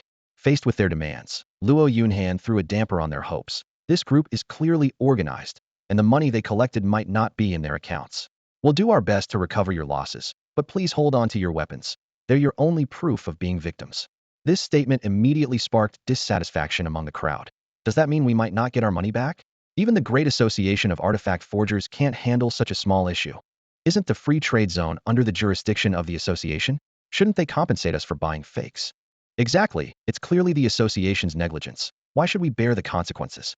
Luo Yunhan was unfazed by the complaints. He responded with a few official phrases and then turned his attention to managing the scene. Suddenly, he remembered something and asked, By the way, who made the call to report this? From the crowd, a bespectacled boy with freckles stepped forward. It was me. Luo Yunhan picked up a piece of broken weapon, curious. How did you realize these weapons were fake? They seem expertly crafted, and if you don't know about forging, it's hard to spot the flaws just by looking. The boy replied honestly, Someone smashed one of the weapons here with a brick. I thought something was off, but many people still wanted to buy them, so I reported it. A brick? Luo Yunhan frowned, pondering. The style sounded somewhat familiar. Meanwhile, Jiang Yan and Jiang Yingxue were already on their way back to the inner city. Jiang Yingxue complained with a hint of exasperation. These Fusang people are really annoying. Even the Fusang exchange students at our school act like they look down on it, even though they're here to study. I don't even know how to describe them. Jiang Yan mused. This incident might cause quite a stir. Jiang Yingxue confidently added. With the association of artifact forgers involved, those fraudsters don't stand a chance. Jiang Yingxue's phone suddenly broke the silence with its ringtone. She glanced at the caller ID and saw it was her best friend, Tanya. It's just about lunchtime. I should invite her to eat, Jiang Yingxue thought, and pressed the answer button. However, before she could speak, Tanya's voice boomed through the receiver like thunder. Yingxue, what kind of monster is your brother? His single-hand strength test result from the college entrance exam was 39,472 kilograms.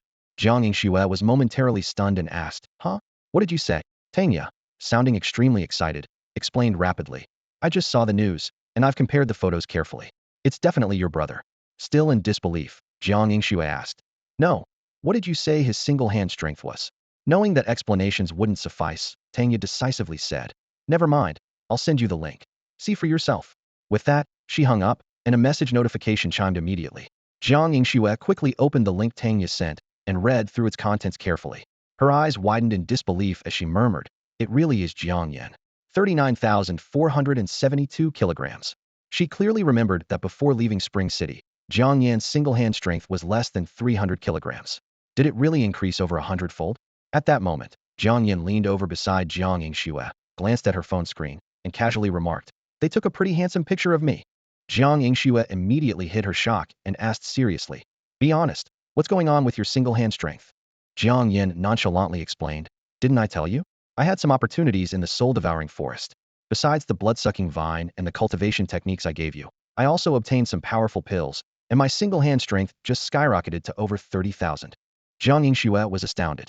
How potent must those pills be to increase his strength from a few hundred kilograms to nearly 40,000 in such a short time? Although the end of the soul-devouring forest was the Sunset Mountain Range, adjacent to the entrance of the heavenly worlds, which indeed held many unknown factors, she couldn't help but feel worried. No matter what, be cautious with any pills of unknown origin you come across in the future, Jiang Yingxue said with concern in her voice. You weren't even a martial artist before, and you dared to swallow any pill. Aren't you afraid of the consequences? The higher the grade of the pill, the more significant the side effects. If your body can't withstand the side effects, it could lead to severe consequences. Jiang Yan smiled reassuringly. I wouldn't be that foolish. Good to know, Jiang Yingxue said, giving him a stern look before asking. Have you decided what major you'll choose? With your scores, you can pick any top university in the country. I'll go with Shanghai University. I don't feel like moving elsewhere, and since you're there, it'd be nice to have someone around, Jiang Yan replied, suddenly stopping in his tracks. He glanced back at a stall they had just passed, noticing some old, worn-out items displayed there. Among them, a yellowed scroll caught his attention. This was already at the edge of the free trade area, where most stalls sold items of little value, and the foot traffic was far less than in the heart of the trading zone. However, something about this stall piqued Jiang Yan's interest. He approached and asked, Boss, how much for these items? An old man in a vest, fanning himself, lazily looked up at Jiang Yan and asked, Which one are you asking about specifically?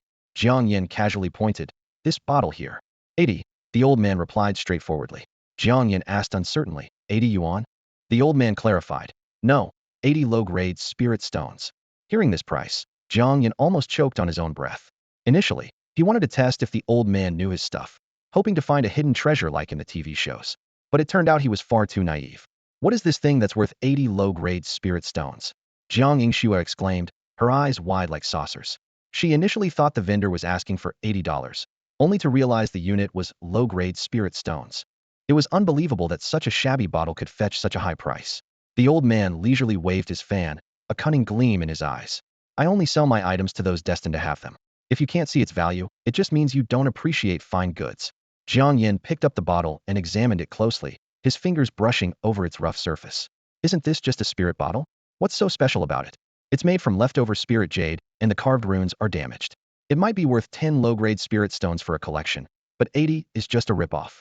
Yet, his gaze inadvertently drifted to a yellowed scroll, and he began to calculate in his mind. Xiaoyan, what is a spirit bottle? Jiang Yingxue asked curiously, her eyes full of wonder. Jiang Yan explained simply. A spirit bottle is used to collect souls, and ancient people also used it as a burial item. This one seems genuine. If the runes were intact, it could still be functional.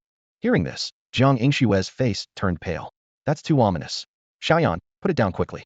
What if there's really a ghost inside? The old man quickly interjected. Why is it ominous? This thing could be life-saving in a critical moment. If the runes weren't damaged, it would be worth not just 80, but 800 low-grade spirit stones. Jiang Yan gently placed the spirit bottle back and casually asked, "Do you have anything else that's good?" The old man's eyes lit up, and he pulled out a scroll from his stall. Carefully unfolding it, he revealed an ancient landscape painting. This one is absolutely usable, containing a trace of sword intent. If you can comprehend it, your attack power could at least double. Wow, that's amazing. Jiang Yingshue's eyes sparkled, clearly captivated by this description. The old man beamed. Not bad, right? It's just 50 low-grade spirit stones. Will you sell it for 2 low-grade spirit stones? Jiang Yan suddenly spoke, his tone calm. The old man was taken aback, then laughed wryly. Young man, is this how you bargain? I said 50, not 5. Then 5 it is, Jiang Yan replied, unfazed. The old man looked at Jiang Yan, recognizing someone who knew the value of things. He sighed. Fine, fine, just to make a sale, I'll let you have it for 5. Jiang Yingxue was dumbfounded, murmuring to herself. Is this even possible? Cutting off a 0 and buying it. The asking price is random, and the bargaining is like slashing at the ankles. Jiang Yan took out 5 lower-grade spirit stones from his waist and handed them to the stall owner before picking up the calligraphy and painting. He turned and tucked it into Jiang Yingshue's arms, speaking in a calm yet firm tone. I remember you study swordsmanship. Take this and use it. Jiang Yingxue was momentarily stunned and instinctively asked, For me? Stop dawdling. Jiang Yan urged impatiently, his eyes already scanning the other items at the stall. I want to look at something else. Jiang Yan calculated in his mind that since Jiang Yingxue liked it and the price wasn't high, it was fine to buy it for her. More importantly, it would help the old man make a sale and pave the way for something Jiang Yan wanted later. He carefully browsed the stall, occasionally picking up items to inquire about their prices. Finally, he feigned nonchalance as he picked up the scroll that had caught his attention. The moment he touched it, a unique texture confirmed his suspicion it was indeed firefly paper. Brand new firefly paper is usually snow white with a faint blue glow and a unique texture. Because of its expense, it is often used to record important matters. Notably, this paper likely came from the heavenly world, as he knew only Fengming Hall there mastered its manufacturing technique.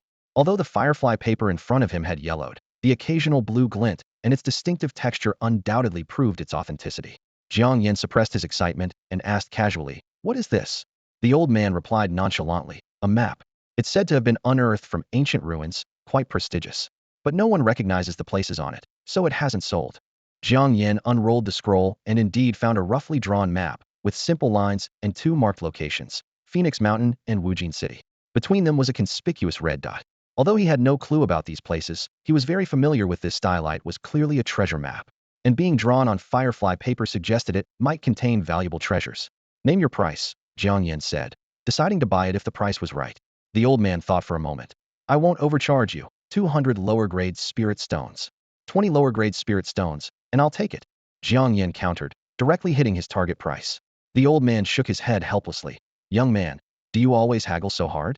This map isn't overpriced just because of its origin. Jiang Yan retorted.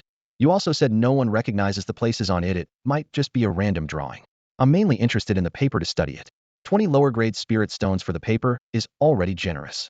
Seeing the old man's hesitation, Jiang Yan added. Besides, I bet no one else would buy this old map.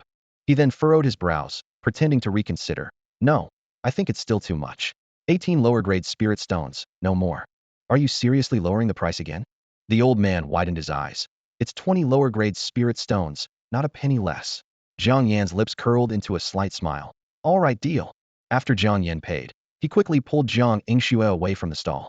The old man sitting behind the stall fell into deep thought. He recalled that the purchase price of the scroll was 70. He asked for 200, but in the end, he only sold it for 20. This transaction left him at a complete loss. Normally, he would never accept such a price, but Jiang Yan's words, 20 low-grade spirit stones for a piece of paper is already generous, somehow made sense to him. Unwittingly, he had been led astray. Yet, what he sold was clearly a map. Jiang Yan and Jiang Yingxue got into a taxi. Jiang Yan checked the rearview mirror to ensure the old man wasn't following them, then heaved a sigh of relief. He felt lucky to have acquired a treasure map for just 20 low-grade spirit stones. However, he still worried that the old man might realize the mistake and come after him. Jiang Yan carefully unrolled the scroll and studied the contents of the treasure map. Despite racking his brains, he couldn't recall a place like this in any world he knew. He wondered if the treasure location could be on Earth. But that didn't make sense. If it were on Earth, the map would have been bought long ago. With a try-it-and-see attitude, Jiang Yan searched for the 2 place names on the map using his phone, but found nothing. Even similar names didn't match the map. As Jiang Yan was at a loss, Jiang Yingxue, sitting beside him, suddenly spoke up. Xiao Yan, the place on this map looks somewhat familiar to me. Jiang Yan's interest was piqued, and he quickly asked, Are you sure? Jiang Yingxue furrowed her brow, trying to remember. I just feel it's familiar, like I've seen it somewhere recently. Jiang Yan hadn't expected the breakthrough to come from Jiang Yingxue. If she indeed recognized the place, it would be a great help. He patiently waited, careful not to interrupt her thoughts. Jiang Yingxue fell into deep thought, muttering to herself. I haven't been to many places recently. Except for a field training session, I mostly stayed at school. Suddenly, her eyes lit up with excitement. Oh, right. I went to the library a while ago. I was looking through many ancient books for research. Maybe I saw it in one of them. Jiang Yan perked up immediately, adjusting his posture, and asked eagerly, Sis, could you borrow the book for me? Or take me to your school library? Jiang Yingxue shook her head and explained, That's not possible. Regular books can be borrowed, but in the ancient book section, you can only read them there. You can't take them out, or even take photos. Jiang Yan was disappointed, sighing, What a shame. He thought he would have to wait until he finished his college applications and received his admission notice to pursue this further. Just then, Jiang Yingxue pivoted the conversation with a suggestion, but maybe Tanya could help. She has an excellent memory. I could ask her to memorize the book's content and recreate a copy for you. Jiang Yan perked up at the idea and immediately told the taxi driver, Driver, please head to Magic City University. At Magic City University, Jiang Yingxue called Tanya out to meet them. Jiang Yan explained his purpose to Tanya. Tanya patted her chest confidently and said, I thought it was something big. Don't worry, leave it to me. I studied artifact crafting as a side profession, so I have the basics of design and drawing. I'll definitely reproduce the map for you perfectly. Jiang Yingxue looked at Jiang Yan and said, We'll go find the book first and contact you when we have good news. I'll wait for you guys at the cafe across the street. Jiang Yan said, watching Jiang Yingxue and Tanya walk into the gates of Moda University. Jiang Yan crossed the road alone and pushed open the glass door of the cafe. The rich aroma of coffee greeted him as he ordered an espresso at the counter. Just as he was about to find a seat, he caught sight of some familiar figures out of the corner of his eye. Isn't that Jiang Yingshue's brother? The one who did the fortune-telling for Tian Li yesterday. Jiang Yan frowned, thinking to himself, I heard Jiang Yingshue's family isn't well off, yet this guy roams around Modu all the time. Can he really afford the hefty daily taxes? Shaking his head, he dismissed the thought and found a seat by the window. He had just taken out his phone to watch some live streams when a group of Tian Li's friends approached him. Do you need something? Jiang Yan put down his phone and looked up, a hint of impatience in his voice.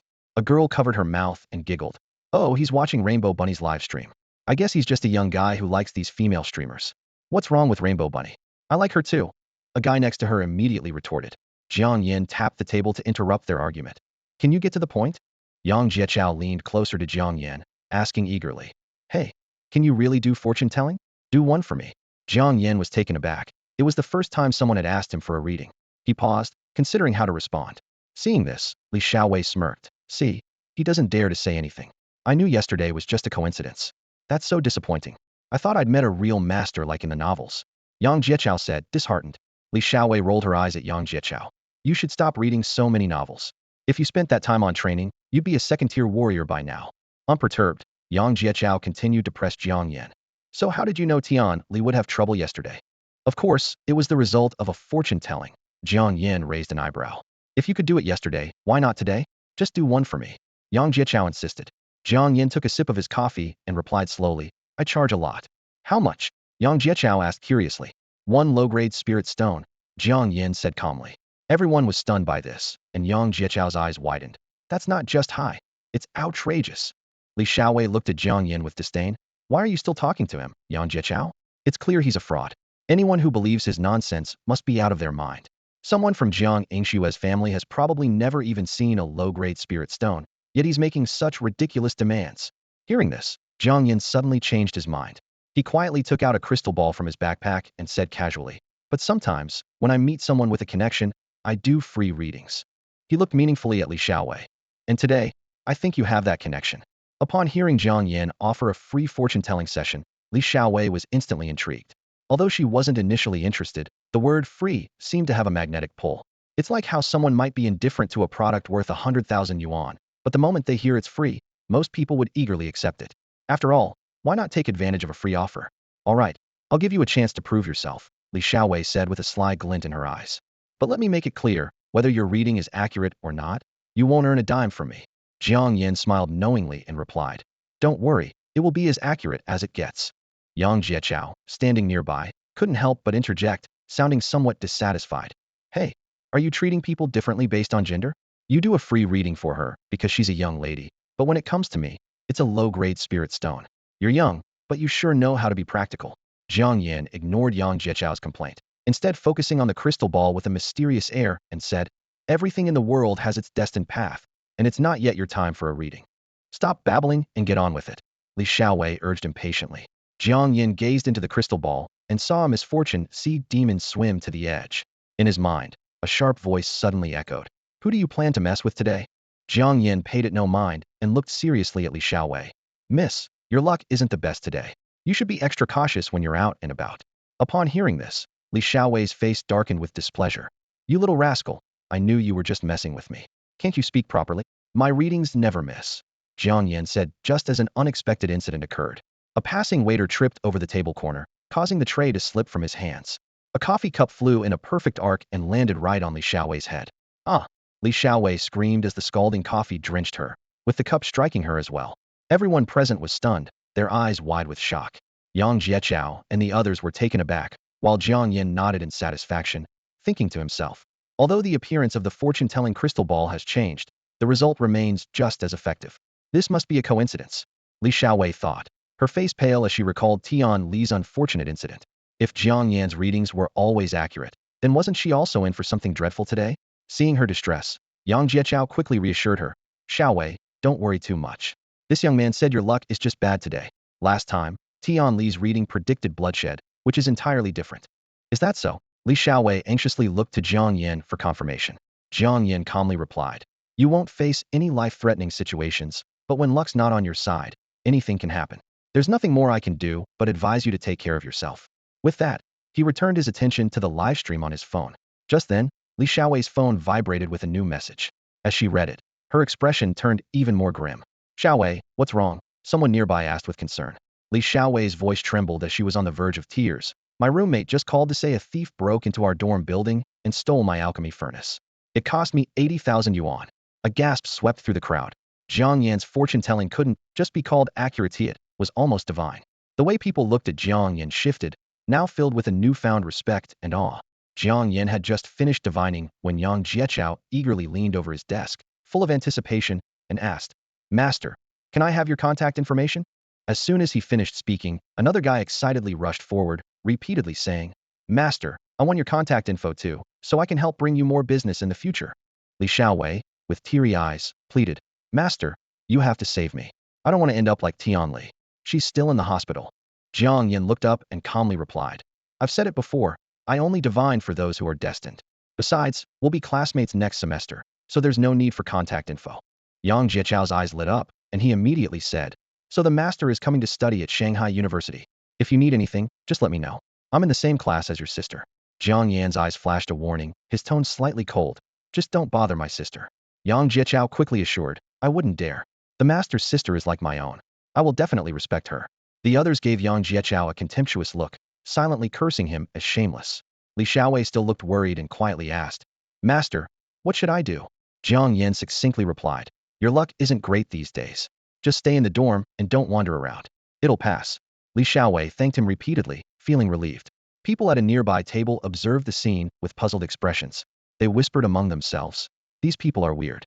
They seemed so aggressive before, like they were looking for trouble, but now they're all nodding and bowing, being unusually polite. Probably met their match. But the change was so quick, and there wasn't even a fight. They gave in so fast. Shanghai is full of hidden talents. Just because there are more people doesn't mean they can bully the few. After sending Yang Jiechiao and the others away, Jiang Yan finally had some peace. He then received a message from Jiang Yingxue. We found the book. We'll be out in half an hour at most. Jiang Yan smiled, thinking, looks like there's hope. If the map Jiang Yingxue found in the ancient texts matches the treasure map, I'll be able to deduce the treasure's location from the information in the texts. The treasure on this map will eventually be mine. Before long, Jiang Yingxue and Tangya appeared at the cafe entrance. Jiang Yan signaled, I'm over here. They quickly approached, and Tangya excitedly slapped a folded map onto the table in front of Jiang Yan, saying, Mission accomplished. Jiang Yan swiftly unfolded the map and carefully examined its contents. After looking it over, he smiled. The two maps were almost identical, with the only difference being the names Phoenix Forest and Wujin City on the treasure map were labeled as Endless Sea of Fire and Shura City on this map. Although the names were different, The layout of the mountains, rivers, and their relative positions matched perfectly. Jiang Yan looked up and asked, "Does the ancient text mention where this is?" Jiang Yingxue nodded and replied, "Yes, it's the Red Lotus Ruins. It emerged about 200 years ago and is now controlled by the three major families in the capital. Outsiders have almost no chance of getting in." Jiang Yan furrowed his brow in thought, searching his mind for information about the Red Lotus Ruins, but found nothing. He realized that the secrecy surrounding the ruins was impeccable, making it impossible for ordinary people to access any information. Getting his hands on the treasure map felt like a once-in-a-lifetime opportunity. "By the way, which are the three major families in the imperial capital?" Jiang Yan turned to Jiang Yingxue and asked. Without hesitation, Jiang Yingxue replied, "The Xia family, the Su family, and the Meng family. These three families have deep roots and existed even before the advent of the heavenly world. They have branches on the other side of the heavenly world as well, but people like us can't get close to such influential figures." She paused, a hint of regret in her voice. "It's a shame about the map you bought." "The Su family?" Jiang Yan mused, stroking his chin. He suddenly remembered that Su Mingyuan was from the imperial capital and came from a wealthy family. Could she be related to the Su family among the three major families? "Hold on, let me ask a friend," Jiang Yan said, picking up his phone. Jiang Yingxue and Tang Yu exchanged puzzled glances. They wondered what kind of friend Jiang Yan could have who would know about the three major families. Such information was always shrouded in secrecy, barely available beyond hearsay, and only some superficial details could be found online. Hence, Jiang Yingxue didn't hold much hope. Jiang Yan quickly found Su Mengran's number and sent a brief text. "Old classmate, are you from the Su family, one of the three major families in the imperial capital?" 2 minutes later, Su Mingran replied with a string of ellipses, followed by a question. "Why are you asking?" Jiang Yan promptly responded, "Just curious. Is there anything we can't discuss? After all, I've already seen your true self." "What about my true self?" Su Mingran retorted. "Well, being real isn't a bad thing." Jiang Yan tried to lighten the mood. "Are you implying I'm not genuine enough usually?" Su Mingran's tone hinted at slight displeasure. Jiang Yan quickly clarified. No, I'm getting off track. I meant, if you're from the Su family, I'd like to ask for your help with something. Of course, there'll be benefits for you." "In the past, yes, but I've severed ties with the Su family now," Su Mingran replied, then shifted the conversation. "But what benefits can you offer? Planning to bribe me with the other two items from the treasure box?" Jiang Yan's mouth twitched slightly, surprised at how pragmatic the campus beauty was. As soon as benefits were mentioned, her response became much more detailed. He quickly adjusted his approach and replied, "I want to get into the Red Lotus Ruins. Do you have a way to get me in?"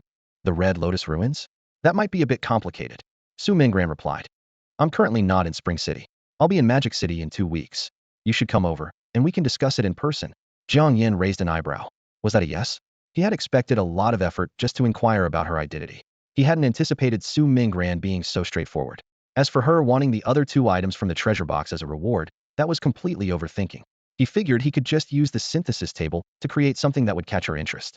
"Xiaoyan, how did it go? Did you find out anything?" Jiang Yingxue asked with concern. "I did get some information, but whether we can enter the Red Lotus Ruins is still uncertain," Jiang Yan replied. Then he took out the Ziqing Gong from his backpack, which he had prepared earlier, and handed it to Tanya. "By the way, you helped me a lot today, so I'm giving you this manual."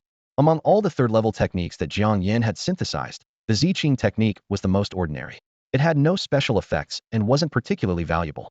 He decided to give it to Tanya, both as a favor and because she was on good terms with Jiang Yingxue. Otherwise, he wouldn't have been so generous. "You're giving me a technique?" Tanya thought she misheard, and a hint of surprise flashed in her eyes. Jiang Yan handed the technique forward, his tone indifferent.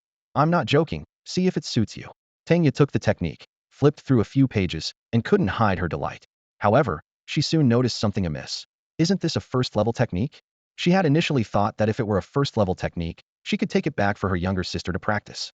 But this technique was clearly much more advanced than what she currently had, and although she couldn't determine the exact level, it was definitely not a first-level technique.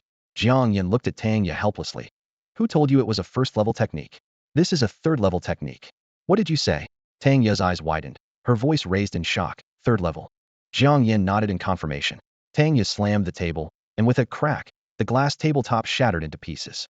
The coffee cup Jiang Yan was about to pick up fell to the ground, splattering coffee all over his pants. Jiang Yan regretted taking out a third-level technique in public. Now he had to pay for the coffee shop's table. Jiang Yingxue lowered her voice to remind. "Tanya, keep it down. Everyone's looking at us." Tanya quickly apologized. "Sorry, I got too excited." She carefully tucked the technique into her bag, planning to study it in detail later. At this moment, a waiter approached, frowning. "Excuse me, what happened here?" Tanya immediately took out her wallet. An accident. Just an accident. How much for the table? I'll pay. The waiter's expression softened. It's 800 in total. No problem. Tanya stood up. Put this table's bill on me too. Take me to the front to settle it. After Tanya left, Jiang Yingxue looked at Jiang Yan with concern. Are you really going to the Red Lotus ruins? That's the territory of the three major families. Even if you have a way to get in, it doesn't mean you'll come out unscathed. Jiang Yan smiled. Don't worry, it's not happening right now. He reminded her that next month he had plans to go to the 37th secret realm with Su Minggran, and soon after, Magic City University would start its new term. He couldn't find the time to go to the imperial capital in the short term. After leaving the coffee shop, the three of them found a place for lunch and strolled around the area near Magic City University. Suddenly, Tanya glanced at her phone and exclaimed, "Oh no, it's almost 2 o'clock. I have to go to the Blacksmith Association. There's a free lecture by Master Qin today." She turned to Jiang Yingxue. "Yingxue, are you coming? Didn't you say you were interested in blacksmithing and planned to take an elective course next semester?" Jiang Yingxue hesitated. Huh? What about Xiao Yan? Actually, it was only after her financial situation improved that she considered taking up blacksmithing as a hobby. Previously, she wouldn't have dared to think about such an expensive side profession, preferring to spend her extra time working part-time jobs. "What's the big deal? Let's all go," Tanya suggested. Jiang Yan shrugged. "I'm fine with anything." "Then what are we waiting for? Hurry up, we're almost late." Tanya quickly flagged down a taxi by the roadside. Magic City had 8 blacksmith associations, with the headquarters located in the city center, a towering building over 50 stories high. After arriving, the three of them asked for directions and waited for the elevator. By the time they found the place, there were only 5 minutes left before the lecture began. Tanya went to the window to take a look, then turned back to call out, "There are still seats at the back. Let's hurry in." However, as they reached the entrance, a staff member stopped them. "Master Qin's class is already full. Please come another day." Tanya squinted her eyes and glanced into the room again, her confusion deepening. There were clearly empty seats at the back, so how could it be full? Just as she was about to ask, the staff member interrupted her with a blank expression. "Those seats are reserved. You'll have to wait for the next session." "Reserved?" Tanya questioned, her voice tinged with dissatisfaction. "Isn't this a free lecture? I've been here several times and never heard of reserving seats. Are you sure you're not mistaken?" The staff member waved his hand impatiently, his tone curt. "That's a new rule by the Artificers Association. Move along. Master Qin is about to arrive. Don't cause trouble here." At that moment, footsteps could be heard from the direction of the elevator. A group of young people, appearing to be around 16 or 17, younger than Jiang Yan, approached. The boy at the front politely said, "Hello, we're friends of Su Liang. He said he reserved seats for us." The staff member's demeanor changed instantly, his face breaking into a smile as he pointed into the room. "Your seats are saved. They're in the last row, a bit far, but with a great view." "Thank you." The boy expressed his gratitude and entered the room with his companions. Seeing this, Tanya was so angry she trembled all over, pointing at the young people and questioning, "Is this what you call reserved? Just because they have connections?" She had been waiting for this class for 3 months, and although she was a bit late, she wasn't tardy. If it truly was full, she could accept it, but there were clearly seats available. Why wasn't she allowed in? Jiang Yingxue also frowned. Although the class wasn't mandatory for them, anyone would feel upset in such a situation. Seeing this, the staff member raised his voice and warned, "You little girl, haven't you had enough? Cause any more trouble, and I'll call security. If you're blacklisted, you won't be entering the Artificers Association again." The young people who had just entered noticed the commotion at the door. They openly discussed among themselves. "Who dares to cause trouble at the Artificers Association? Seems like they're saying we took their seats. Ridiculous, we informed them in advance. How is that the same?" "Exactly, we're Su Liang's friends. Having a bit of privilege is normal, isn't it? Honestly, using the back door feels pretty good, huh?" Hearing these words, Tanya's face turned a mix of green and white, and she could only grit her teeth and say, "Forget it. We'll come back next time. It's just a few more months of waiting." She just wanted to leave quickly now, fearing she couldn't control her temper if she stayed. Jiang Yan suddenly asked, "I've been meaning to ask, who is this Su Liang they mentioned?" Tanya snorted lightly and explained, "He's Master Qin's new apprentice. I heard he's quite talented, just a high school sophomore. I used to admire him, but I didn't expect him to start playing favorites so soon." "And who is Master Qin? He's not one of the 8 chief artificers, is he?" Jiang Yan continued to ask. Tanya immediately denied. "Of course not. Do you know what the 8 chief artificers are like? They never show up easily. Master Qin is just an artificer with the master title, and there are hundreds of such masters in the Artificers Association." Jiang Yingxue added, "A master-level artificer is already very impressive, just below the chief level." "Oh." Jiang Yan nodded thoughtfully.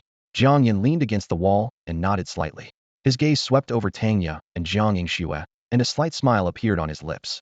"Actually, I know a master from the Artificers Association who holds a pretty high position.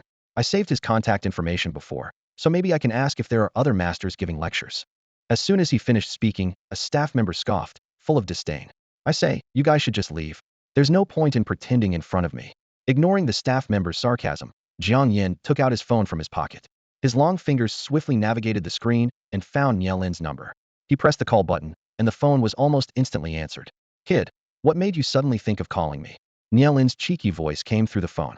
"Have you finally decided to become my disciple?" Jiang Yan held the phone close to his ear, his voice steady. "I just wanted to ask if you know any masters in the Artificers Association here in the city that you could introduce me to. Am I not master enough for you? You want to meet other masters?" Nie Lin's tone was noticeably displeased. Patiently, Jiang Yan explained, "No, it's just that I have 2 friends here who want to attend a master's lecture. But a few insiders took all the spots, and they don't want to make the trip for nothing. That's why I thought of you." Nie Lin's voice grew more impatient. "You little rascal, you come to me for such trivial matters when I'm a busy man. I don't have time for this. Unless you become my disciple or introduce me to that expert you know. Then I could find 10 masters for you. No problem." Jiang Yan paused for a moment, then shifted his tone.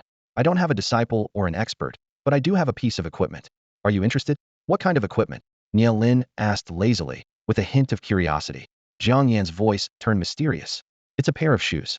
Wearing them can increase your movement speed by 50%, and if the wind outside exceeds level 3, the speed can stack with the wind force." Nie Lin was indifferent at first, but after hearing the second part of Jiang Yan's explanation, he became animated. "Wait for me. You're in the city, right? I'll fly over to meet you." Hey, what about the master for the lecture?" Jiang Yan quickly reminded him. "At the lecture entrance, right? I'll call them over right away," Nie Lin said before hanging up the phone.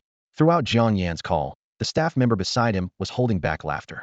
Jiang Yingxue and Tang Yo were also bewildered, not understanding what had happened. Jiang Yan put away his phone, a faint smile on his face. "It's done." The staff member gave Jiang Yan a thumbs up, but his tone was full of mockery. "Quite the performance. Xiaoyan, which master do you know?" Jiang Yingxue asked with a slight frown, her tone filled with concern. Her eyes searched Jiang Yan's face, as if trying to find a hint of something. Jiang Yan hesitated for a moment before deciding not to reveal too much. "It's someone else here today, and I'm not sure who. As for the master I know, I'll introduce you to them when there's a chance in the future."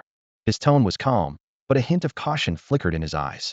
Nearby, a staff member shook his head silently, internally sighing at the persistence of these young visitors. Having worked at the Alchemist Association for years, it was the first time he'd encountered such determined guests. Before long, a middle-aged man with glasses and slicked-back hair appeared at the end of the corridor. He held a notebook in his hand, accompanied by a young boy. The staff immediately put on a smile and respectfully called out, "Master Qin." Master Qin glanced at Jiang Yan and the others, frowning slightly. The staff quickly explained the situation, mentioning that security had already been contacted. However, Tang Ye quickly countered, her voice full of dissatisfaction and grievance. The young boy, clearly Master Qin's apprentice, gave an innocent smile, denying Tang Ye's accusations. The staff member immediately agreed, and the atmosphere became tense. Just as the argument was about to escalate, the elevator doors suddenly opened. An elderly man with graying hair stepped out slowly, instantly drawing everyone's attention. Master Qin immediately approached him with respect written all over his face. "Teacher, why did you come in person?" Master Qin asked respectfully. The elderly man's gaze swept over the crowd, finally resting on Jiang Yan. He walked up to Jiang Yan, his voice gentle yet authoritative. "So this is young Jiang Yan?" Jiang Yan nodded slightly. "Yes, that's me." His voice was calm, but a hint of surprise and anticipation shone in his eyes. The atmosphere around them instantly became more nuanced, with everyone holding their breath, waiting to see how things would unfold. "Following Master Nie's instructions, I've arranged everything. Please come with me." The elderly man smiled kindly and gestured for Jiang Yan and the others to follow him. His words were like a thunderclap, stunning everyone present, especially the staff member, whose face turned deathly pale, almost collapsing from shock. "Master Nie? This person actually knows Master Nie." His mind raced, recalling his earlier actions, as cold sweat dripped down his forehead. Nie Lin's reputation in the artifact crafting world was formidable. His eccentric nature and aloof personality intimidated many. Yet, this young man, Jiang Yan, not only knew Nie Lin but also had him arrange seating. What was more astonishing was that Nie Lin was one of the 8 chief members of the Artifact Crafting Association. Having such connections and still attending a regular master's lecture seemed utterly unbelievable. The staff member was filled with regret, lamenting, "Why did I offend these people just to curry favor with Su Liang?" He suddenly realized that compared to Nie Lin, Su Liang was insignificant. No matter how talented Su Liang was, even as a disciple of Master Qin, there were still higher levels above him, including the 8 chiefs. The disparity was colossal. Su Liang also broke into a cold sweat, his previous smugness evaporating. Though unsure of what had happened, he had indeed asked the staff to reserve him a spot. This clearly violated association rules, and if investigated, he would surely face disciplinary action. Moreover, these people knew Master Nya, while he, despite being in the association for a long time, had never met a chief. Their connection with Nya Lin highlighted the gap between them. If they wanted to cause trouble for him, it would only take a word. Su Liang suddenly remembered his parents' constant advice to be humble, and he finally understood its importance. Jiang Yingxue and Tanya were in a daze until they followed Jiang Yan into the elevator. Tanya couldn't help but look at Jiang Yingxue with curiosity. Yingxue, be honest, is your family some kind of hidden wealthy clan, and you siblings are just out here for experience? Jiang Yingxue shook her head in exasperation. What are you thinking? I'm still wondering if my brother was swapped at birth. Jiang Yan stood silently beside them, unsure how to respond. The original Jiang Yan shared his name and appearance. To him, it was like an alter ego from another world. But differences certainly existed. However, he already saw Jiang Yingxue as his real sister.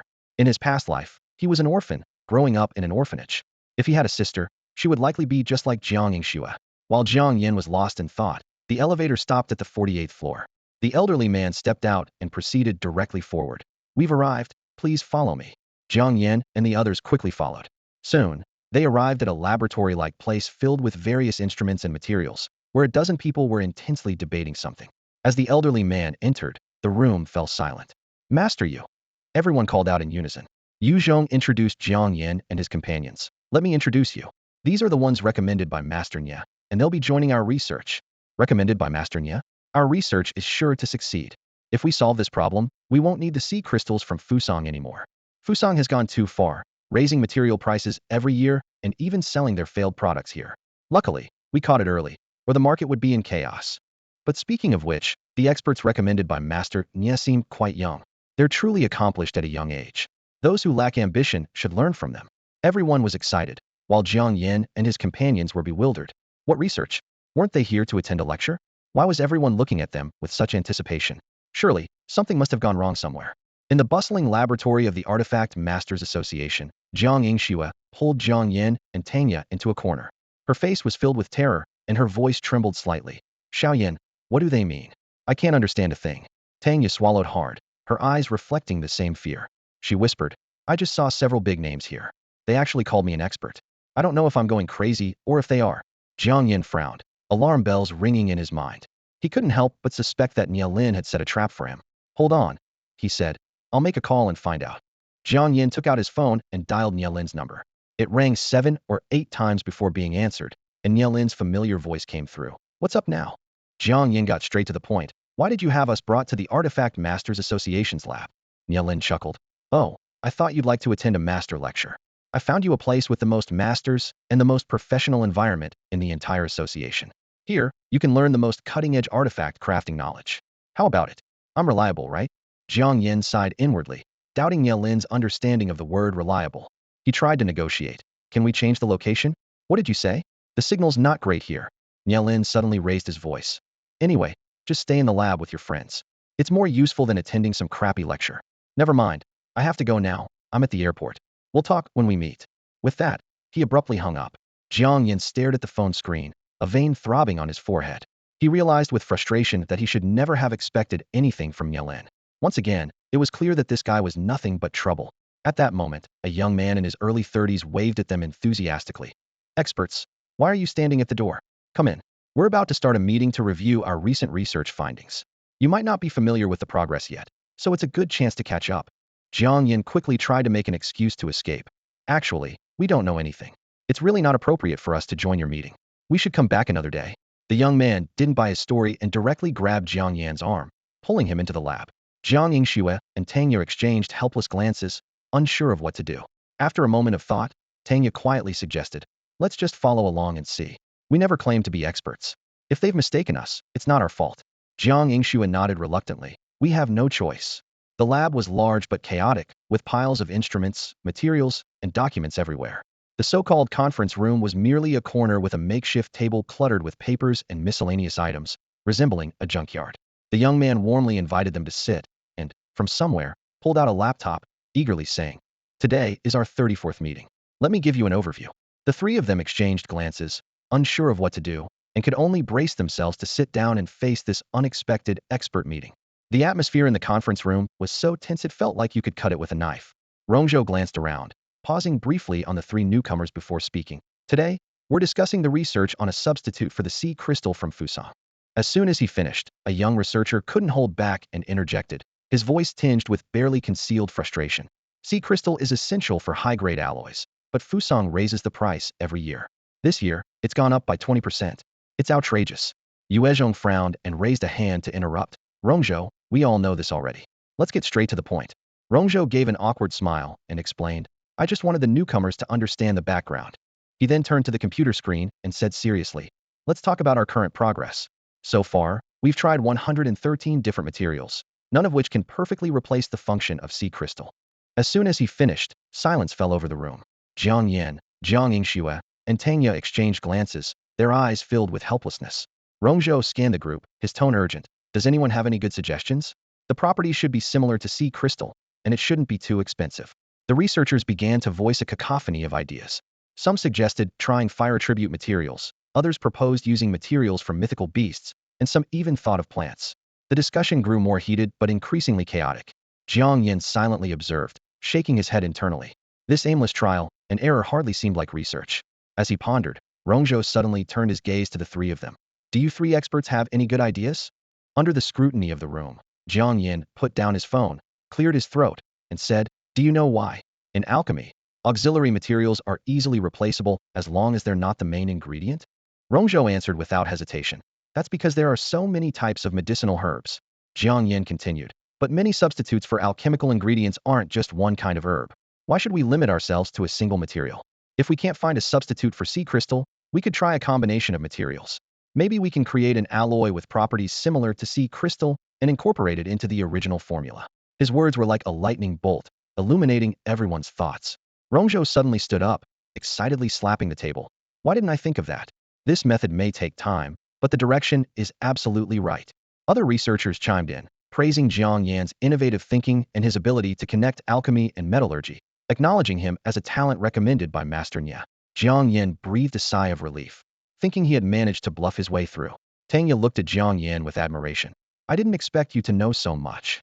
Jiang Yan lowered his voice and replied, I just looked it up online. Tanya's eyes widened in disbelief as she looked at Jiang Yan. She had thought it was absurd enough for her, a complete outsider, to be called an expert, but Jiang Yan managing to impress these masters with a quick online search was beyond ridiculous. Jiang Yan, leveraging his understanding of elixir formulas, came up with an innovative idea. He realized that many common elixirs have multiple versions of their formulas, and auxiliary ingredients often have various substitutes. This layered optimization not only enhances effectiveness, but also reduces costs. An idea struck him, and he decided to apply this principle to the field of artifact crafting. Although alloy weapons have only been around for a few decades, the high cost of materials and experimentation has deterred many from optimizing their formulas. Jiang Yan believed that since the Artifact Craftsmen Association wanted to set a precedent, borrowing the optimization methods from elixir crafting was entirely feasible. After the meeting, Rongzhou immediately arranged for personnel to conduct material comparisons. Meanwhile, Yuzhong led Jiang Yan, Tanya, and Jiang Yingxue to a special room. As soon as they entered, they were captivated by a sword suspended in a display case. The sword shimmered with a radiant glow, surrounded by a visible barrier. Tanya exclaimed, Wow, what kind of weapon is this? It's so beautiful. Her eyes sparkled as she quickly approached the display case. Jiang Yingxue, after a careful observation, said, It looks crystal clear, not quite like an alloy weapon. Yu Zhong smiled mysteriously. That's right, this is not an alloy weapon. Even an SS-grade alloy weapon can't match a tenth of its power. That powerful. Tanya was full of astonishment. Yu Zhong continued to keep them in suspense. This is what we call a spiritual weapon. It can recognize its owner through a drop of blood, establishing a connection between the weapon and its master. This not only makes it easier to wield, but also significantly boosts its power. A spiritual weapon? Tanya's eyes widened. The day's surprises kept coming. She had originally come to attend Master Qin's lecture and ended up meeting more renowned masters, participating in the top-level meeting of the Artifact Craftsmen Association, and now witnessing the legendary spiritual weapon firsthand. Jiang Yingxue, on the other hand, was bewildered. Her understanding of spiritual weapons was vague. She only knew they were extremely rare and valuable, even in the heavens, only accessible to the wealthy. Faced with such an unattainable treasure, she felt nothing beyond surprise and admiration. Jiang Yan remained remarkably calm. He recognized the spiritual weapon as soon as he entered the room and noticed the high-level barrier surrounding it. While he acknowledged the excellence of the spiritual weapon, he also understood that such a treasure could never belong to him unless someone gifted it directly. At that moment, Yuzhong suddenly said, "This weapon is actually a reward." Jiang Yan was slightly taken aback. What reward? If it's a reward, doesn't that mean he has a chance? Seeing Jiang Yan take the bait, a smile finally appeared on Yuzhong's face. The headquarters of the heavenly worlds issued a reward, and Yuzhong's eyes sparkled with anticipation. He turned to Jiang Yan, his voice tinged with excitement. This time, the requirement is to forge a weapon of perfect grade. Jiang Yan frowned slightly. This concept was unfamiliar to him. Seeing his reaction, Yuzhong quickly explained, a perfect grade weapon means that from the very first step of the forging process, every detail is flawless. He sighed, a hint of regret in his eyes. Unfortunately, no one in the Blacksmith Association has managed to achieve this over the years. This spiritual weapon is just a decoration here. Jiang Yan glanced at the display case, suddenly realizing the truth. So this spiritual weapon had become a mere ornament. He couldn't help but think that many probably felt the same way once something was deemed unattainable. It might as well be discarded as trash on the street, unrelated to them. However, the perfect grade weapon Yuzhong mentioned indeed sounded incredibly challenging. Jiang Yan speculated that every newcomer to the Blacksmith Association might be brought here to admire this spiritual weapon. For those young and inexperienced, it must be a great source of motivation to learn. At that moment, Yuzhong shifted the conversation, his eyes gleaming with expectation. I heard from Master Nye that you have a perfect grade weapon. If you can prove that you forged it, the reward is yours right now. He looked intently at Jiang Yan, full of anticipation. Jiang Yan was stunned, almost thinking he misheard. Did he have a perfect grade weapon? How come he didn't know? Suddenly, a thought struck him. Could Master Nye be referring to that grade alloy fruit knife? Remembering Nye Lin's excited reaction and his request to become a disciple, was it all because that fruit knife was considered a perfect grade weapon? Jiang Yan inwardly chuckled. Such a weapon could be effortlessly synthesized by the Universal Synthesis Platform. But to forge it himself? That was asking too much. Seeing Jiang Yan's silence, Yuzhong asked with a smile, "What do you think? Want to give it a try?" Jiang Yan shook his head, declining politely. "Master, you overestimate me. I don't have that kind of skill." He couldn't reveal the existence of the Universal Synthesis Platform, so he chose to forego this opportunity. Besides, if such a weapon truly ended up in his hands, it would undoubtedly cause a huge stir. Rather than courting trouble, it was better to focus on improving his strength. As long as his spiritual energy limit was sufficient, synthesizing a spiritual weapon was only a matter of time. Yuzhong sighed, having prepared himself mentally, yet he couldn't help feeling a bit disappointed. He thought of how smiths from the Lighthouse Nation had already managed to forge perfect grade weapons and worried about how arrogant they might be at the next blacksmith exchange meeting.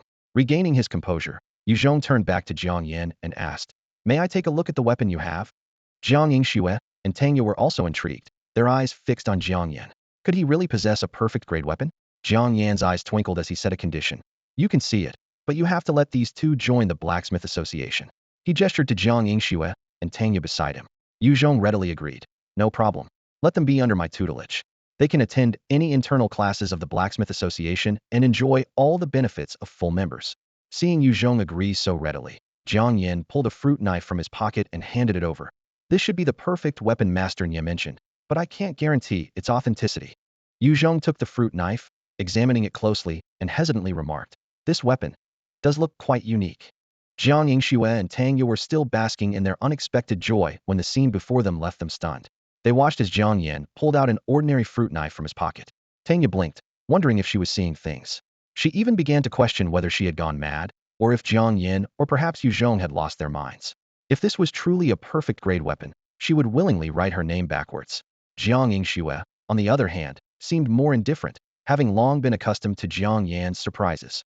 She originally thought Jiang Yan had raided some small relic, but the sight of the modern fruit knife shattered her imagination.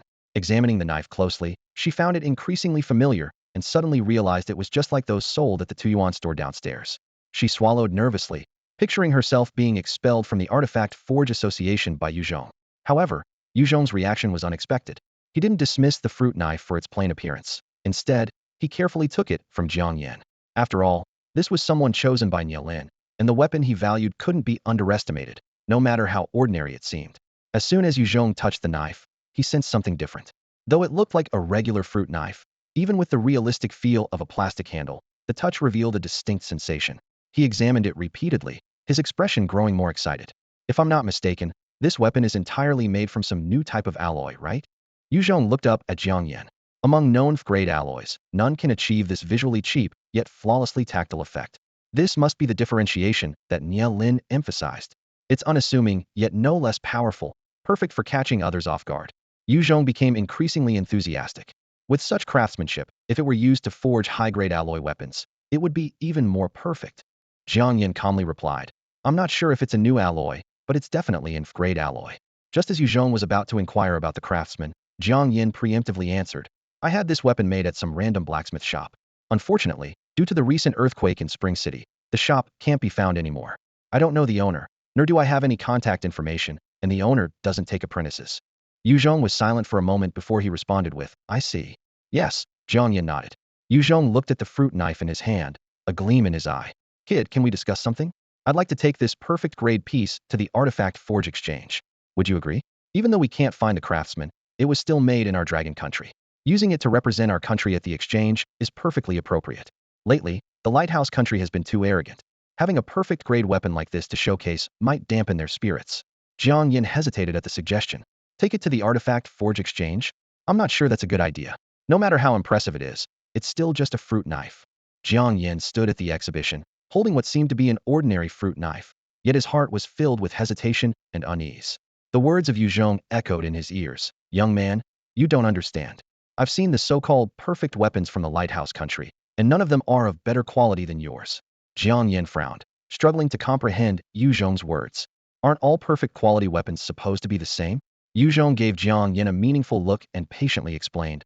The rarer the material, the harder it is to forge. Even though they're all perfect grade weapons, black iron weapons are clearly inferior to grade alloys. Who would care if it's a fruit knife then? Jiang Yan's face was full of conflict, but I still feel it's not quite right. A glint of intrigue flashed in Yuzhong's eyes, and he spoke with a hint of temptation. If you can place, there will be substantial rewards. The organizers are very wealthy. This statement seemed to strike a chord within Jiang Yan, and he immediately changed his mind. I'm in. Yuzhong smiled with satisfaction, patting Jiang Yan on the shoulder. Haha, that's the spirit. This year's craftsman exchange will be in 3 months, held in the capital. I'll have someone contact you then. Jiang Yan nodded in agreement. No problem. Just then, Jiang Yingxue finally came to her senses and whispered to Jiang Yan. Xiao Yan, is this really a perfect grade weapon? To me, it just looks like a fruit knife from the dollar store downstairs. And Yuzhong wants to take it to the craftsman exchange. Won't there be issues? Jiang Yan shrugged helplessly. I don't know, but if they say it is, then it is. Jiang Yingxue nodded thoughtfully. The masters sure have a unique perspective. Yuzhong checked the time and suggested. It's getting late. Let me show you where the Craftsmen's Association trains newcomers. You can come over whenever you have time. Tang Yan nodded excitedly. Great. I've long heard about the special training methods they have for newcomers at the Craftsmen's Association. Finally, I get to see it today. Jiang Yingxue was also filled with anticipation, feeling fortunate to have such a rare opportunity. Yuzhong led them to the 7th floor of the Craftsmen's Association, where he detailed the theory classes, physical training, technique training, and Hansen practice areas. As they walked, he explained, all courses here are flexible. You can choose what you want to learn, but my advice is to follow the sequence from left to right. Only with a solid foundation will you be more adept at practical operations. As they reached the entrance of the practical training area, they coincidentally met Master Qin and Su Liang, who had just finished a lecture. Teacher, Qin Changda called out quickly. Master Yu. Su Liang also greeted respectfully. Yuzhong nodded in acknowledgement. The lecture's over? Qin Changda replied. Yes, just finished. Yuzhong introduced. I'm bringing your 2 junior sisters to familiarize themselves with the training area. Junior sisters? Qin Changda's gaze moved past Yuzhong and landed on the people behind him, his expression immediately freezing. Yuzhong was a highly respected master craftsman at the Artificers Association. Although he didn't hold the same status as the top 8 chiefs, he had many disciples. Qin Changda was one of them. However, for the past decade, Yuzhong had stopped accepting new apprentices. Today, unexpectedly, he made an exception and took in 2 female apprentices. To everyone's surprise, these 2 had been turned away just hours earlier for not meeting the qualifications. Qin Changda watched the scene before him in disbelief, feeling a mix of emotions. His once fellow students had suddenly become his peers. He forced a smile, trying to suppress his discomfort. Su Liang felt even more conflicted. Jiang Yingxue and Tang Ye had not only become his peers, but were now considered his seniors. Those he once overlooked had suddenly become his elders. This absurd reality left him feeling as if he were in a dream, unable to accept it. Hello, senior brother. Hello, nephew. Tang Ye called out cheerfully, seemingly teasing Su Liang. At the term nephew, Su Liang's face fell. He realized that his future might be bleak. Qin Changda, suppressing his anger, said with a forced smile. You two junior sisters need to work hard. Our Artificers Association is fiercely competitive. If you can't keep up, you might be left behind. Yu Zhong frowned at this, displeased. As an elder brother, you should be more welcoming. Is this how you scare the younger apprentices? Qin Changda smiled bitterly. When he first joined the association, Yu Zhong was never this gentle. The training had been extremely rigorous, and today he truly realized what it meant to be treated differently. Jiang Yingxue calmly responded, Master Qin is right. It's an honor to be part of the Artificers Association, and hard work is necessary. She understood well that respect is earned through skill, not granted by others. Tanya also dropped her playful demeanor and sincerely said, Yes, we'll work hard. We'll need your guidance, Master Qin. Hearing this, Qin Changda's expression softened. Yu Zhong nodded in satisfaction, contemplating the potential of these two young women. Come, let's take a look at the practical training area, Yu Zhong said, turning to open a large door nearby. They all followed him into a spacious room filled with over 100 people, with various crafting furnaces scattered throughout. In the corners of the room were piles of metal materials, including rare ores like Xian iron and black iron. As they walked, Yu Zhong explained, during practical training at the association, materials below the grade alloy are free to use, but you can't take the finished products with you. Additionally, you'll need a crafting furnace. With that, they reached the back of the room, and Yu Zhong used a magnetic card to open another door. Behind it was a series of neatly arranged shelves filled with various crafting tools. Inside the Artifact Refining Association, rows of refining furnaces gleamed with metallic luster. Standing before a group of students, Yu Zhong proudly announced, These are the treasured refining furnaces of the association. As my students, you have the privilege to choose one for yourselves. Tanya widened her eyes in amazement and exclaimed, Wow, so many. Her gaze flitted among the various furnaces, unable to decide. Jiang Yingxue cautiously asked, Can we really choose anyone we want? Her tone carried a hint of skepticism. Jiang Yan was equally curious. He recalled that refining furnaces were quite expensive, and if they could truly pick any, one could theoretically pretend to be a student and clear out the storage. With a broad gesture, Yu Zhong replied, Choose freely. But then he added, You can settle the payment later, using cash, spirit stones, or even your wages. He detailed the deduction prices for different weapon grades, ranging from 500 for steel weapons to 30,000 for black iron ones. Once you can craft black iron weapons, you'll pay it off in no time. Upon hearing this, Jiang Yan, Jiang Yingxue, and Tanya fell silent, realizing their naivety in thinking the association would give away such expensive items for free. Tanya leaned in to whisper to Jiang Yingxue, these refining furnaces are top-notch, unavailable on the market. We might as well choose the expensive ones and work off the debt slowly. They didn't mention a repayment deadline. Jiang Yingxue nodded in agreement. Jiang Yan chose not to interfere, believing it was Jiang Yingxue's decision regarding her learning and work. In the end, Jiang Yingxue and Tanya each selected a small, half-meter-high furnace suitable for girls. After completing all the formalities, it was already late. Leaving the association, Jiang Yan parted ways with the two and returned to his hotel alone. After a simple dinner, he took out his phone and ordered a batch of items from the Lingwu Hall website. 20 snow light worms, 50 bottles each of Huanyu and Qingyu pills, 10 bottles of Qi and blood pills, and 5 bottles of the expensive Yunling pills, totaling 5 million. Jiang Yan decided not to rush the synthesis, opting instead to use the free synthesis opportunity available every 2 days. He planned to upgrade his spatial treasure first, then attempt to synthesize the Yunling pills. Upon receiving the goods, Jiang Yan eagerly tested the synthesis effect of the Yunling pill. He placed one on the synthesis platform, and after appraisal, found its effect to be remarkable. It could enhance spiritual power absorption by up to 10 times for 10 minutes, with no side effects. Jiang Yan placed another Yunling pill into the universal synthesis platform. The system prompted, synthesize a grade 1 Yunling pill. He confirmed the synthesis, and the result was astonishing. Not only did he obtain an upgraded grade 2 Yunling pill, but its effect lasted for an hour, enhancing spiritual power absorption by 10 times, unrestricted by cultivation talent. The system then displayed a prompt. As you have synthesized a 6-star item for the first time, the Universal Synthesis Platform is eligible for an upgrade. Would you like to upgrade? Jiang Yan gazed intently at the newly synthesized second-grade Yunling pill, his brow slightly furrowed. The pill's value had reached an astonishing 6 stars, a result that truly surprised him.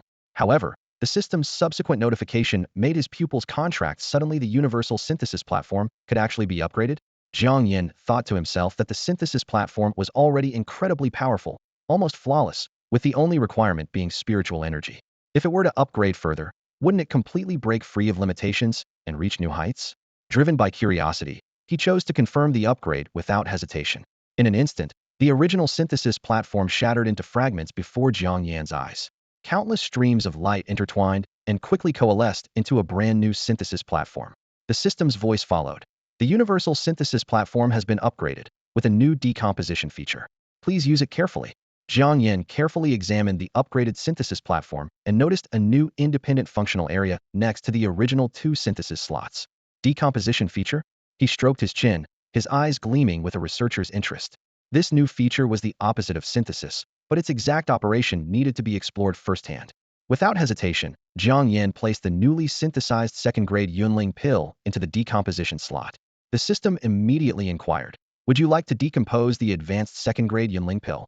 Jiang Yan decisively chose to decompose. Subsequently, the system prompted, "The advanced second-grade Yunling pill has been decomposed. Congratulations on obtaining second-grade Gathering Spirit Grass, second-grade Silver Silk Velvet, second-grade Rhododendron Leaf, second-grade Snow Ginseng, and second-grade Five-Eyed Fruit."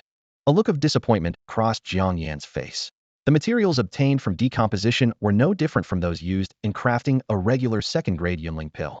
It seemed that the superiority of the advanced pill was entirely due to the synthesis platform, rather than the raw materials.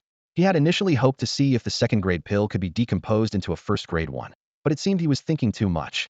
Furthermore, decomposition also required the consumption of spiritual energy. Jiang Yan couldn't help but question himself. Why use spiritual energy for decomposition instead of synthesis? Wasn't that putting the cart before the horse? Suddenly, a thought flashed in Jiang Yan's mind. Since the Universal Synthesis Platform could synthesize various items, the decomposition feature should also apply to these items, including living creatures. This idea excited him, and he felt compelled to verify it. Glancing at the time, it was nearing 9 p.m., with only a few minutes left before the Lingwu Hall closed. Jiang Yan hurriedly ordered 2 blue-striped rabbits from the Lingwu Hall. These first-tier beasts were known for their weak mental attacks, posing no threat to ordinary people, let alone spiritualists and warriors. With their strong reproductive ability, they were often used for experiments or as food, each costing only a few thousand yuan, making them the cheapest first-tier beasts. When the 2 blue-striped rabbits arrived, they were lively and energetic. Each weighed about a dozen pounds, and the meat looked quite appealing. But tonight, Jiang Yan had no interest in rabbit meat. Without a second thought, he placed the 2 blue-striped rabbits into the synthesis platform. The system immediately inquired, "Would you like to synthesize a first-tier blue-striped rabbit?" Jiang Yan chose to synthesize without hesitation. The next moment, the system prompt sounded, "The first-tier blue-striped rabbit has been synthesized. Congratulations on obtaining a second-tier phantom rabbit." Jiang Yan gazed at the results on the synthesis platform, his eyebrows slightly raised in surprise. A second-tier phantom rabbit, possessing the bloodline of a devil rabbit, with astonishing speed capable of creating illusions in the enemy's sight, making it difficult to capture and attack. This was far beyond his expectations. Initially, he only intended to make a first-tier blue-striped rabbit stronger for subsequent testing. Who would have thought that this synthesis would directly leap across bloodline levels, resulting in a second-tier phantom rabbit? The phantom rabbit's bloodline was clearly superior to the blue-striped rabbit, not to mention it had advanced to the level of a spiritual beast like the devil rabbit. Jiang Yan's mind raced, and a bold idea emerged. Could it be that synthesizing 2 types of beasts not only enhances their strength, but also elevates their bloodline level? This discovery was undoubtedly an unexpected surprise. Although his research on biological synthesis was not yet deep, the result before him had already surpassed his understanding of plant synthesis, like with the blood-sucking vine. If bloodlines could indeed be directly combined, wouldn't that mean that with enough synthesis attempts, it might even be possible to create legendary divine beasts? Jiang Yan shook his head, temporarily setting aside this tempting thought. For now, he focused on testing the decomposition function. He carefully closed the hotel doors and windows, ensuring everything was secure, before releasing the second-tier phantom rabbit from the synthesis platform. Once the phantom rabbit hit the ground, it immediately shot like a silver lightning bolt to the corner of the room at a speed nearly impossible to track with the naked eye. Even though Jiang Yan reacted quickly, he still couldn't see its movement trajectory clearly. However, he wasn't worried. In this enclosed space, this agile little creature was definitely not escaping today. Jiang Yan calmly retrieved the blood-sucking vine and began to approach the corner step by step. Although the phantom rabbit hadn't yet developed intelligence, its natural instincts allowed it to sense the strength of its adversary. When it perceived that Jiang Yan seemed less powerful than itself, it suddenly launched an attack.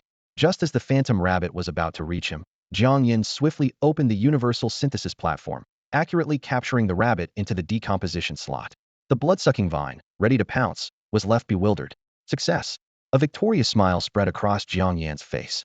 At the same time, the system prompted, "Would you like to decompose the second-tier phantom rabbit?"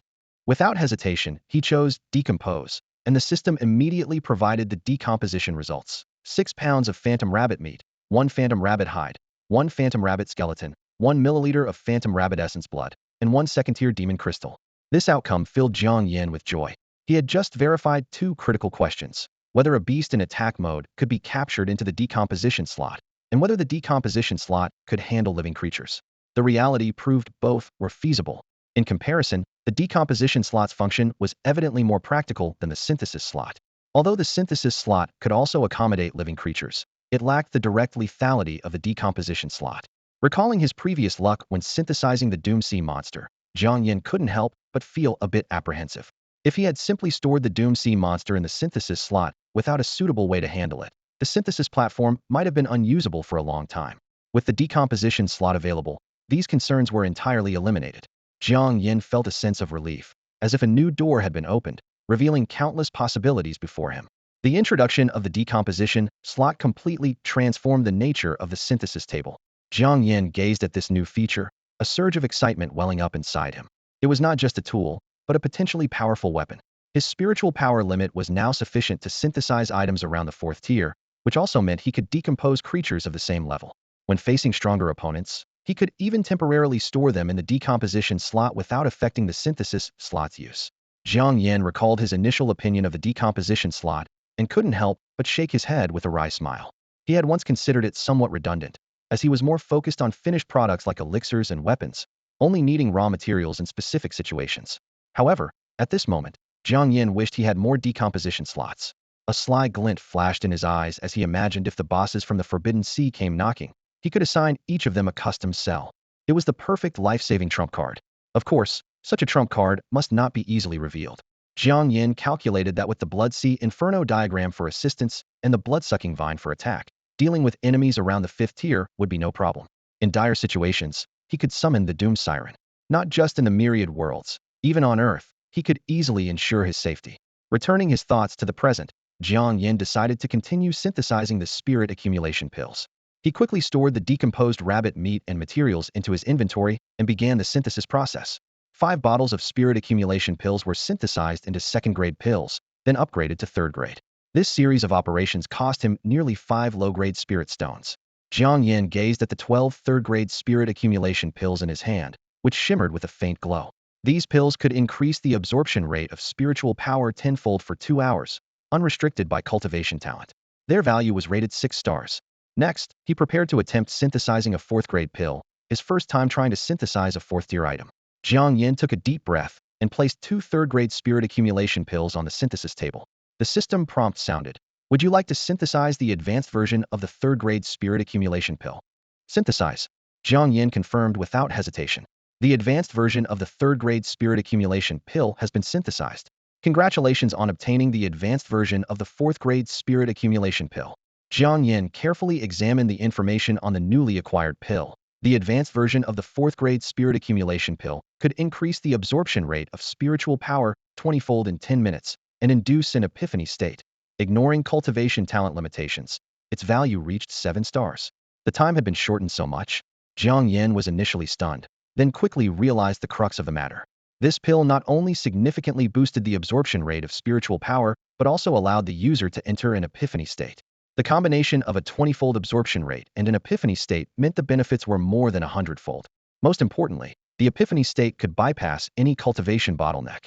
Although the 4th-grade spirit accumulation pill was only suitable for 4th-tier martial artists or spiritualists, with reduced effects beyond this level, its impact was still astonishing. It was equivalent to 10 minutes of daily training being worth 3 to 4 hours for others, without any bottleneck limitations. If used in conjunction with the Lone Star technique, the effect would be even more amplified. What excited Jiang Yan even more was that the spirit accumulation pill had no usage restrictions. As long as there was enough funding to purchase the pills for synthesis, reaching the 3rd-tier martial artist level would be a breeze. With this in mind, Jiang Yan quickly took out his phone, found Su Qing's contact, and sent a message. Interested in a business deal? At that moment, Su Qing had just finished a live stream. She walked out of the bathroom, towel drying her damp hair, and picked up her phone. Seeing Jiang Yan's message, a slight smile tugged at her lips. This cheeky guy, taking the initiative to message me?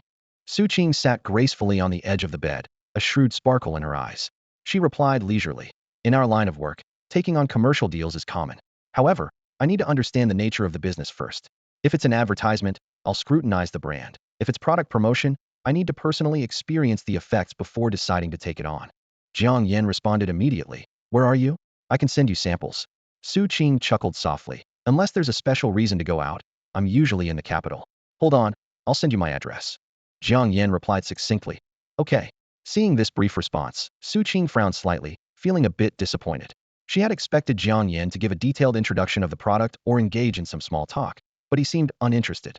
After waiting for a moment and seeing no further message from Jiang Yan, Su Qing had to take the initiative to ask.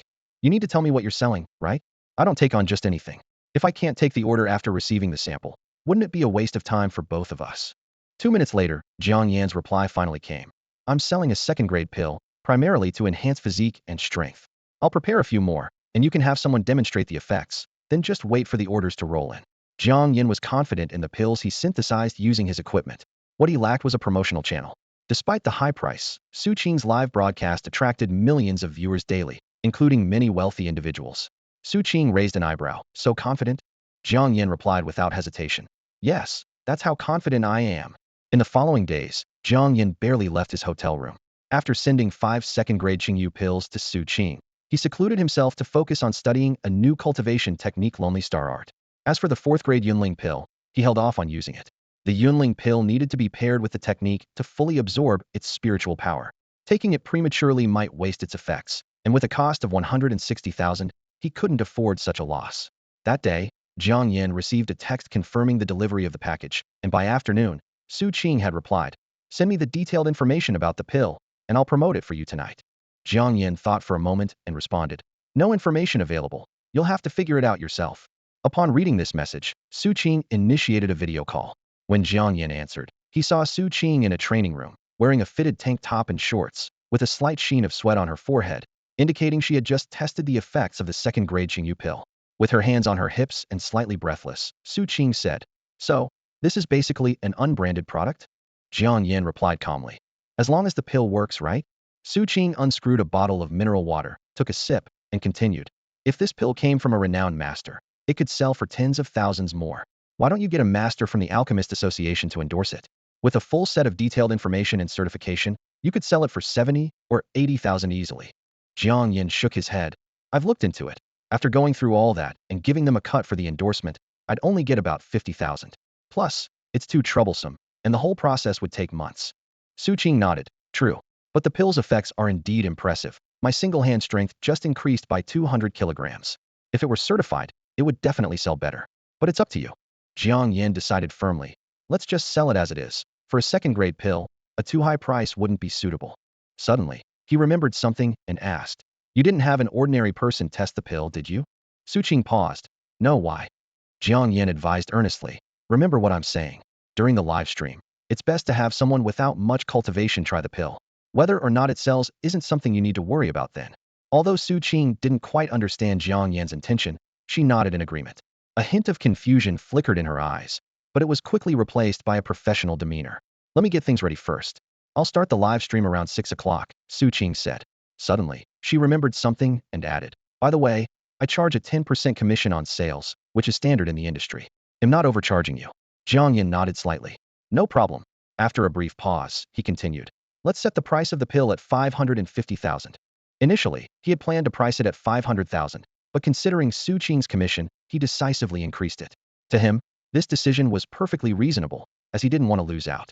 Hearing the price, Su Qing couldn't help but frown slightly. She softly remarked, "Without a master's endorsement, 550,000 seems a bit steep. But we can try it first. If the price isn't right, we can adjust it later." "Don't worry, it will be fine," Jiang Yan said with confidence. Su Qing didn't argue further. She dealt with various goods every month and had a good sense of what prices were reasonable. An uncertified second-grade pill, even if it could increase single-hand strength by 200 kilograms, would typically top out at 300,000 to 400,000.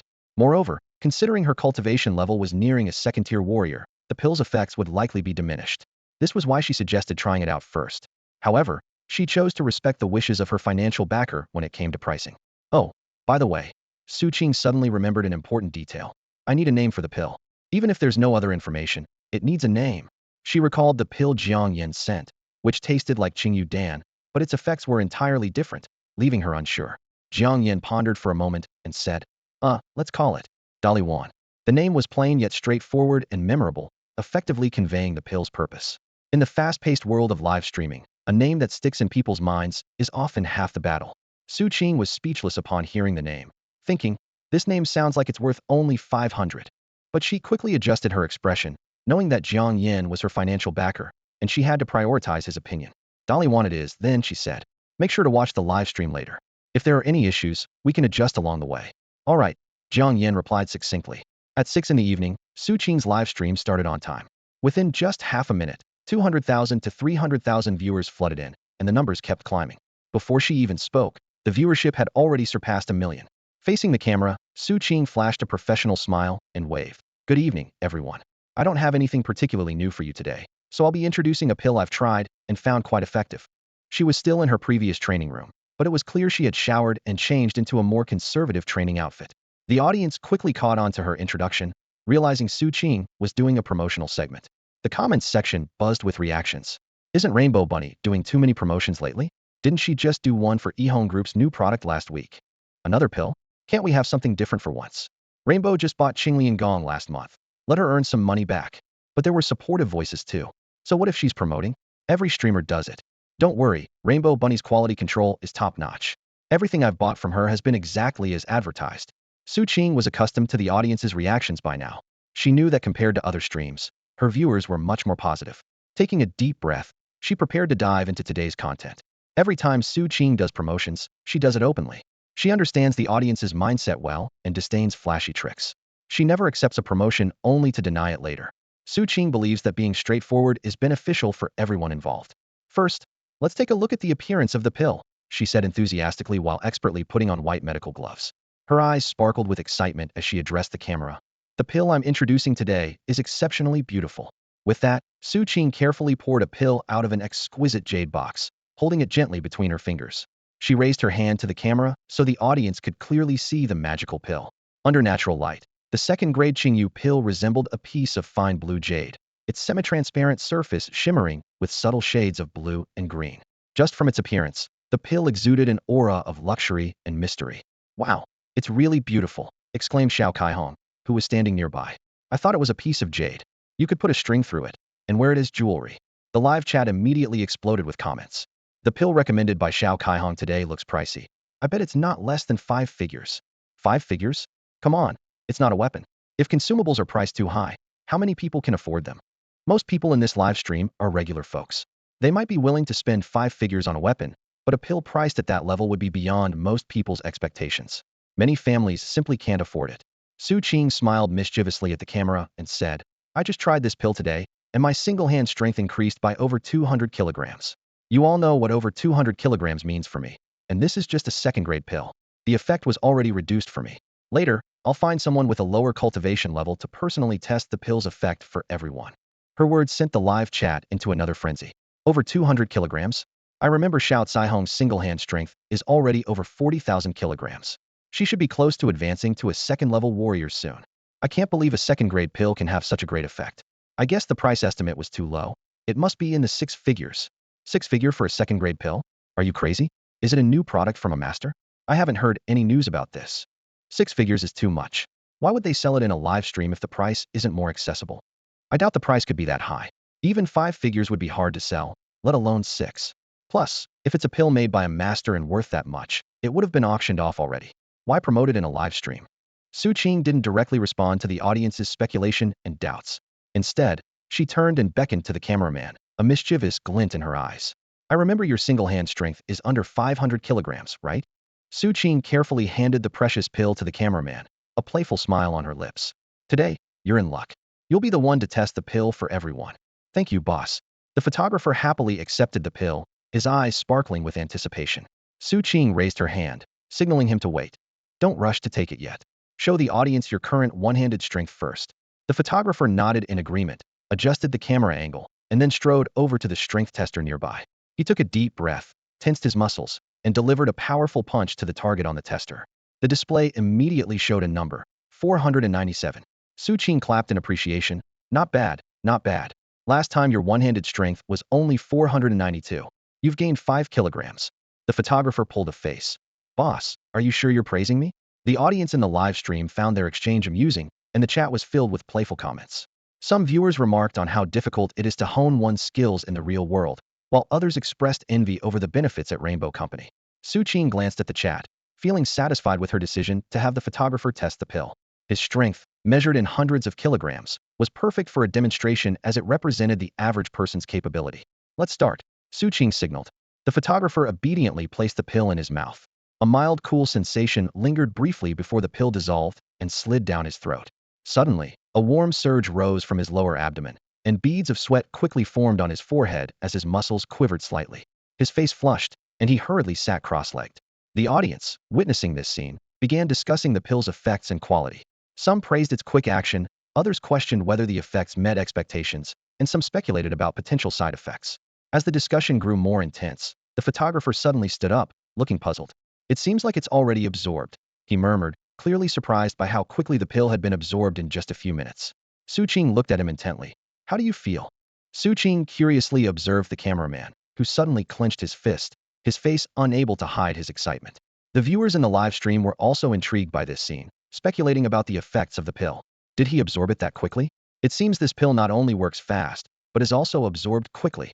How much do you think the cameraman's single hand strength will increase? Probably just 300 or 400 kilograms. I think this pill is something special, and considering the cameraman's low cultivation, it might increase by 500 kilograms. 500 kilograms? That's an exaggeration. Dude, this is just a second-grade pill. What are you thinking with 500 kilograms? You'd need at least a fourth-grade qi and blood pill to achieve around 500 kilograms. Qi and blood pills aren't anything great. The side effects are so severe, you can only take them once every few months.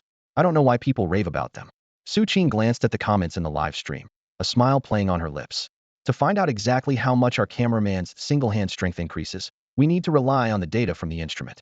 I'll give a 3,000 yuan red envelope to each of the first 10 viewers who guess correctly. With these words, the live stream erupted with excitement. Su Qing pointed the camera at the cameraman, raising her chin slightly in a gesture of encouragement. "Go ahead." The cameraman nervously approached the strength testing machine, mentally calculating his strength boost. He knew he had hit the jackpot today. Normally, he wouldn't have the chance to try a product of this caliber. It was said that the sponsor specifically requested someone with low single-hand strength to test the pill, which is why this opportunity fell into his lap. His monthly salary was just over 10,000 yuan, while the value of this pill likely equaled a year's salary. With mixed emotions and excitement, the cameraman stood in front of the strength testing machine. He adjusted his breathing, channeling his energy into his right fist. At the critical moment, he punched with all his might. Boom! A loud crash followed as the target shook violently. The numbers on the strength tester flickered before settling at 1523. Su Qing's eyes widened in disbelief at the number. The viewers in the live stream were even more astonished. Wait, did I see an extra digit? 1523 kilograms? A second-grade pill increased the cameraman's single-hand strength by 1,000 kilograms in just a few minutes. Are you kidding me? Did you see Little Rainbow's stunned face? She probably didn't expect the pill to be this effective either. But when Little Rainbow tested the pill, her single-hand strength only increased by 200 kilograms. This is too fake, right? I've never heard of a second-grade pill having such an effect. Maybe a third-grade pill. Su Qing finally snapped out of her daze and quickly addressed the live stream audience.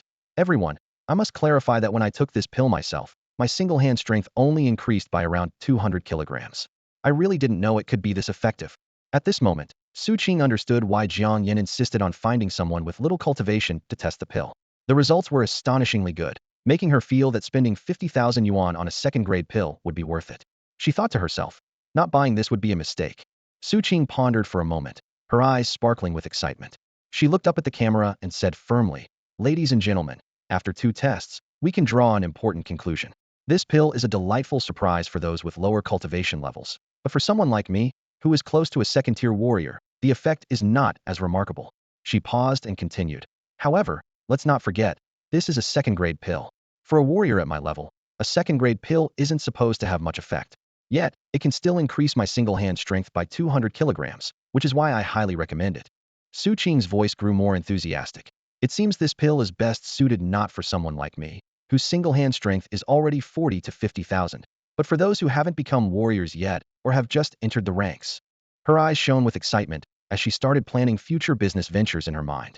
Why didn't Jiang Yan approach me sooner? This is a surefire deal, she thought to herself. Forget expert certification, just sell it in my live stream. If it doesn't sell, I'll take Jiang Yan's surname. Su Qing was calculating in her mind, planning to ask Jiang Yan privately after the live stream. Are there any third-grade pills like this? The second grade isn't much needed for me, but a third grade would be perfect. It might even help me break through to a second-tier warrior. The live chat was flooded with comments, with viewers eagerly asking, Rainbow, stop talking and introduce the pill's name and price. I'm ready to spend whatever it takes to buy one. If it's this effective, it must start at 6 figures, right? I bet even 100 or 200,000 won't be enough. Don't even think about it. Even though it's just a second-grade pill with limited audience, if it's this good, I'll buy as many as I can. Exactly. Even if it's for resale, it won't lose value. However, skeptical voices were also present. I doubt the authenticity of this pill. There's nothing like it online. If the host sells fake products, she might end up in jail.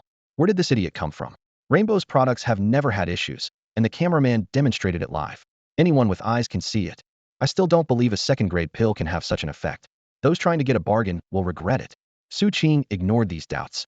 Seeing the audience's eagerness to know the price, she looked directly into the camera and said solemnly, this pill is called thirty-yuan, a second-grade pill. Let me emphasize again, it has no side effects. It's most effective for ordinary people and first-tier warriors, and while it also works for second-tier warriors, the cost-effectiveness isn't as high. She paused and continued. As for the price, the sponsor set it at 550,000, and there are only 20 available. Interested friends can contact our admin for details. With these words, the live chat exploded again. 500,000? Are you serious? At that price, I might as well go to an auction. How dare you sell something so expensive in a live stream? Not to mention 50,000. How many here can even take out 5,000? Rainbow, you've changed. Have you considered how us poor folks feel? I was thinking of squeezing my living expenses to buy one, but it seems it's not meant for me. Aren't live stream sales supposed to be affordable? What's with the 50,000? Despite the flurry of comments, Su Qing remained calm and composed in the face of the audience's varied reactions. I bet you won't sell a single one of those 20 pills. The live stream chat was flooded with comments. Su Qing kept her eyes glued to the screen, quietly giving a thumbs up to a message questioning the name of the pills. She thought to herself that while the name might be a bit tacky, what really mattered was the effect. Meanwhile, a message from the admin made Su Qing smile slightly. In just a few minutes, hundreds had inquired about the pills, with more than half expressing interest in purchasing. She calculated in her mind. Selling all 20 power pills meant $1 million in revenue. If not for the limited quantity, the commission alone would have been enough to fill her pockets. On the other side, another streamer, Su Hao, also promoting new pills, noticed his stream's popularity plummeting. He frowned as he scanned the chat and discovered the reason Rainbow Rabbit was also selling pills, priced at a staggering 50,000 each for a second-grade pill. Are you guys kidding me? Su Hao exclaimed in disbelief. 50,000 for a second-grade pill? That's just ripping people off. Since when did Rainbow Rabbit start pulling such stunts? Known for his candidness, Su Hao's words immediately sparked a wave of agreement. The chat was filled with skepticism and dissatisfaction towards Rainbow Rabbit. I heard the pills over there aren't even certified. When asked which company or master produced them, she wouldn't answer directly. It's clearly homemade. Isn't this just a shady product? With so many fake products around, if it's not from a reputable master, I won't even consider it. Has Rainbow Rabbit lost her mind, accepting such deals? And 50,000? How could she even say that?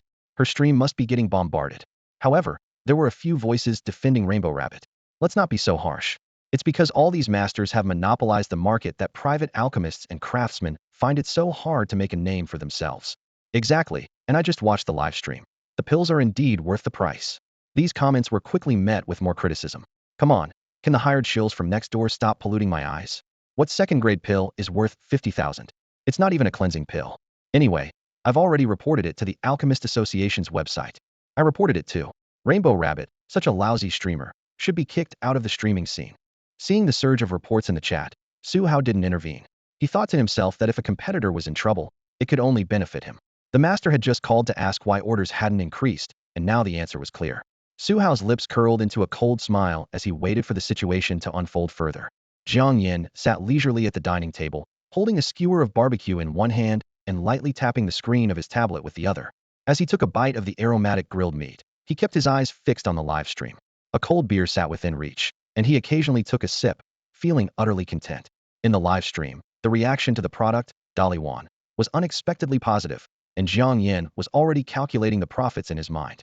However, just as his dream of cashing in was about to come true, the atmosphere in Su Qing's live stream suddenly shifted. The screen was flooded with hostile comments. Trashy host. Selling unverified products. 50,000 is so expensive. Are you planning to make a quick buck and disappear? Who believes a second-grade pill can increase single-hand strength by 1,000 kilograms? Unless you have a talent level of 7 or above, it's impossible. I've reported this to the Alchemist Association. Wait for your stream to be shut down. Such an obvious scam. Anyone who buys it must be out of their mind. At the same time, some comments started recommending other products. Go buy the official products from the Alchemist Association. Master Shui Yan's new pill is effective and affordable. I've already placed an order, limited stock. Hurry up, everyone. Su Qing's face darkened as she watched these sudden aggressive comments, a flash of anger in her eyes. The cameraman beside her quickly leaned in and whispered, "Boss, stay calm. We're live. Let them report it. As long as our product is fine, that's what matters." Su Qing took a deep breath, calming herself, then looked directly at the camera and spoke firmly. "First of all, if you accuse me of selling fake goods, you're welcome to report it, but please provide evidence. Making baseless claims only shows your lack of professionalism. Secondly, those coming into my stream under the guise of certain fan tags to stir trouble and promote other products should think twice about what they're doing. Lastly, who says only the Alchemist Association's pills are genuine? Should private alchemists not exist? Don't forget, Master Yi Hong, the creator of the 9-grade Tianpa pill, was also a private alchemist." Su Qing's words seemed to ignite a spark, prompting viewers in the live stream to express their opinions. The Alchemist Association's monopoly has been too severe lately. At least the Blacksmith Association leaves some room for private blacksmiths. The Alchemist Association just smears them. Who decided that products not certified by the association are unverified and of poor quality? The certification fees are too high, taking a 20-30 cut, which harms both alchemists and buyers, while only the association profits. I've watched Xiao Caihong streams for 3 years, and she's never sold fake goods. She's sold 6-figure items before without issue. So why the sudden nonsense today? Could it be some people can't sell their products and are just lashing out? Some even went to verify the competition's product information. Master Shui Yan's new product is priced at 80,000 per pill, a 3rd-grade pill, and increases strength by about 100 kilograms for ordinary people. Several streamers are promoting this, and I've heard the side effects are significant. You can only take 1 per week. A 3rd-grade pill for 80,000 is quite reasonable. Jiang Yan watched as the narrative in the live stream took a sharp turn, frowning as he realized this live session might not end as smoothly as he had hoped. In the live stream, comments from the audience flooded in like a tidal wave. Su Qing stood calmly in front of the camera, watching the barrage of messages rolling across the screen. "I'd rather buy Master Shui Yan's new product." One comment caught her attention. "I can't afford to take 2 pills of this price each week, and the side effects don't bother me." Su Qing sighed softly. She understood Xiao Caihong's perspective, but the pricing of the powerful pill indeed deterred many. Several viewers mentioned considering Master Shui Yan's new product, as it was produced by the Alchemist Association, ensuring quality. The atmosphere in the live stream became complicated. Although the audience agreed with Su Qing's points, they were still hesitant about the high price of the powerful pill. 50,000 was enough to buy 4 of Master Shui Yan's new pills. Moreover, the powerful pill was only a 2nd-grade pill, while Master Shui Yan's new product was a 3rd-grade pill, superior in both materials and production process. Su Qing looked at the comments, reluctant to explain further. She sighed inwardly, wondering if people really thought the side effects of pills were as simple as not being able to take them continuously. Any side effects cause harm to the body, which should be common knowledge. However, in recent years, the Alchemist Association has deliberately blurred this concept for easier sales. Especially for pills priced in the 5 figures. For many families, taking one every few months was already a stretch. In such cases, continuous use seemed irrelevant. But people ignored a crucial fact. The real consequence of side effects was that excessive consumption could cause permanent bodily harm. This was a severe issue, yet it was downplayed. Su Qing felt deeply dissatisfied with the Alchemist Association's approach. This was also why the Alchemist Association's reputation was not as good as the Artifact Master Association's. She took a deep breath and said to the camera, "As I always say, please consider your financial capacity when purchasing from my live stream. I promote products ranging from a few hundred to tens of thousands, catering to all financial levels." With that, Su Qing quickly listed the powerful pill in her online store, setting it to be available in 5 minutes. She felt that delaying any longer might cause Su Hao to stir up trouble, so it was best to sell the pills first and deal with other issues later. "I've listed the powerful pill in my store. As I've demonstrated earlier, those interested can head to my store to make a purchase. Additionally, buyers of the powerful pill will have priority for future purchases," Su Qing said with a smile to the camera. Meanwhile, in the neighboring live stream, Su Hao had been closely monitoring the sales of Master Shui Yan's new product. Suddenly, someone informed him that the pills on Caihong Rabbit's side were also listed. Curious, Su Hao clicked to check, and upon seeing the 55,000 price tag, he couldn't help but laugh. She really dares to list it at this price? A 2nd-grade powerful pill? Is this a joke? Su Hao's tone was full of mockery. His live stream audience also chimed in with sarcastic comments. One said, "This pill supposedly increases single-hand strength by 1,000 kilograms. At 50,000, It's a bargain at 100,000. Another viewer predicted, let's see who buys it. Maybe just a few wealthy fans of Kaihong Rabbit will support it, but the rest of the pills won't sell. Isn't that obvious? Whoever buys it is a fool, another viewer echoed. Watching the sales of the pills he promoted soar, Su Hao was in high spirits. He felt he had played this perfectly, not only regaining popularity, but also likely drawing many of Kaihong Rabbit's fans to buy Master Shui Yan's pills. At that moment, Su Hao received a response from the Alchemist Association, saying they would thoroughly investigate the matter. He was secretly pleased, thinking Kaihong Rabbit was in for a tough time. Even if the Alchemist Association didn't find anything this time, her reputation was bound to be tarnished. Seeing the audience's excitement, Su Hao decided to add fuel to the fire. He switched the interface to the sales page of the powerful pill, eagerly addressing the viewers. Everyone, I'm sure you're curious about the sales of the powerful pill. With just half a minute left, let's see how many of these so-called miraculous pills, claiming to increase single-hand strength by 1,000 kilograms, will actually sell. Su Hao's eyes were fixed on the barrage of comments in the live stream. As viewers flooded the chat with mockery towards Rainbow Rabbit, he felt a sense of triumph, as if the scales of victory had tipped in his favor. With the situation seemingly in hand, he decided to go all out, leading his audience to witness this spectacle together. In the final 10 seconds of the countdown, everyone's attention was glued to the numbers flickering on the screen. Laughter and ridicule filled the air, as if they had already predicted the dismal fate of the unsold magic pills. However, the moment the purchase countdown hit 0, the inventory count plummeted to 0 as well. It happened so quickly that the process was impossible to track. Su Hao's eyes widened in disbelief as he stared at the screen. His live stream audience fell into a momentary silence. After a brief pause, someone finally broke the silence, and the chat exploded once more. No way did I see that right? Sold out instantly. That's 550,000, not 50,000. Who would buy a second-grade pill for that much? Must be a setup, I don't buy it. Just then, someone interrupted the skepticism. Guys, check out the other stream. Tons of top buyers are showing up, saying they missed out and asking Rainbow Rabbit to restock. Really? I need to see this. I'm out. Heading over to Rainbow Rabbit's stream to check it out. Su Hao watched helplessly as his stream's viewership plummeted, his face turning grim. As an experienced streamer, he understood the purchasing power of the platform's big spenders better than the average viewer. While he hadn't expected the magic pills to go unsold, his most optimistic expectation was selling 5, and that would take some time. Who could have guessed the entire stock would sell out the moment the countdown ended? What did this mean? If there was enough stock, sales could easily surpass 200 pills. Worse yet, a large number of viewers were drawn to the competitor's stream. His own stream, just starting to see a rise in sales of Master Shui Yan's pills, was now at a standstill.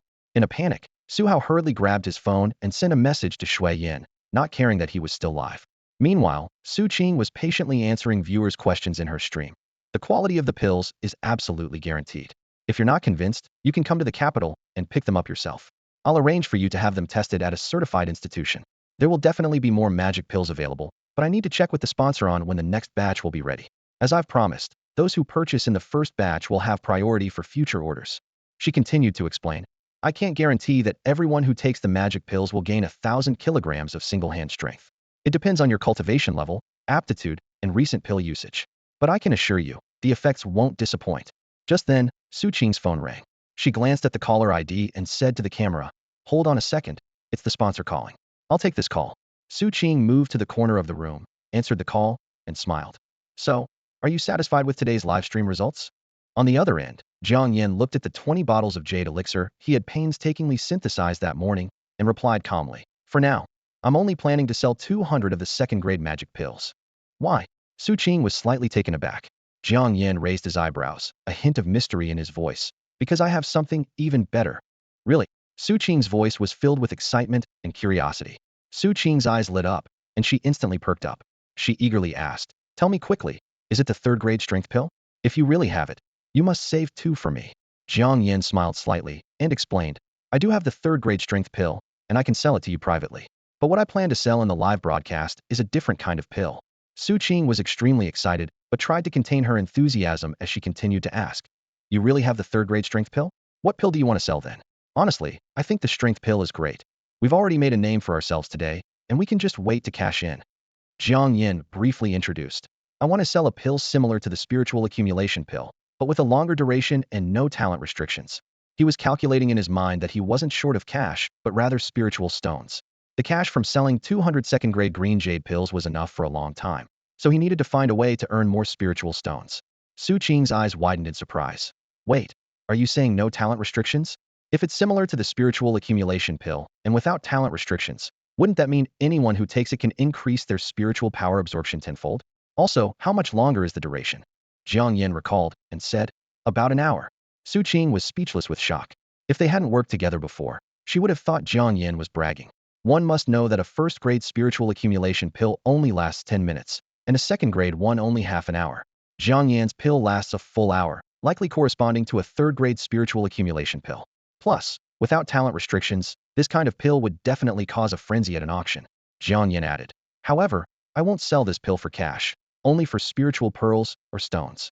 Su Qing pondered. That's doable, but it makes transactions less convenient. Without cash, it would have to be in-person trading. Fortunately, we're in the capital, and with a pill this good, it won't be hard to sell. Of course, only a select few can afford it. In this scenario, it's better to focus on developing a few regular clients rather than mass sales. Suddenly, Su Qing smacked her forehead.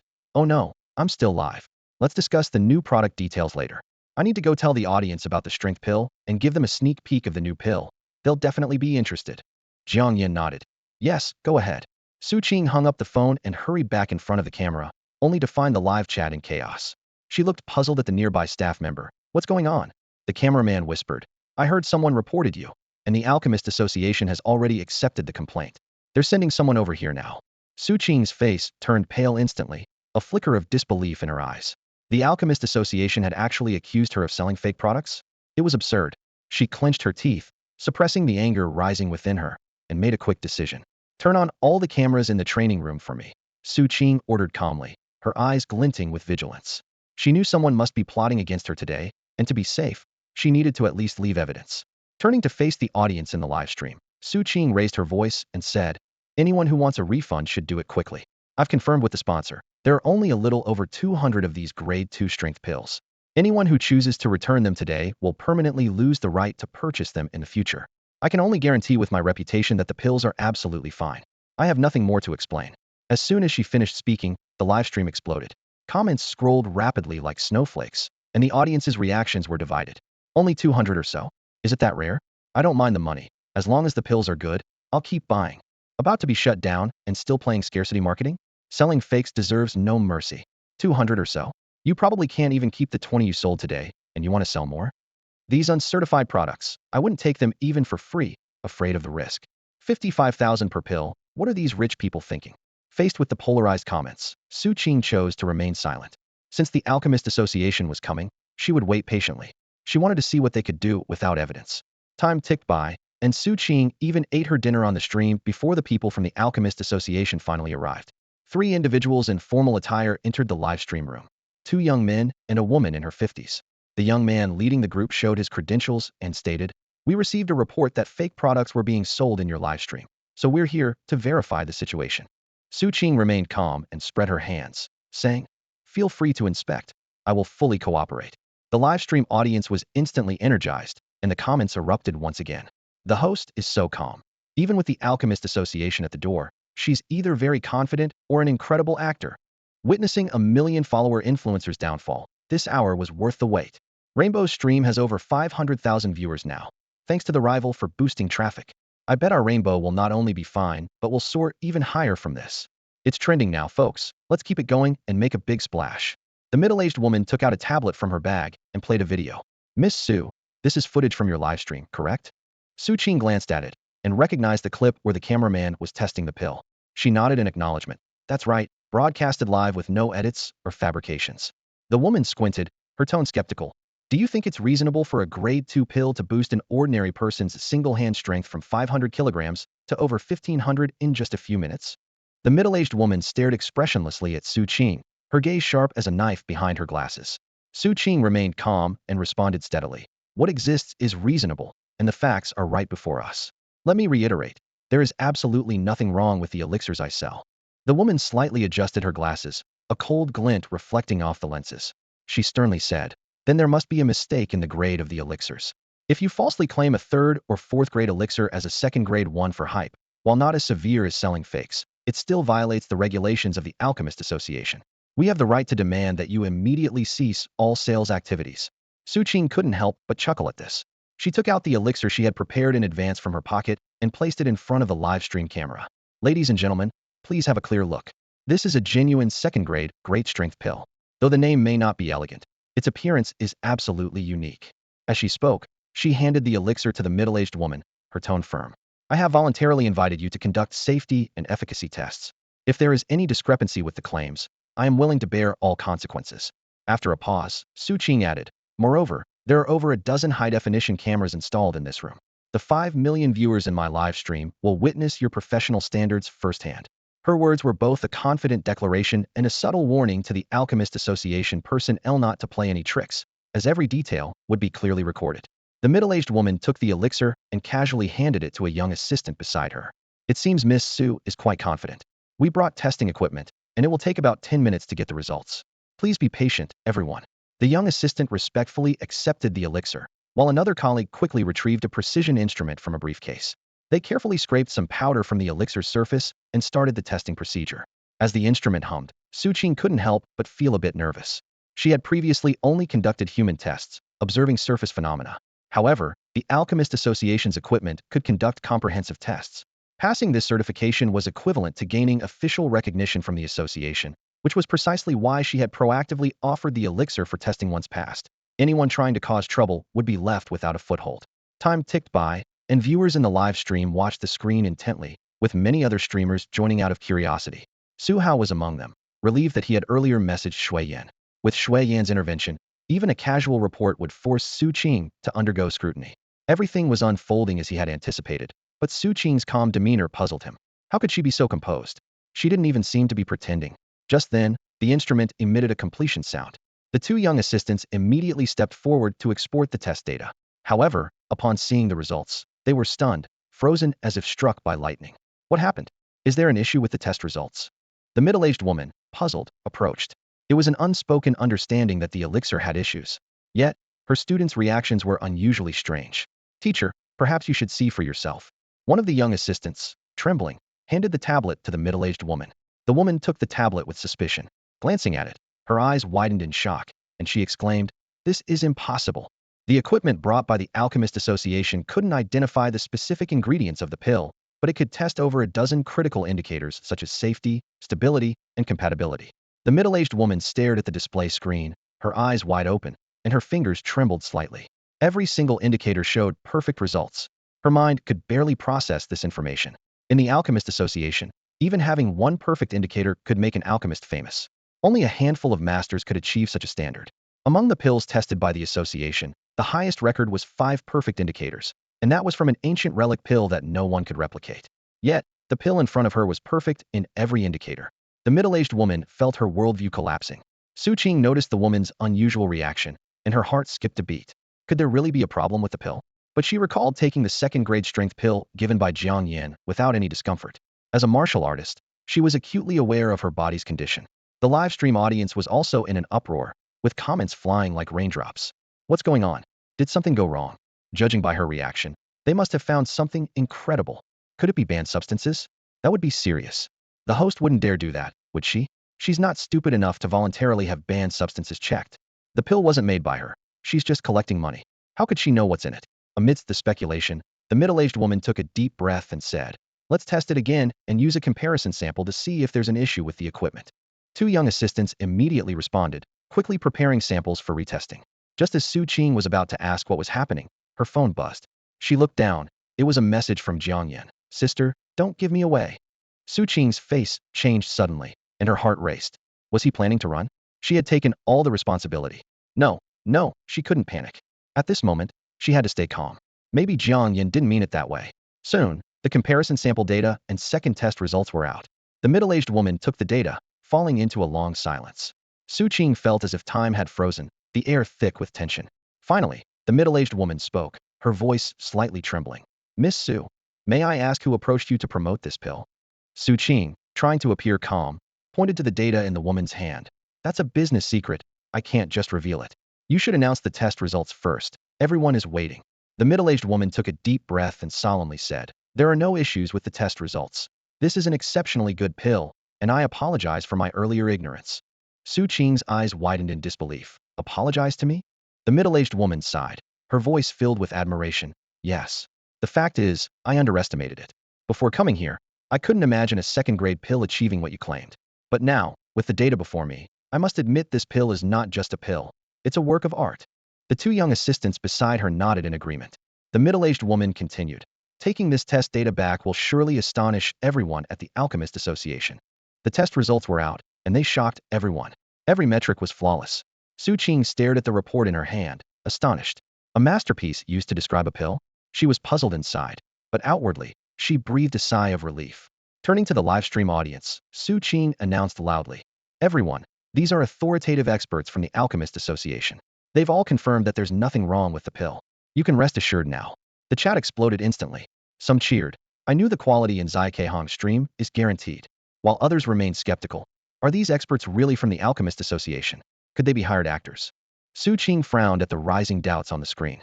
Just then, a middle-aged female expert handed her the test data, speaking sincerely. "Miss Su, I'm sorry for the misunderstanding. Such an excellent pill shouldn't be questioned. Here's the test result. You can show it to the audience. Those in the know will understand what this means." Su Qing took the tablet, and as she read the data, her pupils contracted sharply. Perfect, perfect, perfect. Every single metric was perfect. A storm surged in her heart. Heavens, does such a pill really exist?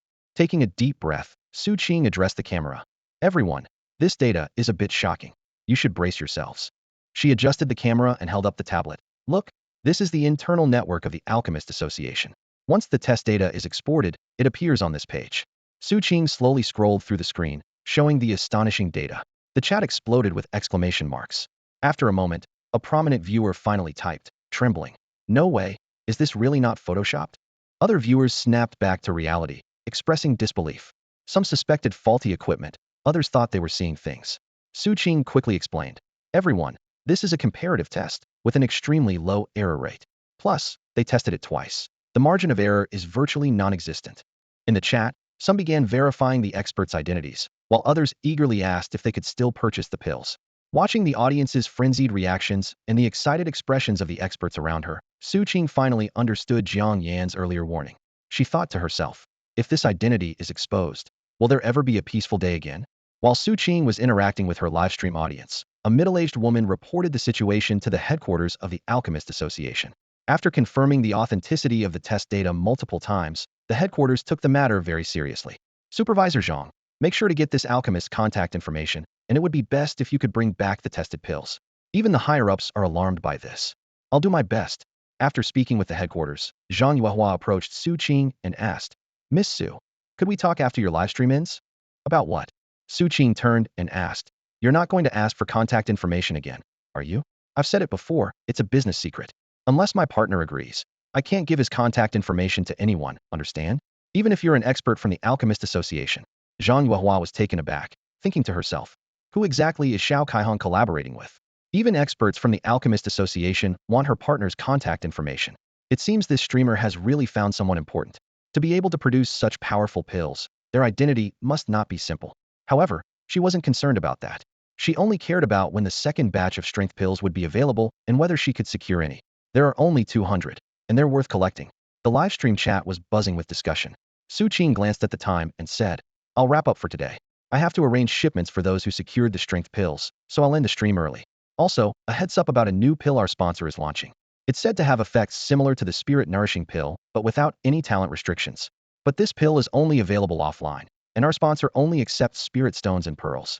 So, if you're interested, start preparing your spirit stones." As soon as she finished speaking, the chat went silent for a moment before exploding with comments. "A pill similar to the spirit nourishing pill, with no talent restrictions? Did I hear that right? Damn, this pill is way more impressive than the strength pill. Who is this terrifying big shot the streamer is collaborating with? The products are getting more and more outrageous. Only accepting spirit stones and pearls is too much. We're on Earth, not some celestial world. Since when do we need spirit stones to buy things?" But the goods are in the big shot's hands, and they decide how to sell them. The live stream chat was lively with discussion, and Su Qing decisively ended the stream. If it continued, things might get out of hand. It's better to retreat and let everyone cool down. She needed to calm down too. "Miss Su, is what you said earlier true? A pill similar to the spirit nourishing pill without talent restrictions really exists?" Zhang Yuehua asked, trying to contain her excitement. The raw materials for the spirit nourishing pill are not cheap, but due to talent restrictions, the price never goes up. The Alchemist Association even set up a research team to try to improve the formula, but there hasn't been much progress over the years. Now, hearing about the existence of such a pill from a livestream influencer, how could she not be excited? As soon as the test results for the Dolly pills were released, Su Qing's credibility soared. A hint of urgency flashed in her eyes as her curiosity about the mysterious person behind Su Qing intensified. Of course it's true, Su Qing replied nonchalantly, deftly removing her gloves and unscrewing a bottle of mineral water. She took a sip and glanced at Zhang Yuehua and the other experts, her tone slightly impatient. Since there's no issue with the second-grade Dolly pills, shouldn't you be on your way? Sorry, I'm currently at work and don't have the energy to entertain further. Zhang Yuehua maintained a patient smile, though she was calculating internally. If it weren't for trying to get closer to the person behind Su Qing, she wouldn't be so courteous to an internet celebrity, nor would she have willingly shared the test results of the second-grade Dolly pills. It was all a strategy to build a rapport with Su Qing. I'm sorry to have disturbed you, Miss Su, Zhang Yuehua said gently. Since you're unwilling to provide your collaborator's contact information, could you at least leave yours? Su Qing chuckled. My contact information is no secret. She casually grabbed a pen and paper, quickly jotting down her phone number and handing it to Zhang Yuehua. Take care, no need to see you out. Zhang Yuehua's expression stiffened slightly, but she accepted the slip of paper with the number. Forcing a smile, she said, I'll be in touch, Miss Su. Our Alchemist Association has countless dealings every month, and we look forward to collaborating with you. With that, she left with her team. Watching them leave, Su Qing let out a long breath, immediately pulling out her phone to call Jiang Yan. Hey, handsome Jiang, she asked directly. Come clean, where exactly are these pills from? Jiang Yan was lounging lazily on his bed, half-jokingly replying. From little handsome to big handsome, that's quite a leap. Don't change the subject, Su Qing said with a hint of lingering fear. I was almost scared to death today. She recalled the test results and the reaction from the Alchemist Association experts, still feeling uneasy. Jiang Yan raised an eyebrow, his tone turning serious. The pills aren't made by me. I just want to sell some goods without any trouble, understand? I understand, Su Qing replied, slightly annoyed. I'm the one bearing all the pressure for you. You better not get into any trouble. I don't want to lose my big client. Jiang Yan's lips curled into a slight smile, a hint of pride in his voice. As long as you know, do as I say, and you'll definitely benefit. Compared to the smooth sailing for Jiang Yan and Su Qing, Su Hao's situation was going from bad to worse. He knew he had hit a brick wall this time. As soon as he ended his broadcast, his phone rang, and Shui Yan's furious voice came through the receiver. What happened? Why did you end the broadcast so early? I've only sold a little over 300 pills today. I gave you millions for promotion, and this is how you advertise for me. Su Hao explained with a bitter smile. Master Shui Yan, today was a special case. All my traffic was snatched by Rainbow Rabbit. The quality of her pills speaks for itself, and there was nothing I could do. A second-grade pill that increases strength by 1,000 kilograms with one hand, it sounds unbelievable. But she provided test data that was flawless, making us all look bad. Su Hao felt regretful and lacked the courage to face his fans. Now, this old man was coming to scold him, and he felt truly unfortunate for having taken this job. Shui Yan, still unaware, asked in confusion, Rainbow Rabbit? Didn't you say she was selling fake medicine? I've already sent people to deal with it. Her live stream hasn't been shut down yet. Su Hao explained helplessly. Master Shui Yan, don't you know? Just now, your own experts tested and found that Rainbow Rabbit's second-grade power pills met all the perfect indicators. This has even trended online, and several of your experts are vying for the contact details of Rainbow Rabbit's partner. Shui Yan's eyes widened in disbelief. He had indeed heard some rumors in the association about a pill meeting all perfect indicators, thinking someone was bragging. He hadn't expected it to be the fake medicine sold in Rainbow Rabbit's live stream. Shui Yan suddenly realized he had made a grave mistake. He had taken reports from the public without proper scrutiny. No wonder the higher-ups had called him with such a harsh tone earlier. He thought it was because his new pill wasn't selling well, and they were deliberately giving him a hard time. He hadn't realized so much had happened in between. If the test results were truly flawless, with all indicators being perfect, then he was in big trouble. Although he had earned the title of master at the Alchemist Association a couple of years ago, compared to someone who could produce such pills, what was he? This incident caused a stir in the cultivation world. Su Qing's live stream skyrocketed in popularity, attracting 6 to 7 million viewers daily, all eager to learn about the power pills and the new medicine or to dig for information about the alchemist. The Alchemist Association received at least 2 related calls every day. Business collaboration invitations poured in like snowflakes towards Su Qing, but she dared not accept them easily, knowing these people's true intentions. This new lifestyle left her both excited and anxious. Meanwhile, Jiang Yan was living the high life. With over 200 second-grade power pills sold, he now had over 100 million in funds, enjoying a comfortable life. Even more thrilling was that, as he became more familiar with the solitary star technique, he consumed 6 fourth-grade spirit-nourishing pills he had synthesized earlier. His cultivation advanced rapidly, and he successfully became a second-stage martial artist. Throughout the process, he encountered no bottlenecks, thanks to the miraculous effects of the fourth-grade spirit-nourishing pills. However, synthesizing such high-quality pills was costly, burning through money and spirit stones quickly. Jiang Yan made several more attempts, synthesizing a few bottles of second-grade spirit-nourishing pills, intending to test their market response in Su Qing's live stream. Jiang Yan was running low on spirit stones, but he wasn't worried. With the sale of the second-grade Yunling Dan imminent, his shortage of spirit stones would soon be resolved. On the day the college entrance exam results were announced, Jiang Yan achieved excellent results as expected. Except for a few cultural subjects where he was slightly weaker, he scored S or SS grades in all other subjects. These results were more than enough for him to easily get into his desired university in Shanghai. After submitting his application, Jiang Yan was ready to wait for the acceptance letter when he suddenly received a message from Su Minggran. "I'm already in Shanghai. Want to grab a meal?" Su Minggran invited. Jiang Yan readily agreed. "Sure, send me the address." 10 minutes later, Jiang Yan arrived at an elegantly decorated Chinese restaurant. As he opened the door to the private room, a stunning figure caught his eye. Su Minggran was sitting by the window, her icy blue wavy long hair casually draped over her shoulders. She wore a lady-like dress, and her light makeup highlighted her delicate features, exuding a mature charm different from before. "You got here quickly," Su Minggran said, resting her chin on her hand and tilting her head to look at Jiang Yan. Jiang Yan took a seat opposite her and explained, "I live near Shanghai University. It's just a few minutes' drive away. The college entrance exam results came out today.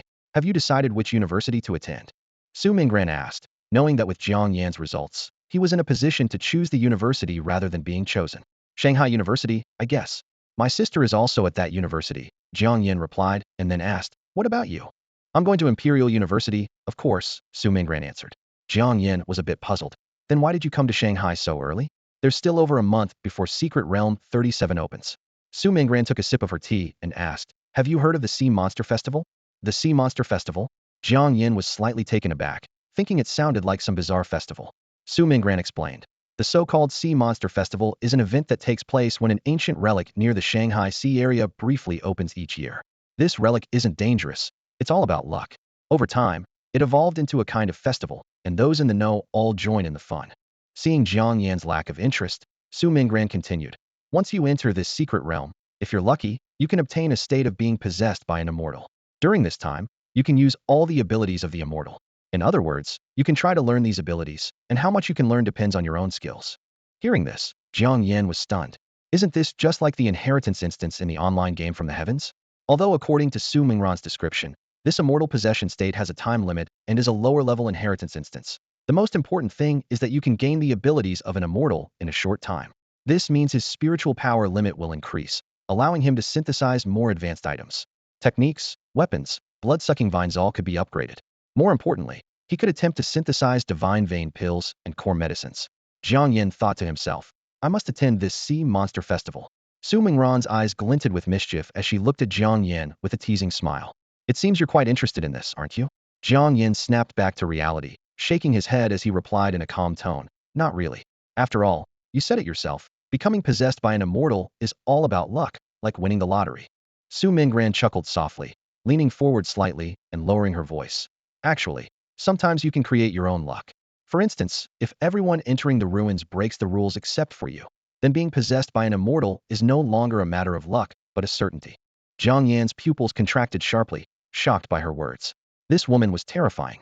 She had guessed his thoughts exactly. He had planned to ensure everyone else was plagued by bad luck so that the immortal wouldn't choose a jinxed person. Unexpectedly, Su Minggran had a similar idea, which was downright ruthless. "What do you plan to do?" Jiang Yan asked cautiously, a hint of wariness in his eyes. Su Minggran's eyes twinkled with cunning, and she spoke with a touch of mystery. "There's an iron rule for the Sea Monster Festival. You absolutely cannot touch sea water, or you're immediately out." She paused, then continued. "So, are you willing to cooperate with me?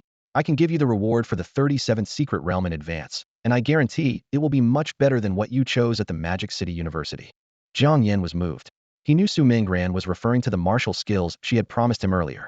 But now, those were no longer as important to him, especially after confirming that copied and handwritten techniques could also be synthesized. Her offer had lost its appeal. Moreover, he was also interested in the immortal inheritance that Su Minggran coveted. Given this, cooperation was out of the question. Jiang Yan feigned a righteous demeanor, speaking earnestly. "I believe we should act openly and honestly. In a place reliant purely on luck, let's not resort to any underhanded tactics." "Openly and honestly," Su Mingran was taken aback. Are you sure that's the right way to describe yourself? Why not? Jiang Yan said seriously. I conduct myself uprightly and never do anything against my conscience. Su Mingran was momentarily speechless, unsure how to respond. Seeing this, Jiang Yan changed the subject. So, how exactly do we get to the Sea Monster Festival ruins? Su Mingran wasn't upset by Jiang Yan's refusal to cooperate. She simply replied, it's not a secret. You can just look it up online. Jiang Yan was surprised by her straightforwardness, finding it a bit unexpected. Putting away her smile, Su Mingran looked at Jiang Yan seriously and asked, let's talk business then. Why do you want to go to the Red Lotus ruins? Although not much information about the Red Lotus ruins was publicly available, a little research would reveal that it's controlled by 3 major families. Anyone not part of these families has no chance of entering. Su Mingran didn't believe Jiang Yan would suddenly have such an unrealistic idea without another reason. Of course, Jiang Yan wouldn't reveal the existence of the treasure map. This woman seemed obsessed with increasing her power, and if she found out, she might get greedy. It's always wise to be cautious. I can't say for now, Jiang Yan answered cautiously. Just tell me if there's a way to get me in. Su Mingran opened her palm, and a lotus-shaped key appeared out of thin air. The key was jade-like, with a flame-like glow flickering at its center.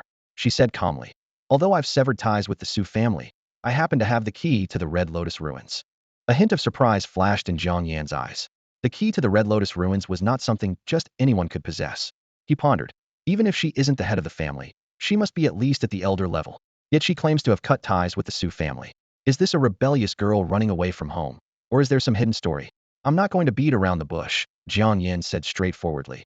You need to show me your sincerity. Su Mingran retracted the key and continued calmly. To be honest, I'm interested in the other 2 items in the black treasure chest. If you're willing to give them to me, I'll take you directly into the Red Lotus ruins the next time it opens, and you'll get in earlier than anyone else. Jiang Yan sighed helplessly.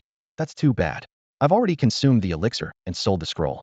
Otherwise, how do you think I became a second-tier warrior so quickly? You're already a second-tier warrior? Su Mingran's pupils contracted in disbelief. Although she sensed Jiang Yan's strength had increased, she couldn't determine his exact level without a confrontation. Just over a month ago, Jiang Yan's single-handed strength was just over 3,000 kilograms. During the college entrance exam, it inexplicably soared to nearly 40,000 kilograms. Now he's already a second-tier warrior. Does this person never encounter bottlenecks in his cultivation? Yeah. Jiang Yan shrugged, making up an excuse. I'm preparing to enter Magic City University, and if my strength is too low, I'm afraid my classmates will look down on me. Su Mingran crossed her arms and frowned slightly. Since you have nothing, what do you have to negotiate with me? Seeing Su Mingran's sudden change in attitude, Jiang Yan chuckled inwardly. He had long suspected that her previous friendly demeanor was just an act. Tell me what you need first, then I can see if I have anything you want, Jiang Yan said unhurriedly. Conditions can be negotiated slowly, especially since Su Mingran's goal is clear. She wants various cultivation resources and items to enhance her strength. If the quality isn't enough, can't quantity make up for it? Su Mingran thought for a moment and spoke. I'm not very picky. Techniques or spiritual arts above level 6, if suitable for an ice-type spiritualist, level 5 will do, but spiritual arts must be level 6. I'm not in dire need of elixirs, but if they have special effects, I'll consider them. Of course, the grade can't be low. Other than that, things like treasure chests or brand new relics and secret realms, I'm very interested in those. Jiang Yan sighed inwardly. Is this what she calls not picky? He needs to advance at least one more level in his cultivation to be able to produce what Su Mingran requires. How about this? Jiang Yan suggested tentatively. I heard the Shadow Realm is about to open. How about I take you to spend some time there? Su Mingran suddenly stood up, a hint of surprise in her eyes. You know how to get to the Shadow Realm? Seeing Su Mingran's reaction, Jiang Yan was secretly pleased. So, she doesn't know how to enter the Shadow Realm. Isn't this the opportunity he's been waiting for? Jiang Yan learned about the existence of the Shadow Realm quite by chance at a small, inconspicuous shop that traded in spirit stones. The shop was filled with an array of rare treasures, and the presence of a fortune-bringing pig that could draw spirit stones highlighted its extraordinary nature. This news excited Su Mingran so much that Jiang Yan quietly resolved to visit the shop more often. Why aren't you speaking? Su Mingran asked urgently when she noticed Jiang Yan's silence. Since severing ties with the Su family, entering the Shadow Realm had become increasingly difficult. Even finding a channel to purchase entry tickets was a challenge. She had searched all over the imperial capital, but to no avail. The Shadow Realm was connected to myriad worlds, offering resources far beyond those found in Earth's ordinary relics and secret realms. Missing this opportunity meant waiting another 2 years, which she simply couldn't afford. Jiang Yan snapped back to reality and looked at Su Mingran. I know how to get to the Shadow Realm. So are you in? If you can really take me to the Shadow Realm, of course, I'm in. Su Mingran replied without hesitation. Jiang Yan reminded her. But acquiring entry might cost quite a bit, and I won't be covering that expense. Although he was inviting Su Mingran to the Shadow Realm, he wasn't about to pay for something he didn't have to. Once there, buying a small trinket would suffice. This woman was certainly wealthier than him, so he wouldn't try to show off. Opportunities to flaunt wealth should be left to those who actually have it. After all, he was just a pauper. Calming herself, Su Mingran sat back down. Just introduce me to the right channels. Once it's done, I'll ensure you're the first to enter the Red Lotus ruins when they open. Jiang Yan was also concerned about the limited slots for the Shadow Realm. If even Su Mingran had trouble finding a purchase channel, it meant these slots were in high demand. If they delayed, they might miss out entirely. Let's not waste time. Let's go now. I'm counting on you, Su Mingran urged, her eyes fixed on Jiang Yan. I'm starving, Jiang Yan exclaimed, puzzled. I'll treat you to something better later, Su Mingran replied with a smile. All right then, Jiang Yan conceded, sensing her urgency. Missing a meal wasn't a big deal, especially when it concerned getting into the Red Lotus ruins. The sooner they sorted it out, the sooner they could all relax. Leaving the restaurant, Jiang Yan hailed a cab to the outskirts of the city. He soon found the small shop he had visited before, the sign, Mirror Moon Pavilion, prominently displayed. Luckily, it was still open. Squeezing past the dense array of stalls outside, he slipped through the shop's door. Welcome. The mechanical mannequin at the entrance was still there, pointing to the touchscreen on its chest. Please select the service you require. Following his previous experience, Jiang Yan selected Other Services, and a hidden door opened in the corner of the room. Walking into the familiar passageway, he noticed that the collection on either side seemed to have been swapped out. Compared to the hardcore collectibles from his last visit, this time the exhibits were far more artistic. All around were exquisitely carved spirit jade ornaments. The aura of spiritual jade filled the air, and Jiang Yan felt the flow of spiritual energy within him accelerate, bringing a sense of delight. As he strolled through the corridor, the dazzling array of items displayed on the shelves on either side left him in awe. This setup is truly tasteful, Jiang Yan thought to himself. I should arrange things like this in the future. Before long, Jiang Yan reached the room at the end of the corridor and once again encountered the elegant woman in the cheongsam. She looked up with a smile and said, Ah, it's you again. Here to exchange spirit stones today? Jiang Yan sat down at the counter and replied with a grin. The owner remembers me? I remember every customer. The woman in the cheongsam replied earnestly. Jiang Yan was impressed by her memory and gave her a thumbs up in admiration. No wonder you're successful in business. You deserve to make a fortune. She laughed softly, covering her mouth. You're quite the charmer, young man. So what do you want to buy today? Jiang Yan got straight to the point. I wanted to ask, how much do I need to spend here to get a ticket to the Shadow Realm? 1 billion, she answered. And how much does a Shadow Realm ticket cost? Jiang Yan pressed on. 100 low-grade spirit stones. Jiang Yan promptly took out his bank card. Then I'll take 500 low-grade spirit stones and use 200 to buy 2 Shadow Realm tickets. After the transaction was completed, the woman handed Jiang Yan 300 low-grade spirit stones and 2 special red cloth strips, explaining in detail how to use them. Jiang Yan carefully examined the patterns on the strips, planning to have Su Mingran verify their authenticity later. Suddenly, the woman asked, Do you know about the recent Sea Monster Festival, young man? Jiang Yan nodded. She retrieved a collapsible fishing rod from under the counter and introduced it. This is a lucky fishing rod, guaranteed to catch something good. Jiang Yan initially intended to decline, but upon hearing it was available at a special price of just 1 low-grade spirit stone, he quickly changed his mind. Then I'll take 2. He thought to himself that since the cursed sea monsters existed, perhaps this fishing rod could indeed bring good fortune. More importantly, taking advantage of a good deal is just common sense. Leaving Jinghua Tower, Jiang Yan immediately hailed a taxi to return to the restaurant where he had previously dined. Sitting in the back corner, he carefully examined the 2 fishing rods in his hand, frowning slightly. These rods seemed quite ordinary, neither made of alloy nor any rare mineral.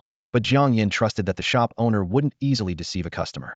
Considering the array of rare collectibles in the store, he decided to give the owner another chance. I should use the synthesis platform to identify them, Jiang Yan thought to himself, discreetly opening the platform while the driver wasn't paying attention. He placed the so-called lucky fishing rod inside and held his breath, awaiting the results. The platform's description appeared. An ordinary fishing rod, plain in appearance and material, but it might offer some special opportunities? Jiang Yan nodded thoughtfully, having had low expectations since he bought it for a low-grade spirit stone. Next, Jiang Yan placed the other rod into the synthesis platform. Would you like to synthesize an ordinary fishing rod? The system prompted. Without hesitation, Jiang Yan chose synthesize. Moments later, the system announced, ordinary fishing rod synthesized. Congratulations on obtaining a special fishing rod. Though it appears unremarkable, it is sure to bring some unique opportunities when fishing. However, at that moment, Jiang Yan suddenly felt a wave of weakness, his face turning pale. He was surprised to find that synthesizing this rod had drained all his spiritual energy, leaving none behind. It had been a long time since he encountered such a situation. It seems this rod is of a much higher grade than I imagined, Jiang Yan thought with relief. Getting such a treasure for just one low-grade spirit stone is definitely a win. Back at the restaurant, Jiang Yan found that Su Minggran had already finished her lunch. You're done already and didn't save me anything? Jiang Yan asked, noticing there were only 3 dishes on the table, not enough to satisfy more than one person. Thinking about how he had been running around on an empty stomach while Su Minggran was leisurely enjoying her meal and the air conditioning, Jiang Yan couldn't help but feel a bit resentful. Su Minggran wiped her mouth and explained, I ordered you another meal, a large portion. Hearing this, Jiang Yan sat down contentedly and pulled a red ribbon from his pocket. Take a look at this. It cost me 200 low-grade spirit stones. Su Minggran took the ribbon, carefully examining the patterns and sensing it on her wrist. The item is fine, but the price is a bit steep. You probably got swindled by the seller, she remarked. Jiang Yan shrugged. There's nothing I can do. It's a rare find, and the seller sets the price. Of course, he wouldn't admit that he had doubled the price, considering that taxi fares also cost money. Gently touching a ring on her finger, Su Minggran made an exquisite wooden box appear on the table. She opened it to reveal an assortment of spirit stones and pearls, among which were several high-quality stones clearly superior to the ordinary low-grade ones. Su Minggran counted out 200 low-grade spirit stones and handed them to Jiang Yan. I'll take the item, and this is for the ticket. Consider this a favor I owe you. Even if you decide not to visit the Red Lotus ruins, you can make another request, as long as it's not too excessive. Jiang Yan accepted the spirit stones with a smile, responding, we help each other out. No need to be so formal. Jiang Yan made no attempt to hide his action as he placed the spirit stone into his inventory. He understood the art of social interaction well. Acting poor in front of those less wealthy than you is humility. Doing so in front of the rich is unnecessary. Su Minggran wasn't surprised by his actions, as she had long seen through Jiang Yan's facade. The Sea Monster Festival is the day after tomorrow, Su Minggran said as she stood up and grabbed her bag. Her tone was indifferent. Since you don't want to collaborate, let's rely on our own skills. She paused and added, the meal will be served in 10 minutes. I have other matters to attend to, so I'll be leaving first. Sure, don't forget to settle the bill, Jiang Yan reminded her. Su Minggran stopped in her tracks, gritting her teeth. When will you ever treat me to a meal? Will the sun rise in the west? Well, there might be a chance in the future, Jiang Yan replied with a chuckle. I won't hold my breath, Su Minggran said with a resigned expression, quickly leaving the room. After a satisfying meal, Jiang Yan looked up information about the Sea Monster Festival. Online discussions were buzzing, and many influencers had posted detailed guides, including the location, ways to enter the ancient ruins, and precautions. Jiang Yan saved a few guides, waiting for the festival's arrival. 2 days later, early in the morning, Jiang Yan received a call from Jiang Yingxue. He answered while brushing his teeth. Sis, I'm just about to head out. Do you have plans today? I was thinking of inviting you to the Sea Monster Festival, Jiang Yingxue said, sounding slightly disappointed. You're going too? Jiang Yan asked in surprise. Of course, Jiang Yingxue replied matter-of-factly. It's a unique festival in the city, with tens of thousands attending every year. Although the chances of finding something valuable are slim, I've heard the scenery is beautiful. Tanya and I plan to go for 2 days. Want to join us? Tens of thousands of people. Jiang Yan murmured, wondering if the Doomsea Sprite could handle such a large crowd. Xiaoyan. Jiang Yingxue called, sensing his silence. Actually, I was planning to go too. Jiang Yan snapped back to reality. That's great. Jiang Yingxue exclaimed excitedly. Tanya and I will leave in half an hour. We've already arranged a car to pick you up directly from the hotel. Is that okay? Okay, Jiang Yan agreed. After ending the call, Jiang Yan took out the crystal ball containing the Doomsea Sprite. The sprite lazily floated to the edge of the ball and asked drowsily, what is it? Who are we targeting this time? The sea siren of misfortune felt deceived. Although Jiang Yan hadn't trapped it in that time-stopping black box again, the current small space was equally barren. It didn't even have the chance to enjoy the scenery through glass. Worse still, Jiang Yan had been cooped up in the hotel recently, leaving it with no opportunity to showcase its talents. The sea siren thought to itself that it should at least be let out occasionally for some fresh air. Didn't he know that even fish need social interaction? It decided it was time to have a serious talk with Jiang Yan. If they were going to collaborate, both sides should show sincerity and keep their promises. Unaware of the sea siren's thoughts, Jiang Yan pondered carefully and asked, can you make hundreds of thousands of people have a string of bad luck at the same time? It doesn't have to be too serious, just a bit worse than my own misfortune. The sea siren considered for a moment and replied, that might be a bit challenging. The broader my curse range, the less precise it becomes. If there are too many people, I can't control it, and the consequences are unpredictable. However, if it's something like an earthquake, tsunami, or hurricane, indirectly causing misfortune to hundreds of thousands, that wouldn't be a problem. Jiang Yan pressed further. What about just causing issues for a building or an ancient site? Is that doable? Piece of cake, the sea siren replied confidently. Just as Jiang Yan was about to relax and put the sea siren back into the spatial artifact, it hurriedly stopped him. Wait a minute, the sea siren protested. We agreed you'd provide me with a good living environment, but there's nothing in that space now. Doesn't that mean you're not keeping your word? Jiang Yan quickly defended himself. How can you say that? You can't accuse me unfairly. I was too broke recently to afford materials to upgrade the space. You can't expect me to resort to robbery. The sea siren responded matter-of-factly. Robbery is fine. Whoever is stronger gets more resources. That's just normal, isn't it? In its world, that was standard practice, and no one seemed to mind. Jiang Yan sighed. But I'm not that strong. The sea siren was speechless. Jiang Yan's words seemed oddly convincing if he wasn't strong. How could he have trapped it in this makeshift water sphere? Worried that the sea siren might become uncooperative, Jiang Yan quickly promised, "Don't worry, when I return, I'll definitely get you a big garden and a few pets to keep you company, so you'll never be bored again." The sea siren looked at Jiang Yan skeptically. Really? Really? Really? Jiang Yan nodded repeatedly. All right, I'll trust you one more time, the sea siren huffed. Half an hour later, Jiang Yan and Jiang Yingxue met at the coast of Modu. The beach was already packed with people. Jiang Yingxue wiped the sweat from her forehead and suggested, "Let's not go any closer. When the relic opens, everyone within a 5-kilometer radius will be transported in. We can just wait here." The temperature was already high today, and the thought of squeezing into the crowd on the beach was suffocating. Tanya suddenly pointed to the side and said, "There are fishing rods for sale over there. Should we take a look?" Jiang Yan patted his backpack and replied, "I already brought some, so there's no need." Tanya, full of enthusiasm, said, "All right, they'll go buy a couple then. It's the Sea Monster Festival, how can we not go fishing? What if we catch something valuable and strike it rich?" With that, she ran towards the nearby shop. Meanwhile, Jiang Yan went to a nearby stall to buy a few bottles of water. When Jiang Yan returned, he witnessed an unpleasant scene. A group of boys surrounded Jiang Yingxue, and one of them, a burly, muscular man, was speaking to her condescendingly. "Jiang Yingxue, don't be ungrateful. We're giving you face by asking you to join us. Do you have any idea how tarnished your reputation is now?" the tall man said arrogantly, his voice full of disdain. Jiang Yingxue replied with a blank expression, "I've already said, I'm here with friends today and can't join anyone else." Her tone was cold, clearly uninterested in the group. The man, known as Gao Hong, gave a lewd smile. "Isn't it, Tanya? That chick is pretty too. I wouldn't mind having both of you."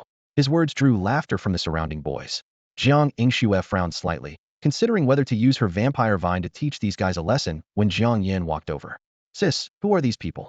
Jiang Yan asked Gao Hong and his group, his tone tinged with caution. "From the neighboring class, not familiar," Jiang Yingxue replied tersely, a trace of disgust in her eyes. Gao Hong was instantly infuriated upon hearing this. "Not familiar? I've been chasing you for over half a year, and you say we're not familiar? I don't even mind the sneaky things you've done, yet you're still being pretentious with me. Everyone at Moda University knows you're a thief now." Jiang Yan's expression turned cold immediately. "Watch your mouth." Gao Hong didn't take Jiang Yan seriously at all and said impatiently, "Who the hell are you? Get lost and mind your own business." Jiang Yan turned his head and asked, "This isn't within Moda City, is it?" "We're already outside the city," Jiang Yingxue replied. If they were inside the city, Gao Hong wouldn't dare be so brazen. He'd have some reservations. "Good," Jiang Yan said, and without another word, he suddenly kicked Gao Hong. After training in the solitary star technique, his every move was full of power. Gao Hong, also a second-tier martial artist, couldn't react in time and was kicked away, taking down 2 other men with him. This scene was witnessed by a few passing university students. "Whoa, isn't that Master Jiang?" Yang Jiechao exclaimed, eyes wide. "Why is he fighting?" "The other guy seems to be Gao Hong from the neighboring class," another student said.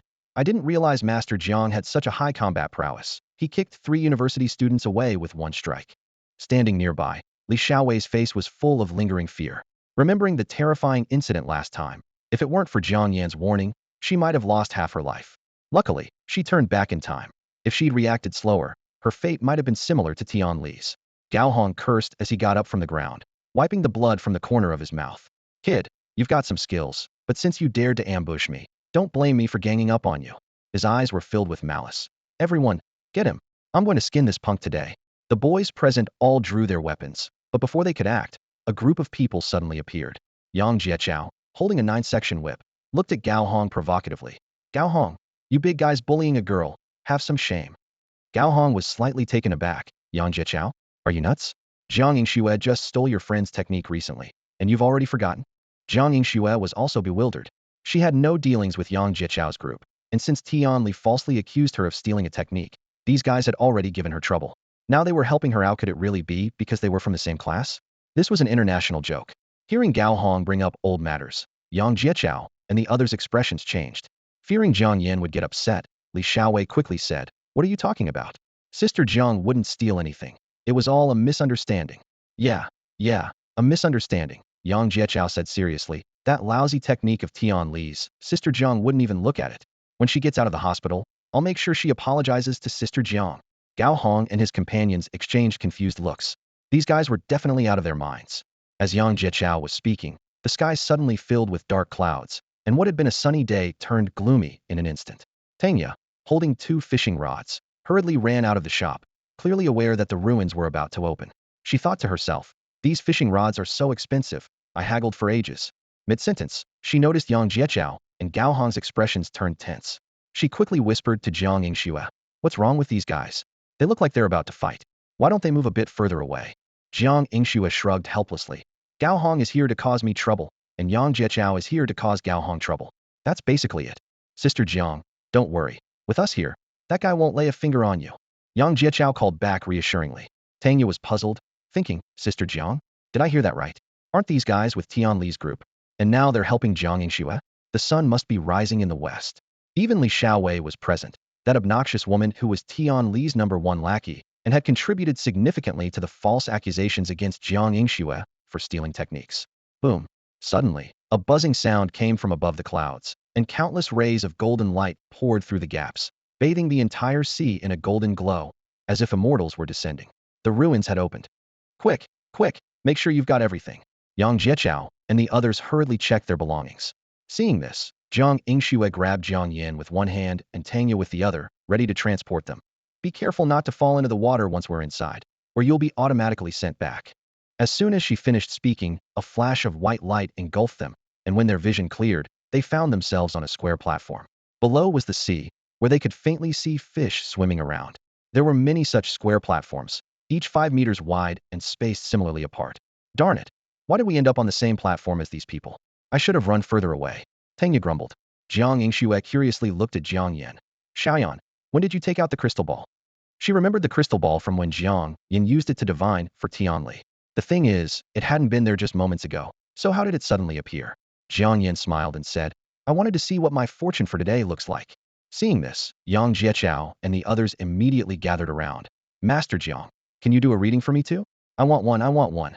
Jiang Yingxue was startled by their enthusiasm, thinking, "I must have missed something. Otherwise, why are these guys acting so strangely?" Holding the crystal ball, Jiang Yan pondered for a moment and said, "This ancient ruin is old and has been submerged in seawater for years. It's likely to collapse on a large scale within the next half hour. But fortunately, the platform we're on is an exception." "Really?" Yang Jieqiao's eyes widened. "Then we're really lucky. It must be because Master Jiang is here that the platform remains intact. Otherwise, why wouldn't anything happen here?" Li Xiaowei sweet-talked, using the same flattery on Jiang Yan that she used on Tianli.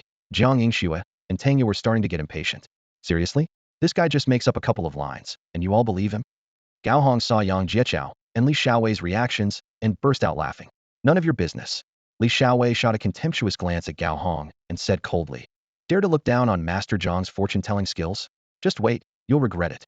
Gao Hong laughed so hard his stomach hurt, thinking, being played by a kid and thinking they've struck gold?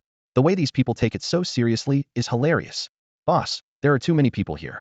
I see only 2 people on the 3rd platform to the left. Let's go there," someone suggested. Gao Hong stretched his neck, a provocative smile on his lips. "Let's go.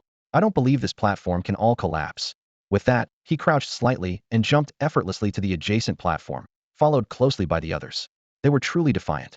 Yang Jieqiao shook his head, seemingly having foreseen Gao Hong and his group's fate. Jiang Yan didn't pay attention to the showdown between Yang Jieqiao and Gao Hong. He took out his lucky fishing rod, skillfully baited the hook, and prepared to start fishing. This was the essence of the Sea Monster Festival, testing one's luck, with no one knowing what they might catch. Jiang Yan mainly wanted to test the effect of his lucky fishing rod. He wasn't too concerned about catching something valuable. After all, his primary goal in coming here was the immortal's inheritance. After baiting the hook, Jiang Yan cast it into the water. At this point, Jiang Yingxue and Tanya joined him. "Xiaoyan, were you serious earlier? Will this place really collapse?" Jiang Yingxue asked softly. Jiang Yan nodded, answering seriously, "Of course, it's true. He had researched strategies in advance and knew the layout of the ruins. Out of many options, he chose this one, ensuring others would be eliminated while he remained safely in the ruins.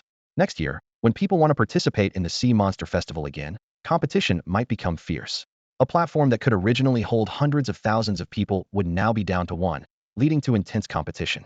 However, this doesn't affect the outcome, as only one person can receive the Immortal's inheritance. He merely turned the internal competition into an external one. Suddenly, Jiang Yan felt a tug on his fishing rod. Did he catch something so quickly? Delighted, Jiang Yan thought the lucky fishing rod's effect was indeed impressive. Hurry, let's see what you caught, Tanya urged. Jiang Yan pulled hard on the rod, but it wouldn't budge.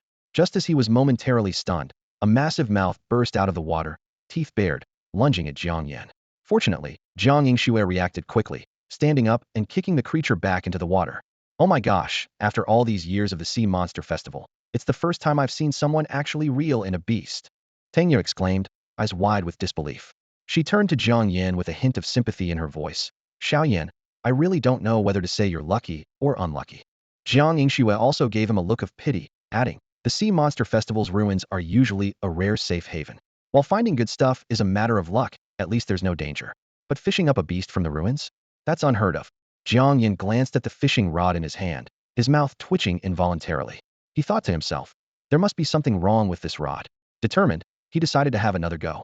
This time, he didn't even bother with bait and just dropped the hook straight in. About 5 minutes later, Jiang Yan felt a tug on the rod. He gave a sharp pull, and a dark mass flew in an arc and landed with a thud on the platform. Yang Jieqiao and others, drawn by the commotion, gathered around curiously. What is that thing? Someone asked in confusion. Suddenly, the dark lump squirmed a few times, causing everyone to gasp. Ew, it's moving. That's so gross. At that moment, the mass transformed into a small creature over half a meter tall. It had a flat head, an unusually large mouth, and 2 whiskers that trembled with its movements. A beast! A beast! Yang Jieqiao shouted excitedly. Master Jiang has fished up another beast. His luck is something else, catching beasts twice in a row. This hasn't happened in decades at the Sea Monster Festival, and Jiang Yan does it twice. Isn't that amazing? The little creature slowly got up from the ground, its tiny paws fumbling over its body before settling on its round bottom. It suddenly spoke, its voice tinged with pain. Oh dear, my poor back. Everyone was stunned. Tanya stammered. It talked. Jiang Yingshue's eyes were filled with horror as she murmured, has the catfish become sentient? The little creature glared at Jiang Yingxue, displeased. Young girl, mind your manners. I'm a spirit, understand? Jiang Yan just wanted to toss the fishing rod away. He thought. So this is what they meant by special attributes? What kind of things am I fishing up here? Can I get something useful for a change? Tanya, unable to hold back, said, how can a spirit look like you? You're clearly just a fish. And a fish with arms and legs at that. Quite grotesque. Rude. The catfish spirit's whiskers trembled with anger. I'm the guardian of the ruins. Upset me, and I'll send you all out of here. Realizing her mistake, Tanya quickly stuck out her tongue. I didn't say anything. Whether the catfish spirit was bluffing or not, arguing now was clearly not wise. That's better, the catfish spirit huffed, limping over to Jiang Yan. Kid, what's your deal? I was sleeping soundly at the bottom of the sea, and you fished me up out of nowhere. Bottom of the sea? Jiang Yan glanced at his fishing line, then asked, is the seafloor here really only a few meters deep? He didn't doubt the catfish spirit's words too much. Ancient ruins often had guardians or protector beasts. The catfish spirit, with its apparent lack of combat ability, was probably just a mascot-like figure. The catfish spirit scoffed. How could it be only a few meters deep? The catfish spirit stroked its whiskers and said mysteriously, I sleep in a sea temple 2 kilometers from here. If any of you are possessed by an immortal, you'll be sent there. Jiang Yan's heart skipped a beat as he realized the problem lay with the fishing rod. He silently regretted his choice, recalling the description that promised special items without guaranteeing they were valuable. Although the cost of 2 low-grade spirit stones wasn't too high, catching a relic guardian could at least provide more information about the ruins. Feigning nonchalance, Jiang Yan propped his knee with one hand and addressed the catfish spirit. You claim to be a relic guardian, but shouldn't you prove it?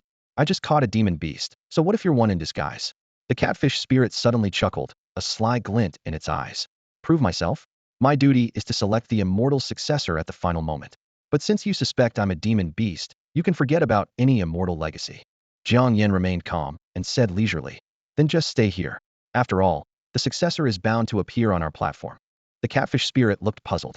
How can you be so sure? It then jumped back, staring at Jiang Yan warily. You're not planning to kidnap me, are you?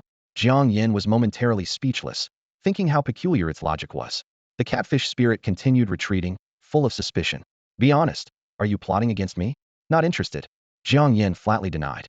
Seeing this, Yang Jieqiao quickly explained, Guardian, you've misunderstood. Actually, apart from our platform, the others will collapse later, which is why the master said the final successor will only appear here. Li Xiaowei and the others suddenly understood. If their platform was the only one that wouldn't collapse, then the ultimate successor was destined to appear here. Could such a fortunate event really happen to them? The catfish spirit snorted. These platforms are reinforced with formations and won't be damaged for millennia. You've been tricked by this guy. Yang Jieqiao and the others were bewildered. Should they believe Jiang Yan, who said the platforms would collapse, or the catfish spirit, who claimed they were indestructible? Not far away, Su Mingran sat cross-legged at the platform's edge, appearing to arrange her fishing gear while actually communicating with her contracted beast. Xiaohei, find the formation quickly, we don't have much time. Meanwhile, a massive black snake, about 80 meters long, swam through the sea. Upon hearing Su Mingran's telepathic message, it accelerated. As it neared the sea temple, an unknown force suddenly locked onto it. Panic flashed in the snake's eyes as it struggled in vain, watching helplessly as the temple faded from view. Jiang Yan glanced at his phone, noting only 3 minutes left before the half-hour deadline. Uncertain of what would happen next, he made some preparations. He released the blood-sucking vine ahead of time, hiding it beneath the platform to prevent falling into the sea if something unexpected occurred. Just then, Jiang Yan felt a tug on his fishing rod. Had he caught something else? The commotion caught the attention of every creature on the platform. The first catch was a demon beast, the second a relic guardian. What would the third be? Everyone held their breath in anticipation, awaiting either a new surprise or shock. Jiang Yan tugged on the fishing rod, feeling an unusual weight. The water's surface suddenly bubbled violently, with a massive shadow rapidly approaching, exuding an intense sense of oppression. Instinctively, Jiang Yan stepped back twice as the rod jerked sharply, revealing a giant snakehead. The cold, snake-like eyes surveyed the crowd, plunging the scene into immediate silence. A scream shattered the stillness, and chaos erupted. Frightened chatter spread among the people. How can there be a monster here? The spiritual pressure is so strong. It must be a high-level beast. We're doomed. Quick, jump into the sea. The water will transport us out. Panic spread, and people on the surrounding platforms began leaping into the sea, resembling a spectacular cascade of dumplings. Su Mingran, drawn by the commotion, turned to look and nearly choked in disbelief. How could her contract beast be here? Even more shocking was the fishing rod in Jiang Yan's hand. She quickly sent a telepathic message. Xiaohei, what's going on? The black serpent responded helplessly. Master, I was caught by a human. Su Mingran couldn't believe it. Her spiritual beast caught by an ordinary fishing rod. Taking a deep breath, she commanded, stop scaring people and continue with the original plan. Before she finished speaking, the platform shook violently, and the ocean surged with huge waves. Confused, Su Mingran wondered why the ruins were so unstable if the underwater formation was intact. Suddenly, the platform beneath her cracked, forcing Su Mingran to leap to a nearby one. Worse, the giant dome overhead began to collapse, with debris raining down. Realizing the danger, everyone jumped into the sea to escape. Gao Hong and his group were terrified, with one trembling voice exclaiming, Boss, it's exactly half an hour. That guy really can predict the future. Gao Hong gritted his teeth, saying, let's jump into the sea first, before we get trapped here. They all leaped from the platform, hoping Jiang Yan wouldn't hold a grudge. Yang Jieqiao and his companions' admiration for Jiang Yan reached its peak, silently acknowledging the wisdom of following him. However, the black serpent before them remained a significant issue. Even though Jiang Yan predicted their platform was safe, their personal safety was still unassured. They were anxious and unsure how to handle the sudden crisis. Judging by the size of this black snake, were not even enough to fill the gaps between its teeth. Jiang Yan turned to his companions behind him, his voice tinged with seriousness. Xiaoyan, what about you? Jiang Yingxue asked worriedly, her eyes darting between Jiang Yan and the massive black snake. Although the snake currently seemed non-aggressive, no one could predict what might happen next. Jiang Yan took a deep breath and feigned calmness as he replied, I have a way to handle it, but with you all here, I might get distracted. In truth, he wasn't entirely confident and feared that any wrong move might provoke the giant creature in front of him. He was prepared to stash the black snake into the disassembly section at any moment, but with so many people around, it wasn't convenient to act rashly. Understanding his unspoken message, Jiang Yingxue stopped asking questions. Just be careful, she urged, then quickly grabbed the bewildered Tangya and leaped off the platform without hesitation. Yang Jieqiao and the others had already retreated to the edge of the platform. Seeing Jiang Yingxue take the plunge, they finally made up their minds. Sister Jiang has jumped. Let's go too. As soon as these words were spoken, the sound of several splashes followed one after another. In an instant, only the catfish spirit was left sitting there dazedly beside Jiang Yan. and the entire space suddenly fell silent. Meanwhile, Su Mingran's situation was becoming increasingly perilous. More and more rocks were crashing down from above, leaving her with almost no safe place to stand. Xiaohei, why aren't you moving? Hurry up and get me, she shouted, on the verge of breaking down.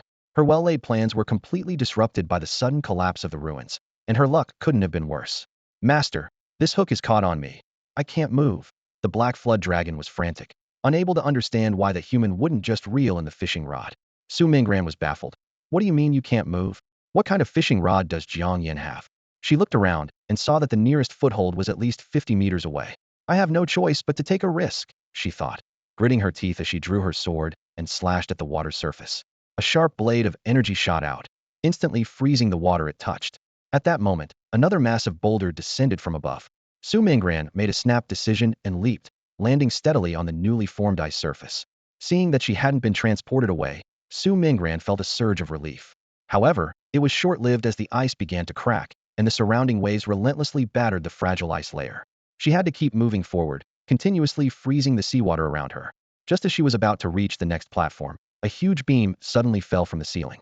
With no time to evade, she was engulfed by the splashing seawater. Meanwhile, the black snake in front of Jiang Yan vanished into thin air. He let out a long breath of relief. Thank goodness. Although the black snake was massive, it seemed to only bluff and wouldn't actively attack. If he had rashly stored it in the disassembly section, it might have been difficult to deal with quickly, taking up this crucial life-saving option. This outcome was actually the best. Moments later, the tremors of the ruins subsided. The entire space now contained only Jiang Yan. He turned to face the flattened catfish spirit on the ground, a slight smile playing at his lips. Now you have no choice but to pick me. The catfish spirit looked utterly desolate, filled with despair. Why did it have to end up like this? It lamented internally. I really don't want to choose the guy who fished me up. The time hasn't come yet, so just wait. The catfish spirit sat impatiently on the ground, a cunning gleam in its eyes. It calculated in its mind that the ruins had only been open for half an hour, so how could it let this boy so easily obtain the immortal's legacy? Wouldn't that make the inheritance seem too easy to get? It secretly vowed not to let Jiang Yan be too complacent. Jiang Yan raised the fishing rod in his hand, asking casually, should I continue fishing then? The catfish spirit shuddered at the sight of the fishing rod, as if it had seen something terrifying. It hurriedly got up from the ground, its voice betraying an undeniable panic. No, no, no. Please, don't fish anymore. Let me take you to the undersea temple first. The catfish spirit was secretly relieved, fearing that Jiang Yan might fish out something earth-shattering again, which could collapse the last platform. If that happened, the ruins might not open next year, and it would be out of a job. The thought of no one ever coming to the ruins again in the long years to come was more terrifying than a nightmare. Seeing this, Jiang Yan stopped teasing it, neatly putting away the blood-sucking vine and storing the fishing rod in his inventory. Lead the way, then, he said, with a hint of anticipation in his voice. The catfish spirit glanced at the disappearing blood-sucking vine, muttering, you sure have some secrets. As it spoke, it reached into its mouth and started retching. Moments later, the catfish spirit spat out a mucus-covered pearl. It picked up the pearl and wiped it on its body, but the more it wiped, the more mucus there was. Jiang Yan frowned deeply at the sight, unable to help but comment. Could it be any more disgusting? How can something like this be a guardian of the ruins? What kind of taste does the owner of the ruins have? The catfish spirit ignored him, and after wiping the pearl for a while, it went to the center of the platform. It scraped around the middle of the platform and finally uncovered a small groove, placing the pearl inside. Just when Jiang Yan thought it was done, the catfish spirit circled the pearl twice more, then reached into its mouth again. This time, it pulled out something larger, a formation disc. Its mouth was nearly stretched to the limit as it extracted it. The disc was not only covered in mucus, but also had some red and white, unidentifiable organ-like substances hanging from it. Jiang Yan's face turned pale, thinking, so there really is something even more disgusting. The catfish spirit nonchalantly placed the formation disc on the pearl, which fit perfectly into the small hole in the center of the disc. As a series of clicking sounds echoed, the disc finally began to function. Countless patterns extended outward from the disc, quickly forming a complete array. Step over here. The catfish spirit gestured to Jiang Yan. Jiang Yan suppressed his nausea and walked over. Even from a distance, he could already smell the fishy stench from the catfish spirit and the formation disc. He suddenly felt uneasy, secretly wondering, is the owner of these ruins really a proper immortal? While Jiang Yan was still doubtful, the array transported him to the undersea temple. The stench finally disappeared, replaced by a faint fishy smell. Jiang Yan carefully observed the surroundings, realizing this was likely the garden outside the temple. On each side, there was a pool, dark and mysterious, containing unknown substances. The temple was surrounded by a transparent barrier, keeping the seawater at bay. In the seawater outside the barrier, it was hard to see any creatures clearly, but he could vaguely make out some round orbs floating back and forth. Jiang Yan guessed these might be the rewards one could fish out if lucky, likely containing materials, elixirs, or items. Thinking of the platform full of unlucky ones who caught nothing, and how he had fished up 3 things, each more bizarre than the last, Jiang Yan couldn't help but shake his head, deciding not to dwell on it further. Inside the temple, it wasn't yet time for the immortal to descend. Jiang Yan stood in front of the hall, while the impatient catfish spirit urged, "Since you're here early, take a look around. You can earn rewards here, though usually you're allowed to explore only after the immortal descends." Jiang Yan nodded in agreement, rolled up his sleeves, and released the blood-sucking vine. He directed the vine to swim towards the nearest pool, determined to explore every corner thoroughly. The vine swam around the pool and brought back a pile of skeletons to the shore. The catfish spirit quickly explained, "Although this relic is mostly safe, small accidents can happen occasionally. Don't worry too much about it." Jiang Yan remained silent and continued to direct the vine to another pool. The catfish spirit was secretly amazed by Jiang Yan's composure. Most people would avoid touching human bones fished out of a pool, yet Jiang Yan was determined to investigate the second pool. As expected, there was another pile of bones. However, this time, one of the skeletons had an item that hadn't decayed, a modest ring with a blue gemstone the size of a pea. Jiang Yan removed the ring and used a synthesis table to identify it, a storage ring with a 3 cubic space capacity. Jiang Yan raised an eyebrow. Although he already had an inventory and spatial artifacts, the main material of the storage ring, the purest spatial material, nacrystal, was perfect for upgrading spatial artifacts. He quickly performed a blood recognition ritual, but found the ring empty inside. Putting the ring away, Jiang Yan turned and entered the temple. The exterior of the temple appeared small, but inside it had 5 levels. The first floor was a spacious hall, with several intricately carved pillars surrounding a central statue. The statue was lifelike, a flat head, a large mouth, long whiskers, and distinct scales glistening on its body. Jiang Yan suddenly understood why the temple smelled so fishy. The temple's master was a fish. The statue resembled the catfish spirit by 70 to 80%, but had an extra layer of scales, making it a bizarre and ugly sight. Just as Jiang Yan was about to climb the statue to investigate further, the catfish spirit shouted urgently, "You brat, get down. How can you desecrate the immortal statue?" Jiang Yan continued climbing, arguing, "I just want to get a closer look." As he reached the fish's head, he discovered the statue was hollow and filled with used equipment and weapons. Jiang Yan realized why the skeletons outside were bare. The relics were all hidden here. Jiang Yan rested one hand on the statue, looking down at the rotund catfish spirit with a scrutinizing gaze. The temple was filled with an eerie atmosphere, starkly contrasting the sacred aura one would expect from a place of immortal inheritance. He frowned and said, "Are you sure this place is for immortal inheritance and not some kind of robbery?" From the moment he entered the temple, Jiang Yan sensed something was off. Normally, an inheritance site should be completely safe, but here, the ground was littered with corpses. While these bones seemed insignificant compared to the ancient history of the site, their presence clearly violated the fundamental principles of such a place. The catfish spirit, hearing his words, immediately put its hands on its hips and retorted, its plump body shaking slightly with anger. "You brat, what nonsense are you talking about? These people died here, and leaving their belongings to waste is a shame, so I collected them for offering to the statue of the immortal. Is there a problem with that?" Jiang Yan's gaze fell on the obvious artificial groove marks on the statue's head, and he sneered. "The statue's head has been hollowed out, and you're telling me this is an offering?" Before the catfish spirit could argue, Jiang Yan continued, "If it were truly an offering, it should be treated with utmost respect. How could you do something so disrespectful?" Seeing this, the catfish spirit, too lazy to explain further, impatiently urged, "Anyway, you're not allowed to touch anything here, or you can forget about the immortal inheritance. Hurry up, the temple has 5 levels, and if you're this slow, you won't catch up with the inheritance. Don't say I didn't warn you." The catfish spirit's repeated threats using the immortal inheritance only confirmed Jiang Yan's suspicions. However, he didn't confront it directly. Instead, he used his blood-sucking vine to thoroughly search every corner of the hall. Once he was sure, he headed to the second level. As he ascended, the temple took on a spire-like structure, with the space becoming increasingly narrow. The second level was noticeably more crowded than the first, yet still felt empty. Jiang Yan's gaze swept across the room and finally settled on an old wooden box in the depths of the temple. Scattered on the floor were small squares of various colors, mysterious and unpredictable. The catfish spirit stroked its whiskers, its eyes gleaming with cunning. "Be careful on this level. To get what's inside the box, you must navigate these squares. Step on the wrong one, and you might end up crippled." However, Jiang Yan ignored the catfish spirit's warning and turned to head for the third level. The catfish spirit hurriedly shouted, Hey, you're going the wrong way. Jiang Yan calmly spread his hands and said, "Can't I just not want it?" He thought to himself, this temple has already been looted countless times. What good stuff could possibly be left? He avoided anything obviously dangerous. Besides, isn't there supposed to be an immortal possession later? He might as well check out all the accessible places first, then retrieve the inconvenient items once possessed by the immortal, without any delay. The catfish spirit was so frustrated it stomped its feet. You brat, how cowardly. This is a test from the immortal. It was the first time it had encountered such a disobedient chosen one. Usually, those it selected were grateful and did whatever it asked.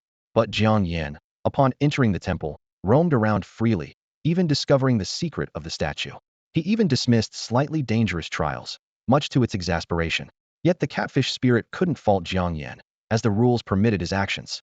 While the catfish spirit fumed silently, Jiang Yan had already reached the third level alone. To Jiang Yan's surprise, the reward on the third level was still a wooden box. The so-called trial involved several floating iron balls, seemingly ordinary, but hiding a deeper mystery. The iron ball stood like a small mountain, with a diameter of about 2 to 3 meters. Jiang Yan's heart skipped a beat. If it were to hit him, it would surely be fatal. He looked around, puzzled.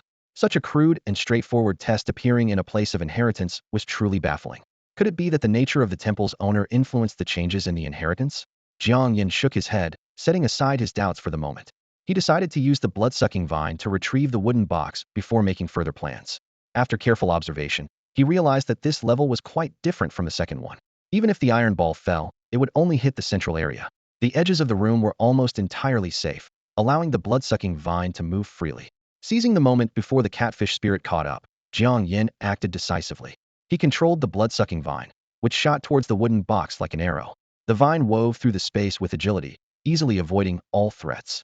By the time the catfish spirit, panting heavily, reached the third level, the wooden box was already securely in Jiang Yan's hands. You got lucky with this reward, the catfish spirit grumbled, its tone full of unwillingness.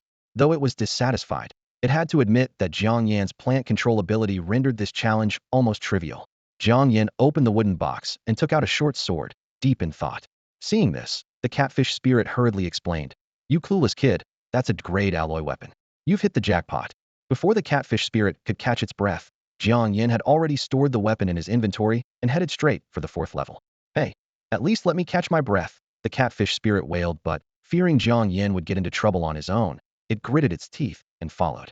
The fourth level was the same old routine of traps and a wooden box. Jiang Yan didn't even bother to look and proceeded straight to the fifth level. This time, he finally encountered a true treasure. A token surrounded by flowing water floated quietly on the platform. As Jiang Yan tried to get closer, he was stopped by an invisible force 2 meters from the platform. Looking closely, he saw inscriptions on the platform describing the mysterious token. The Sea God's token, said to be forged from the scales of the Sea God. It can summon sea creatures to aid in battle, with the number summoned depending on the holder's strength. To obtain this token, one must possess the power of the Sea God. Jiang Yan recalled the statue from the first level of the temple. Could being possessed by the deity grant him the power of the Sea God? He quickly dismissed this idea. If it were that simple, the token would have been taken long ago, leaving no chance for him. At that moment, the catfish spirit finally arrived, covered in slime that nearly glued its eyes shut. "You can't touch that," the catfish spirit wheezed, warning him. Feigning confusion, Jiang Yan asked, "Why not? Didn't you say that possessing the power of the Sea God would allow me to take the token? Wouldn't being possessed by an immortal enable me to claim it?" The catfish spirit gave Jiang Yan a sidelong glance and sneered, "Wishful thinking. How can an immortal compare to a god? The owner is waiting for a genius naturally endowed with the Sea God's power to inherit the token." It paused, then added, "But those naturally possessing the Sea God's power are mostly sea creatures like me. For humans, even if they're water tribute spirit masters, reaching a god level is harder than reaching the heavens." Jiang Yan stroked his chin, frowning slightly. This divine artifact seemed tailor-made for him. He had come to this ancient ruin to synthesize the divine vein pill. Once he possessed the divine vein, he would wield spiritual power of 8 attributes, including water. As for whether it was the Sea God's power, as the catfish spirit claimed, he would only know by trying it himself. At that moment, the catfish spirit suddenly spoke. "By the way, why didn't you take the stuff from the box downstairs? It's way better than what's on the third floor."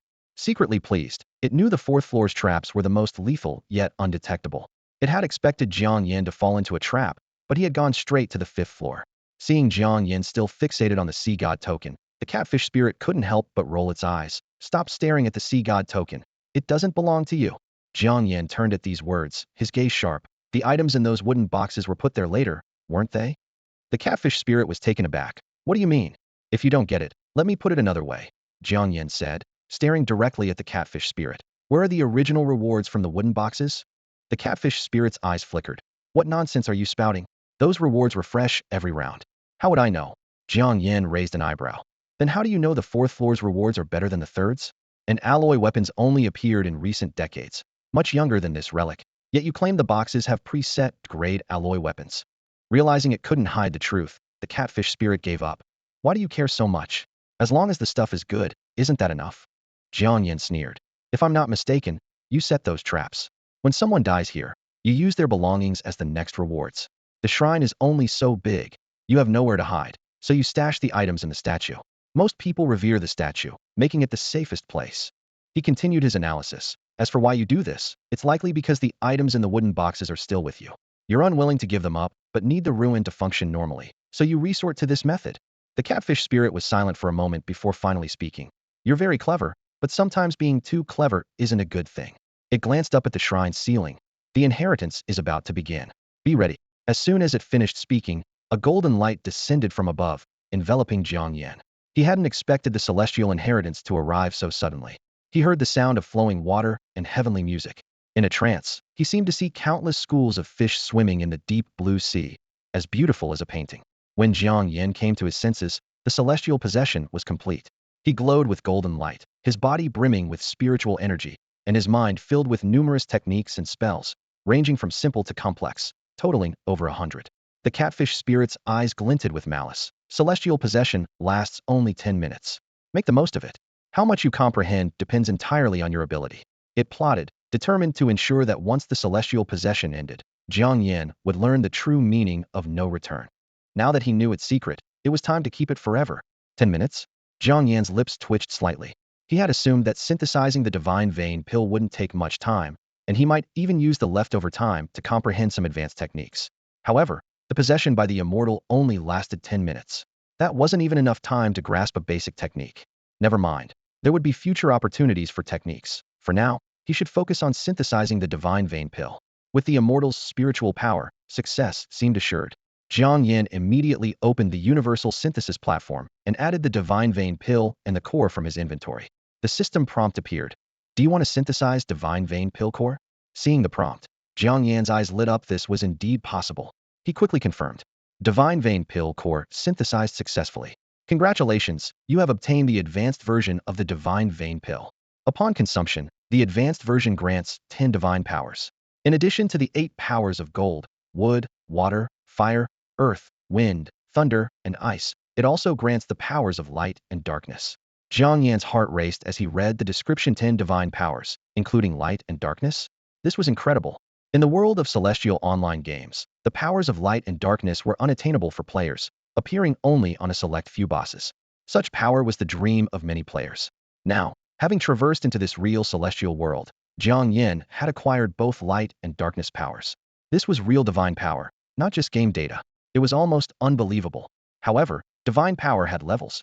With only the strength of a second-rank warrior, the spiritual power in his body, when converted to divine power, was probably just a tiny amount, barely enough to execute a full move. But Jiang Yan was already satisfied having acquired all 10 divine powers. What more could he ask for? Meanwhile, the catfish spirit stood by, ready to attack at any moment. Watching Jiang Yan alternate between excitement and silly laughter, the catfish spirit shook its head in exasperation. It had thought Jiang Yan was formidable, but his mental resilience seemed lacking. Such a person was destined for mediocrity, and dying at its hands wouldn't be undeserved. As the catfish spirit was lost in its thoughts, Jiang Yan suddenly looked over at it.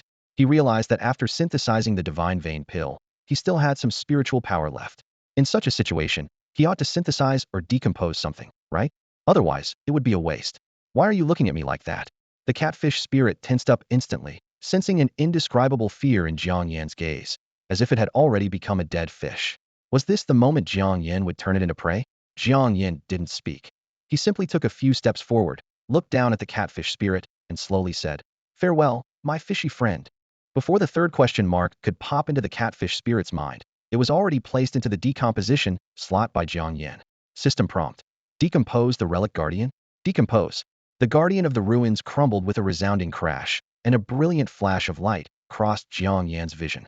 As the light faded, for treasures hovered in the air: a crystal-clear pearl, a scroll with rippling water patterns, a cluster of flowing water essence, and a lifeless catfish. Eagerly, Jiang Yan examined the items. The water-avoiding pearl, resembling a sapphire, emitted a gentle glow. Its description made Jiang Yan's eyes light up. Wearing it close to the body allows free movement underwater, with unrestricted breathing. The scroll of the water prison technique was inscribed with complex runes, indicating it as a precious water tribute spiritual technique capable of forming a water prison to trap enemies within 10 seconds, its effectiveness depending on the enemy's strength. Jiang Yan was pleasantly surprised by its high rarity rating of 15 stars. The water spirit resembled a blob of living water, constantly changing shape in the air. Its description indicated that it could recognize a master, needs to be nurtured in water, and has diverse developmental paths, making it an invaluable aid. As for the dead catfish, Jiang Yan disregarded it. Now this is more like it, Jiang Yan thought happily. No wonder it's a reward from the heritage ruins. He couldn't help but feel grateful that the catfish spirit had been selfish. Otherwise, these treasures wouldn't have fallen to him. Jiang Yan quickly tossed the catfish spirit's body aside and carefully placed the water-avoiding pearl and water prison technique into his inventory, while the water spirit was stored separately in a spatial artifact. He noticed that decomposition could continue, suggesting more treasures were hidden within the catfish spirit's body. The decomposition table prioritized extracting valuable items over turning everything into raw materials, a design Jiang Yan found commendably considerate. Jiang Yan felt no guilt about killing the catfish spirit. Considering the innocent lives it had taken, he even felt he was performing a public service. Next, Jiang Yan's gaze fell on the sea god token on the central platform, surrounded by flowing water. The blue glowing sea god token was within reach, but to obtain it, he first needed a trace of sea god power. Now is the perfect time to take the divine vein pill, Jiang Yan thought. After ensuring his surroundings were safe, he swallowed the pill without hesitation. The pill dissolved instantly, and a surge of immense power flooded Jiang Yan's mind. 10 colorful lights converged in his consciousness, slowly merging into a transparent crystal. At that moment, Jiang Yan felt an unprecedented elevation of his spiritual world. The various attribute spiritual energies in the air around him seemed to come alive, actively gravitating towards Jiang Yan. As he attempted to circulate his cultivation technique, the speed of spiritual energy absorption was several times faster than before. With 10 types of divine power, he could absorb any attribute of spiritual energy, naturally accelerating his cultivation speed. However, these aspects were not Jiang Yan's primary concern. He was eager to discover the extent of power he could wield once all his internal spiritual energy transformed into divine power. Jiang Yan decided to test this using the most potent dark attribute spiritual energy. The transformation process was unexpectedly smooth. Contracting, condensing, and converting took only a single breath, and Jiang Yan's internal spiritual energy had completely transformed. He opened his palm, where a droplet-sized bead of dark divine power hovered, emitting an unsettling energy wave. This thing is really precious, Jiang Yan marveled to himself. Much smaller than I imagined. He looked around, searching for a suitable target to test the power of this divine energy. What should I use to test its effect? Jiang Yan murmured, his eyes gleaming with anticipation and caution. Jiang Yan's gaze fell upon the corpse of the catfish spirit, calculating silently in his mind. This creature was at least at the level of a spiritual beast, capable of understanding human nature and communicating with humans without barriers. The body was still warm, and he didn't want to waste it. With this thought, Jiang Yan decisively hurled the dark divine power he had gathered in his hand. Boom! A deafening explosion suddenly erupted. Half of the 5th level of the temple instantly collapsed. Jiang Yan was caught midair by the blood-sucking vine just in time, hanging there with a look of shock and bewilderment on his face. Damn, that was an indiscriminate attack, Jiang Yan thought with lingering fear. Almost blew myself up too. Although the power far exceeded his expectations, the level of destruction was terrifying. Jiang Yan warned himself to keep a safe distance when using any divine power in the future, as it was definitely not suitable for close combat. Unless his body strength could withstand the aftershocks of the divine power, close combat was out of the question. Once the dust settled, Jiang Yan manipulated the blood-sucking vine to lower himself back to the ground. Despite the severe damage to the 5th level of the temple, the central platform remained miraculously intact. He quickly took out a low-grade spirit stone to replenish his spiritual power, then transformed the spiritual power within him into water-based divine power. Compared to the dark divine power, the water-based power felt much gentler, though not as destructive. Jiang Yan gathered the water-based divine power into his palm and cautiously approached the platform. This time, he reached the platform without any obstacles. When he reached out to touch the sea god token, the surrounding water parted like subjects making way for their king. Finally, Jiang Yan successfully grasped the sea god token and instantly gained control over it. The first thing Jiang Yan did after acquiring the sea god token was to place it on the synthesis platform for identification. Sea god token, owner recognized. Made from the scales of the sea god, it can summon sea creatures to assist in battle. The number and strength of the summoned sea creatures are related to the user's cultivation level, with the potential to summon a sea god avatar. So it really is made from the sea god scales, Jiang Yan mused, rubbing his chin. The material alone must be quite valuable, right? According to the data from the World Online game, the sea god should be a dragon. In other words, the token in his hand was actually a dragon scale.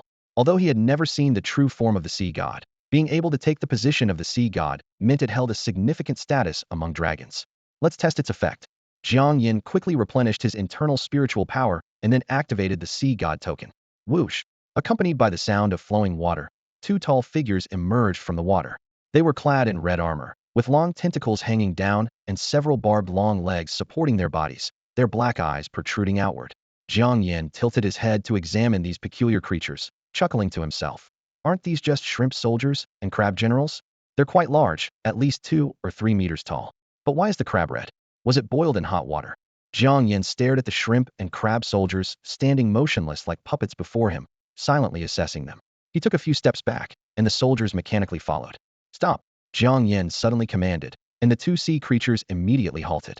Attack each other, he ordered after a moment of contemplation. No sooner had the words left his mouth than the shrimp and crab soldiers turned abruptly, their pincers and claws swinging wildly as they engaged in a fierce, primitive battle. Despite their clumsy movements, their speed and strength impressed Jiang Yan. A bit dull, but obedient enough, Jiang Yan thought to himself. Lacking self-awareness might be an advantage. Absolute loyalty is exactly what I need. He observed these water element creations closely, realizing that aside from their inherent abilities, they were essentially just empty shells. Calling them wooden puppets wouldn't be far off, Jiang Yan murmured softly. After fiddling with the sea god's token for a while, Jiang Yan suddenly remembered that Jiang Yingxue was still waiting outside. Time to head out, he decided. After quickly checking his belongings to ensure everything was in order, he took the shrimp and crab soldiers downstairs, preparing to collect the remaining equipment. In a wooden chest on the 4th floor, Jiang Yan found a pair of crayed alloy gauntlets. On the 2nd floor, there was an intact blood ginseng plant. However, the treasures within the statue were disappointing, mostly ordinary metal weapons, with only 3 grade alloy weapons among them. The armor consisted mainly of damaged animal hides. Jiang Yan speculated that these meager treasures likely came from the storage ring.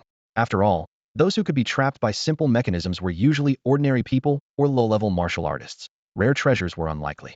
He carefully selected a few useful items to take with him. Then, Jiang Yan used a teleportation array to return to the platform, dove into the sea, and made his way back to the waters of the Magic City. Outside, the situation was tense. Headlines like "Sea Monster Festival Ruins End Prematurely," "Giant Beast Appears," and "Ruins Collapse" dominated major websites. Although the Earth had many ruins, the Sea Monster Festival, being a safe secret realm, held special significance for many. It was like a lottery ticket, offering hope. Its sudden disappearance left people lamenting. Jiang Yingxue anxiously waited, murmuring to herself, "It's been over an hour. Why hasn't Xiao Yan come out yet?" Yang Jieqiao tried to reassure her, saying, "Don't worry, Sister Jiang. Master Jiang might have been chosen by the immortals. In such urgent times, the guardian of the ruins probably had no other choice." Yes, yes, others echoed. Someone as extraordinary as Master Jiang wouldn't get into trouble. Li Xiaowei immediately chimed in, her eyes sparkling with sincerity. At that moment, Tanya suddenly turned to Yang Jieqiao and the others, her tone skeptical. "Weren't you all with Tianli? Now you're calling her Sister Jiang and Master Jiang. Who are you trying to impress?" Yang Jieqiao's face darkened, and he firmly retorted, "Tanya, don't speak nonsense if you don't understand. Our admiration for Master Jiang is genuine. How can you say we're putting on an act? That's disrespectful to Master Jiang." Li Xiaowei quickly added, her expression serious. Tian Li was out of line, offending Sister Jiang and Master Jiang. "When she gets out, I'll make sure to talk some sense into her. If she won't listen, I'll have no choice but to cut ties." Tanya was taken aback by their attitudes, left speechless. She leaned closer to Jiang Yingxue, whispering in awe, "Yingxue, your brother is something else, managing to win over Li Xiaowei. It's a miracle." She recalled the close friendship between Li Xiaowei and Tian Li, and now, to hear such words from Li Xiaowei for Jiang Yan was truly unbelievable. Jiang Yingxue frowned slightly, responding softly, "Maybe it's because of Xiao Yan's fortune-telling skills." She pondered silently, knowing that while Jiang Yan's predictions were eerily accurate, they often came with unfortunate events, which was not a good sign. As Jiang Yingxue was lost in thought, her phone suddenly rang. The caller ID showed it was Jiang Yan. She hurriedly answered, her voice filled with concern. Xiaoyan, are you okay? Are you out? Jiang Yan's voice was cheerful. I'm fine. Send me the address, and I'll come find you. 10 minutes later, Jiang Yan pushed open the door of a cold drink shop, greeted by the eager gazes of Jiang Yingxue and the others. Xiaoyan, Master Jiang. The crowd surged forward. Jiang Yan smiled at his sister, then turned to Yang Jieqiao and the others, frowning slightly. Why are you still here? Yang Jieqiao quickly explained. We were worried about the master's safety. Li Xiaowei also hurriedly added. Exactly. If you didn't come out, who would we go to for fortune-telling in the future? Jiang Yan couldn't help but smile wryly to himself, realizing these people were addicted to fortune-telling. Tanya curiously asked, Jiang Yan, you took so long to come out. Were you really chosen by an immortal? Jiang Yan didn't intend to hide it, replying openly, something like that. But the immortal possession only lasted 10 minutes. I didn't even have time to fully comprehend a single complete technique before being sent out. Tanya couldn't help but comment. An immortal possession for just 10 minutes? That's stingy. She recalled the exaggerated stories online about being able to choose from hundreds of advanced techniques, which now seemed like pure fantasy. Jiang Yan took a short sword from his backpack and handed it to Jiang Yingxue, but I did get a grade alloy weapon. Here, sis, you can have it. Yang Jieqiao and the others widened their eyes in envy. Wow, a grade alloy weapon? That's worth a lot. As expected of Master Jiang, giving it away just like that. Everyone thought to themselves that now, who would dare call Jiang Yingxue a thief? Just flashing this weapon would surely leave those people speechless. Jiang Yingxue looked down at the black iron long sword in her hand. This weapon, for which she had spent tens of thousands, was supposed to be her graduation gear. However, Jiang Yan suddenly handed her a grade alloy short sword, a weapon of such caliber that it could easily buy a house in the metropolis. Xiaoyan, this is too valuable. You should keep it for yourself. Jiang Yingxue exclaimed, overwhelmed, but her rational mind told her she couldn't accept it. Although Jiang Yan always seemed to have opportunities, they were the fruits of his hard work. The fourth-tier vampire vine he had given her was already enough for her to establish herself at the university in the metropolis, and she dared not ask for more. Without giving her a chance to refuse, Jiang Yan firmly placed the short sword in her arms, saying decisively, just take it. From now on, whatever I give you, you accept it. If you keep hesitating, I'll get mad. In fact, Jiang Yan had also acquired a pair of grade alloy gauntlets at the Undersea Temple. To him, this grade alloy short sword was entirely redundant. He wasn't stingy enough to give Jiang Yingxue those junk grade alloy weapons. Jiang Yingxue was stunned. It wasn't the first time Jiang Yan had thrust something into her arms. She muttered to herself that his temperament was becoming increasingly domineering. Tanya, watching from the side, felt envious and thought, where can you find such a good brother? She even entertained the idea of asking her parents to have another child. In the end, Jiang Yingxue accepted the short sword. She felt a bit ashamed. It should have been the sister taking care of the brother, but now it was entirely the other way around. She resolved to work twice as hard when she returned, at least not to be a burden to Jiang Yan. Back in the metropolis, Jiang Yan returned to the hotel early under the pretense of needing rest. After washing off the fishy smell, he took out the water spirit from his spatial treasure. It was a blue orb of light, with flowing water light faintly visible inside. If not identified using the synthesis platform, it would be hard to believe it was a life form. Jiang Yan planned to nurture the water spirit, but first, he needed a contract array. After searching on the Lingwu Hall website, he discovered that major cities like the capital and the metropolis sold ready-made contract arrays, albeit at a steep price of $500,000. For Jiang Yan, this amount was insignificant, so he immediately placed an order. 20 minutes later, the delivery arrived. Jiang Yan unwrapped the package to find a palm-sized array disc, along with detailed instructions. The instructions emphasized that an untamed beast must reach the spirit beast level to successfully form a contract. Otherwise, there was a risk of backlash. It was advised to use it under the guidance of an experienced individual, and it even listed contact details for a few beast tamers. True to Lingwu Hall's reputation, their services covered all aspects. Most people might prefer to spend extra money for this service. However, Jiang Yan intended to contract a spirit beast and would have to figure it out on his own. Of course, the array could also be used to contract ordinary pets, but that would be quite a waste. Jiang Yan carefully studied the instructions and then began following the steps outlined. First, Jiang Yan activated the array disc with spiritual power. Lines of the array spread outward from the center of the disc, quickly forming a complete array. Then, Jiang Yan dropped a single drop of blood into the center of the disc. Once the array turned red, he placed the water spirit onto the disc. As the process completed, the array emitted a brilliant light, and the previously expanding lines swiftly contracted, transforming into a blue water pattern that merged into the body of the water spirit. Chirp! The water spirit let out a soft cry. its round body gradually unfolding to reveal a pair of translucent wings, a round head, and a small droplet-shaped tail. At the moment the water pattern merged with the water spirit, Jiang Yan felt a slight connection with it, thinking to himself that the contract must have been successful. "Show me your special skill," Jiang Yan said, stroking his chin and looking at the water spirit. The water spirit tilted its head, hesitated for a moment, then opened its small mouth and blew a few bubbles. Jiang Yan was immediately exasperated. Is that it? For a spirit beast, attacking with a few bubbles is more like something to entertain a cat. Could it be that its level is just too low? He picked up the water spirit and tossed it into the synthesis platform, where its attributes were immediately displayed. Water spirit, bonded to owner, newborn baby. Owner can try nurturing with spiritual power or feeding it treasures of the same attribute, which would greatly aid its growth. Indeed, it was due to its low level. Jiang Yan sighed inwardly, realizing that raising a spirit pet was a costly and labor-intensive task. He was already short on spiritual power, and now he had to use it for nurturing, which was truly adding insult to injury. However, his spiritual power could be converted into divine power, and perhaps using divine power for nurturing might yield unexpected results. Jiang Yan retrieved the water spirit from the synthesis platform and decided to try ordinary spiritual power first. He gathered some spiritual power in his palm, and the initially bewildered water spirit began to roll around happily in his hand, letting out joyful chirp, chirp, chirp sounds. That should do it. Jiang Yan lifted the water spirit with his other hand, observing closely, but there seemed to be no noticeable change. He decided to try divine power, unwilling to replenish his spiritual power, and directly condensed the remaining spiritual power into water-based divine power, then released it. The divine power was only the size of a mung bean, barely noticeable, but the water spirit became extremely excited, struggling vigorously, clearly attracted to the water-based divine power. Jiang Yan let go, and the water spirit immediately fluttered its wings, flying to the divine power and swallowing it without hesitation. Jiang Yan felt as if something exploded inside the water spirit's belly, and then its body rapidly expanded, growing to 2 or 3 times its original size in an instant. It flapped its wings and easily flew into the air. "Master, master!" A soft, tender voice echoed in Jiang Yan's mind, sounding like a little girl of 4 or 5 years old. Jiang Yan nodded in satisfaction, seeing that it was effective, as they could now communicate normally. He asked again, "Show me your special skill." The water spirit thought for a moment, then opened its mouth and blew another bubble. Jiang Yan waved his hand in frustration. "Not that again. Try something different. I don't want to raise something useless. If you can't show your value, you'll end up as a playmate for the Sea of Misfortune siren."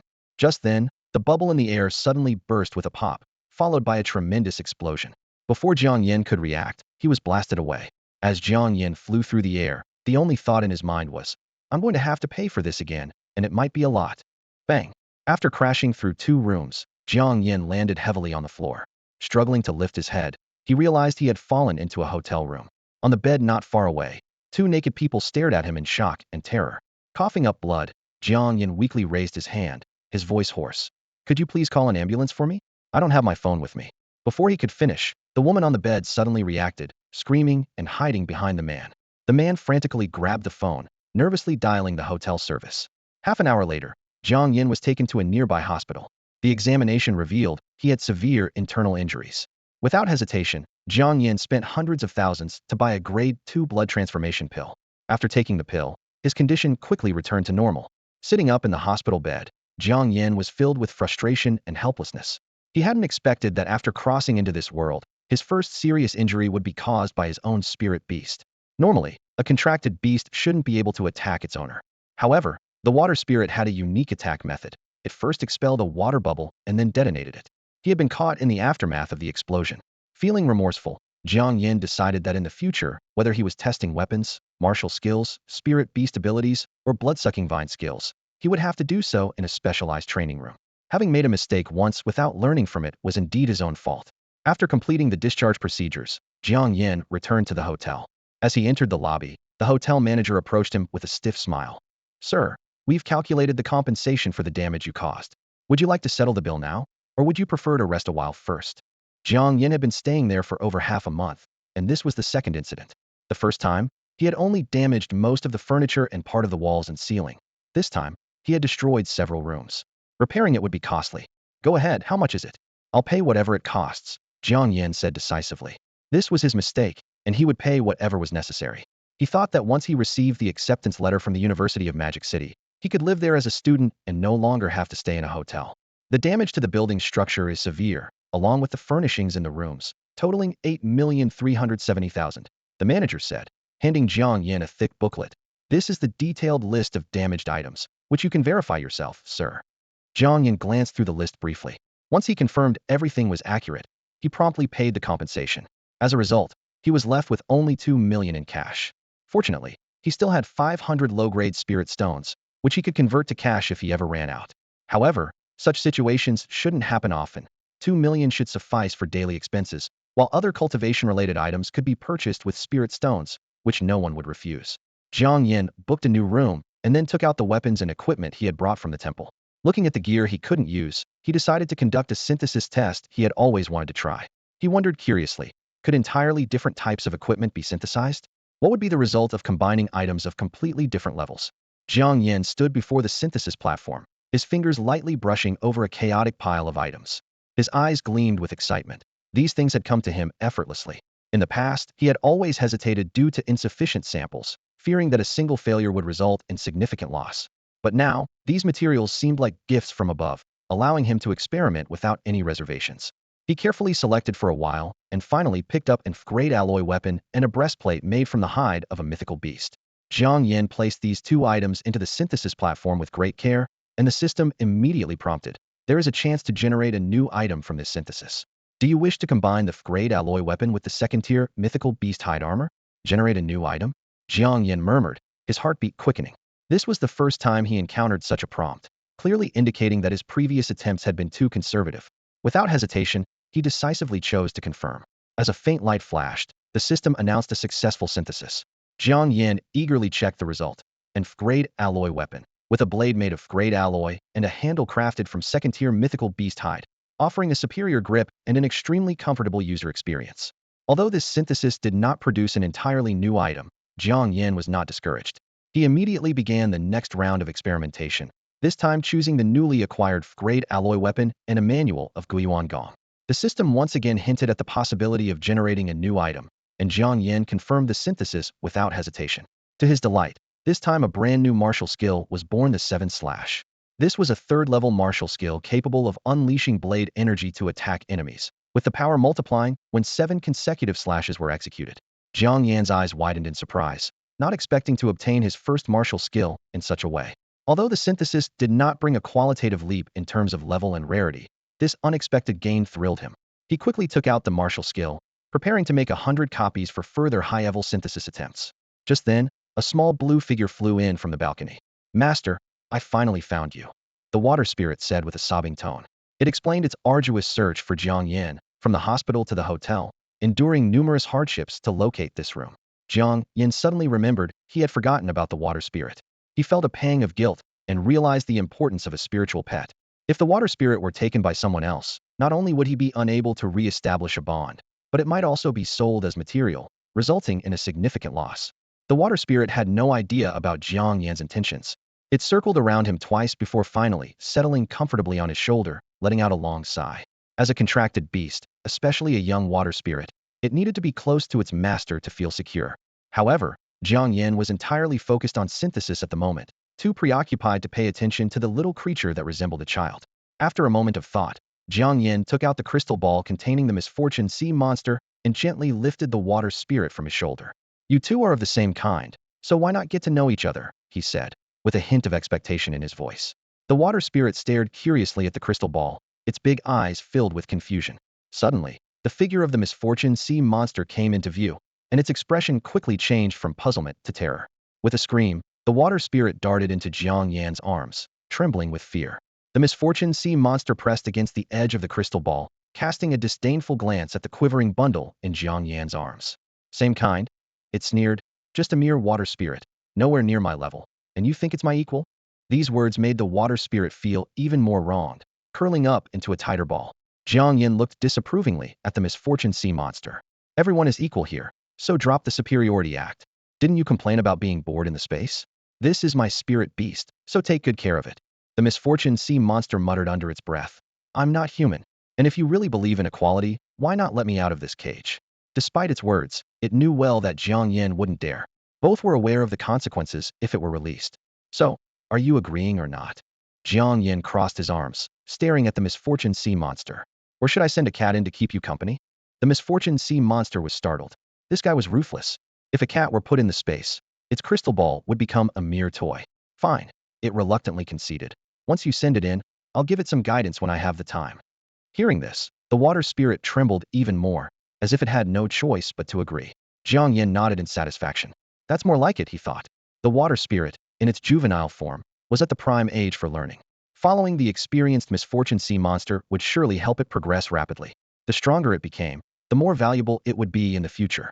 At this point, Seven-Blade Slash had also copied several books. Jiang Yan placed the water spirit and the misfortune sea monster back into the space, preparing to synthesize his first martial art manual. His initial target was a 5-star rarity, casually binding some of the copied martial arts techniques and placing 2 of them on the synthesis platform. Do you want to synthesize Seven-Blade Slash? Synthesize. Seven-Blade Slash has been synthesized. Congratulations, you have obtained the 5-elements sword. Jiang Yan checked the rarity, which was only 1 star, even less than Seven-Blade Slash, so he continued to synthesize. For the next few hours, he repeated the synthesis process. Seven-Blade Slash has been synthesized. Congratulations, you have obtained the Earthquake Whip. Seven-Blade Slash has been synthesized. Congratulations, you have obtained the 4 Sacred Palms. Seven-Blade Slash has been synthesized. Congratulations, you have obtained the Shadowless Blade. Seven-Blade Slash has been synthesized. Congratulations, you have obtained. Having already consumed over 20 lower-grade spirit stones, he still hadn't acquired a high-star martial art. It proved that relying on luck doesn't always yield favorable results. Jiang Yan carefully selected the 2 most precious martial arts techniques he had and prepared for one final synthesis attempt. His mental state was on the brink of collapse, and his body was exhausted from the continuous cycle of consuming and restoring spiritual energy. He thought to himself that perhaps his luck had run out at the undersea temple, and if he failed this time, he would have to wait until tomorrow to try again. Do you wish to synthesize Shadowless Sword Starpoint Fist? The system prompt sounded. Synthesize, Jiang Yan responded decisively. Shadowless Sword Starpoint Fist has been synthesized. Congratulations, you have obtained the Earth-Shattering Thunder Palm. Jiang Yan quickly scanned the technique's description. Earth-Shattering Thunder Palm, a level 4 martial art, increases in power with heightened emotions, and requires shouting the technique's name to unleash its ultimate move. It is rated at 7 stars in rarity. After reading the description, Jiang Yan fell silent. His expression was complex, unsure whether to be happy or worried. In theory, synthesizing a level 4 technique with a rarity of 7 stars should have been exhilarating. However, the technique's name alone was unsettling, not to mention the awkward condition for its use. Every martial art had its unique ultimate move, but this earth-shattering thunder palm required shouting to activate. Jiang Yan shivered at the thought. If acquaintances were nearby, it would be socially mortifying. He decided to shelve the technique for now, considering it only when absolutely necessary. After all, he couldn't let a martial art ruin his reputation. 3 days later, Jiang Yan received an acceptance letter from the Imperial Capital University, reportedly among the first batch according to online feedback. This meant he could finally move out of the hotel. While checking out, the hotel manager personally came to see him off. Jiang Yan sincerely praised, "Your service is excellent. I'll definitely come back next time." However, the manager and the receptionist's faces instantly froze. The manager quickly replied, "Sir, you flatter us. Our service still has many shortcomings. The nearby Yunding Hotel and Shangfeng Hotel are much better. You must try them next time." Unbeknownst to Jiang Yan, due to his presence, the hotel had experienced 2 incidents in a month, nearly wiping out the manager's bonus. If he stayed a few more times, the manager might have to pay out of pocket. Jiang Yan misunderstood the manager's humility and patted his shoulder, saying, "I like people like you. When I meet your boss, I'll put in a good word for you to get a raise." The manager inwardly lamented, 2 more visits, and he might lose his job. He hurriedly ended the conversation. "Sir, take care. Don't see me off."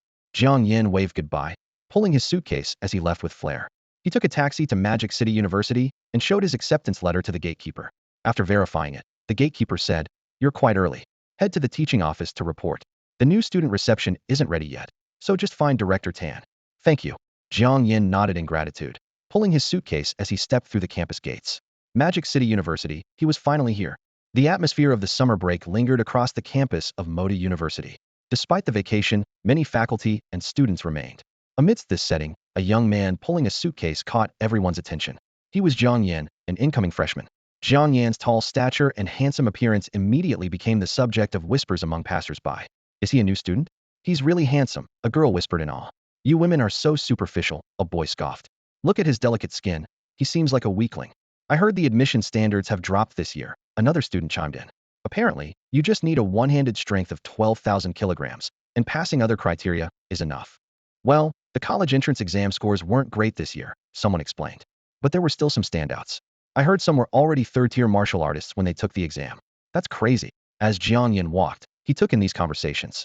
Although he had recently become a second-tier martial artist, his cultivation speed had skyrocketed after taking the Shinmai pill.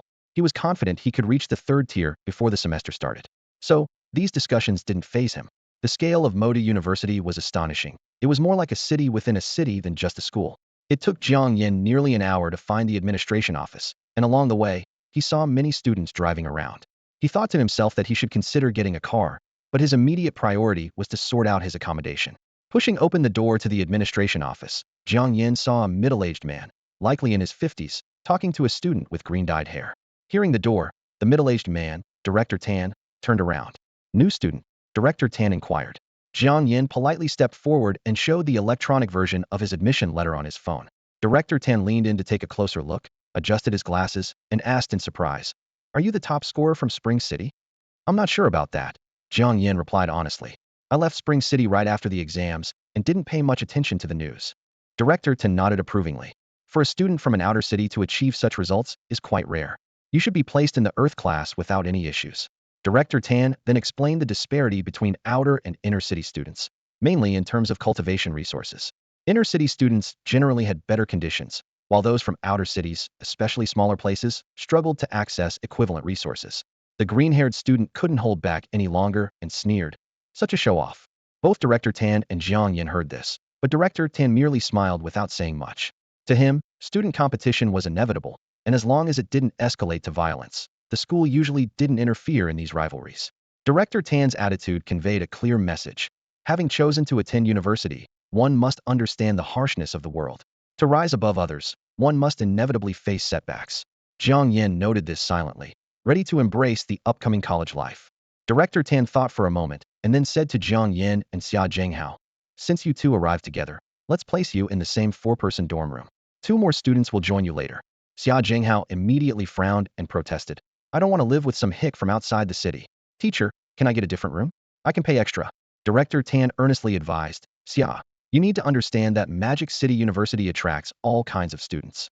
Even if I change your room now, given your family's status, you'll still encounter people who may not match your conditions. Plus, they might not have Zhang's level of cultivation." Xia Zhenghao nodded slightly, seemingly persuaded. Director Tan turned to Jiang Yan, smiling. "What do you think, Jiang?" Jiang Yan shrugged and replied calmly, "I'm fine with it." He recalled the spacious dorm rooms at Magic City University, where even 4-person rooms had private spaces. To him, it was just like renting a different place, not a big deal. As for the conflict between outsiders and city dwellers, it was a historical issue he couldn't change, so he focused on managing himself. Director Tan continued, "I've completed your enrollment procedures. You just need to go to the dorm area to pay the fees. The dorm manager will assign your rooms." Jiang Yan thanked him politely and retrieved his phone. After leaving the office, he immediately opened the map app to check the route to the dorm area. Just then, Xia Zhenghao pulled out a car key and pressed a button. A short distance away, a luxury car began to approach autonomously. Jiang Yan observed the vehicle, thinking it must be one of those self-driving cars. Although the technology had been around for a while, it hadn't been widely adopted due to various risks and high accident rates. Xia Zhenghao's new car supposedly had major AI advancements, capable of handling complex terrains and even off-road driving. Of course, these were just advertisements, and its actual performance remained to be seen. Xia Zhenghao tossed the key in his hand with a smirk, boasting, "How about it? My car's pretty nice, right? Want a ride?" Jiang Yan replied bluntly, "Thanks. Could you open the trunk?" He then carried his luggage to the back and placed it inside. Xia Zhenghao's mouth twitched, surprised at Jiang Yan's familiarity. But having already offered, he couldn't back out, so he got into the driver's seat. Jiang Yan followed into the passenger seat, examining the car's interior, which matched a youthful aesthetic. He was considering buying a car, and if this one offered a good driving experience, it might be an option. Xia Zhenghao pressed the start button, and the interior dimmed as the windshield transformed into a large display screen, showing the vehicle's status and surrounding map. He crossed his legs and commanded the car's system. "Dudu, take the shortest route to the Magic City University men's dorm." "Certainly, master," a mechanical voice responded, and the car shot forward like an arrow. Comparing the phone and car maps, Jiang Yan frowned. This doesn't seem like the way to the men's dorm. A sense of unease crept in. Although it was the shortest direct distance, it might not be the best route. Xia Zhenghao dismissed his concern, saying, "Relax, my Dudu isn't that dumb. It'll plan the route itself." He then closed the map and played a video of a girl dancing, boasting. These are my private collection. You're lucky to see them today. Jiang Yan was speechless, realizing Xia Zhenghao's true motive for buying this car. He decided to keep an eye on the map, just in case. However, before he could check his phone again, the car suddenly jolted violently. A loud bang followed, and a strong sense of weightlessness hit him. The thought, "We're done for. The car's flipping," flashed through Jiang Yan's mind. At the same time, a glaring red exclamation mark appeared on the windshield with a warning. Warning, vehicle under attack. As the alert faded, the windshield cleared, revealing a two-headed giant dog drooling and hungrily eyeing the two inside. Jiang Yan finally got a clear view of the outside situation. It was a circular area the size of a soccer field, tightly sealed off. Their car had plunged down from above, landing on a giant dog, which cushioned the fall, leaving two distinct tire marks on its back. What on earth? Where did we end up? Xia Zhenghao asked, bewildered. Jiang Yan, staring at his phone's map, explained helplessly. If I'm not mistaken, this should be the arena near the disciplinary office, and it's the closest route to the boys' dormitory. But that assumes your car can fly. He had wanted to experience the latest in autonomous driving technology, only to end up in this mess in under a minute. The manufacturer claimed it could be used outdoors, but it seemed this experience would be a one-time thing. Arena? Xia Zhenghao's eyes lit up. Is this the famous arena of Magic City University? I heard only students close to graduation come here to fight beasts to earn the title of Advanced Warrior. I can't believe we ended up here right after enrolling. This is thrilling. Jiang Yan was dumbfounded. Was this guy out of his mind? The giant beast outside was already gnawing at the car door, and he still found it exciting, as if it were a game. Several passing students saw the scene and started talking. Wow, this car is insane, driving straight into the arena? Are they trying to use technology to defeat the Dog King? The arena shouldn't be open today. I just checked, and the next opening is in 3 days for students from the elite class. Ridiculous. Anyone with eyes can see there's no road ahead. Doesn't that car look like the latest model of Brand's autonomous vehicle? No wonder, there have been quite a few accidents with those. Let's contact the teachers quickly, or someone might get hurt. Jiang Yan listened to the sound of the giant dog chewing on the car door, his scalp tingling. He had already taken out a blood-sucking vine, ready to fight back at any moment. Meanwhile, Xia Zhenghao was leisurely taking photos. This is awesome. The Dog King is a 5th-level beast.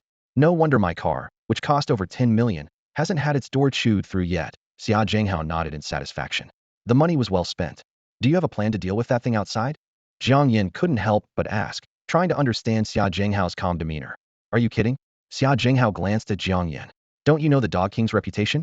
Its speed, defense, strength, and recovery abilities are all top-notch. Even a 6th-level warrior might not beat it. I'm just a high school graduate. It could take me out with one swipe. Then why aren't you scared? Jiang Yan was astonished. Why should I be? The school teachers will come to rescue us.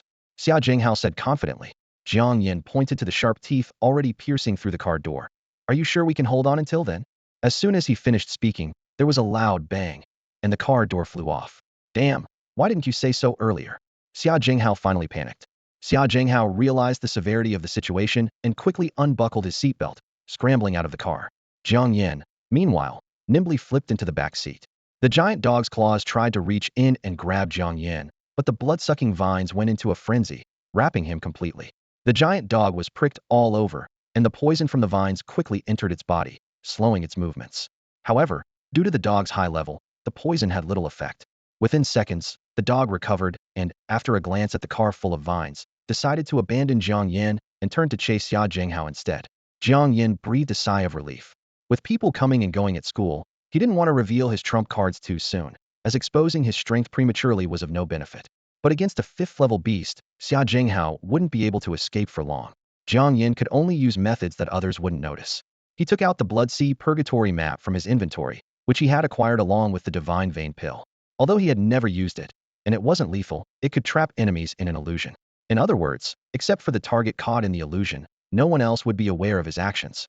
Moreover, since the giant dog was just an ordinary beast and couldn't speak, it was perfect for testing the map. Jiang Yan opened the rear door and stepped out, seeing the giant dog already charging at Xia Zhenghao. Xia Zhenghao was running for his life, shouting for help, and was about to be caught. Jiang Yan seized the moment, quickly unfurling the Blood Sea Purgatory map. Instantly, a blood-red domain spread out from him. As the giant dog rushed forward, it suddenly found itself facing a sea of blood, the intense sense of danger forcing it to halt. At that moment, Xia Zhenghao, having given up all hope, pulled out a blessing charm he had bought at the market a few days earlier. Just then, the giant dog stopped, its eyes filled with evident fear. Xia Zhenghao was astonished, his mouth agape, not expecting the $10 blessing charm he had bought on a whim to be so effective. As the master of the Blood Sea, Jiang Yan could naturally see the visions within the illusion. It was a world resembling hell, with a gloomy and dim sky, scattered irregular rocks, and the rest of the landscape painted in blood-red hues. The stifling heat was suffocating, amplifying every emotion to an unbearable degree. Yet, the surface of the Blood Sea remained eerily calm, giving the illusion that something might emerge at any moment. The closer one got to the Blood Sea, the more intense the waves of danger became, creating psychological and mental pressure. Even though nothing actually happened, the environment was enough to break any creature's mental defenses. Even a not-so-intelligent giant dog would feel its hackles rise in such an atmosphere, and humans would react even more intensely. Jiang Yan wasn't feeling great either, as maintaining such an illusion consumed a lot of mental energy. Trapping an enemy of the same level was easy for him, but the giant dog was 3 levels above him, making it a struggle to maintain the illusion. On the other hand, Xia Zhenghao was completely unaware of the situation, feeling inflated and smug, filled with secret delight. He thought it was all due to the blessing charm he held. He initially bought it just because it looked nice and planned to hang it in his car, not expecting it to subdue the giant dog. Although he wasn't short on money, many good things couldn't be bought with money. This incident seemed less like a disaster and more like an opportunity for him. Without this event, he wouldn't have known that the $10 trinket he bought was such a powerful treasure. With this blessing charm, he might even secure a place in the family competition at the end of the year. Imagining the envious looks on others' faces, he was already secretly savoring the moment. While Jiang Yan was unaware of the misunderstandings and associations Xia Zhenghao was forming due to his casual test of the Blood Sea purgatory diagram, 2 teachers arrived. Both Jiang Yan and Xia Zhenghao put away their items simultaneously. With the illusion lifted, the giant dog lunged at Xia Zhenghao again, but was abruptly pinned to the ground by a stiletto heel. Jiang Yan looked up from the heel to see a young female teacher in a shirt and pencil skirt, looking down at them with her foot on the dog's head. She seemed to be in her 20s, with a touch of baby fat, and could easily pass for a student with a different outfit. Fu Qing glanced at the car in the arena before turning her attention to Jiang Yan and Xia Zhenghao, asking, "What's going on with you two, bringing a car into the arena? I thought I'd have to come and collect your bodies." Jiang Yan pointed at Xia Zhenghao and said, "It's not my car. Ask him." Xia Zhenghao shrugged, looking bewildered. Another slightly older teacher finished checking the car and came over to explain. "It's a self-driving car. There might have been an error in the route planning, so it drove straight into the arena." Fu Qing furrowed her brow slightly and spoke with determination. "No more of this nonsense. From now on, the school will ban driverless cars. We can't always rely on luck to be there in time. I'll make sure to inform everyone." An older teacher nodded in agreement. By the way, Fu Qing turned to Jiang Yan and Xia Zhenghao, her eyes filled with concern. "How did you two manage to hold on until now? I wasn't joking earlier when I said I came here to collect your remains. I didn't expect you to survive. It's quite a surprise. This is a 5th-level beast, usually only faced by seniors." Jiang Yan and Xia Zhenghao looked quite young, probably freshmen or sophomores, so surviving the Dog King was nothing short of a miracle.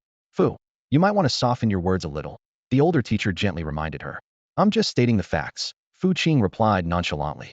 Jiang Yan was contemplating how to come up with an excuse when Xia Zhenghao suddenly cleared his throat and said, "That giant dog couldn't possibly harm me. As for why, that's my personal business and not something I can share with you both." Jiang Yan was puzzled, wondering if Xia Zhenghao was telling the truth. If he hadn't personally used the Blood Sea Inferno diagram, he might have believed Xia's story. However, this worked out well, as it saved him from having to explain himself. Xia Zhenghao seemed eager to take on the trouble, and Jiang Yan was more than happy to let him. "You?" Fu Qing looked at Xia Zhenghao with skepticism. Although Xia Zhenghao seemed more emotionally stirred, Jiang Yan appeared calm, without any signs of stress. She didn't intend to pry into their privacy. She just wanted them to be safe. Otherwise, it wouldn't just be the brand car making headlines, but also Moda University. "Did you encounter any other beasts here? I noticed signs of damage in the carriage that seemed caused by something else," the older teacher suddenly asked. Of course, the arena housed more than just the Dog King. Normally, the Dog King was the only one let out, while the other beasts were kept caged until needed. "You'll have to ask him," Xia Zhenghao pointed to Jiang Yan. "He got off the bus later than I did. I only saw the Dog King." Jiang Yan replied. But there were definitely other signs of destruction in the carriage. The older teacher frowned, appearing puzzled by this. "Let's put this aside for now and focus on getting them out safely." Fu Qing took a syringe from her bag and injected it into the Dog King's neck. The previously struggling beast immediately calmed down. Jiang Yan and Xia Zhenghao began unloading their luggage from the bus, and then followed the teachers back to the surface through a normal exit. "It's safe here now, but don't wander off again. We won't always be here to rescue you," Fu Qing said as she recorded Jiang Yan and Xia Zhenghao's information before leaving with the other teacher. Xia Zhenghao, still a bit shaken, lamented the loss of his newly purchased car, which had cost over 10 million, a few months' worth of his allowance. Oh well, I'll just pick another one tomorrow. By the way, Xia Zhenghao suddenly turned to Jiang Yan with a serious tone. You can't talk about what happened in the arena. If you spill my secret, you'll regret it.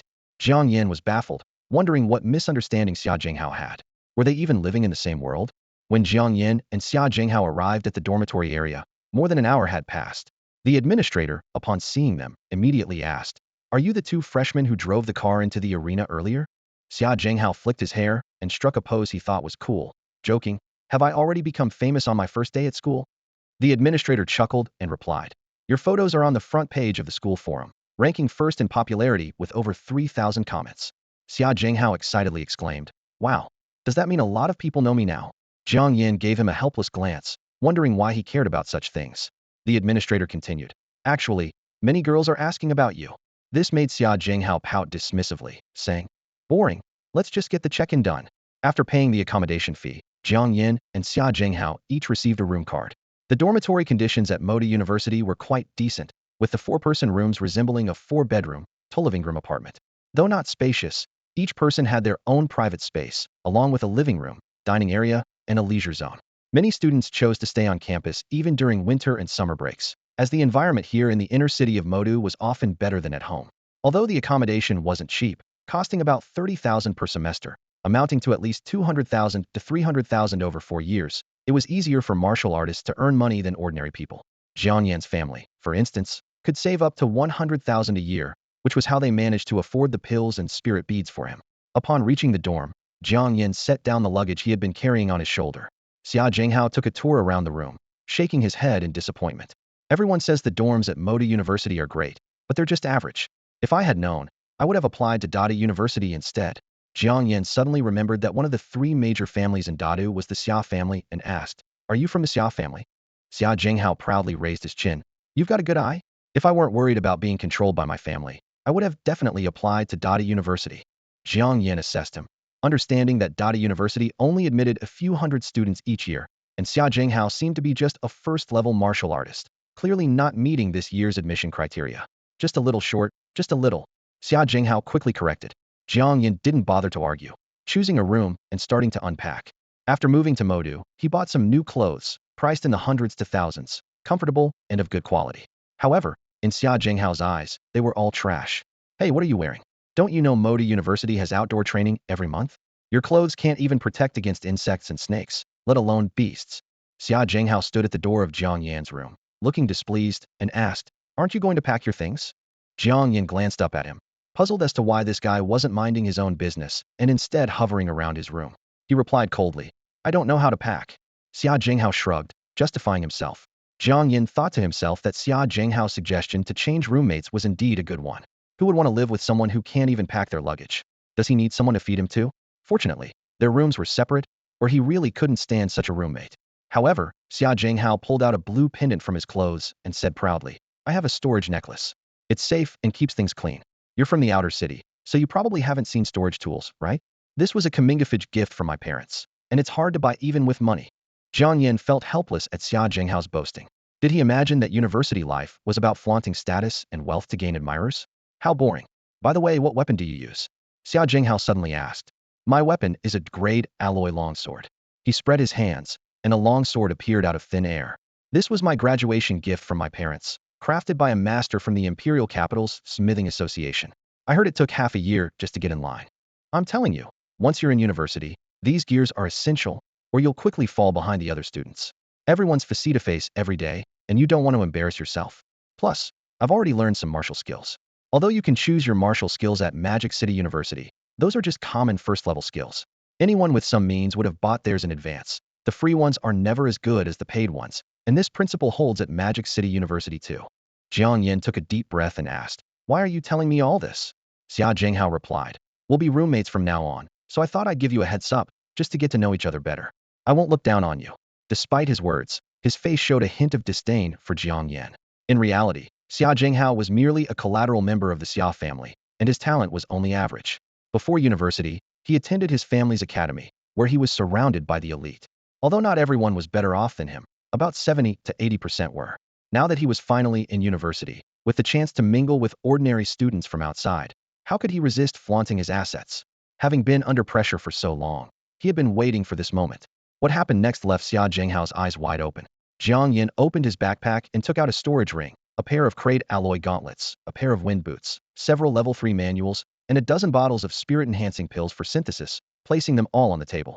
I guess these are what I've prepared, Jiang Yan said, looking at Xia Zhenghao. Do you think it's enough? Xia Zhenghao swallowed hard and said in astonishment. Dude, are the conditions in the outer city this good now? Have I been out of touch with the times for too long? Xia Zhenghao clearly had an eye for quality.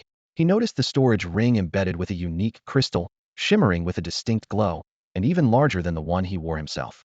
The crate alloy gauntlets exuded a dual texture of metal and crystal, unmistakably impressive.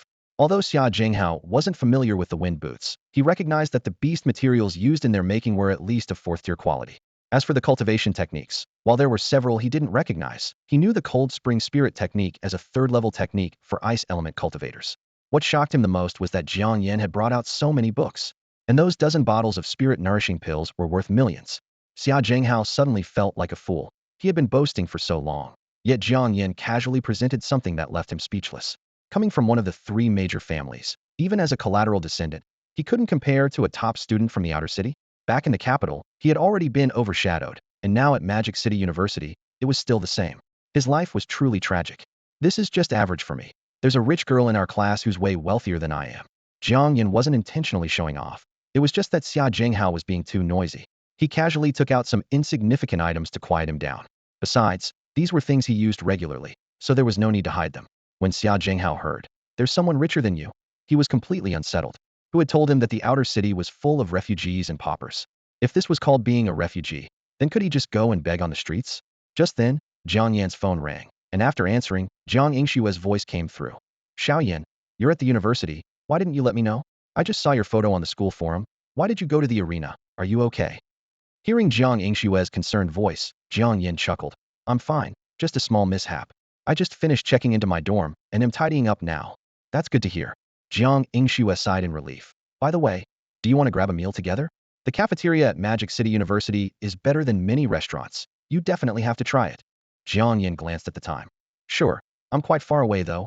It might take me half an hour to get there. There are campus shuttles from the dorm area to many places. Just take the bus over," Jiang Yingxue suggested. Jiang Yan was surprised to learn about the campus shuttles. He had just lugged his luggage for over an hour. After hanging up, Jiang Yan began packing up his things to head to the cafeteria.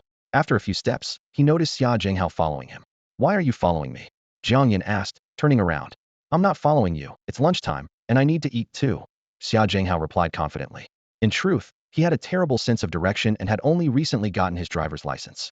He usually had a driver and never worried about finding his way, which was why he bought a branded self-driving car upon arriving in Magic City. Now that the car was gone, he had no choice but to follow Jiang Yan. Oh, Jiang Yan didn't think much of it, and continued on his way. 10 minutes later, Jiang Yan and Xia Zhenghao finally arrived at the cafeteria. Jiang Yingxue and Tangya were already at the entrance of the cafeteria. When they saw Jiang Yan, Jiang Yingxue immediately waved and called out, "Xiao Yan, we're over here." Jiang Yan walked over with a smile and teased, "Sis, I thought you wouldn't be coming to school for a while. Why didn't you tell me in advance?" After speaking, Jiang Yingxue glanced at Xia Zhenghao, who was next to Jiang Yan, and asked, "Who's this?" Jiang Yan casually introduced, "He's my roommate. He was also coming to the cafeteria for a meal, so we came together." "Oh, a roommate." Jiang Yingxue smiled at Xia Zhenghao and said, "Hello, Junior. I'm Jiang Yan's sister. Please take good care of my brother." Xia Zhenghao looked a bit stiff, as he rarely interacted with girls outside his family. Faced with Jiang Yingshue's friendly greeting, he was at a loss for how to respond. "Sis, I'm starving. Let's eat already." Jiang Yan, worried that the conversation between Jiang Yingxue and Xia Zhenghao would drag on and become awkward, quickly changed the subject. "Sure," Jiang Yingxue agreed with a nod. "Let's go to the 2nd floor. It's a bit quieter up there," Tangya suggested. Jiang Yan agreed. "I'm fine with that." The cafeteria at Modi University had a self-service area on the 1st floor, a mat-order section on the 2nd floor, and the 3rd floor resembled a high-end restaurant with all sorts of delicacies and mythical creature dishes. However, reservations were required for the 3rd floor. The group headed to the 2nd floor, and just as they found a spot and were about to order, a commotion erupted at the entrance. A handsome young man with a cold demeanor entered, riding a pure white lion. "Oh my gosh, it's Senior Rinfeng." The surrounding students exclaimed in awe, their attention riveted on him and the silver frost lion. "With a ride like that, who needs a car?" one student remarked. "Senior Rinfeng's car isn't bad either." I saw it last time, and it must cost at least 8 figures, another student added. This scene felt incredibly familiar to Jiang Yan, as he had witnessed something similar recently.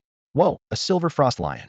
Xia Jinghao recognized Rin Feng's mount, recalling that it had been sold for a hefty sum of 20,000 low-grade spirit stones, causing a stir even in the imperial capital. Who wouldn't want such a striking mount? It would undoubtedly make one the center of attention anywhere. Rin Feng carefully maneuvered the silver frost lion around the tables, heading towards his reserved spot at the back of the cafeteria. However, as he passed by Jiang Yan's table, he suddenly stopped the lion.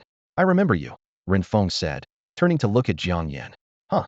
Jiang Yan was slightly taken aback, pointing at himself. Are you talking to me?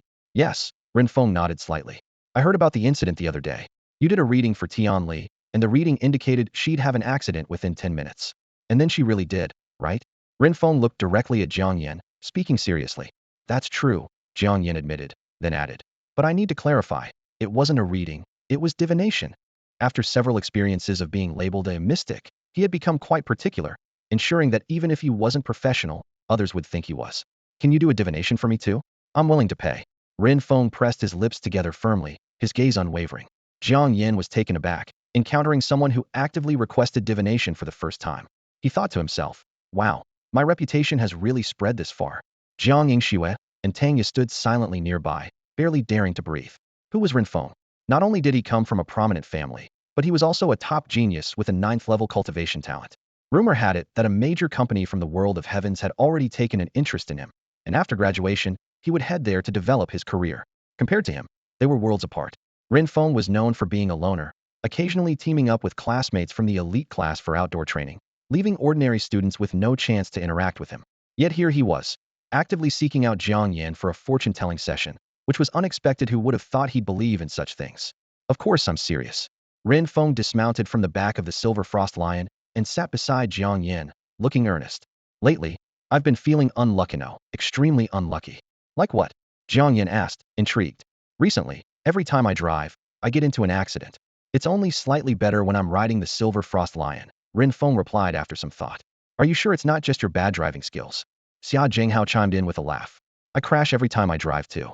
It wasn't like this before, Rin Feng frowned. Maybe your driving skills are getting rusty.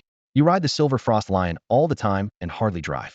It's only natural you'd get out of practice, Xia Jinghao suggested while taking a few photos of the silver frost lion. A mount like this is perfect for someone like me who can't drive. Rin Feng looked puzzled, while Jiang Yan quietly shook his head, tapping his temple to indicate that Xia Jinghao was a bit off. Rin Feng nodded in realization. Besides car accidents, any other signs? Jiang Yan asked. If it's just frequent accidents, there could be many factors, and I wouldn't jump to conclusions. Besides that, I've been unfocused lately, nothing goes smoothly, and I often have nightmares about someone trying to cut my neck. I didn't take it seriously at first, but yesterday, I noticed a wound on my neck, Rin Feng said, pulling down his collar to reveal a thin scar. Seeing the wound on Rin Feng's neck, Jiang Yingxue and Tanya turned pale. A nightmare coming true? That was terrifying. Rin Feng was a 6th-tier martial artist, capable of sensing danger even in his sleep. But if the attack came from a dream, how could he defend against it? I've applied medicine. The wound was deeper initially, but it didn't hit any arteries, Rin Feng said, adjusting his collar, showing no fear. This situation is indeed tricky, Jiang Yan mused, stroking his chin. Do you know how to solve it? Rin Feng asked, hope glimmering in his eyes. I don't know how to solve it, but I have an idea of what you're dealing with, Jiang Yan replied. I hope you can guide me. If you can solve my problem, the Rin family will owe you a favor, Rin Feng quickly said. Jiang Yingxue and Tanya were shocked. A favor from the Rin family? That was no small matter. Although the Rin family wasn't as deeply rooted as the 3 great families of the capital, they were still a top-tier family in the metropolis. With their support, Jiang Yan could achieve great success. A favor? Jiang Yan raised an eyebrow, seemingly in thought.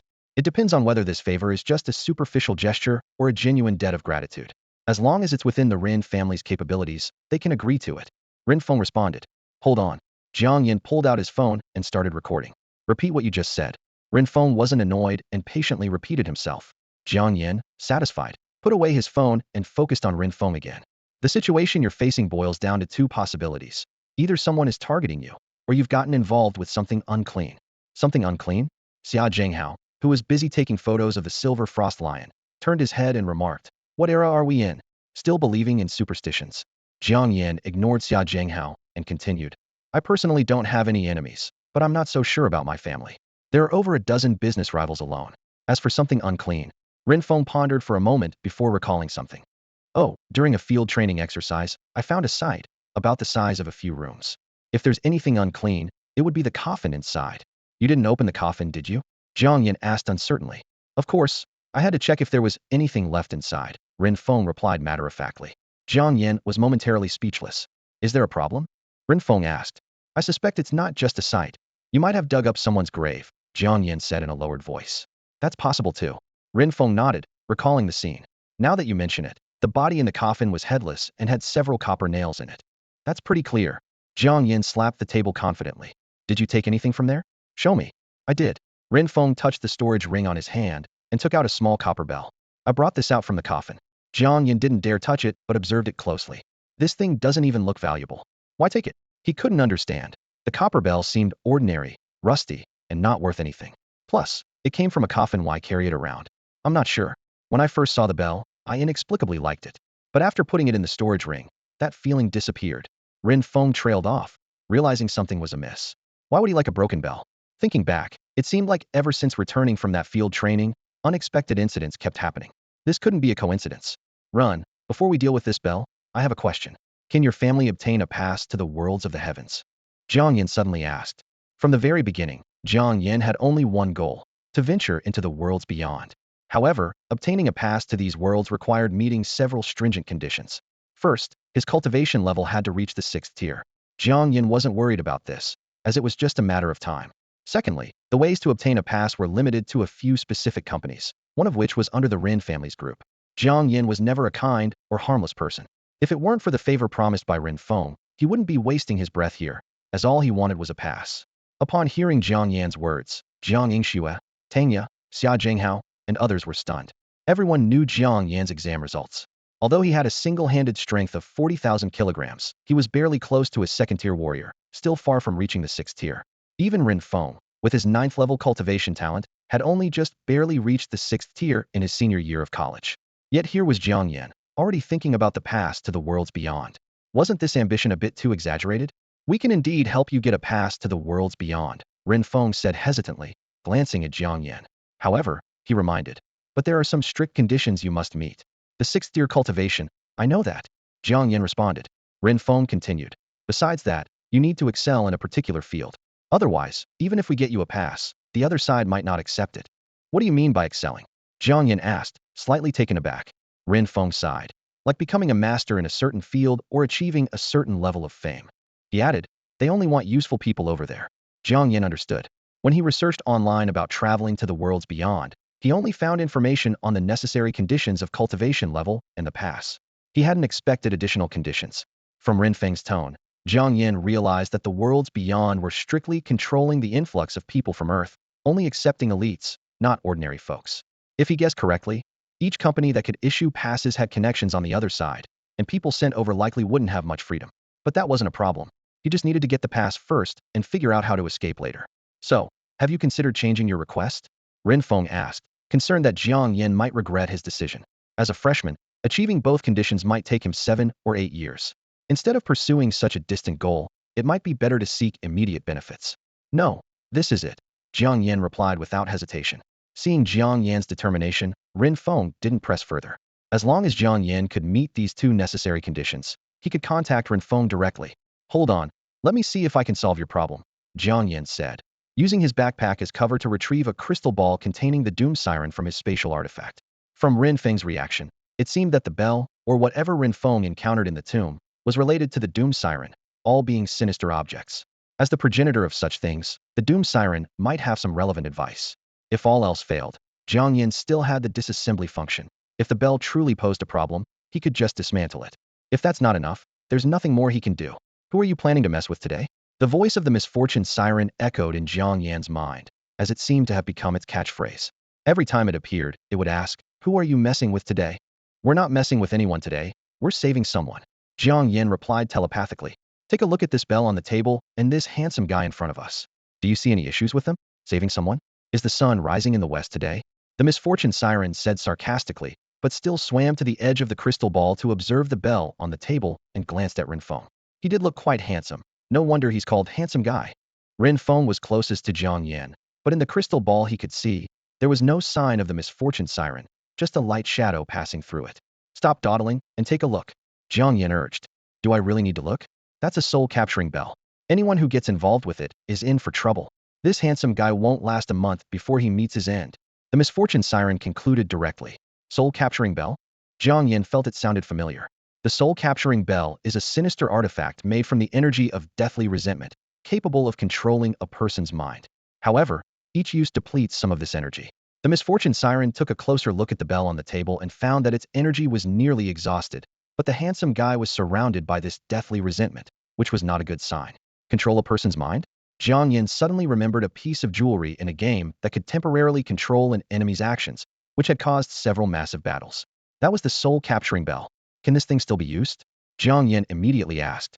The soul-capturing bell is a control-type divine artifact. It should be quite valuable, the misfortune siren said, somewhat dissatisfied.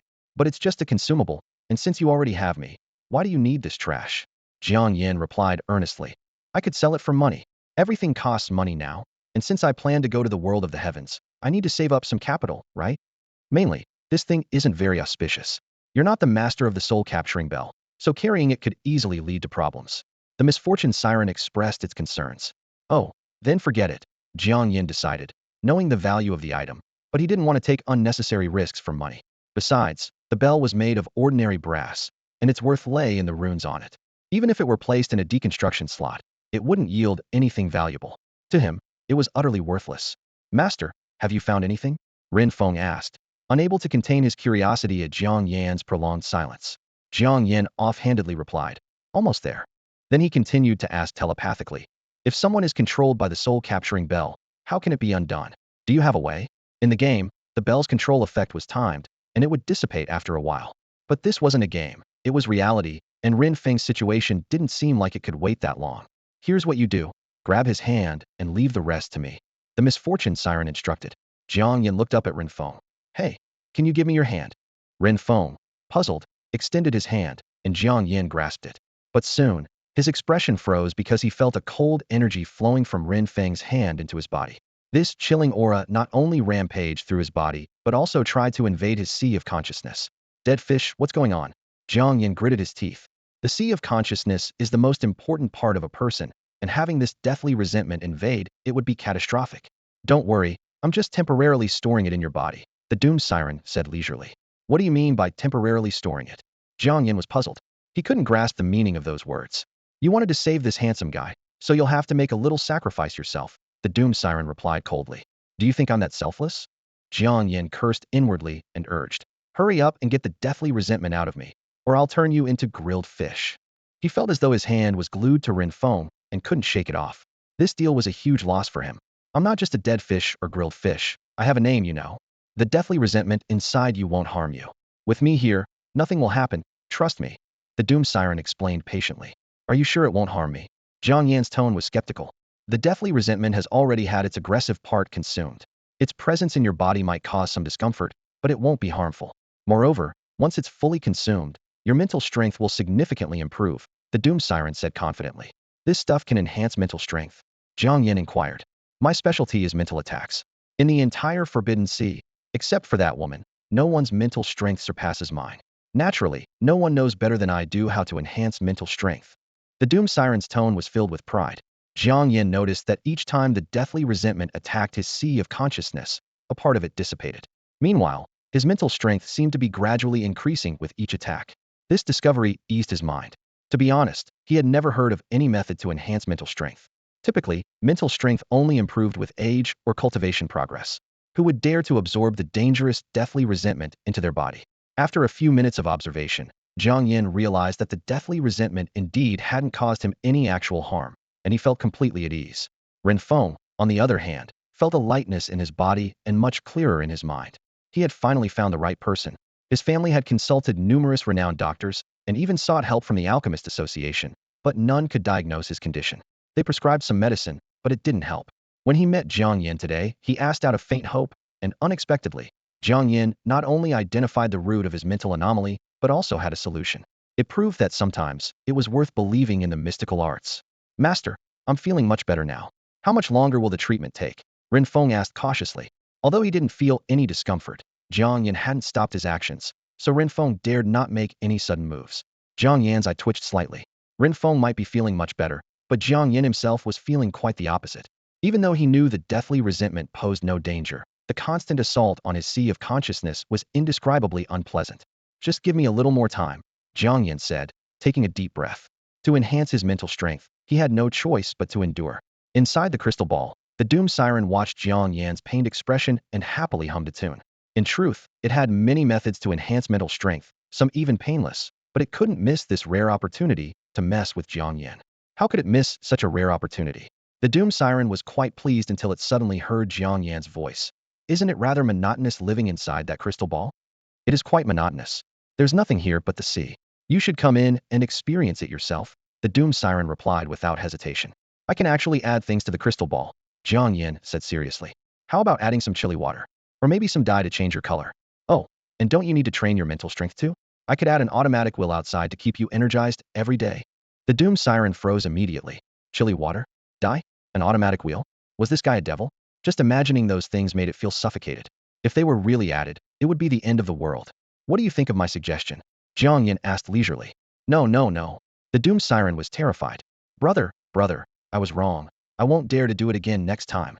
After saying this, it emitted a beam of light that flowed into Jiang Yan's body through the crystal ball. Almost instantly, his discomfort disappeared. Jiang Yan narrowed his eyes slightly. Did you do it on purpose? He hadn't actually suspected the doom siren, but seeing how happy it was made him annoyed. He hadn't expected that just by scaring it a little, it would confess. The doom siren realized it had been tricked, but, since it had started the mischief, could only say pitifully, I really didn't mean to deceive you.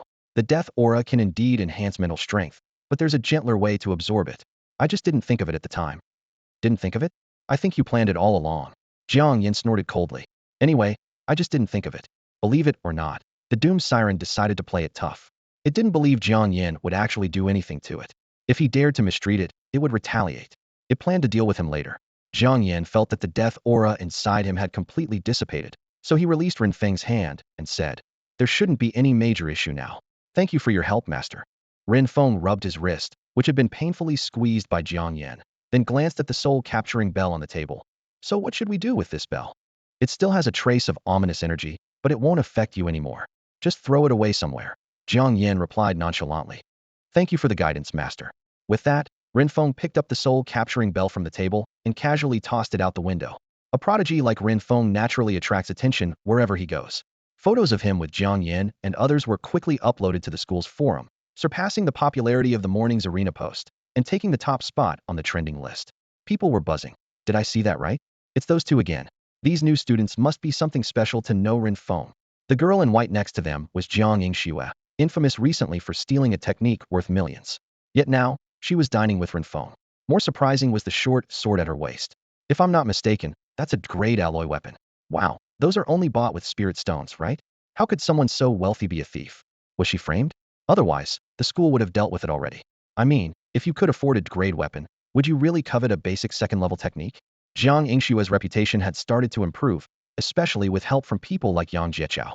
At least, her classmates were changing their views, but many were still unaware of the truth. Who knew a single photo would clear up such a long-standing misunderstanding? Renfeng inadvertently did Jiang Yan a favor. After lunch, Renfeng insisted on paying the bill. Before leaving, he handed Jiang Yan a card. This is for my private training room at the school. It's well equipped, and I rarely use it now. Consider it yours. Renfeng had noticed the pain Jiang Yan experienced when tapping into that dark power within him and thought a tangible gesture would express his gratitude better than a distant promise. Jiang Yan accepted the offer, recognizing the need for a training space. Otherwise, he feared he couldn't afford more room damage. Once Renfeng left, Xia Jinghao approached Jiang Yan, surprised. I didn't realize you were so skilled. How about a reading for me? In just a few hours, Xia Jinghao's impression of Jiang Yan had completely changed. Whether it was Jiang Yan's wealth or his calmness in helping Renfeng, Xia Jinghao was genuinely impressed. For a student from the outer city to have such abilities was truly admirable. Sorry, I only read for those with a destined connection, and my readings are always free, Jiang Yan said, patting Xia Jinghao on the shoulder with a smile. Your time hasn't come yet. Xia Jinghao was puzzled. What do you mean, hasn't come yet? Jiang Yan replied mysteriously. The secrets of heaven cannot be divulged. With that, he walked out of the cafeteria. In the afternoon, Jiang Yingxue and Tang Ye headed to the Artificers Association, while Jiang Yan went to check out the training room Renfeng had given him. The training rooms at Modi University were located in several buildings next to the training field, each equipped with training dummies and various targets for testing attack strength. However, using these facilities came with a fee, and they weren't cheap, but Jiang Yan wasn't concerned about that. Ren Feng gave Jiang Yan full access to the entire training room, allowing him to use it whenever he wanted, completely free of charge. Although Jiang Yan wouldn't be able to take the training room with him when he left Modi University, this arrangement would save him a substantial amount of money during his time there. Jiang Yan found Ren Feng's training room and opened the door. The first thing he noticed were the 3 sparring dummies and a row of targets for testing strength levels. Jiang Yan counted and found there were 10 levels of strength, 5 more than a typical training room. These targets were made from materials corresponding to each strength level, becoming more valuable as the levels increased. It was like Ren Feng was giving him a fortune. What a filthy rich person. Jiang Yan even considered dismantling everything and selling it once he no longer needed the room. In addition to that, Jiang Yan discovered a spiritual power testing platform. By simply standing on it, he could instantly assess his current cultivation level. Curious about his own strength, he immediately stepped onto the platform. The data displayed showed progress, Tier 260. He was surprised to have reached 60% so quickly. Since taking the Shinmai pill, his cultivation speed had skyrocketed, which he could feel, but he hadn't expected to reach 60% so soon. It seemed the Shinmai pill had improved his physical condition far beyond his expectations. Jiang Yan thought for a moment and took out the water prison technique and the thunderous earthquake palm from his inventory. The water prison technique was a water-based spiritual technique that he could learn, but his spiritual power converted to water-based divine power was minuscule, likely only capable of trapping a small animal. The thunderous earthquake palm, while sounding a bit over the top, was a level 4 martial skill, which he decided to practice in private. Jiang Yan chose to focus on mastering martial skills for now and would upgrade to more advanced techniques later. Over the next few hours, Jiang Yan immersed himself in training. After mastering the first move of the thunderous earthquake palm, he decided to test it on one of the sparring dummies. Just as he approached them, he suddenly paused. Hanging from one of the dummy's hands was a familiar yet worn-out bell, tarnished with copper rust that looked oddly familiar. This was uncanny. Jiang Yan took a few steps back and quickly retrieved the crystal ball containing the doom siren. "Brother, what's wrong?" the doom siren asked nervously. It hadn't forgotten Jiang Yan's promise to settle scores and had been anxious since earlier, hoping he'd go easy on it. "What is this broken bell doing here?" Jiang Yan stared intently at one of the sparring dummies. He had clearly seen Ren Feng throw the soul-capturing bell out the window, yet here it was again. What was going on? And why, out of all people, did it follow him? Could it be that after saving Ren Feng, this thing had latched onto him? Bell. The doom siren was momentarily puzzled, following Jiang Yan's gaze to the soul-capturing bell not far away. Almost instantly, it concluded, "Brother, that handsome guy from today lied. This soul-capturing bell wasn't brought back from outside." Jiang Yan frowned slightly, puzzled. Wasn't this bell brought back from outside? Why would he lie to me? What reason does Ren Feng have to deceive me? He and Ren Feng were strangers, and there seemed to be no need for fabrication. At this moment, the cursed siren mused. "This bell is no ordinary soul-capturing bell. It has a possession curse on it.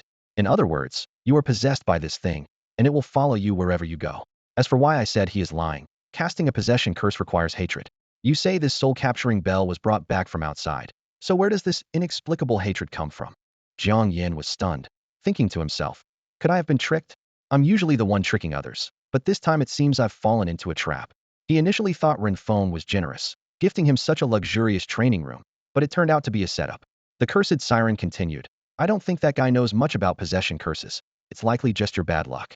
Now, you can either go find him to get to the bottom of this or figure out a solution yourself. Can't you break this curse?" Jiang Yan asked. "My abilities are limited in this place. If you let me out, I can help you break it." The cursed siren replied with a hint of anticipation in its voice. "Would you consider it? This curse is quite troublesome. The possession curse is on this soul-capturing bell, right?" Jiang Yan hesitated for a moment and asked. "That's right," the cursed siren confirmed. "Then that's it." Jiang Yan stepped towards the soul-capturing bell. As he approached, the bell emitted a clear sound, and Jiang Yan felt a dizzy spell, with illusions seeming to appear before his eyes. He forced himself to endure the discomfort, quickened his pace, rushed forward, grabbed the soul-capturing bell, and threw it into the disassembly slot. "Do you want to disassemble the soul-capturing bell?" A system prompt appeared before him, and a slight smile appeared on Jiang Yan's face. He knew that as long as a prompt appeared, it meant the soul-capturing bell could only turn into a piece of scrap metal. "Disassemble," he ordered decisively. Soul-capturing bell disassembled. "Congratulations, you have obtained copper, a wisp of residual soul, a soul-capturing rune, and a possession curse." Jiang Yan breathed a sigh of relief, thinking to himself that the synthesis platform was indeed reliable. As for the cursed siren's proposal, he dismissed it outright. Firstly, he was doubtful of the cursed siren's abilities. Secondly, he was more concerned that releasing the cursed siren would expose his location, and if the monsters from the Forbidden Sea found him, he would be in serious trouble. But what should I do with these things?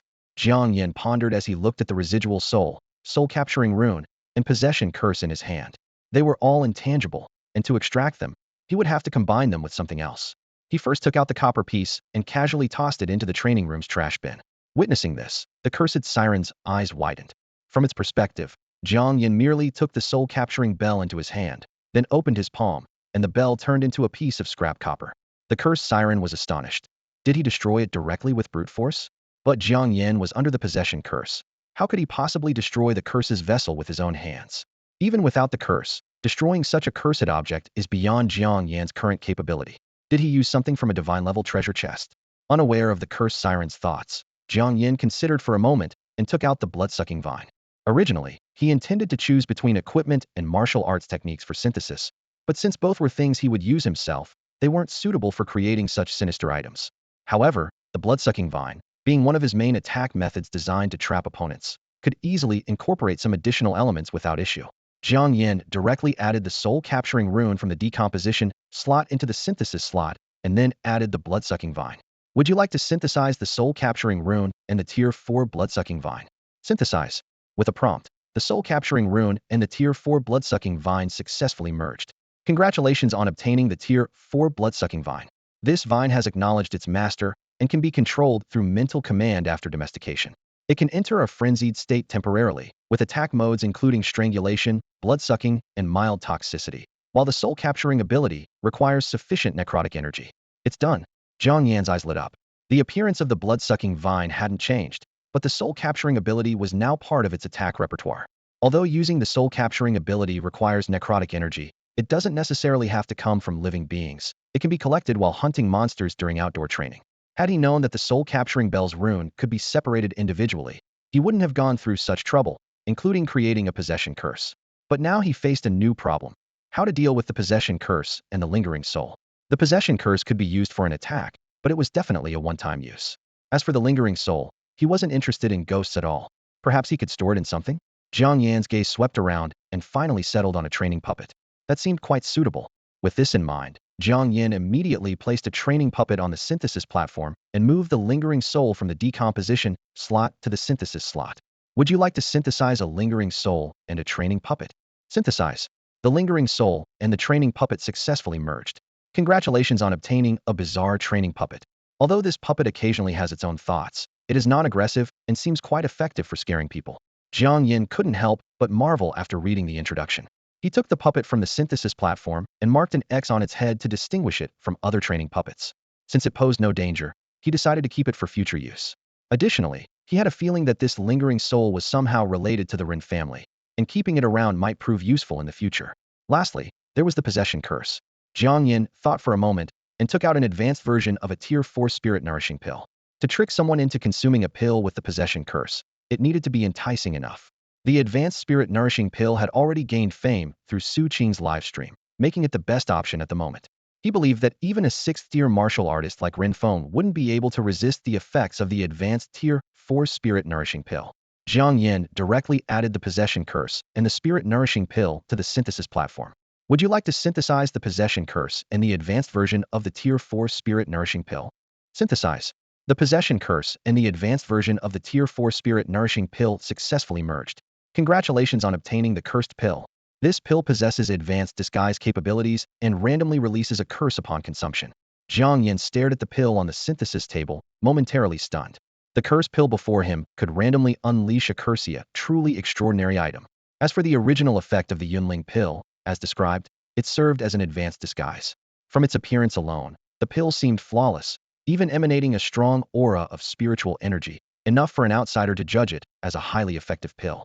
However, with the myriad of possible curses, the outcome depended entirely on luck. Jiang Yan put away all the items and walked back to the misfortune siren, preparing to store it in his space. At that moment, the voice of the misfortune siren echoed in his mind. Were you just using something from the divine treasure box? Jiang Yan glanced at the crystal ball in his hand and asked expressionlessly, why? Do you want to try it? The misfortune siren quickly shook its head. No, I was just asking. Deep down, it strongly suspected that being sealed in this crystal ball was the work of an item from the divine treasure box. No matter what, it never wanted to experience such a thing again. Such objects that could alter the rules of the world were beyond its ability to resist. Jiang Yan understood the siren's nature. It responded to strength, not kindness. Without applying pressure from time to time, it would eventually become unruly. In the days that followed, Jiang Yan spent nearly every day in the training room. While practicing the earth-shaking thunder palm, he also learned the water prison technique. Although his water-based divine power was limited, tests showed that the water prison he formed could trap objects about half a meter in size. Once he advanced to the third tier, he should be able to trap an adult. Given his current pace of cultivation, along with the Lone Star art and the 4th grade Yunling pill, his cultivation would definitely break through to the third tier before the school term began. During this period, Su Minggran contacted him once to inform him of the specific time and meeting place for entering Secret Realm 37. Once confirmed, Jiang Yan made some preparations in advance, such as purchasing equipment, medicines, and tools separately. He especially prepared several hundred healing pills for emergencies. If someone got injured in the secret realm, he could also do some business selling pills. He also prepared a variety of other pills. From what he understood, the participants this time were all wealthy individuals. The secret realm would be open for a total of 7 days, and this year's theme was challenges and puzzles. These secret realms, cast down by the myriad worlds, were man-made settings, with different content each year. The ultimate reward was said to be the legacy of a heavenly realm alchemist, including alchemy notes and the most valuable alchemy furnace. This was also Su Minggran's goal for this trip. Based on Jiang Yan's previous life gaming experience, a heavenly realm alchemist corresponded to a sky profound realm warrior or spirit master, while below the sky profound realm were the earth profound realm, origin realm, and initial mirror. The warriors and spirit masters on earth couldn't even be considered at the initial mirror level. Only a 9th tier warrior could officially enter the initial mirror. In other words, earth was just a beginner's village. Only by leaving it could one truly glimpse the full scope of the myriad worlds. Therefore, the appearance of a heavenly realm alchemist's legacy in Secret Realm 37, even if it was the lowest tier, was enough to attract countless people's attention. Unfortunately, by the time the news was released, there were only a few days left until the Secret Realm opened. By the time everyone realized, the entry qualifications for Secret Realm number 37 had already been driven up to exorbitant prices. Jiang Yan wondered if Su Minggran had known about the rewards for this year's Secret Realm number 37 in advance. Otherwise, she wouldn't have insisted that the final reward must go to her. Despite this, Jiang Yan wasn't particularly interested in those precious alchemy and crafting furnaces, as the all-purpose synthesis platform was much more practical, saving him the trouble of learning. He considered himself a practical person who would avoid doing things manually if he could. Finally, the day the Secret Realm opened arrived, on August 20th, Jiang Yan packed his bags and prepared to head to the meeting point. Just then, Xia Jinghao walked out of his room, and upon seeing Jiang Yan with his bags, his eyes lit up. He approached and asked, "Jiang Yan, are you heading out?" "Yes." Jiang Yan nodded, planning to be away for a few days. Xia Jinghao continued, "I heard that Renfeng's training room is quite luxurious, with 10 levels of targets for testing attack power and 3 training dummies. Is that true?" "Yes, it is," Jiang Yan replied, puzzled. "Since you're going to be away for a few days and won't be using the training room, could you lend it to me?" Xia Jinghao asked eagerly. "You can borrow it, but it'll cost you," Jiang Yan replied. He wasn't stingy, especially since they shared a dorm, so he was willing to offer Xia Jinghao a discounted rate. "No problem, name your price." Xia Jinghao agreed without hesitation, as money wasn't an issue for him. "Let's say 1 low-grade spirit stone per day," Jiang Yan suggested after some thought. "What the heck?" Xia Jinghao was startled by the price, almost reaching for his phone to transfer the money. "A low-grade spirit stone per day? That's like 100,000 yuan a day. Spirit stones are becoming rarer, and 100,000 yuan isn't even enough to buy one. How about 1 low-grade spirit stone for every 2 days?" Jiang Yan quickly revised his offer.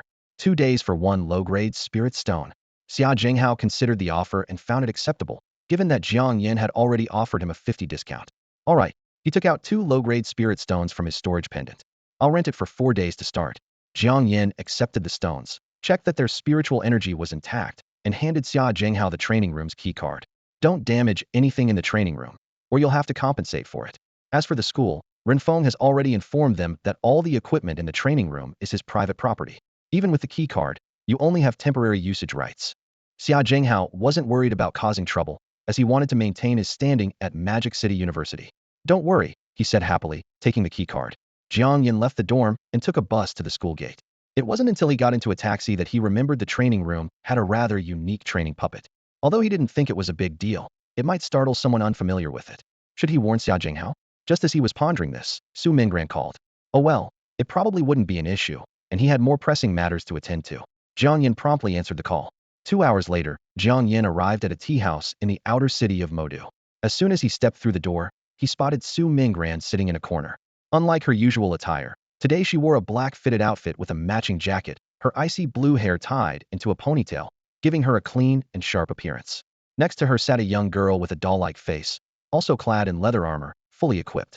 Upon closer inspection, the girl's eyes occasionally flashed a faint light blue, indicating she was likely a wind-type spiritualist. At that moment, Su Mingran noticed Jiang Yan's arrival.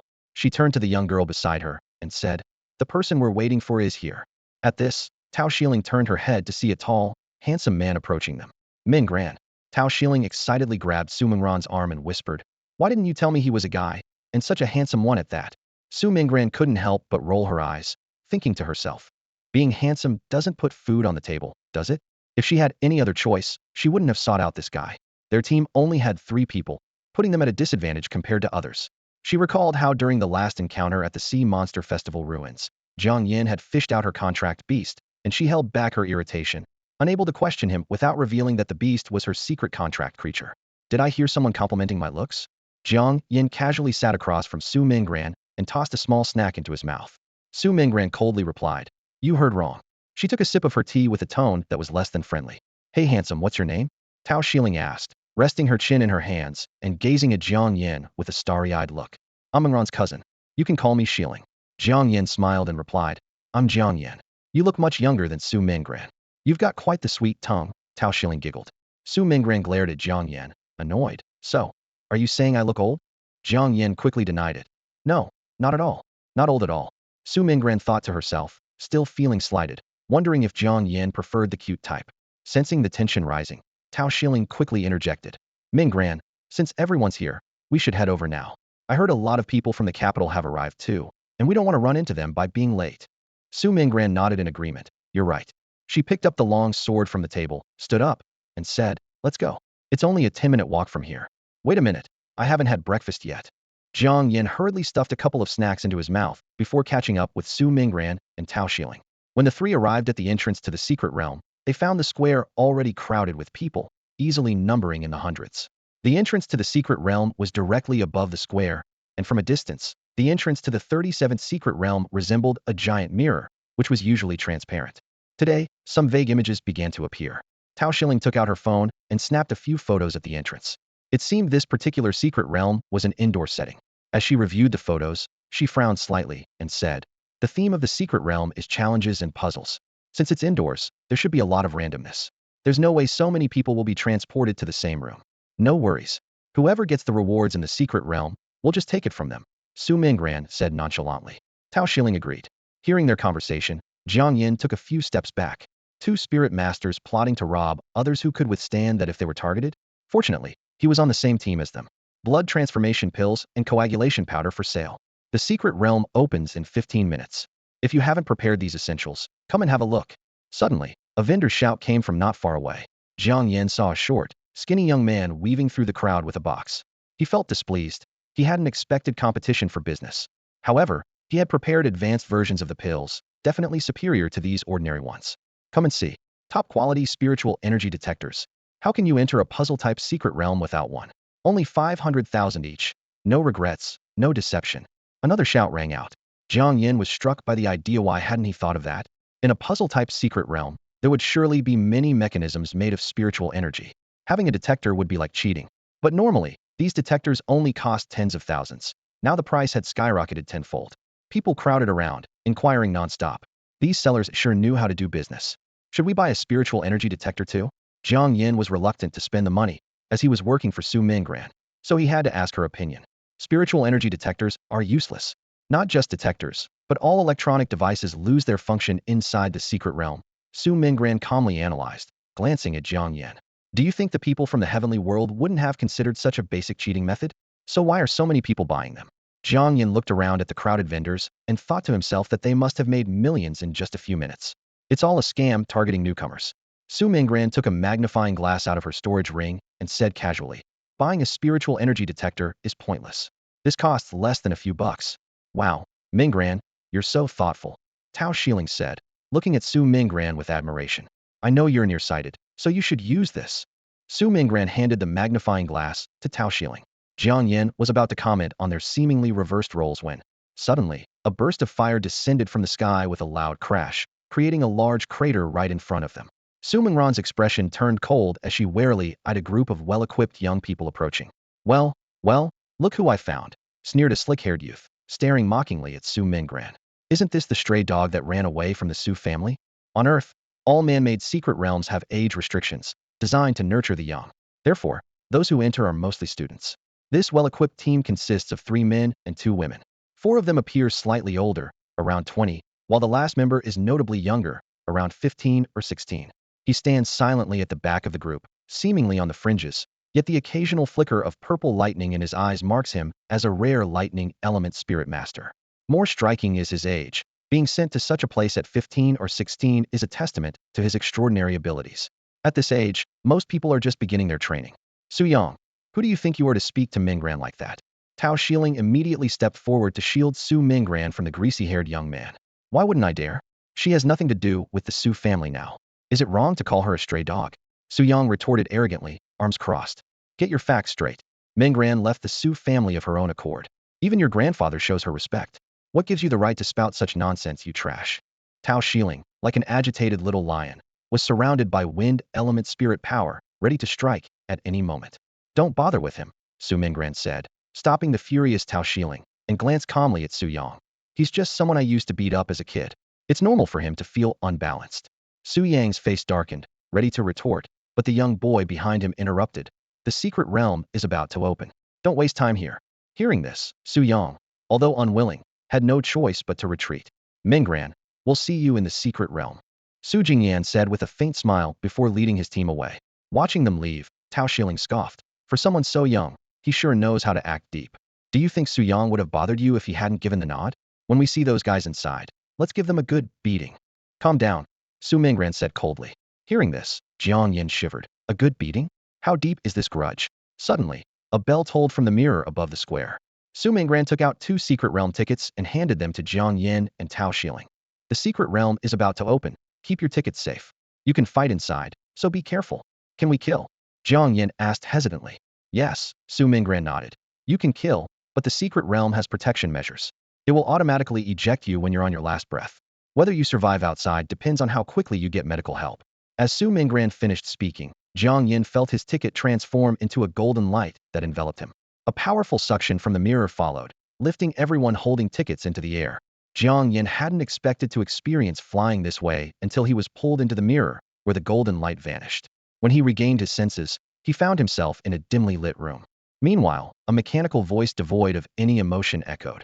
Welcome to Secret Realm number 37. This realm consists of 5 stages. Reaching the final stage qualifies you for the ultimate challenge and rewards. The first stage requires you to find the token hidden in the room. With the token, you can proceed to the second stage. You have 40 minutes. Good luck. As the voice ended, the countdown of a stopwatch began, adding a layer of tension to the already silent and dim environment. Clang. The calm lasted only a few seconds before the sound of metal clashing resonated, indicating that a fight had broken out. Jiang Yan asked, what should we do now? Should we split up or stick together? Tao Xiling assessed their surroundings and replied, it's pretty dark here. Let's not separate. Su Mingran casually suggested, no need to complicate things. We just need to watch which teams find the token and then take it from them. Tao Xiling clapped her hands in approval. Great idea. Jiang Yan, however, could only think of 3 words. Too ruthless. Yet, this plan surely made it easier for him to sell his goods, so he was all for it. Jiang Yan had prepared advanced versions of second-grade blood-transforming pills and coagulation powders. Processed through the Universal Synthesis Platform, their effects far surpassed the ordinary versions. When Su Mingran and Tao Xiling made their move, he could swoop in to sell his medicine. A perfect collaboration. At worst, he could offer them a small commission later. As Jiang Yan was indulging in his plan, Tao Xiling suddenly pointed to a few figures ahead. I saw them find something in the stone bricks on the ground. It must be the token. I'll block their movement. You follow me. With that, Su Mingran dashed forward. When she was about 10 meters away, she swiftly drew her sword, releasing a wave of sword energy straight ahead. Freeze. The unfortunate group, unable to react, found their bodies quickly enveloped in frost, rendering them immobile. Tao Xiling followed closely, flicking her hand to release a few wind blades that precisely severed the tendons in their feet. By the time Jiang Yan arrived, There was nothing left for him to do. You're too slow, Tao Shilling pouted. Jiang Yan felt helpless. It wasn't that he was slow, but that these two were just too fast. You get the token. Su Mingran glanced at Jiang Yan. He had no objections, as the easiest task was left to him. He approached and rummaged through one of the pockets, finding a diamond-shaped spirit jade. This should be the token. Jiang Yan tossed the jade to Su Mingran. Regardless, let's hold on to it for now. Su Mingran stored the token in her storage ring and said, let's go, find the next team. Give me 2 minutes. Jiang Yan noticed the frozen state on these people was gradually wearing off, so he took out the coagulation powder. Hey, buddy, if your foot injuries aren't treated promptly, they might leave lasting damage. Interested in buying my special healing medicine? It's for external injuries, and it works immediately. Su Mingran and Tao Shilling were utterly confused, just like the 5 people lying in front of them. What was Jiang Yan up to? They had accepted that they were outmatched and had their tokens taken, but now he was trying to sell them healing medicine. What was this all about? Was he trying to humiliate them on purpose? Stop pretending to be kind. I don't need your healing medicine. One of the men who had his token taken glared angrily at Jiang Yan. Seeing that this man seemed a bit slow to comprehend, Jiang Yan patiently explained, I'm not pretending to be kind. I'm selling medicine, got it? If you buy my healing medicine now and heal your injured feet, you can go back to robbing others. The victims seemed to find some logic in this. The man hesitated and asked, how much are you charging? Very cheap, 5 low-grade spirit stones, or 50 spirit beads. Jiang Yan replied with a cheerful smile. What? That's robbery. Upon hearing the price, the man was furious. Not only had they been robbed once, but now they were being robbed again. Did he think they had no temper? Even a cornered rabbit will bite. How is this robbery? I'm discussing business with you. We're all civilized people here. If I wanted to rob you, I would have done it by now. Jiang Yan explained earnestly. Well, I'm not buying it. My tendon is just torn. I can buy healing medicine elsewhere, the man said immediately, with the other victims nodding in agreement. You don't think a torn tendon is serious enough, right? Jiang Yan was displeased. If the injury isn't severe, why should I spend 5 low-grade spirit stones on your medicine? Do you think spirit stones grow on trees?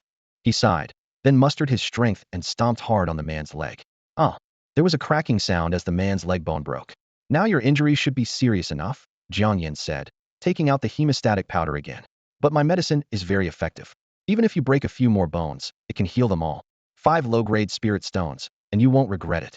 After a pause, Jiang Yan continued. Of course, if you feel it's not enough, I can throw in a few more bone fractures for free.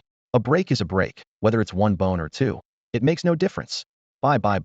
I'll buy it, the man hurriedly agreed. I'll buy 2. I'll buy 2. The other victims quickly chimed in. 2 minutes later, Jiang Yan returned to Su Mingran and Tao Shilling, holding a handful of shiny spirit stones. Tao Shilling was incredulous. You made 25 low-grade spirit stones just like that? Su Mingran was also stunned, clearly amazed by Jiang Yan's business acumen. This is what I call professionalism. Jiang Yan took out 10 low-grade spirit stones and gave 5 each to Su Mingran and Tao Shilling. These are for you. Next time, remember to be more ruthless, so they don't think their injuries aren't serious enough and make me do it again, which is a waste of time. Looking at the 5 low-grade spirit stones in her hand, Su Mingran didn't want to accept them at first. But considering there were still 7 days until the secret realm opened, and selling along the way could earn them hundreds of spirit stones, she reconsidered. Her expenses had been high lately, and hundreds of spirit stones weren't a small amount. Robbery was something she naturally couldn't bring herself to do. Jiang Yan was genuinely selling healing potions. In certain circumstances, charging a bit more isn't really an issue. Looking at the spirit stones in her hand, Tao Shilling couldn't help but exclaim, this is such an easy way to make money. Let's go find the next group of buyers. Soon enough, the second group of victims appeared. Without wasting any words, Su Mingran and Tao Shilling rushed forward and attacked them.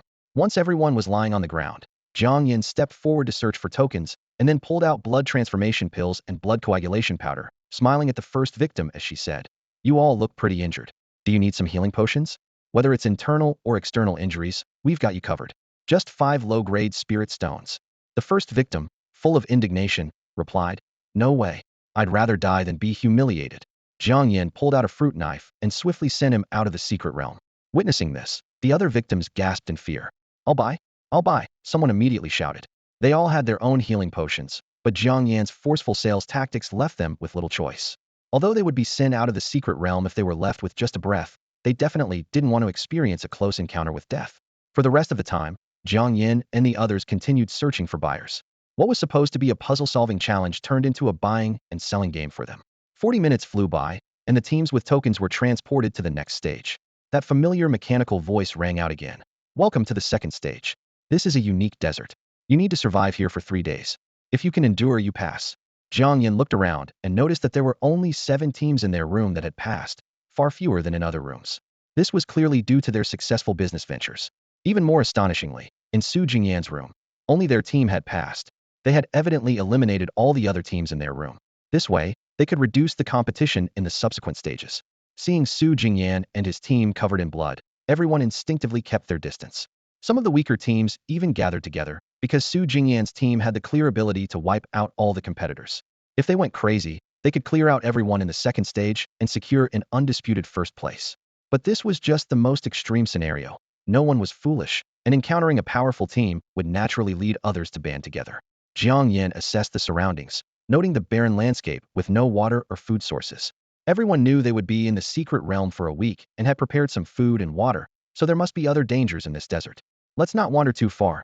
It's convenient for selling medicine here, Jiang Yan suggested. Sounds good. Su Mingran agreed with a nod. I agree, Tao Shilling chimed in. At that moment, the three of them reached a consensus. Most people didn't venture too far. Jiang Yan and his 2 companions took out their camping gear and quickly set up their camp. Su Mingran placed an array disc in the center of the camp, ready to activate it in case of danger. Once the camp was set up, Jiang Yan reclined leisurely on a deck chair, counting the earnings from selling healing potions in the first round, which amounted to 90 low-grade spirit stones. Adding the shares for Su Mingran and Tao Shilling, it totaled 150 low-grade spirit stones. He had initially worried that his pricing was too high, but it turned out he needn't have been concerned. Those who could access Secret Realm 37 were quite well off. At that moment, a few figures approached from a distance. Upon closer inspection, it turned out to be the second team they had done business with. This team consisted of only 4 people, but after using Jiang Yan's healing potion, they had apparently found other tokens and successfully reached the second round. Jiang Yan initially thought they were coming to settle a score, so he got up and moved to stand beside Su Mingran and Tao Shilling, smiling as he said, "They'll leave the after-sales service to you two." He wasn't particularly worried about these people, but using divine power or other attack methods wasn't convenient in a crowd. Besides, Su Mingran and Tao Shilling had accepted his spirit stones, so they couldn't just sit idly by. Tao Shilling was particularly enthusiastic, flexing her wrist as she leisurely walked over. "What can I do for you folks?" A wisp of wind elemental spiritual power quickly gathered in her hand.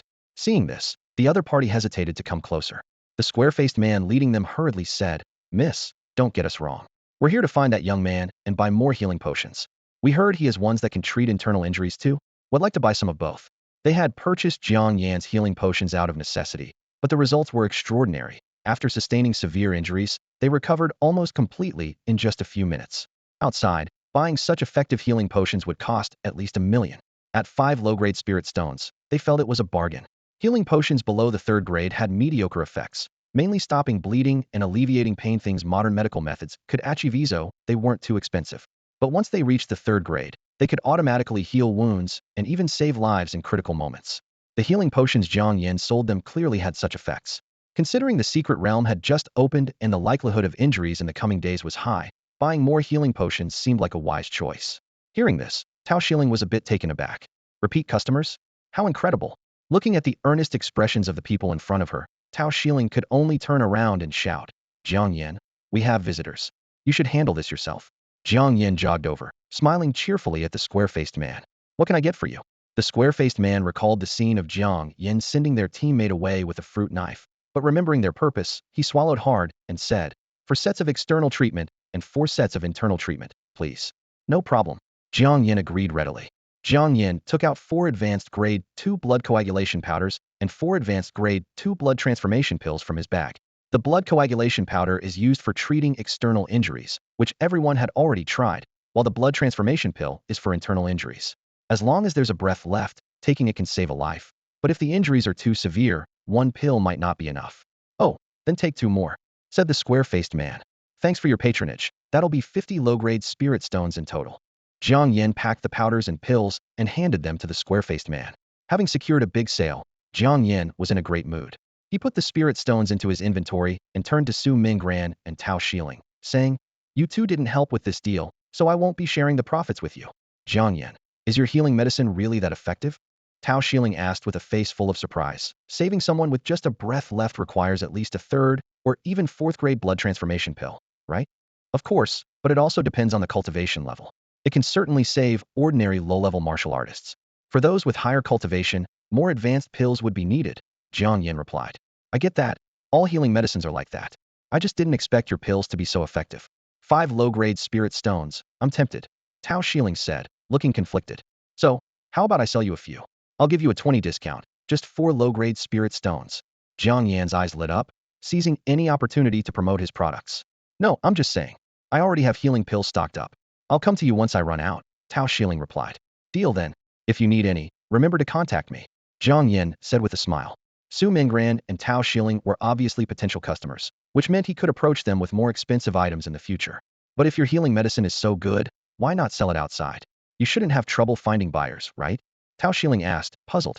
You don't get it. Nowadays, people prefer to buy products from renowned masters. My pills are not famous, so selling them at high prices is difficult. Plus, even if I go through official channels, the various fees and commissions add up, so it's better to sell them myself.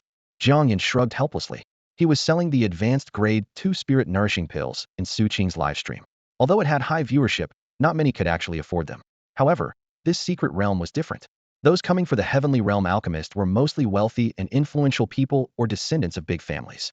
These were his target customers. In less than an hour, Jiang Yan had earned over 100 low-grade spirit stones. In Su Qing's livestream, achieving such results would be impossible. Everyone, be careful, there are monsters in the sand, someone suddenly shouted from not far away. Don't listen to him. I clearly saw a treasure chest buried under the sand. These guys just want to keep the treasure for themselves. Another team followed up. Nonsense. Where's the treasure chest? You must be dreaming of getting rich. I'm not blind. You might fool others, but not us. Hearing the commotion, Jiang Yan perked up. It seemed like more business was coming his way. When Jiang Yan arrived, the two teams were already locked in fierce combat, with a significant crowd gathered around to watch. The teams were evenly matched, with both sides consisting of third-level warriors. The outcome now depended on whose equipment and weapons were superior. People in the crowd started to speculate. Do you think there's really a treasure chest here? This level doesn't seem like a giveaway. The competition in the last level was so intense. There's no reason for there not to be a reward this time. I'm sure the treasure chest is real, but whoever dares to take it better be ready for a fight. Anyone brave enough to make a move should be careful. The best rewards are further ahead, so it's not worth risking everything for a small gain here. The crowd continued to chatter. Within the battle, one side was clearly at a disadvantage. The team that insisted on seeing the monster was down a member, drastically reducing their combat power. Suddenly, one of their fighters was carelessly stabbed in the abdomen and collapsed to the ground. Seeing this, Jiang Yan quickly rushed over, crouched beside the injured man, and said, Hey buddy, how about some healing medicine? I guarantee you'll be satisfied with the results. You'll be back in the fight in no time. It's only 5 lower-grade spirit stones, a deal you can't miss. Jiang Yan's actions left everyone present stunned, even causing the two battling teams to momentarily cease fighting. Someone wondered aloud, what's this guy doing? They're in the middle of a fight, and he's trying to sell healing medicine? He must be crazy for money. And at 5 lower-grade spirit stones, only a fool would buy it. Despite the murmurs around him, Jiang Yan remained calm, sensing that this could turn into a lucrative opportunity. Listen, you've only got 3 teammates left, and the opposition doesn't seem too strong. If you can get back into the fight, you might just turn this around. But if you lose, you'll be kicked out, and these guys won't show you any mercy, Jiang Yan advised earnestly. The injured man hesitated before asking, Will your healing medicine really let me recover immediately? Jiang Yan replied, I can't promise immediate recovery, but it will definitely restore your mobility and relieve the pain, so it won't affect your combat ability. At that moment, the battle resumed, and another teammate looked like they were about to fall. The wounded man gritted his teeth, pulled out the spirit stones, and said, I'll take it. Jiang Yan took the stones and quickly opened the medicine, applying it to the wound. Almost instantly, the bleeding stopped, and the healing process became visibly rapid. Most importantly, the injured man felt no pain. He leapt to his feet and charged back into the fray, shouting, Captain, I'm here to help you. This scene left the opposing team and the spectators dumbfounded. Is this even fair? It's like cheating. However, the 4-member team was still at a disadvantage, and another member soon fell. This time, without Jiang Yan needing to say a word, the fallen man quickly raised his hand and said, Hey, kid, give me some of that healing medicine too. Unafraid of getting caught in the crossfire, Jiang Yan swiftly ran to the battlefield and crouched to assess the man's injuries. Sir, your injuries are more severe. You might need 2 doses, he advised. The man didn't hesitate. No problem. Clearly, he no longer cared about the cost, only wanting to send the opponents packing, even if it meant spending 10 lower-grade spirit stones. You little punk, you're asking for trouble. Seeing Jiang Yan daring to sell medicine right in front of them, a member of the other team immediately drew his sword and charged at him. However, Jiang Yan merely raised his hand, grabbing the opponent's weapon firmly. You guys fight your fight. Don't interrupt my business, got it? Jiang Yan glanced at them indifferently and then squeezed hard, instantly deforming the weapon. Everyone realized that Jiang Yan was wearing a pair of gloves as thin as cicada wings, capable of crushing a grade alloy weapon, which meant the gloves were at least grade alloy. How many people here could afford such high-level gear? And yet, he was here selling healing medicine. The key point was, Jiang Yan didn't look very old. Were young people these days really this driven? Jiang Yan released his grip, causing the opponent to stagger back several steps, feeling a pang of distress over his narrow-end weapon. He had bought it specifically for this secret realm expedition. Just as he was in a daze, a sharp pain pierced his back. Damn, he got ambushed. By the time he realized it, he was already kicked to the ground. Meanwhile, Jiang Yan had just received some spirit stones and was about to apply the hemostatic powder when he noticed another injured person. He quickly rushed over. Hey man, you almost got your lungs injured there. I've got powder for external wounds and pills for internal injuries, same price. Want a set? Everyone present was speechless. Is this how you do business? The guy who first bought Jiang Yan's healing medicine was quite dissatisfied. You sold the healing medicine to us, so why are you selling to them too? Jiang Yan casually replied. I'm just a businessman. I don't get to choose my customers. It's the customers who choose me. Then, he looked at the new customer lying on the ground and gave a sly smile. So what do you think? Want to consider it? Imagine, losing with 5 people against 4, and so many people watching. It's quite embarrassing, isn't it? I'll buy it. The person said through gritted teeth. At this point, there's no reason to back down. Just like that, members of both teams fell one by one, and Jiang Yan's healing medicine sold rapidly. In no time, he sold over a dozen sets, pocketing 70 or 80 lower-grade spirit stones. Initially, people were mocking Jiang Yan, but seeing him make a fortune, many stopped laughing and even felt envious. Wow, he made 80 lower-grade spirit stones in such a short time. How does his brain work? He's got such a knack for business. I brought quite a few first-grade healing medicines in too. Maybe I could do the same kind of business. Forget it. Is your healing medicine as impressive as his? Besides, do you have the skill to move freely in a brawl? One wrong move, and you could end up stabbed yourself. Eventually, as both teams watched their wallets thin out, they came to their senses. I'm done fighting. I'm out of money, someone shouted. I don't have many spirit stones left either. Let's call a truce, echoed someone from the other team. Seeing this, Jiang Yan packed up his goods. Thanks for your patronage, and do come back next time for my healing medicines. When Jiang Yan spoke, the crowd made up their minds not to clash with other teams. If a fight broke out, the consequences of impulsive actions would be beyond what they could afford, as it all boiled down to money. With previous lessons learned, they were keen to avoid making the same mistakes as the 2 teams before them. Su Mingran and Tao Xiling were also in awe of Jiang Yan's clever maneuver. Mingran, where did you meet this genius? He's really good at finding loopholes. Tao Xiling exclaimed with admiration. It was the first time she felt such respect for a peer, not just for Jiang Yan's skills, but for his unique way of thinking. Although they hadn't known each other long, Jiang Yan had repeatedly amazed her, and he was the first to do so.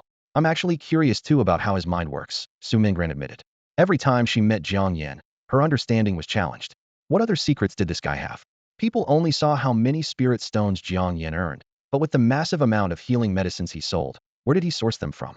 She had examined the 2 types of medicines Jiang Yan offered. While they resembled the market's Huashuadan and Ningxuasan, their appearance and scent were distinctly different. Moreover, the second-grade versions of these medicines couldn't achieve such efficacy. Additionally, Jiang Yan had not made a move before, but when he did, she noticed his cultivation level had significantly increased since their last meeting. Jiang Yan even possessed a pair of grade alloy gloves, which were quite rare and expensive, even in the Su family. Could Jiang Yan's rapid advancement be solely because he sold items from the Black Mystery Box, giving him enough money to buy other cultivation resources? No, it couldn't be that simple. At this moment, Jiang Yan, feeling quite pleased, began setting up the grill with pre-prepared ingredients like beast meat, fruits, vegetables, and seasonings. The items in his inventory remained fresh indefinitely, so he had prepared plenty. Smiling, he addressed the 2 girls. Come on, it's time to show off your cooking skills. He laid out all the ingredients and gestured for them to begin. He wasn't confident in his own cooking abilities, which were limited to instant noodles and takeout. I can't cook, Tao Xiling admitted, confused. After a brief pause, Su Mingran added, neither can I. Jiang Yan was taken aback. He had assumed that with girls around, his fresh ingredients would be put to good use, but it turned out neither could cook. Both Mengrans and my family have personal chefs, so we never need to cook ourselves. Tao Xiling said matter-of-factly. My time is dedicated to cultivation. Cooking would be a waste, Su Mingran added calmly. Did you bring any food? Jiang Yan asked. Of course. Su Mingran retrieved a delicate wooden box from her storage ring, revealing a steaming, fragrant meal complete with dessert and fruit. Tao Xiling also produced her equally exquisite and lavish lunch. Jiang Yan glanced at the ingredients on the grill and swallowed, thinking to himself, maybe I should just do it myself. Self-reliance is key. Jiang Yan rolled up his sleeves, took out a brand new fruit knife, and quickly cut the ingredients into pieces, arranging them neatly on the grill before sprinkling them with various seasonings.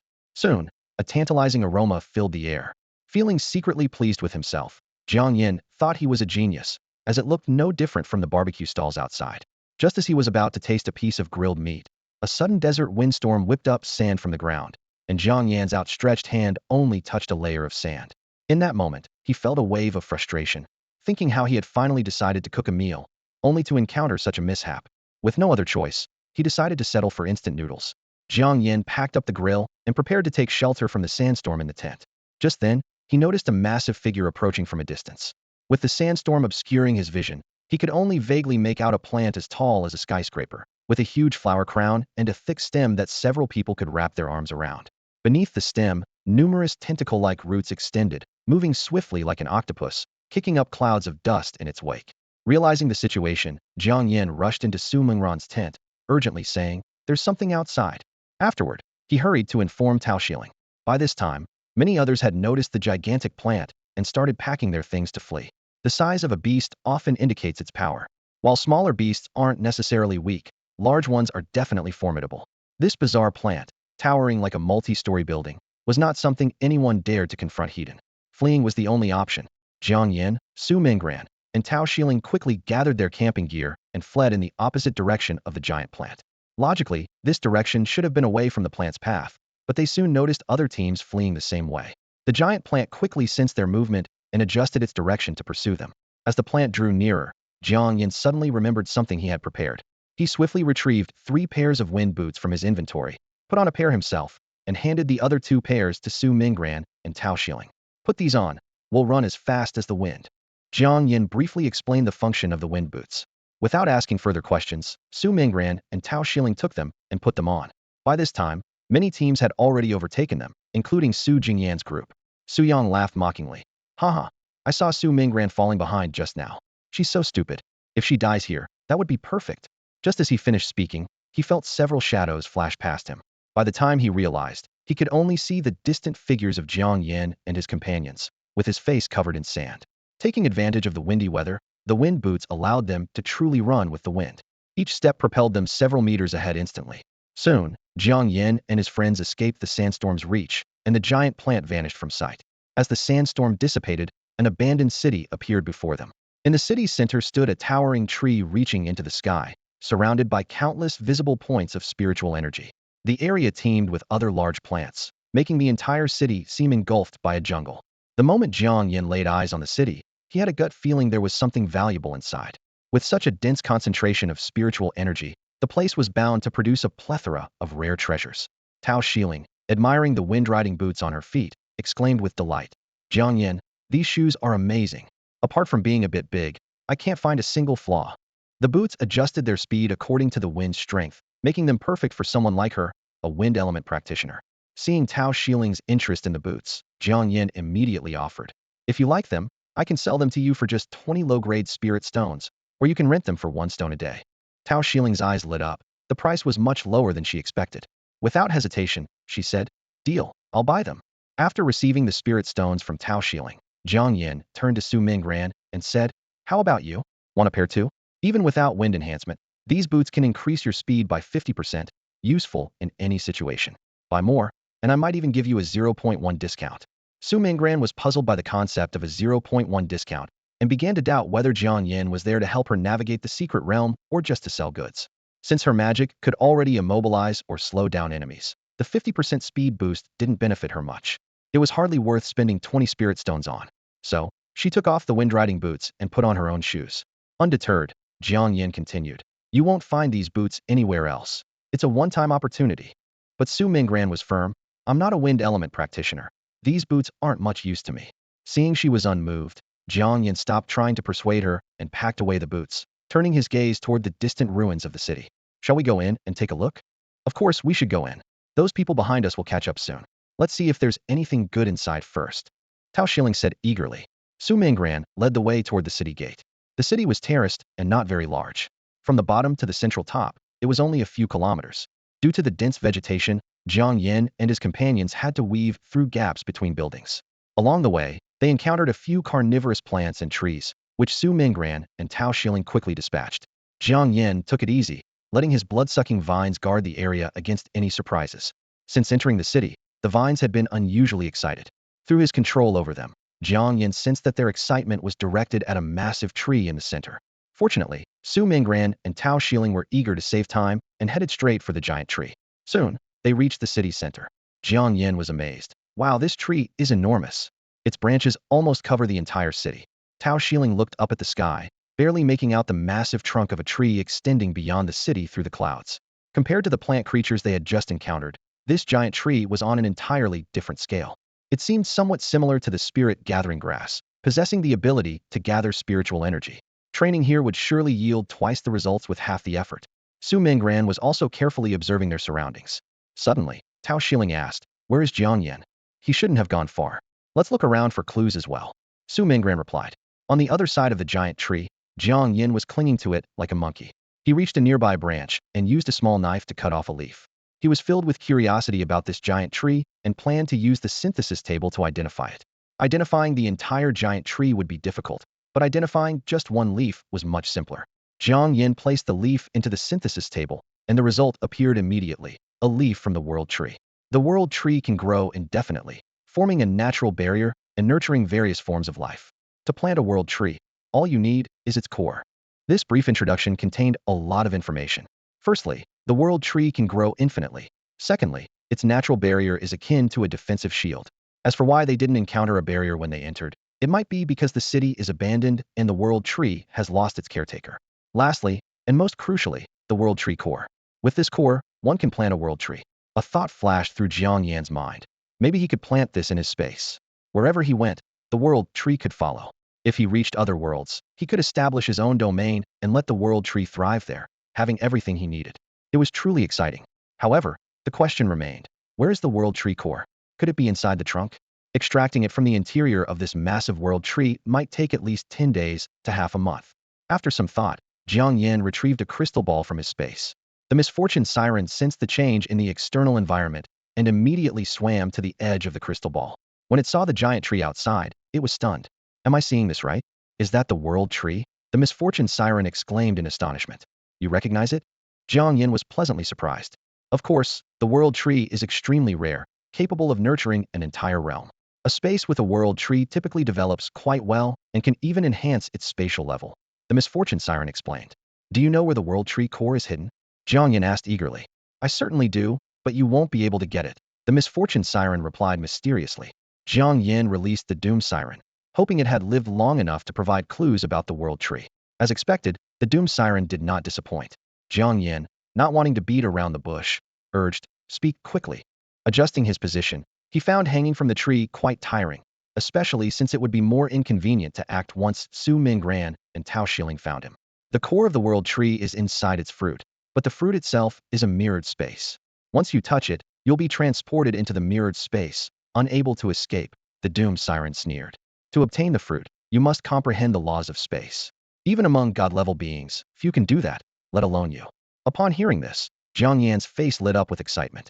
So, as long as I don't touch the world tree's fruit, there won't be a problem, right? He confirmed again. That's correct, the doom siren nodded. But if you don't touch the fruit, how will you take the core? Strictly speaking, the fruit of the world tree is an embodiment of a law itself. To extract the core, you must understand the laws of space. All right, where do I find the world tree's fruit? Jiang Yan asked patiently. The fruit is usually at the top of the canopy. Climbing up there will take some time, the doom siren said, looking at the towering treetop. That's easy, Jiang Yan said, summoning a fourth-tier blood-sucking vine, which immediately slithered out from the shadows and climbed up the world tree. After about 20 meters, the vine coiled its tail around Jiang Yan and pulled him up directly. You can do that? The doom siren watched in surprise. It had expected Jiang Yan to spend half a day climbing to the top, not to use such a method. The blood-sucking vine continued to ascend, rapidly pulling Jiang Yan upward until he reached 1,000 meters above the ground. At this height, he was only halfway up the world tree, entering the area dense with branches and leaves. Brother, be careful. At this height, you'll encounter many companion plants and even creatures, the doom siren warned timely. I've already noticed, Jiang Yan replied, flipping his hand to summon the sea god's order, calling forth shrimp soldiers and crab generals. Clear the path ahead and handle any dangers, he commanded. Although these sea creatures were the lowest tier, their strength was close to that of high-level warriors, making them capable of handling ordinary companion creatures. The shrimp soldiers and crab generals received their orders, quickly brandishing their claws as they scurried up the trunk. With their natural climbing abilities, their sharp claws easily hooked onto branches, leaving their large pincers ready to fend off enemies ideal for this terrain. Sure enough, shortly after they charged ahead, a snake as thick as a barrel fell from above. Jiang Yan glanced down, wondering if such a fall would hit anyone below. However, with the strength of Su Mingran and Tao Xiling, it would be embarrassing if they couldn't handle such a minor issue. Under the giant tree, Su Mingran and Tao Xiling were searching for Jiang Yan, debating whether to climb up the tree to look when a team blocked their path. Su Mingran, we finally caught you. Su Yang wiped the sand off his face, glaring menacingly at Su Mingran. It seems you want more than just the rewards of the secret realm. Su Mingran sneered coldly. Humph. Did you think leaving the Su family would be the end of it? Your identity and lineage mean you shouldn't exist in this world. Su Yang's eyes were full of mockery, and Su Jingyan silently endorsed his words. Then let's get started. Su Mingran showed no fear. Tao Xiling stood firmly beside Su Mingran. You bunch of weaklings, except for Su Jingyan, none of you are worth fighting. If you want to mess with Mingran, ask yourself if you're even qualified. Ridiculous. I don't believe you two can take on the five of us. Su Yang snorted, reaching for the sword at his waist, ready to charge. But suddenly, Su Mingran opened her left hand, and a small, elegant staff appeared out of thin air. You actually have a spirit staff. Su Jingyan's pupils constricted in disbelief. A spirit staff is a coveted item for all spirit masters, capable of amplifying the power of spirit arts tenfold or more, with no upper limit depending on the staff's level. If Su Mingran's staff was high level, they might all meet their end here. You thought I left the Su family empty-handed? Su Mingran's face held a smile, but her tone was icy. I told you, all of you will pay the price. With that, she raised the spirit staff high and whispered, freeze. In an instant, a surge of cold air emanated from Su Mingran, spreading wildly in all directions, automatically avoiding Tao Xiling. Su Jingyan reacted swiftly, immediately shattering a jade token, and in the next second, a transparent barrier appeared, blocking all the frost. Su Yang watched in horror as the surrounding desert turned into a frozen wasteland. Young master, it's a good thing the family head gave you that life-saving jade token. This woman is ruthless enough to actually attempt to kill you, Su Yang said, still shaken. This barrier won't last long, but neither will she. Su Jingyan stated calmly. Exactly, such a large-scale spirit art must consume a great deal of spirit power. Once it's over, Su Mingran will be defenseless. Su Yang grinned maliciously, thinking to himself that he would make this stubborn girl regret it today. Just then, a shadow suddenly descended from above. Su Jingyan and the others looked up to see a giant snake, tens of meters long, plummeting towards them. The crucial issue was that they were inside the barrier, leaving them no room to escape. At that moment, only two words echoed in their minds. It's over. Boom. With a thunderous crash, the massive body of the serpent hit the ground. Su Yang and the others, hiding within the barrier, didn't even have time to scream before they were buried under the serpent's corpse. Su Mingran and Tao Xiling were stunned by the scene, unsure whether to feel relief or shock, but it certainly solved their problem. Su Mingran put away her spirit staff, and as the frost dissipated, Tao Xiling stepped forward to investigate, only to find no trace of the survivors beneath the serpent's body. Clearly, those who survived had a faint breath left and had been transported out of the secret realm. Tao Xiling turned back and remarked that they were lucky. Su Mingran sat down cross-legged, took out two low-grade spirit stones, and said, I'll restore my spiritual power first. Please keep watch. Tao Xiling nodded in agreement. Not far away, Su Jingyan, pale-faced, emerged from the corner of the ruins, unexpectedly coming face to face with Su Mingran. He didn't even have the chance to act before losing two life-saving trump cards. He had intended to deal with Su Mingran in the secret realm, but almost lost his life instead. It seems Su Mingran's strength far exceeded his expectations, and the more so, the more he couldn't afford to let her develop further, as she posed a definite threat to the Su family. Meanwhile, Jiang Yan continued to climb towards the treetop, but his pace noticeably slowed. The shrimp soldiers and crab generals occasionally dealt with a companion creature, and the corpses of various plants and animals constantly fell like rain.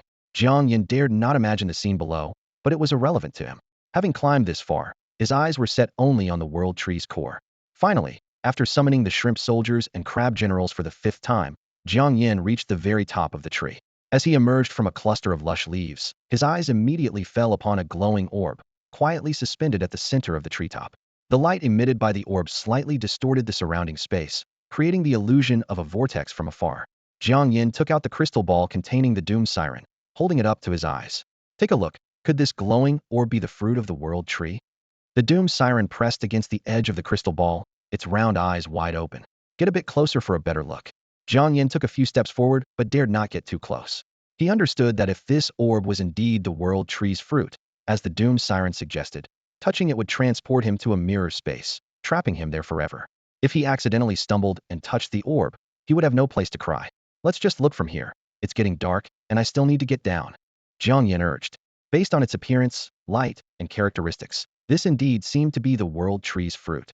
However, I must advise you, until you've grasped the laws of space, it's best not to touch it, or at least release me before you do.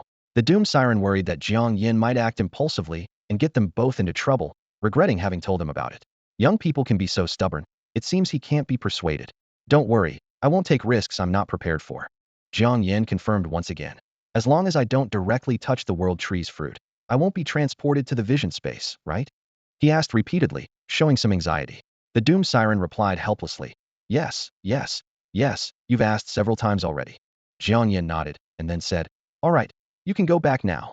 With that, he put the doom siren back into the spatial artifact and opened the universal synthesis table. At this point, he could already place the world tree's fruit into the decomposition or synthesis slot. He thought to himself that using the decomposition slot was more appropriate for now. Jiang Yan took a deep breath, his gaze fixed on the bead in front of him, and then he placed it into the decomposition slot. The next second, the system prompted, do you want to decompose the world tree fruit? He chose, yes, without hesitation. Success. Jiang Yan clenched his fist in excitement. Not only did he successfully decompose it, but he also discovered an unexpected gain.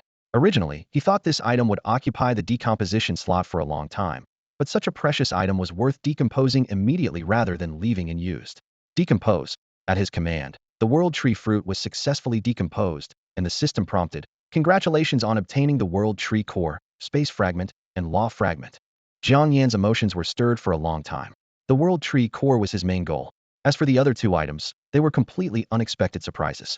Starting with the space fragment, even though it was incomplete, it could be used to upgrade the spatial artifact. Such high-grade materials could significantly increase the space of the artifact. What thrilled Jiang Yan the most was that the world tree fruit had also yielded a law fragment.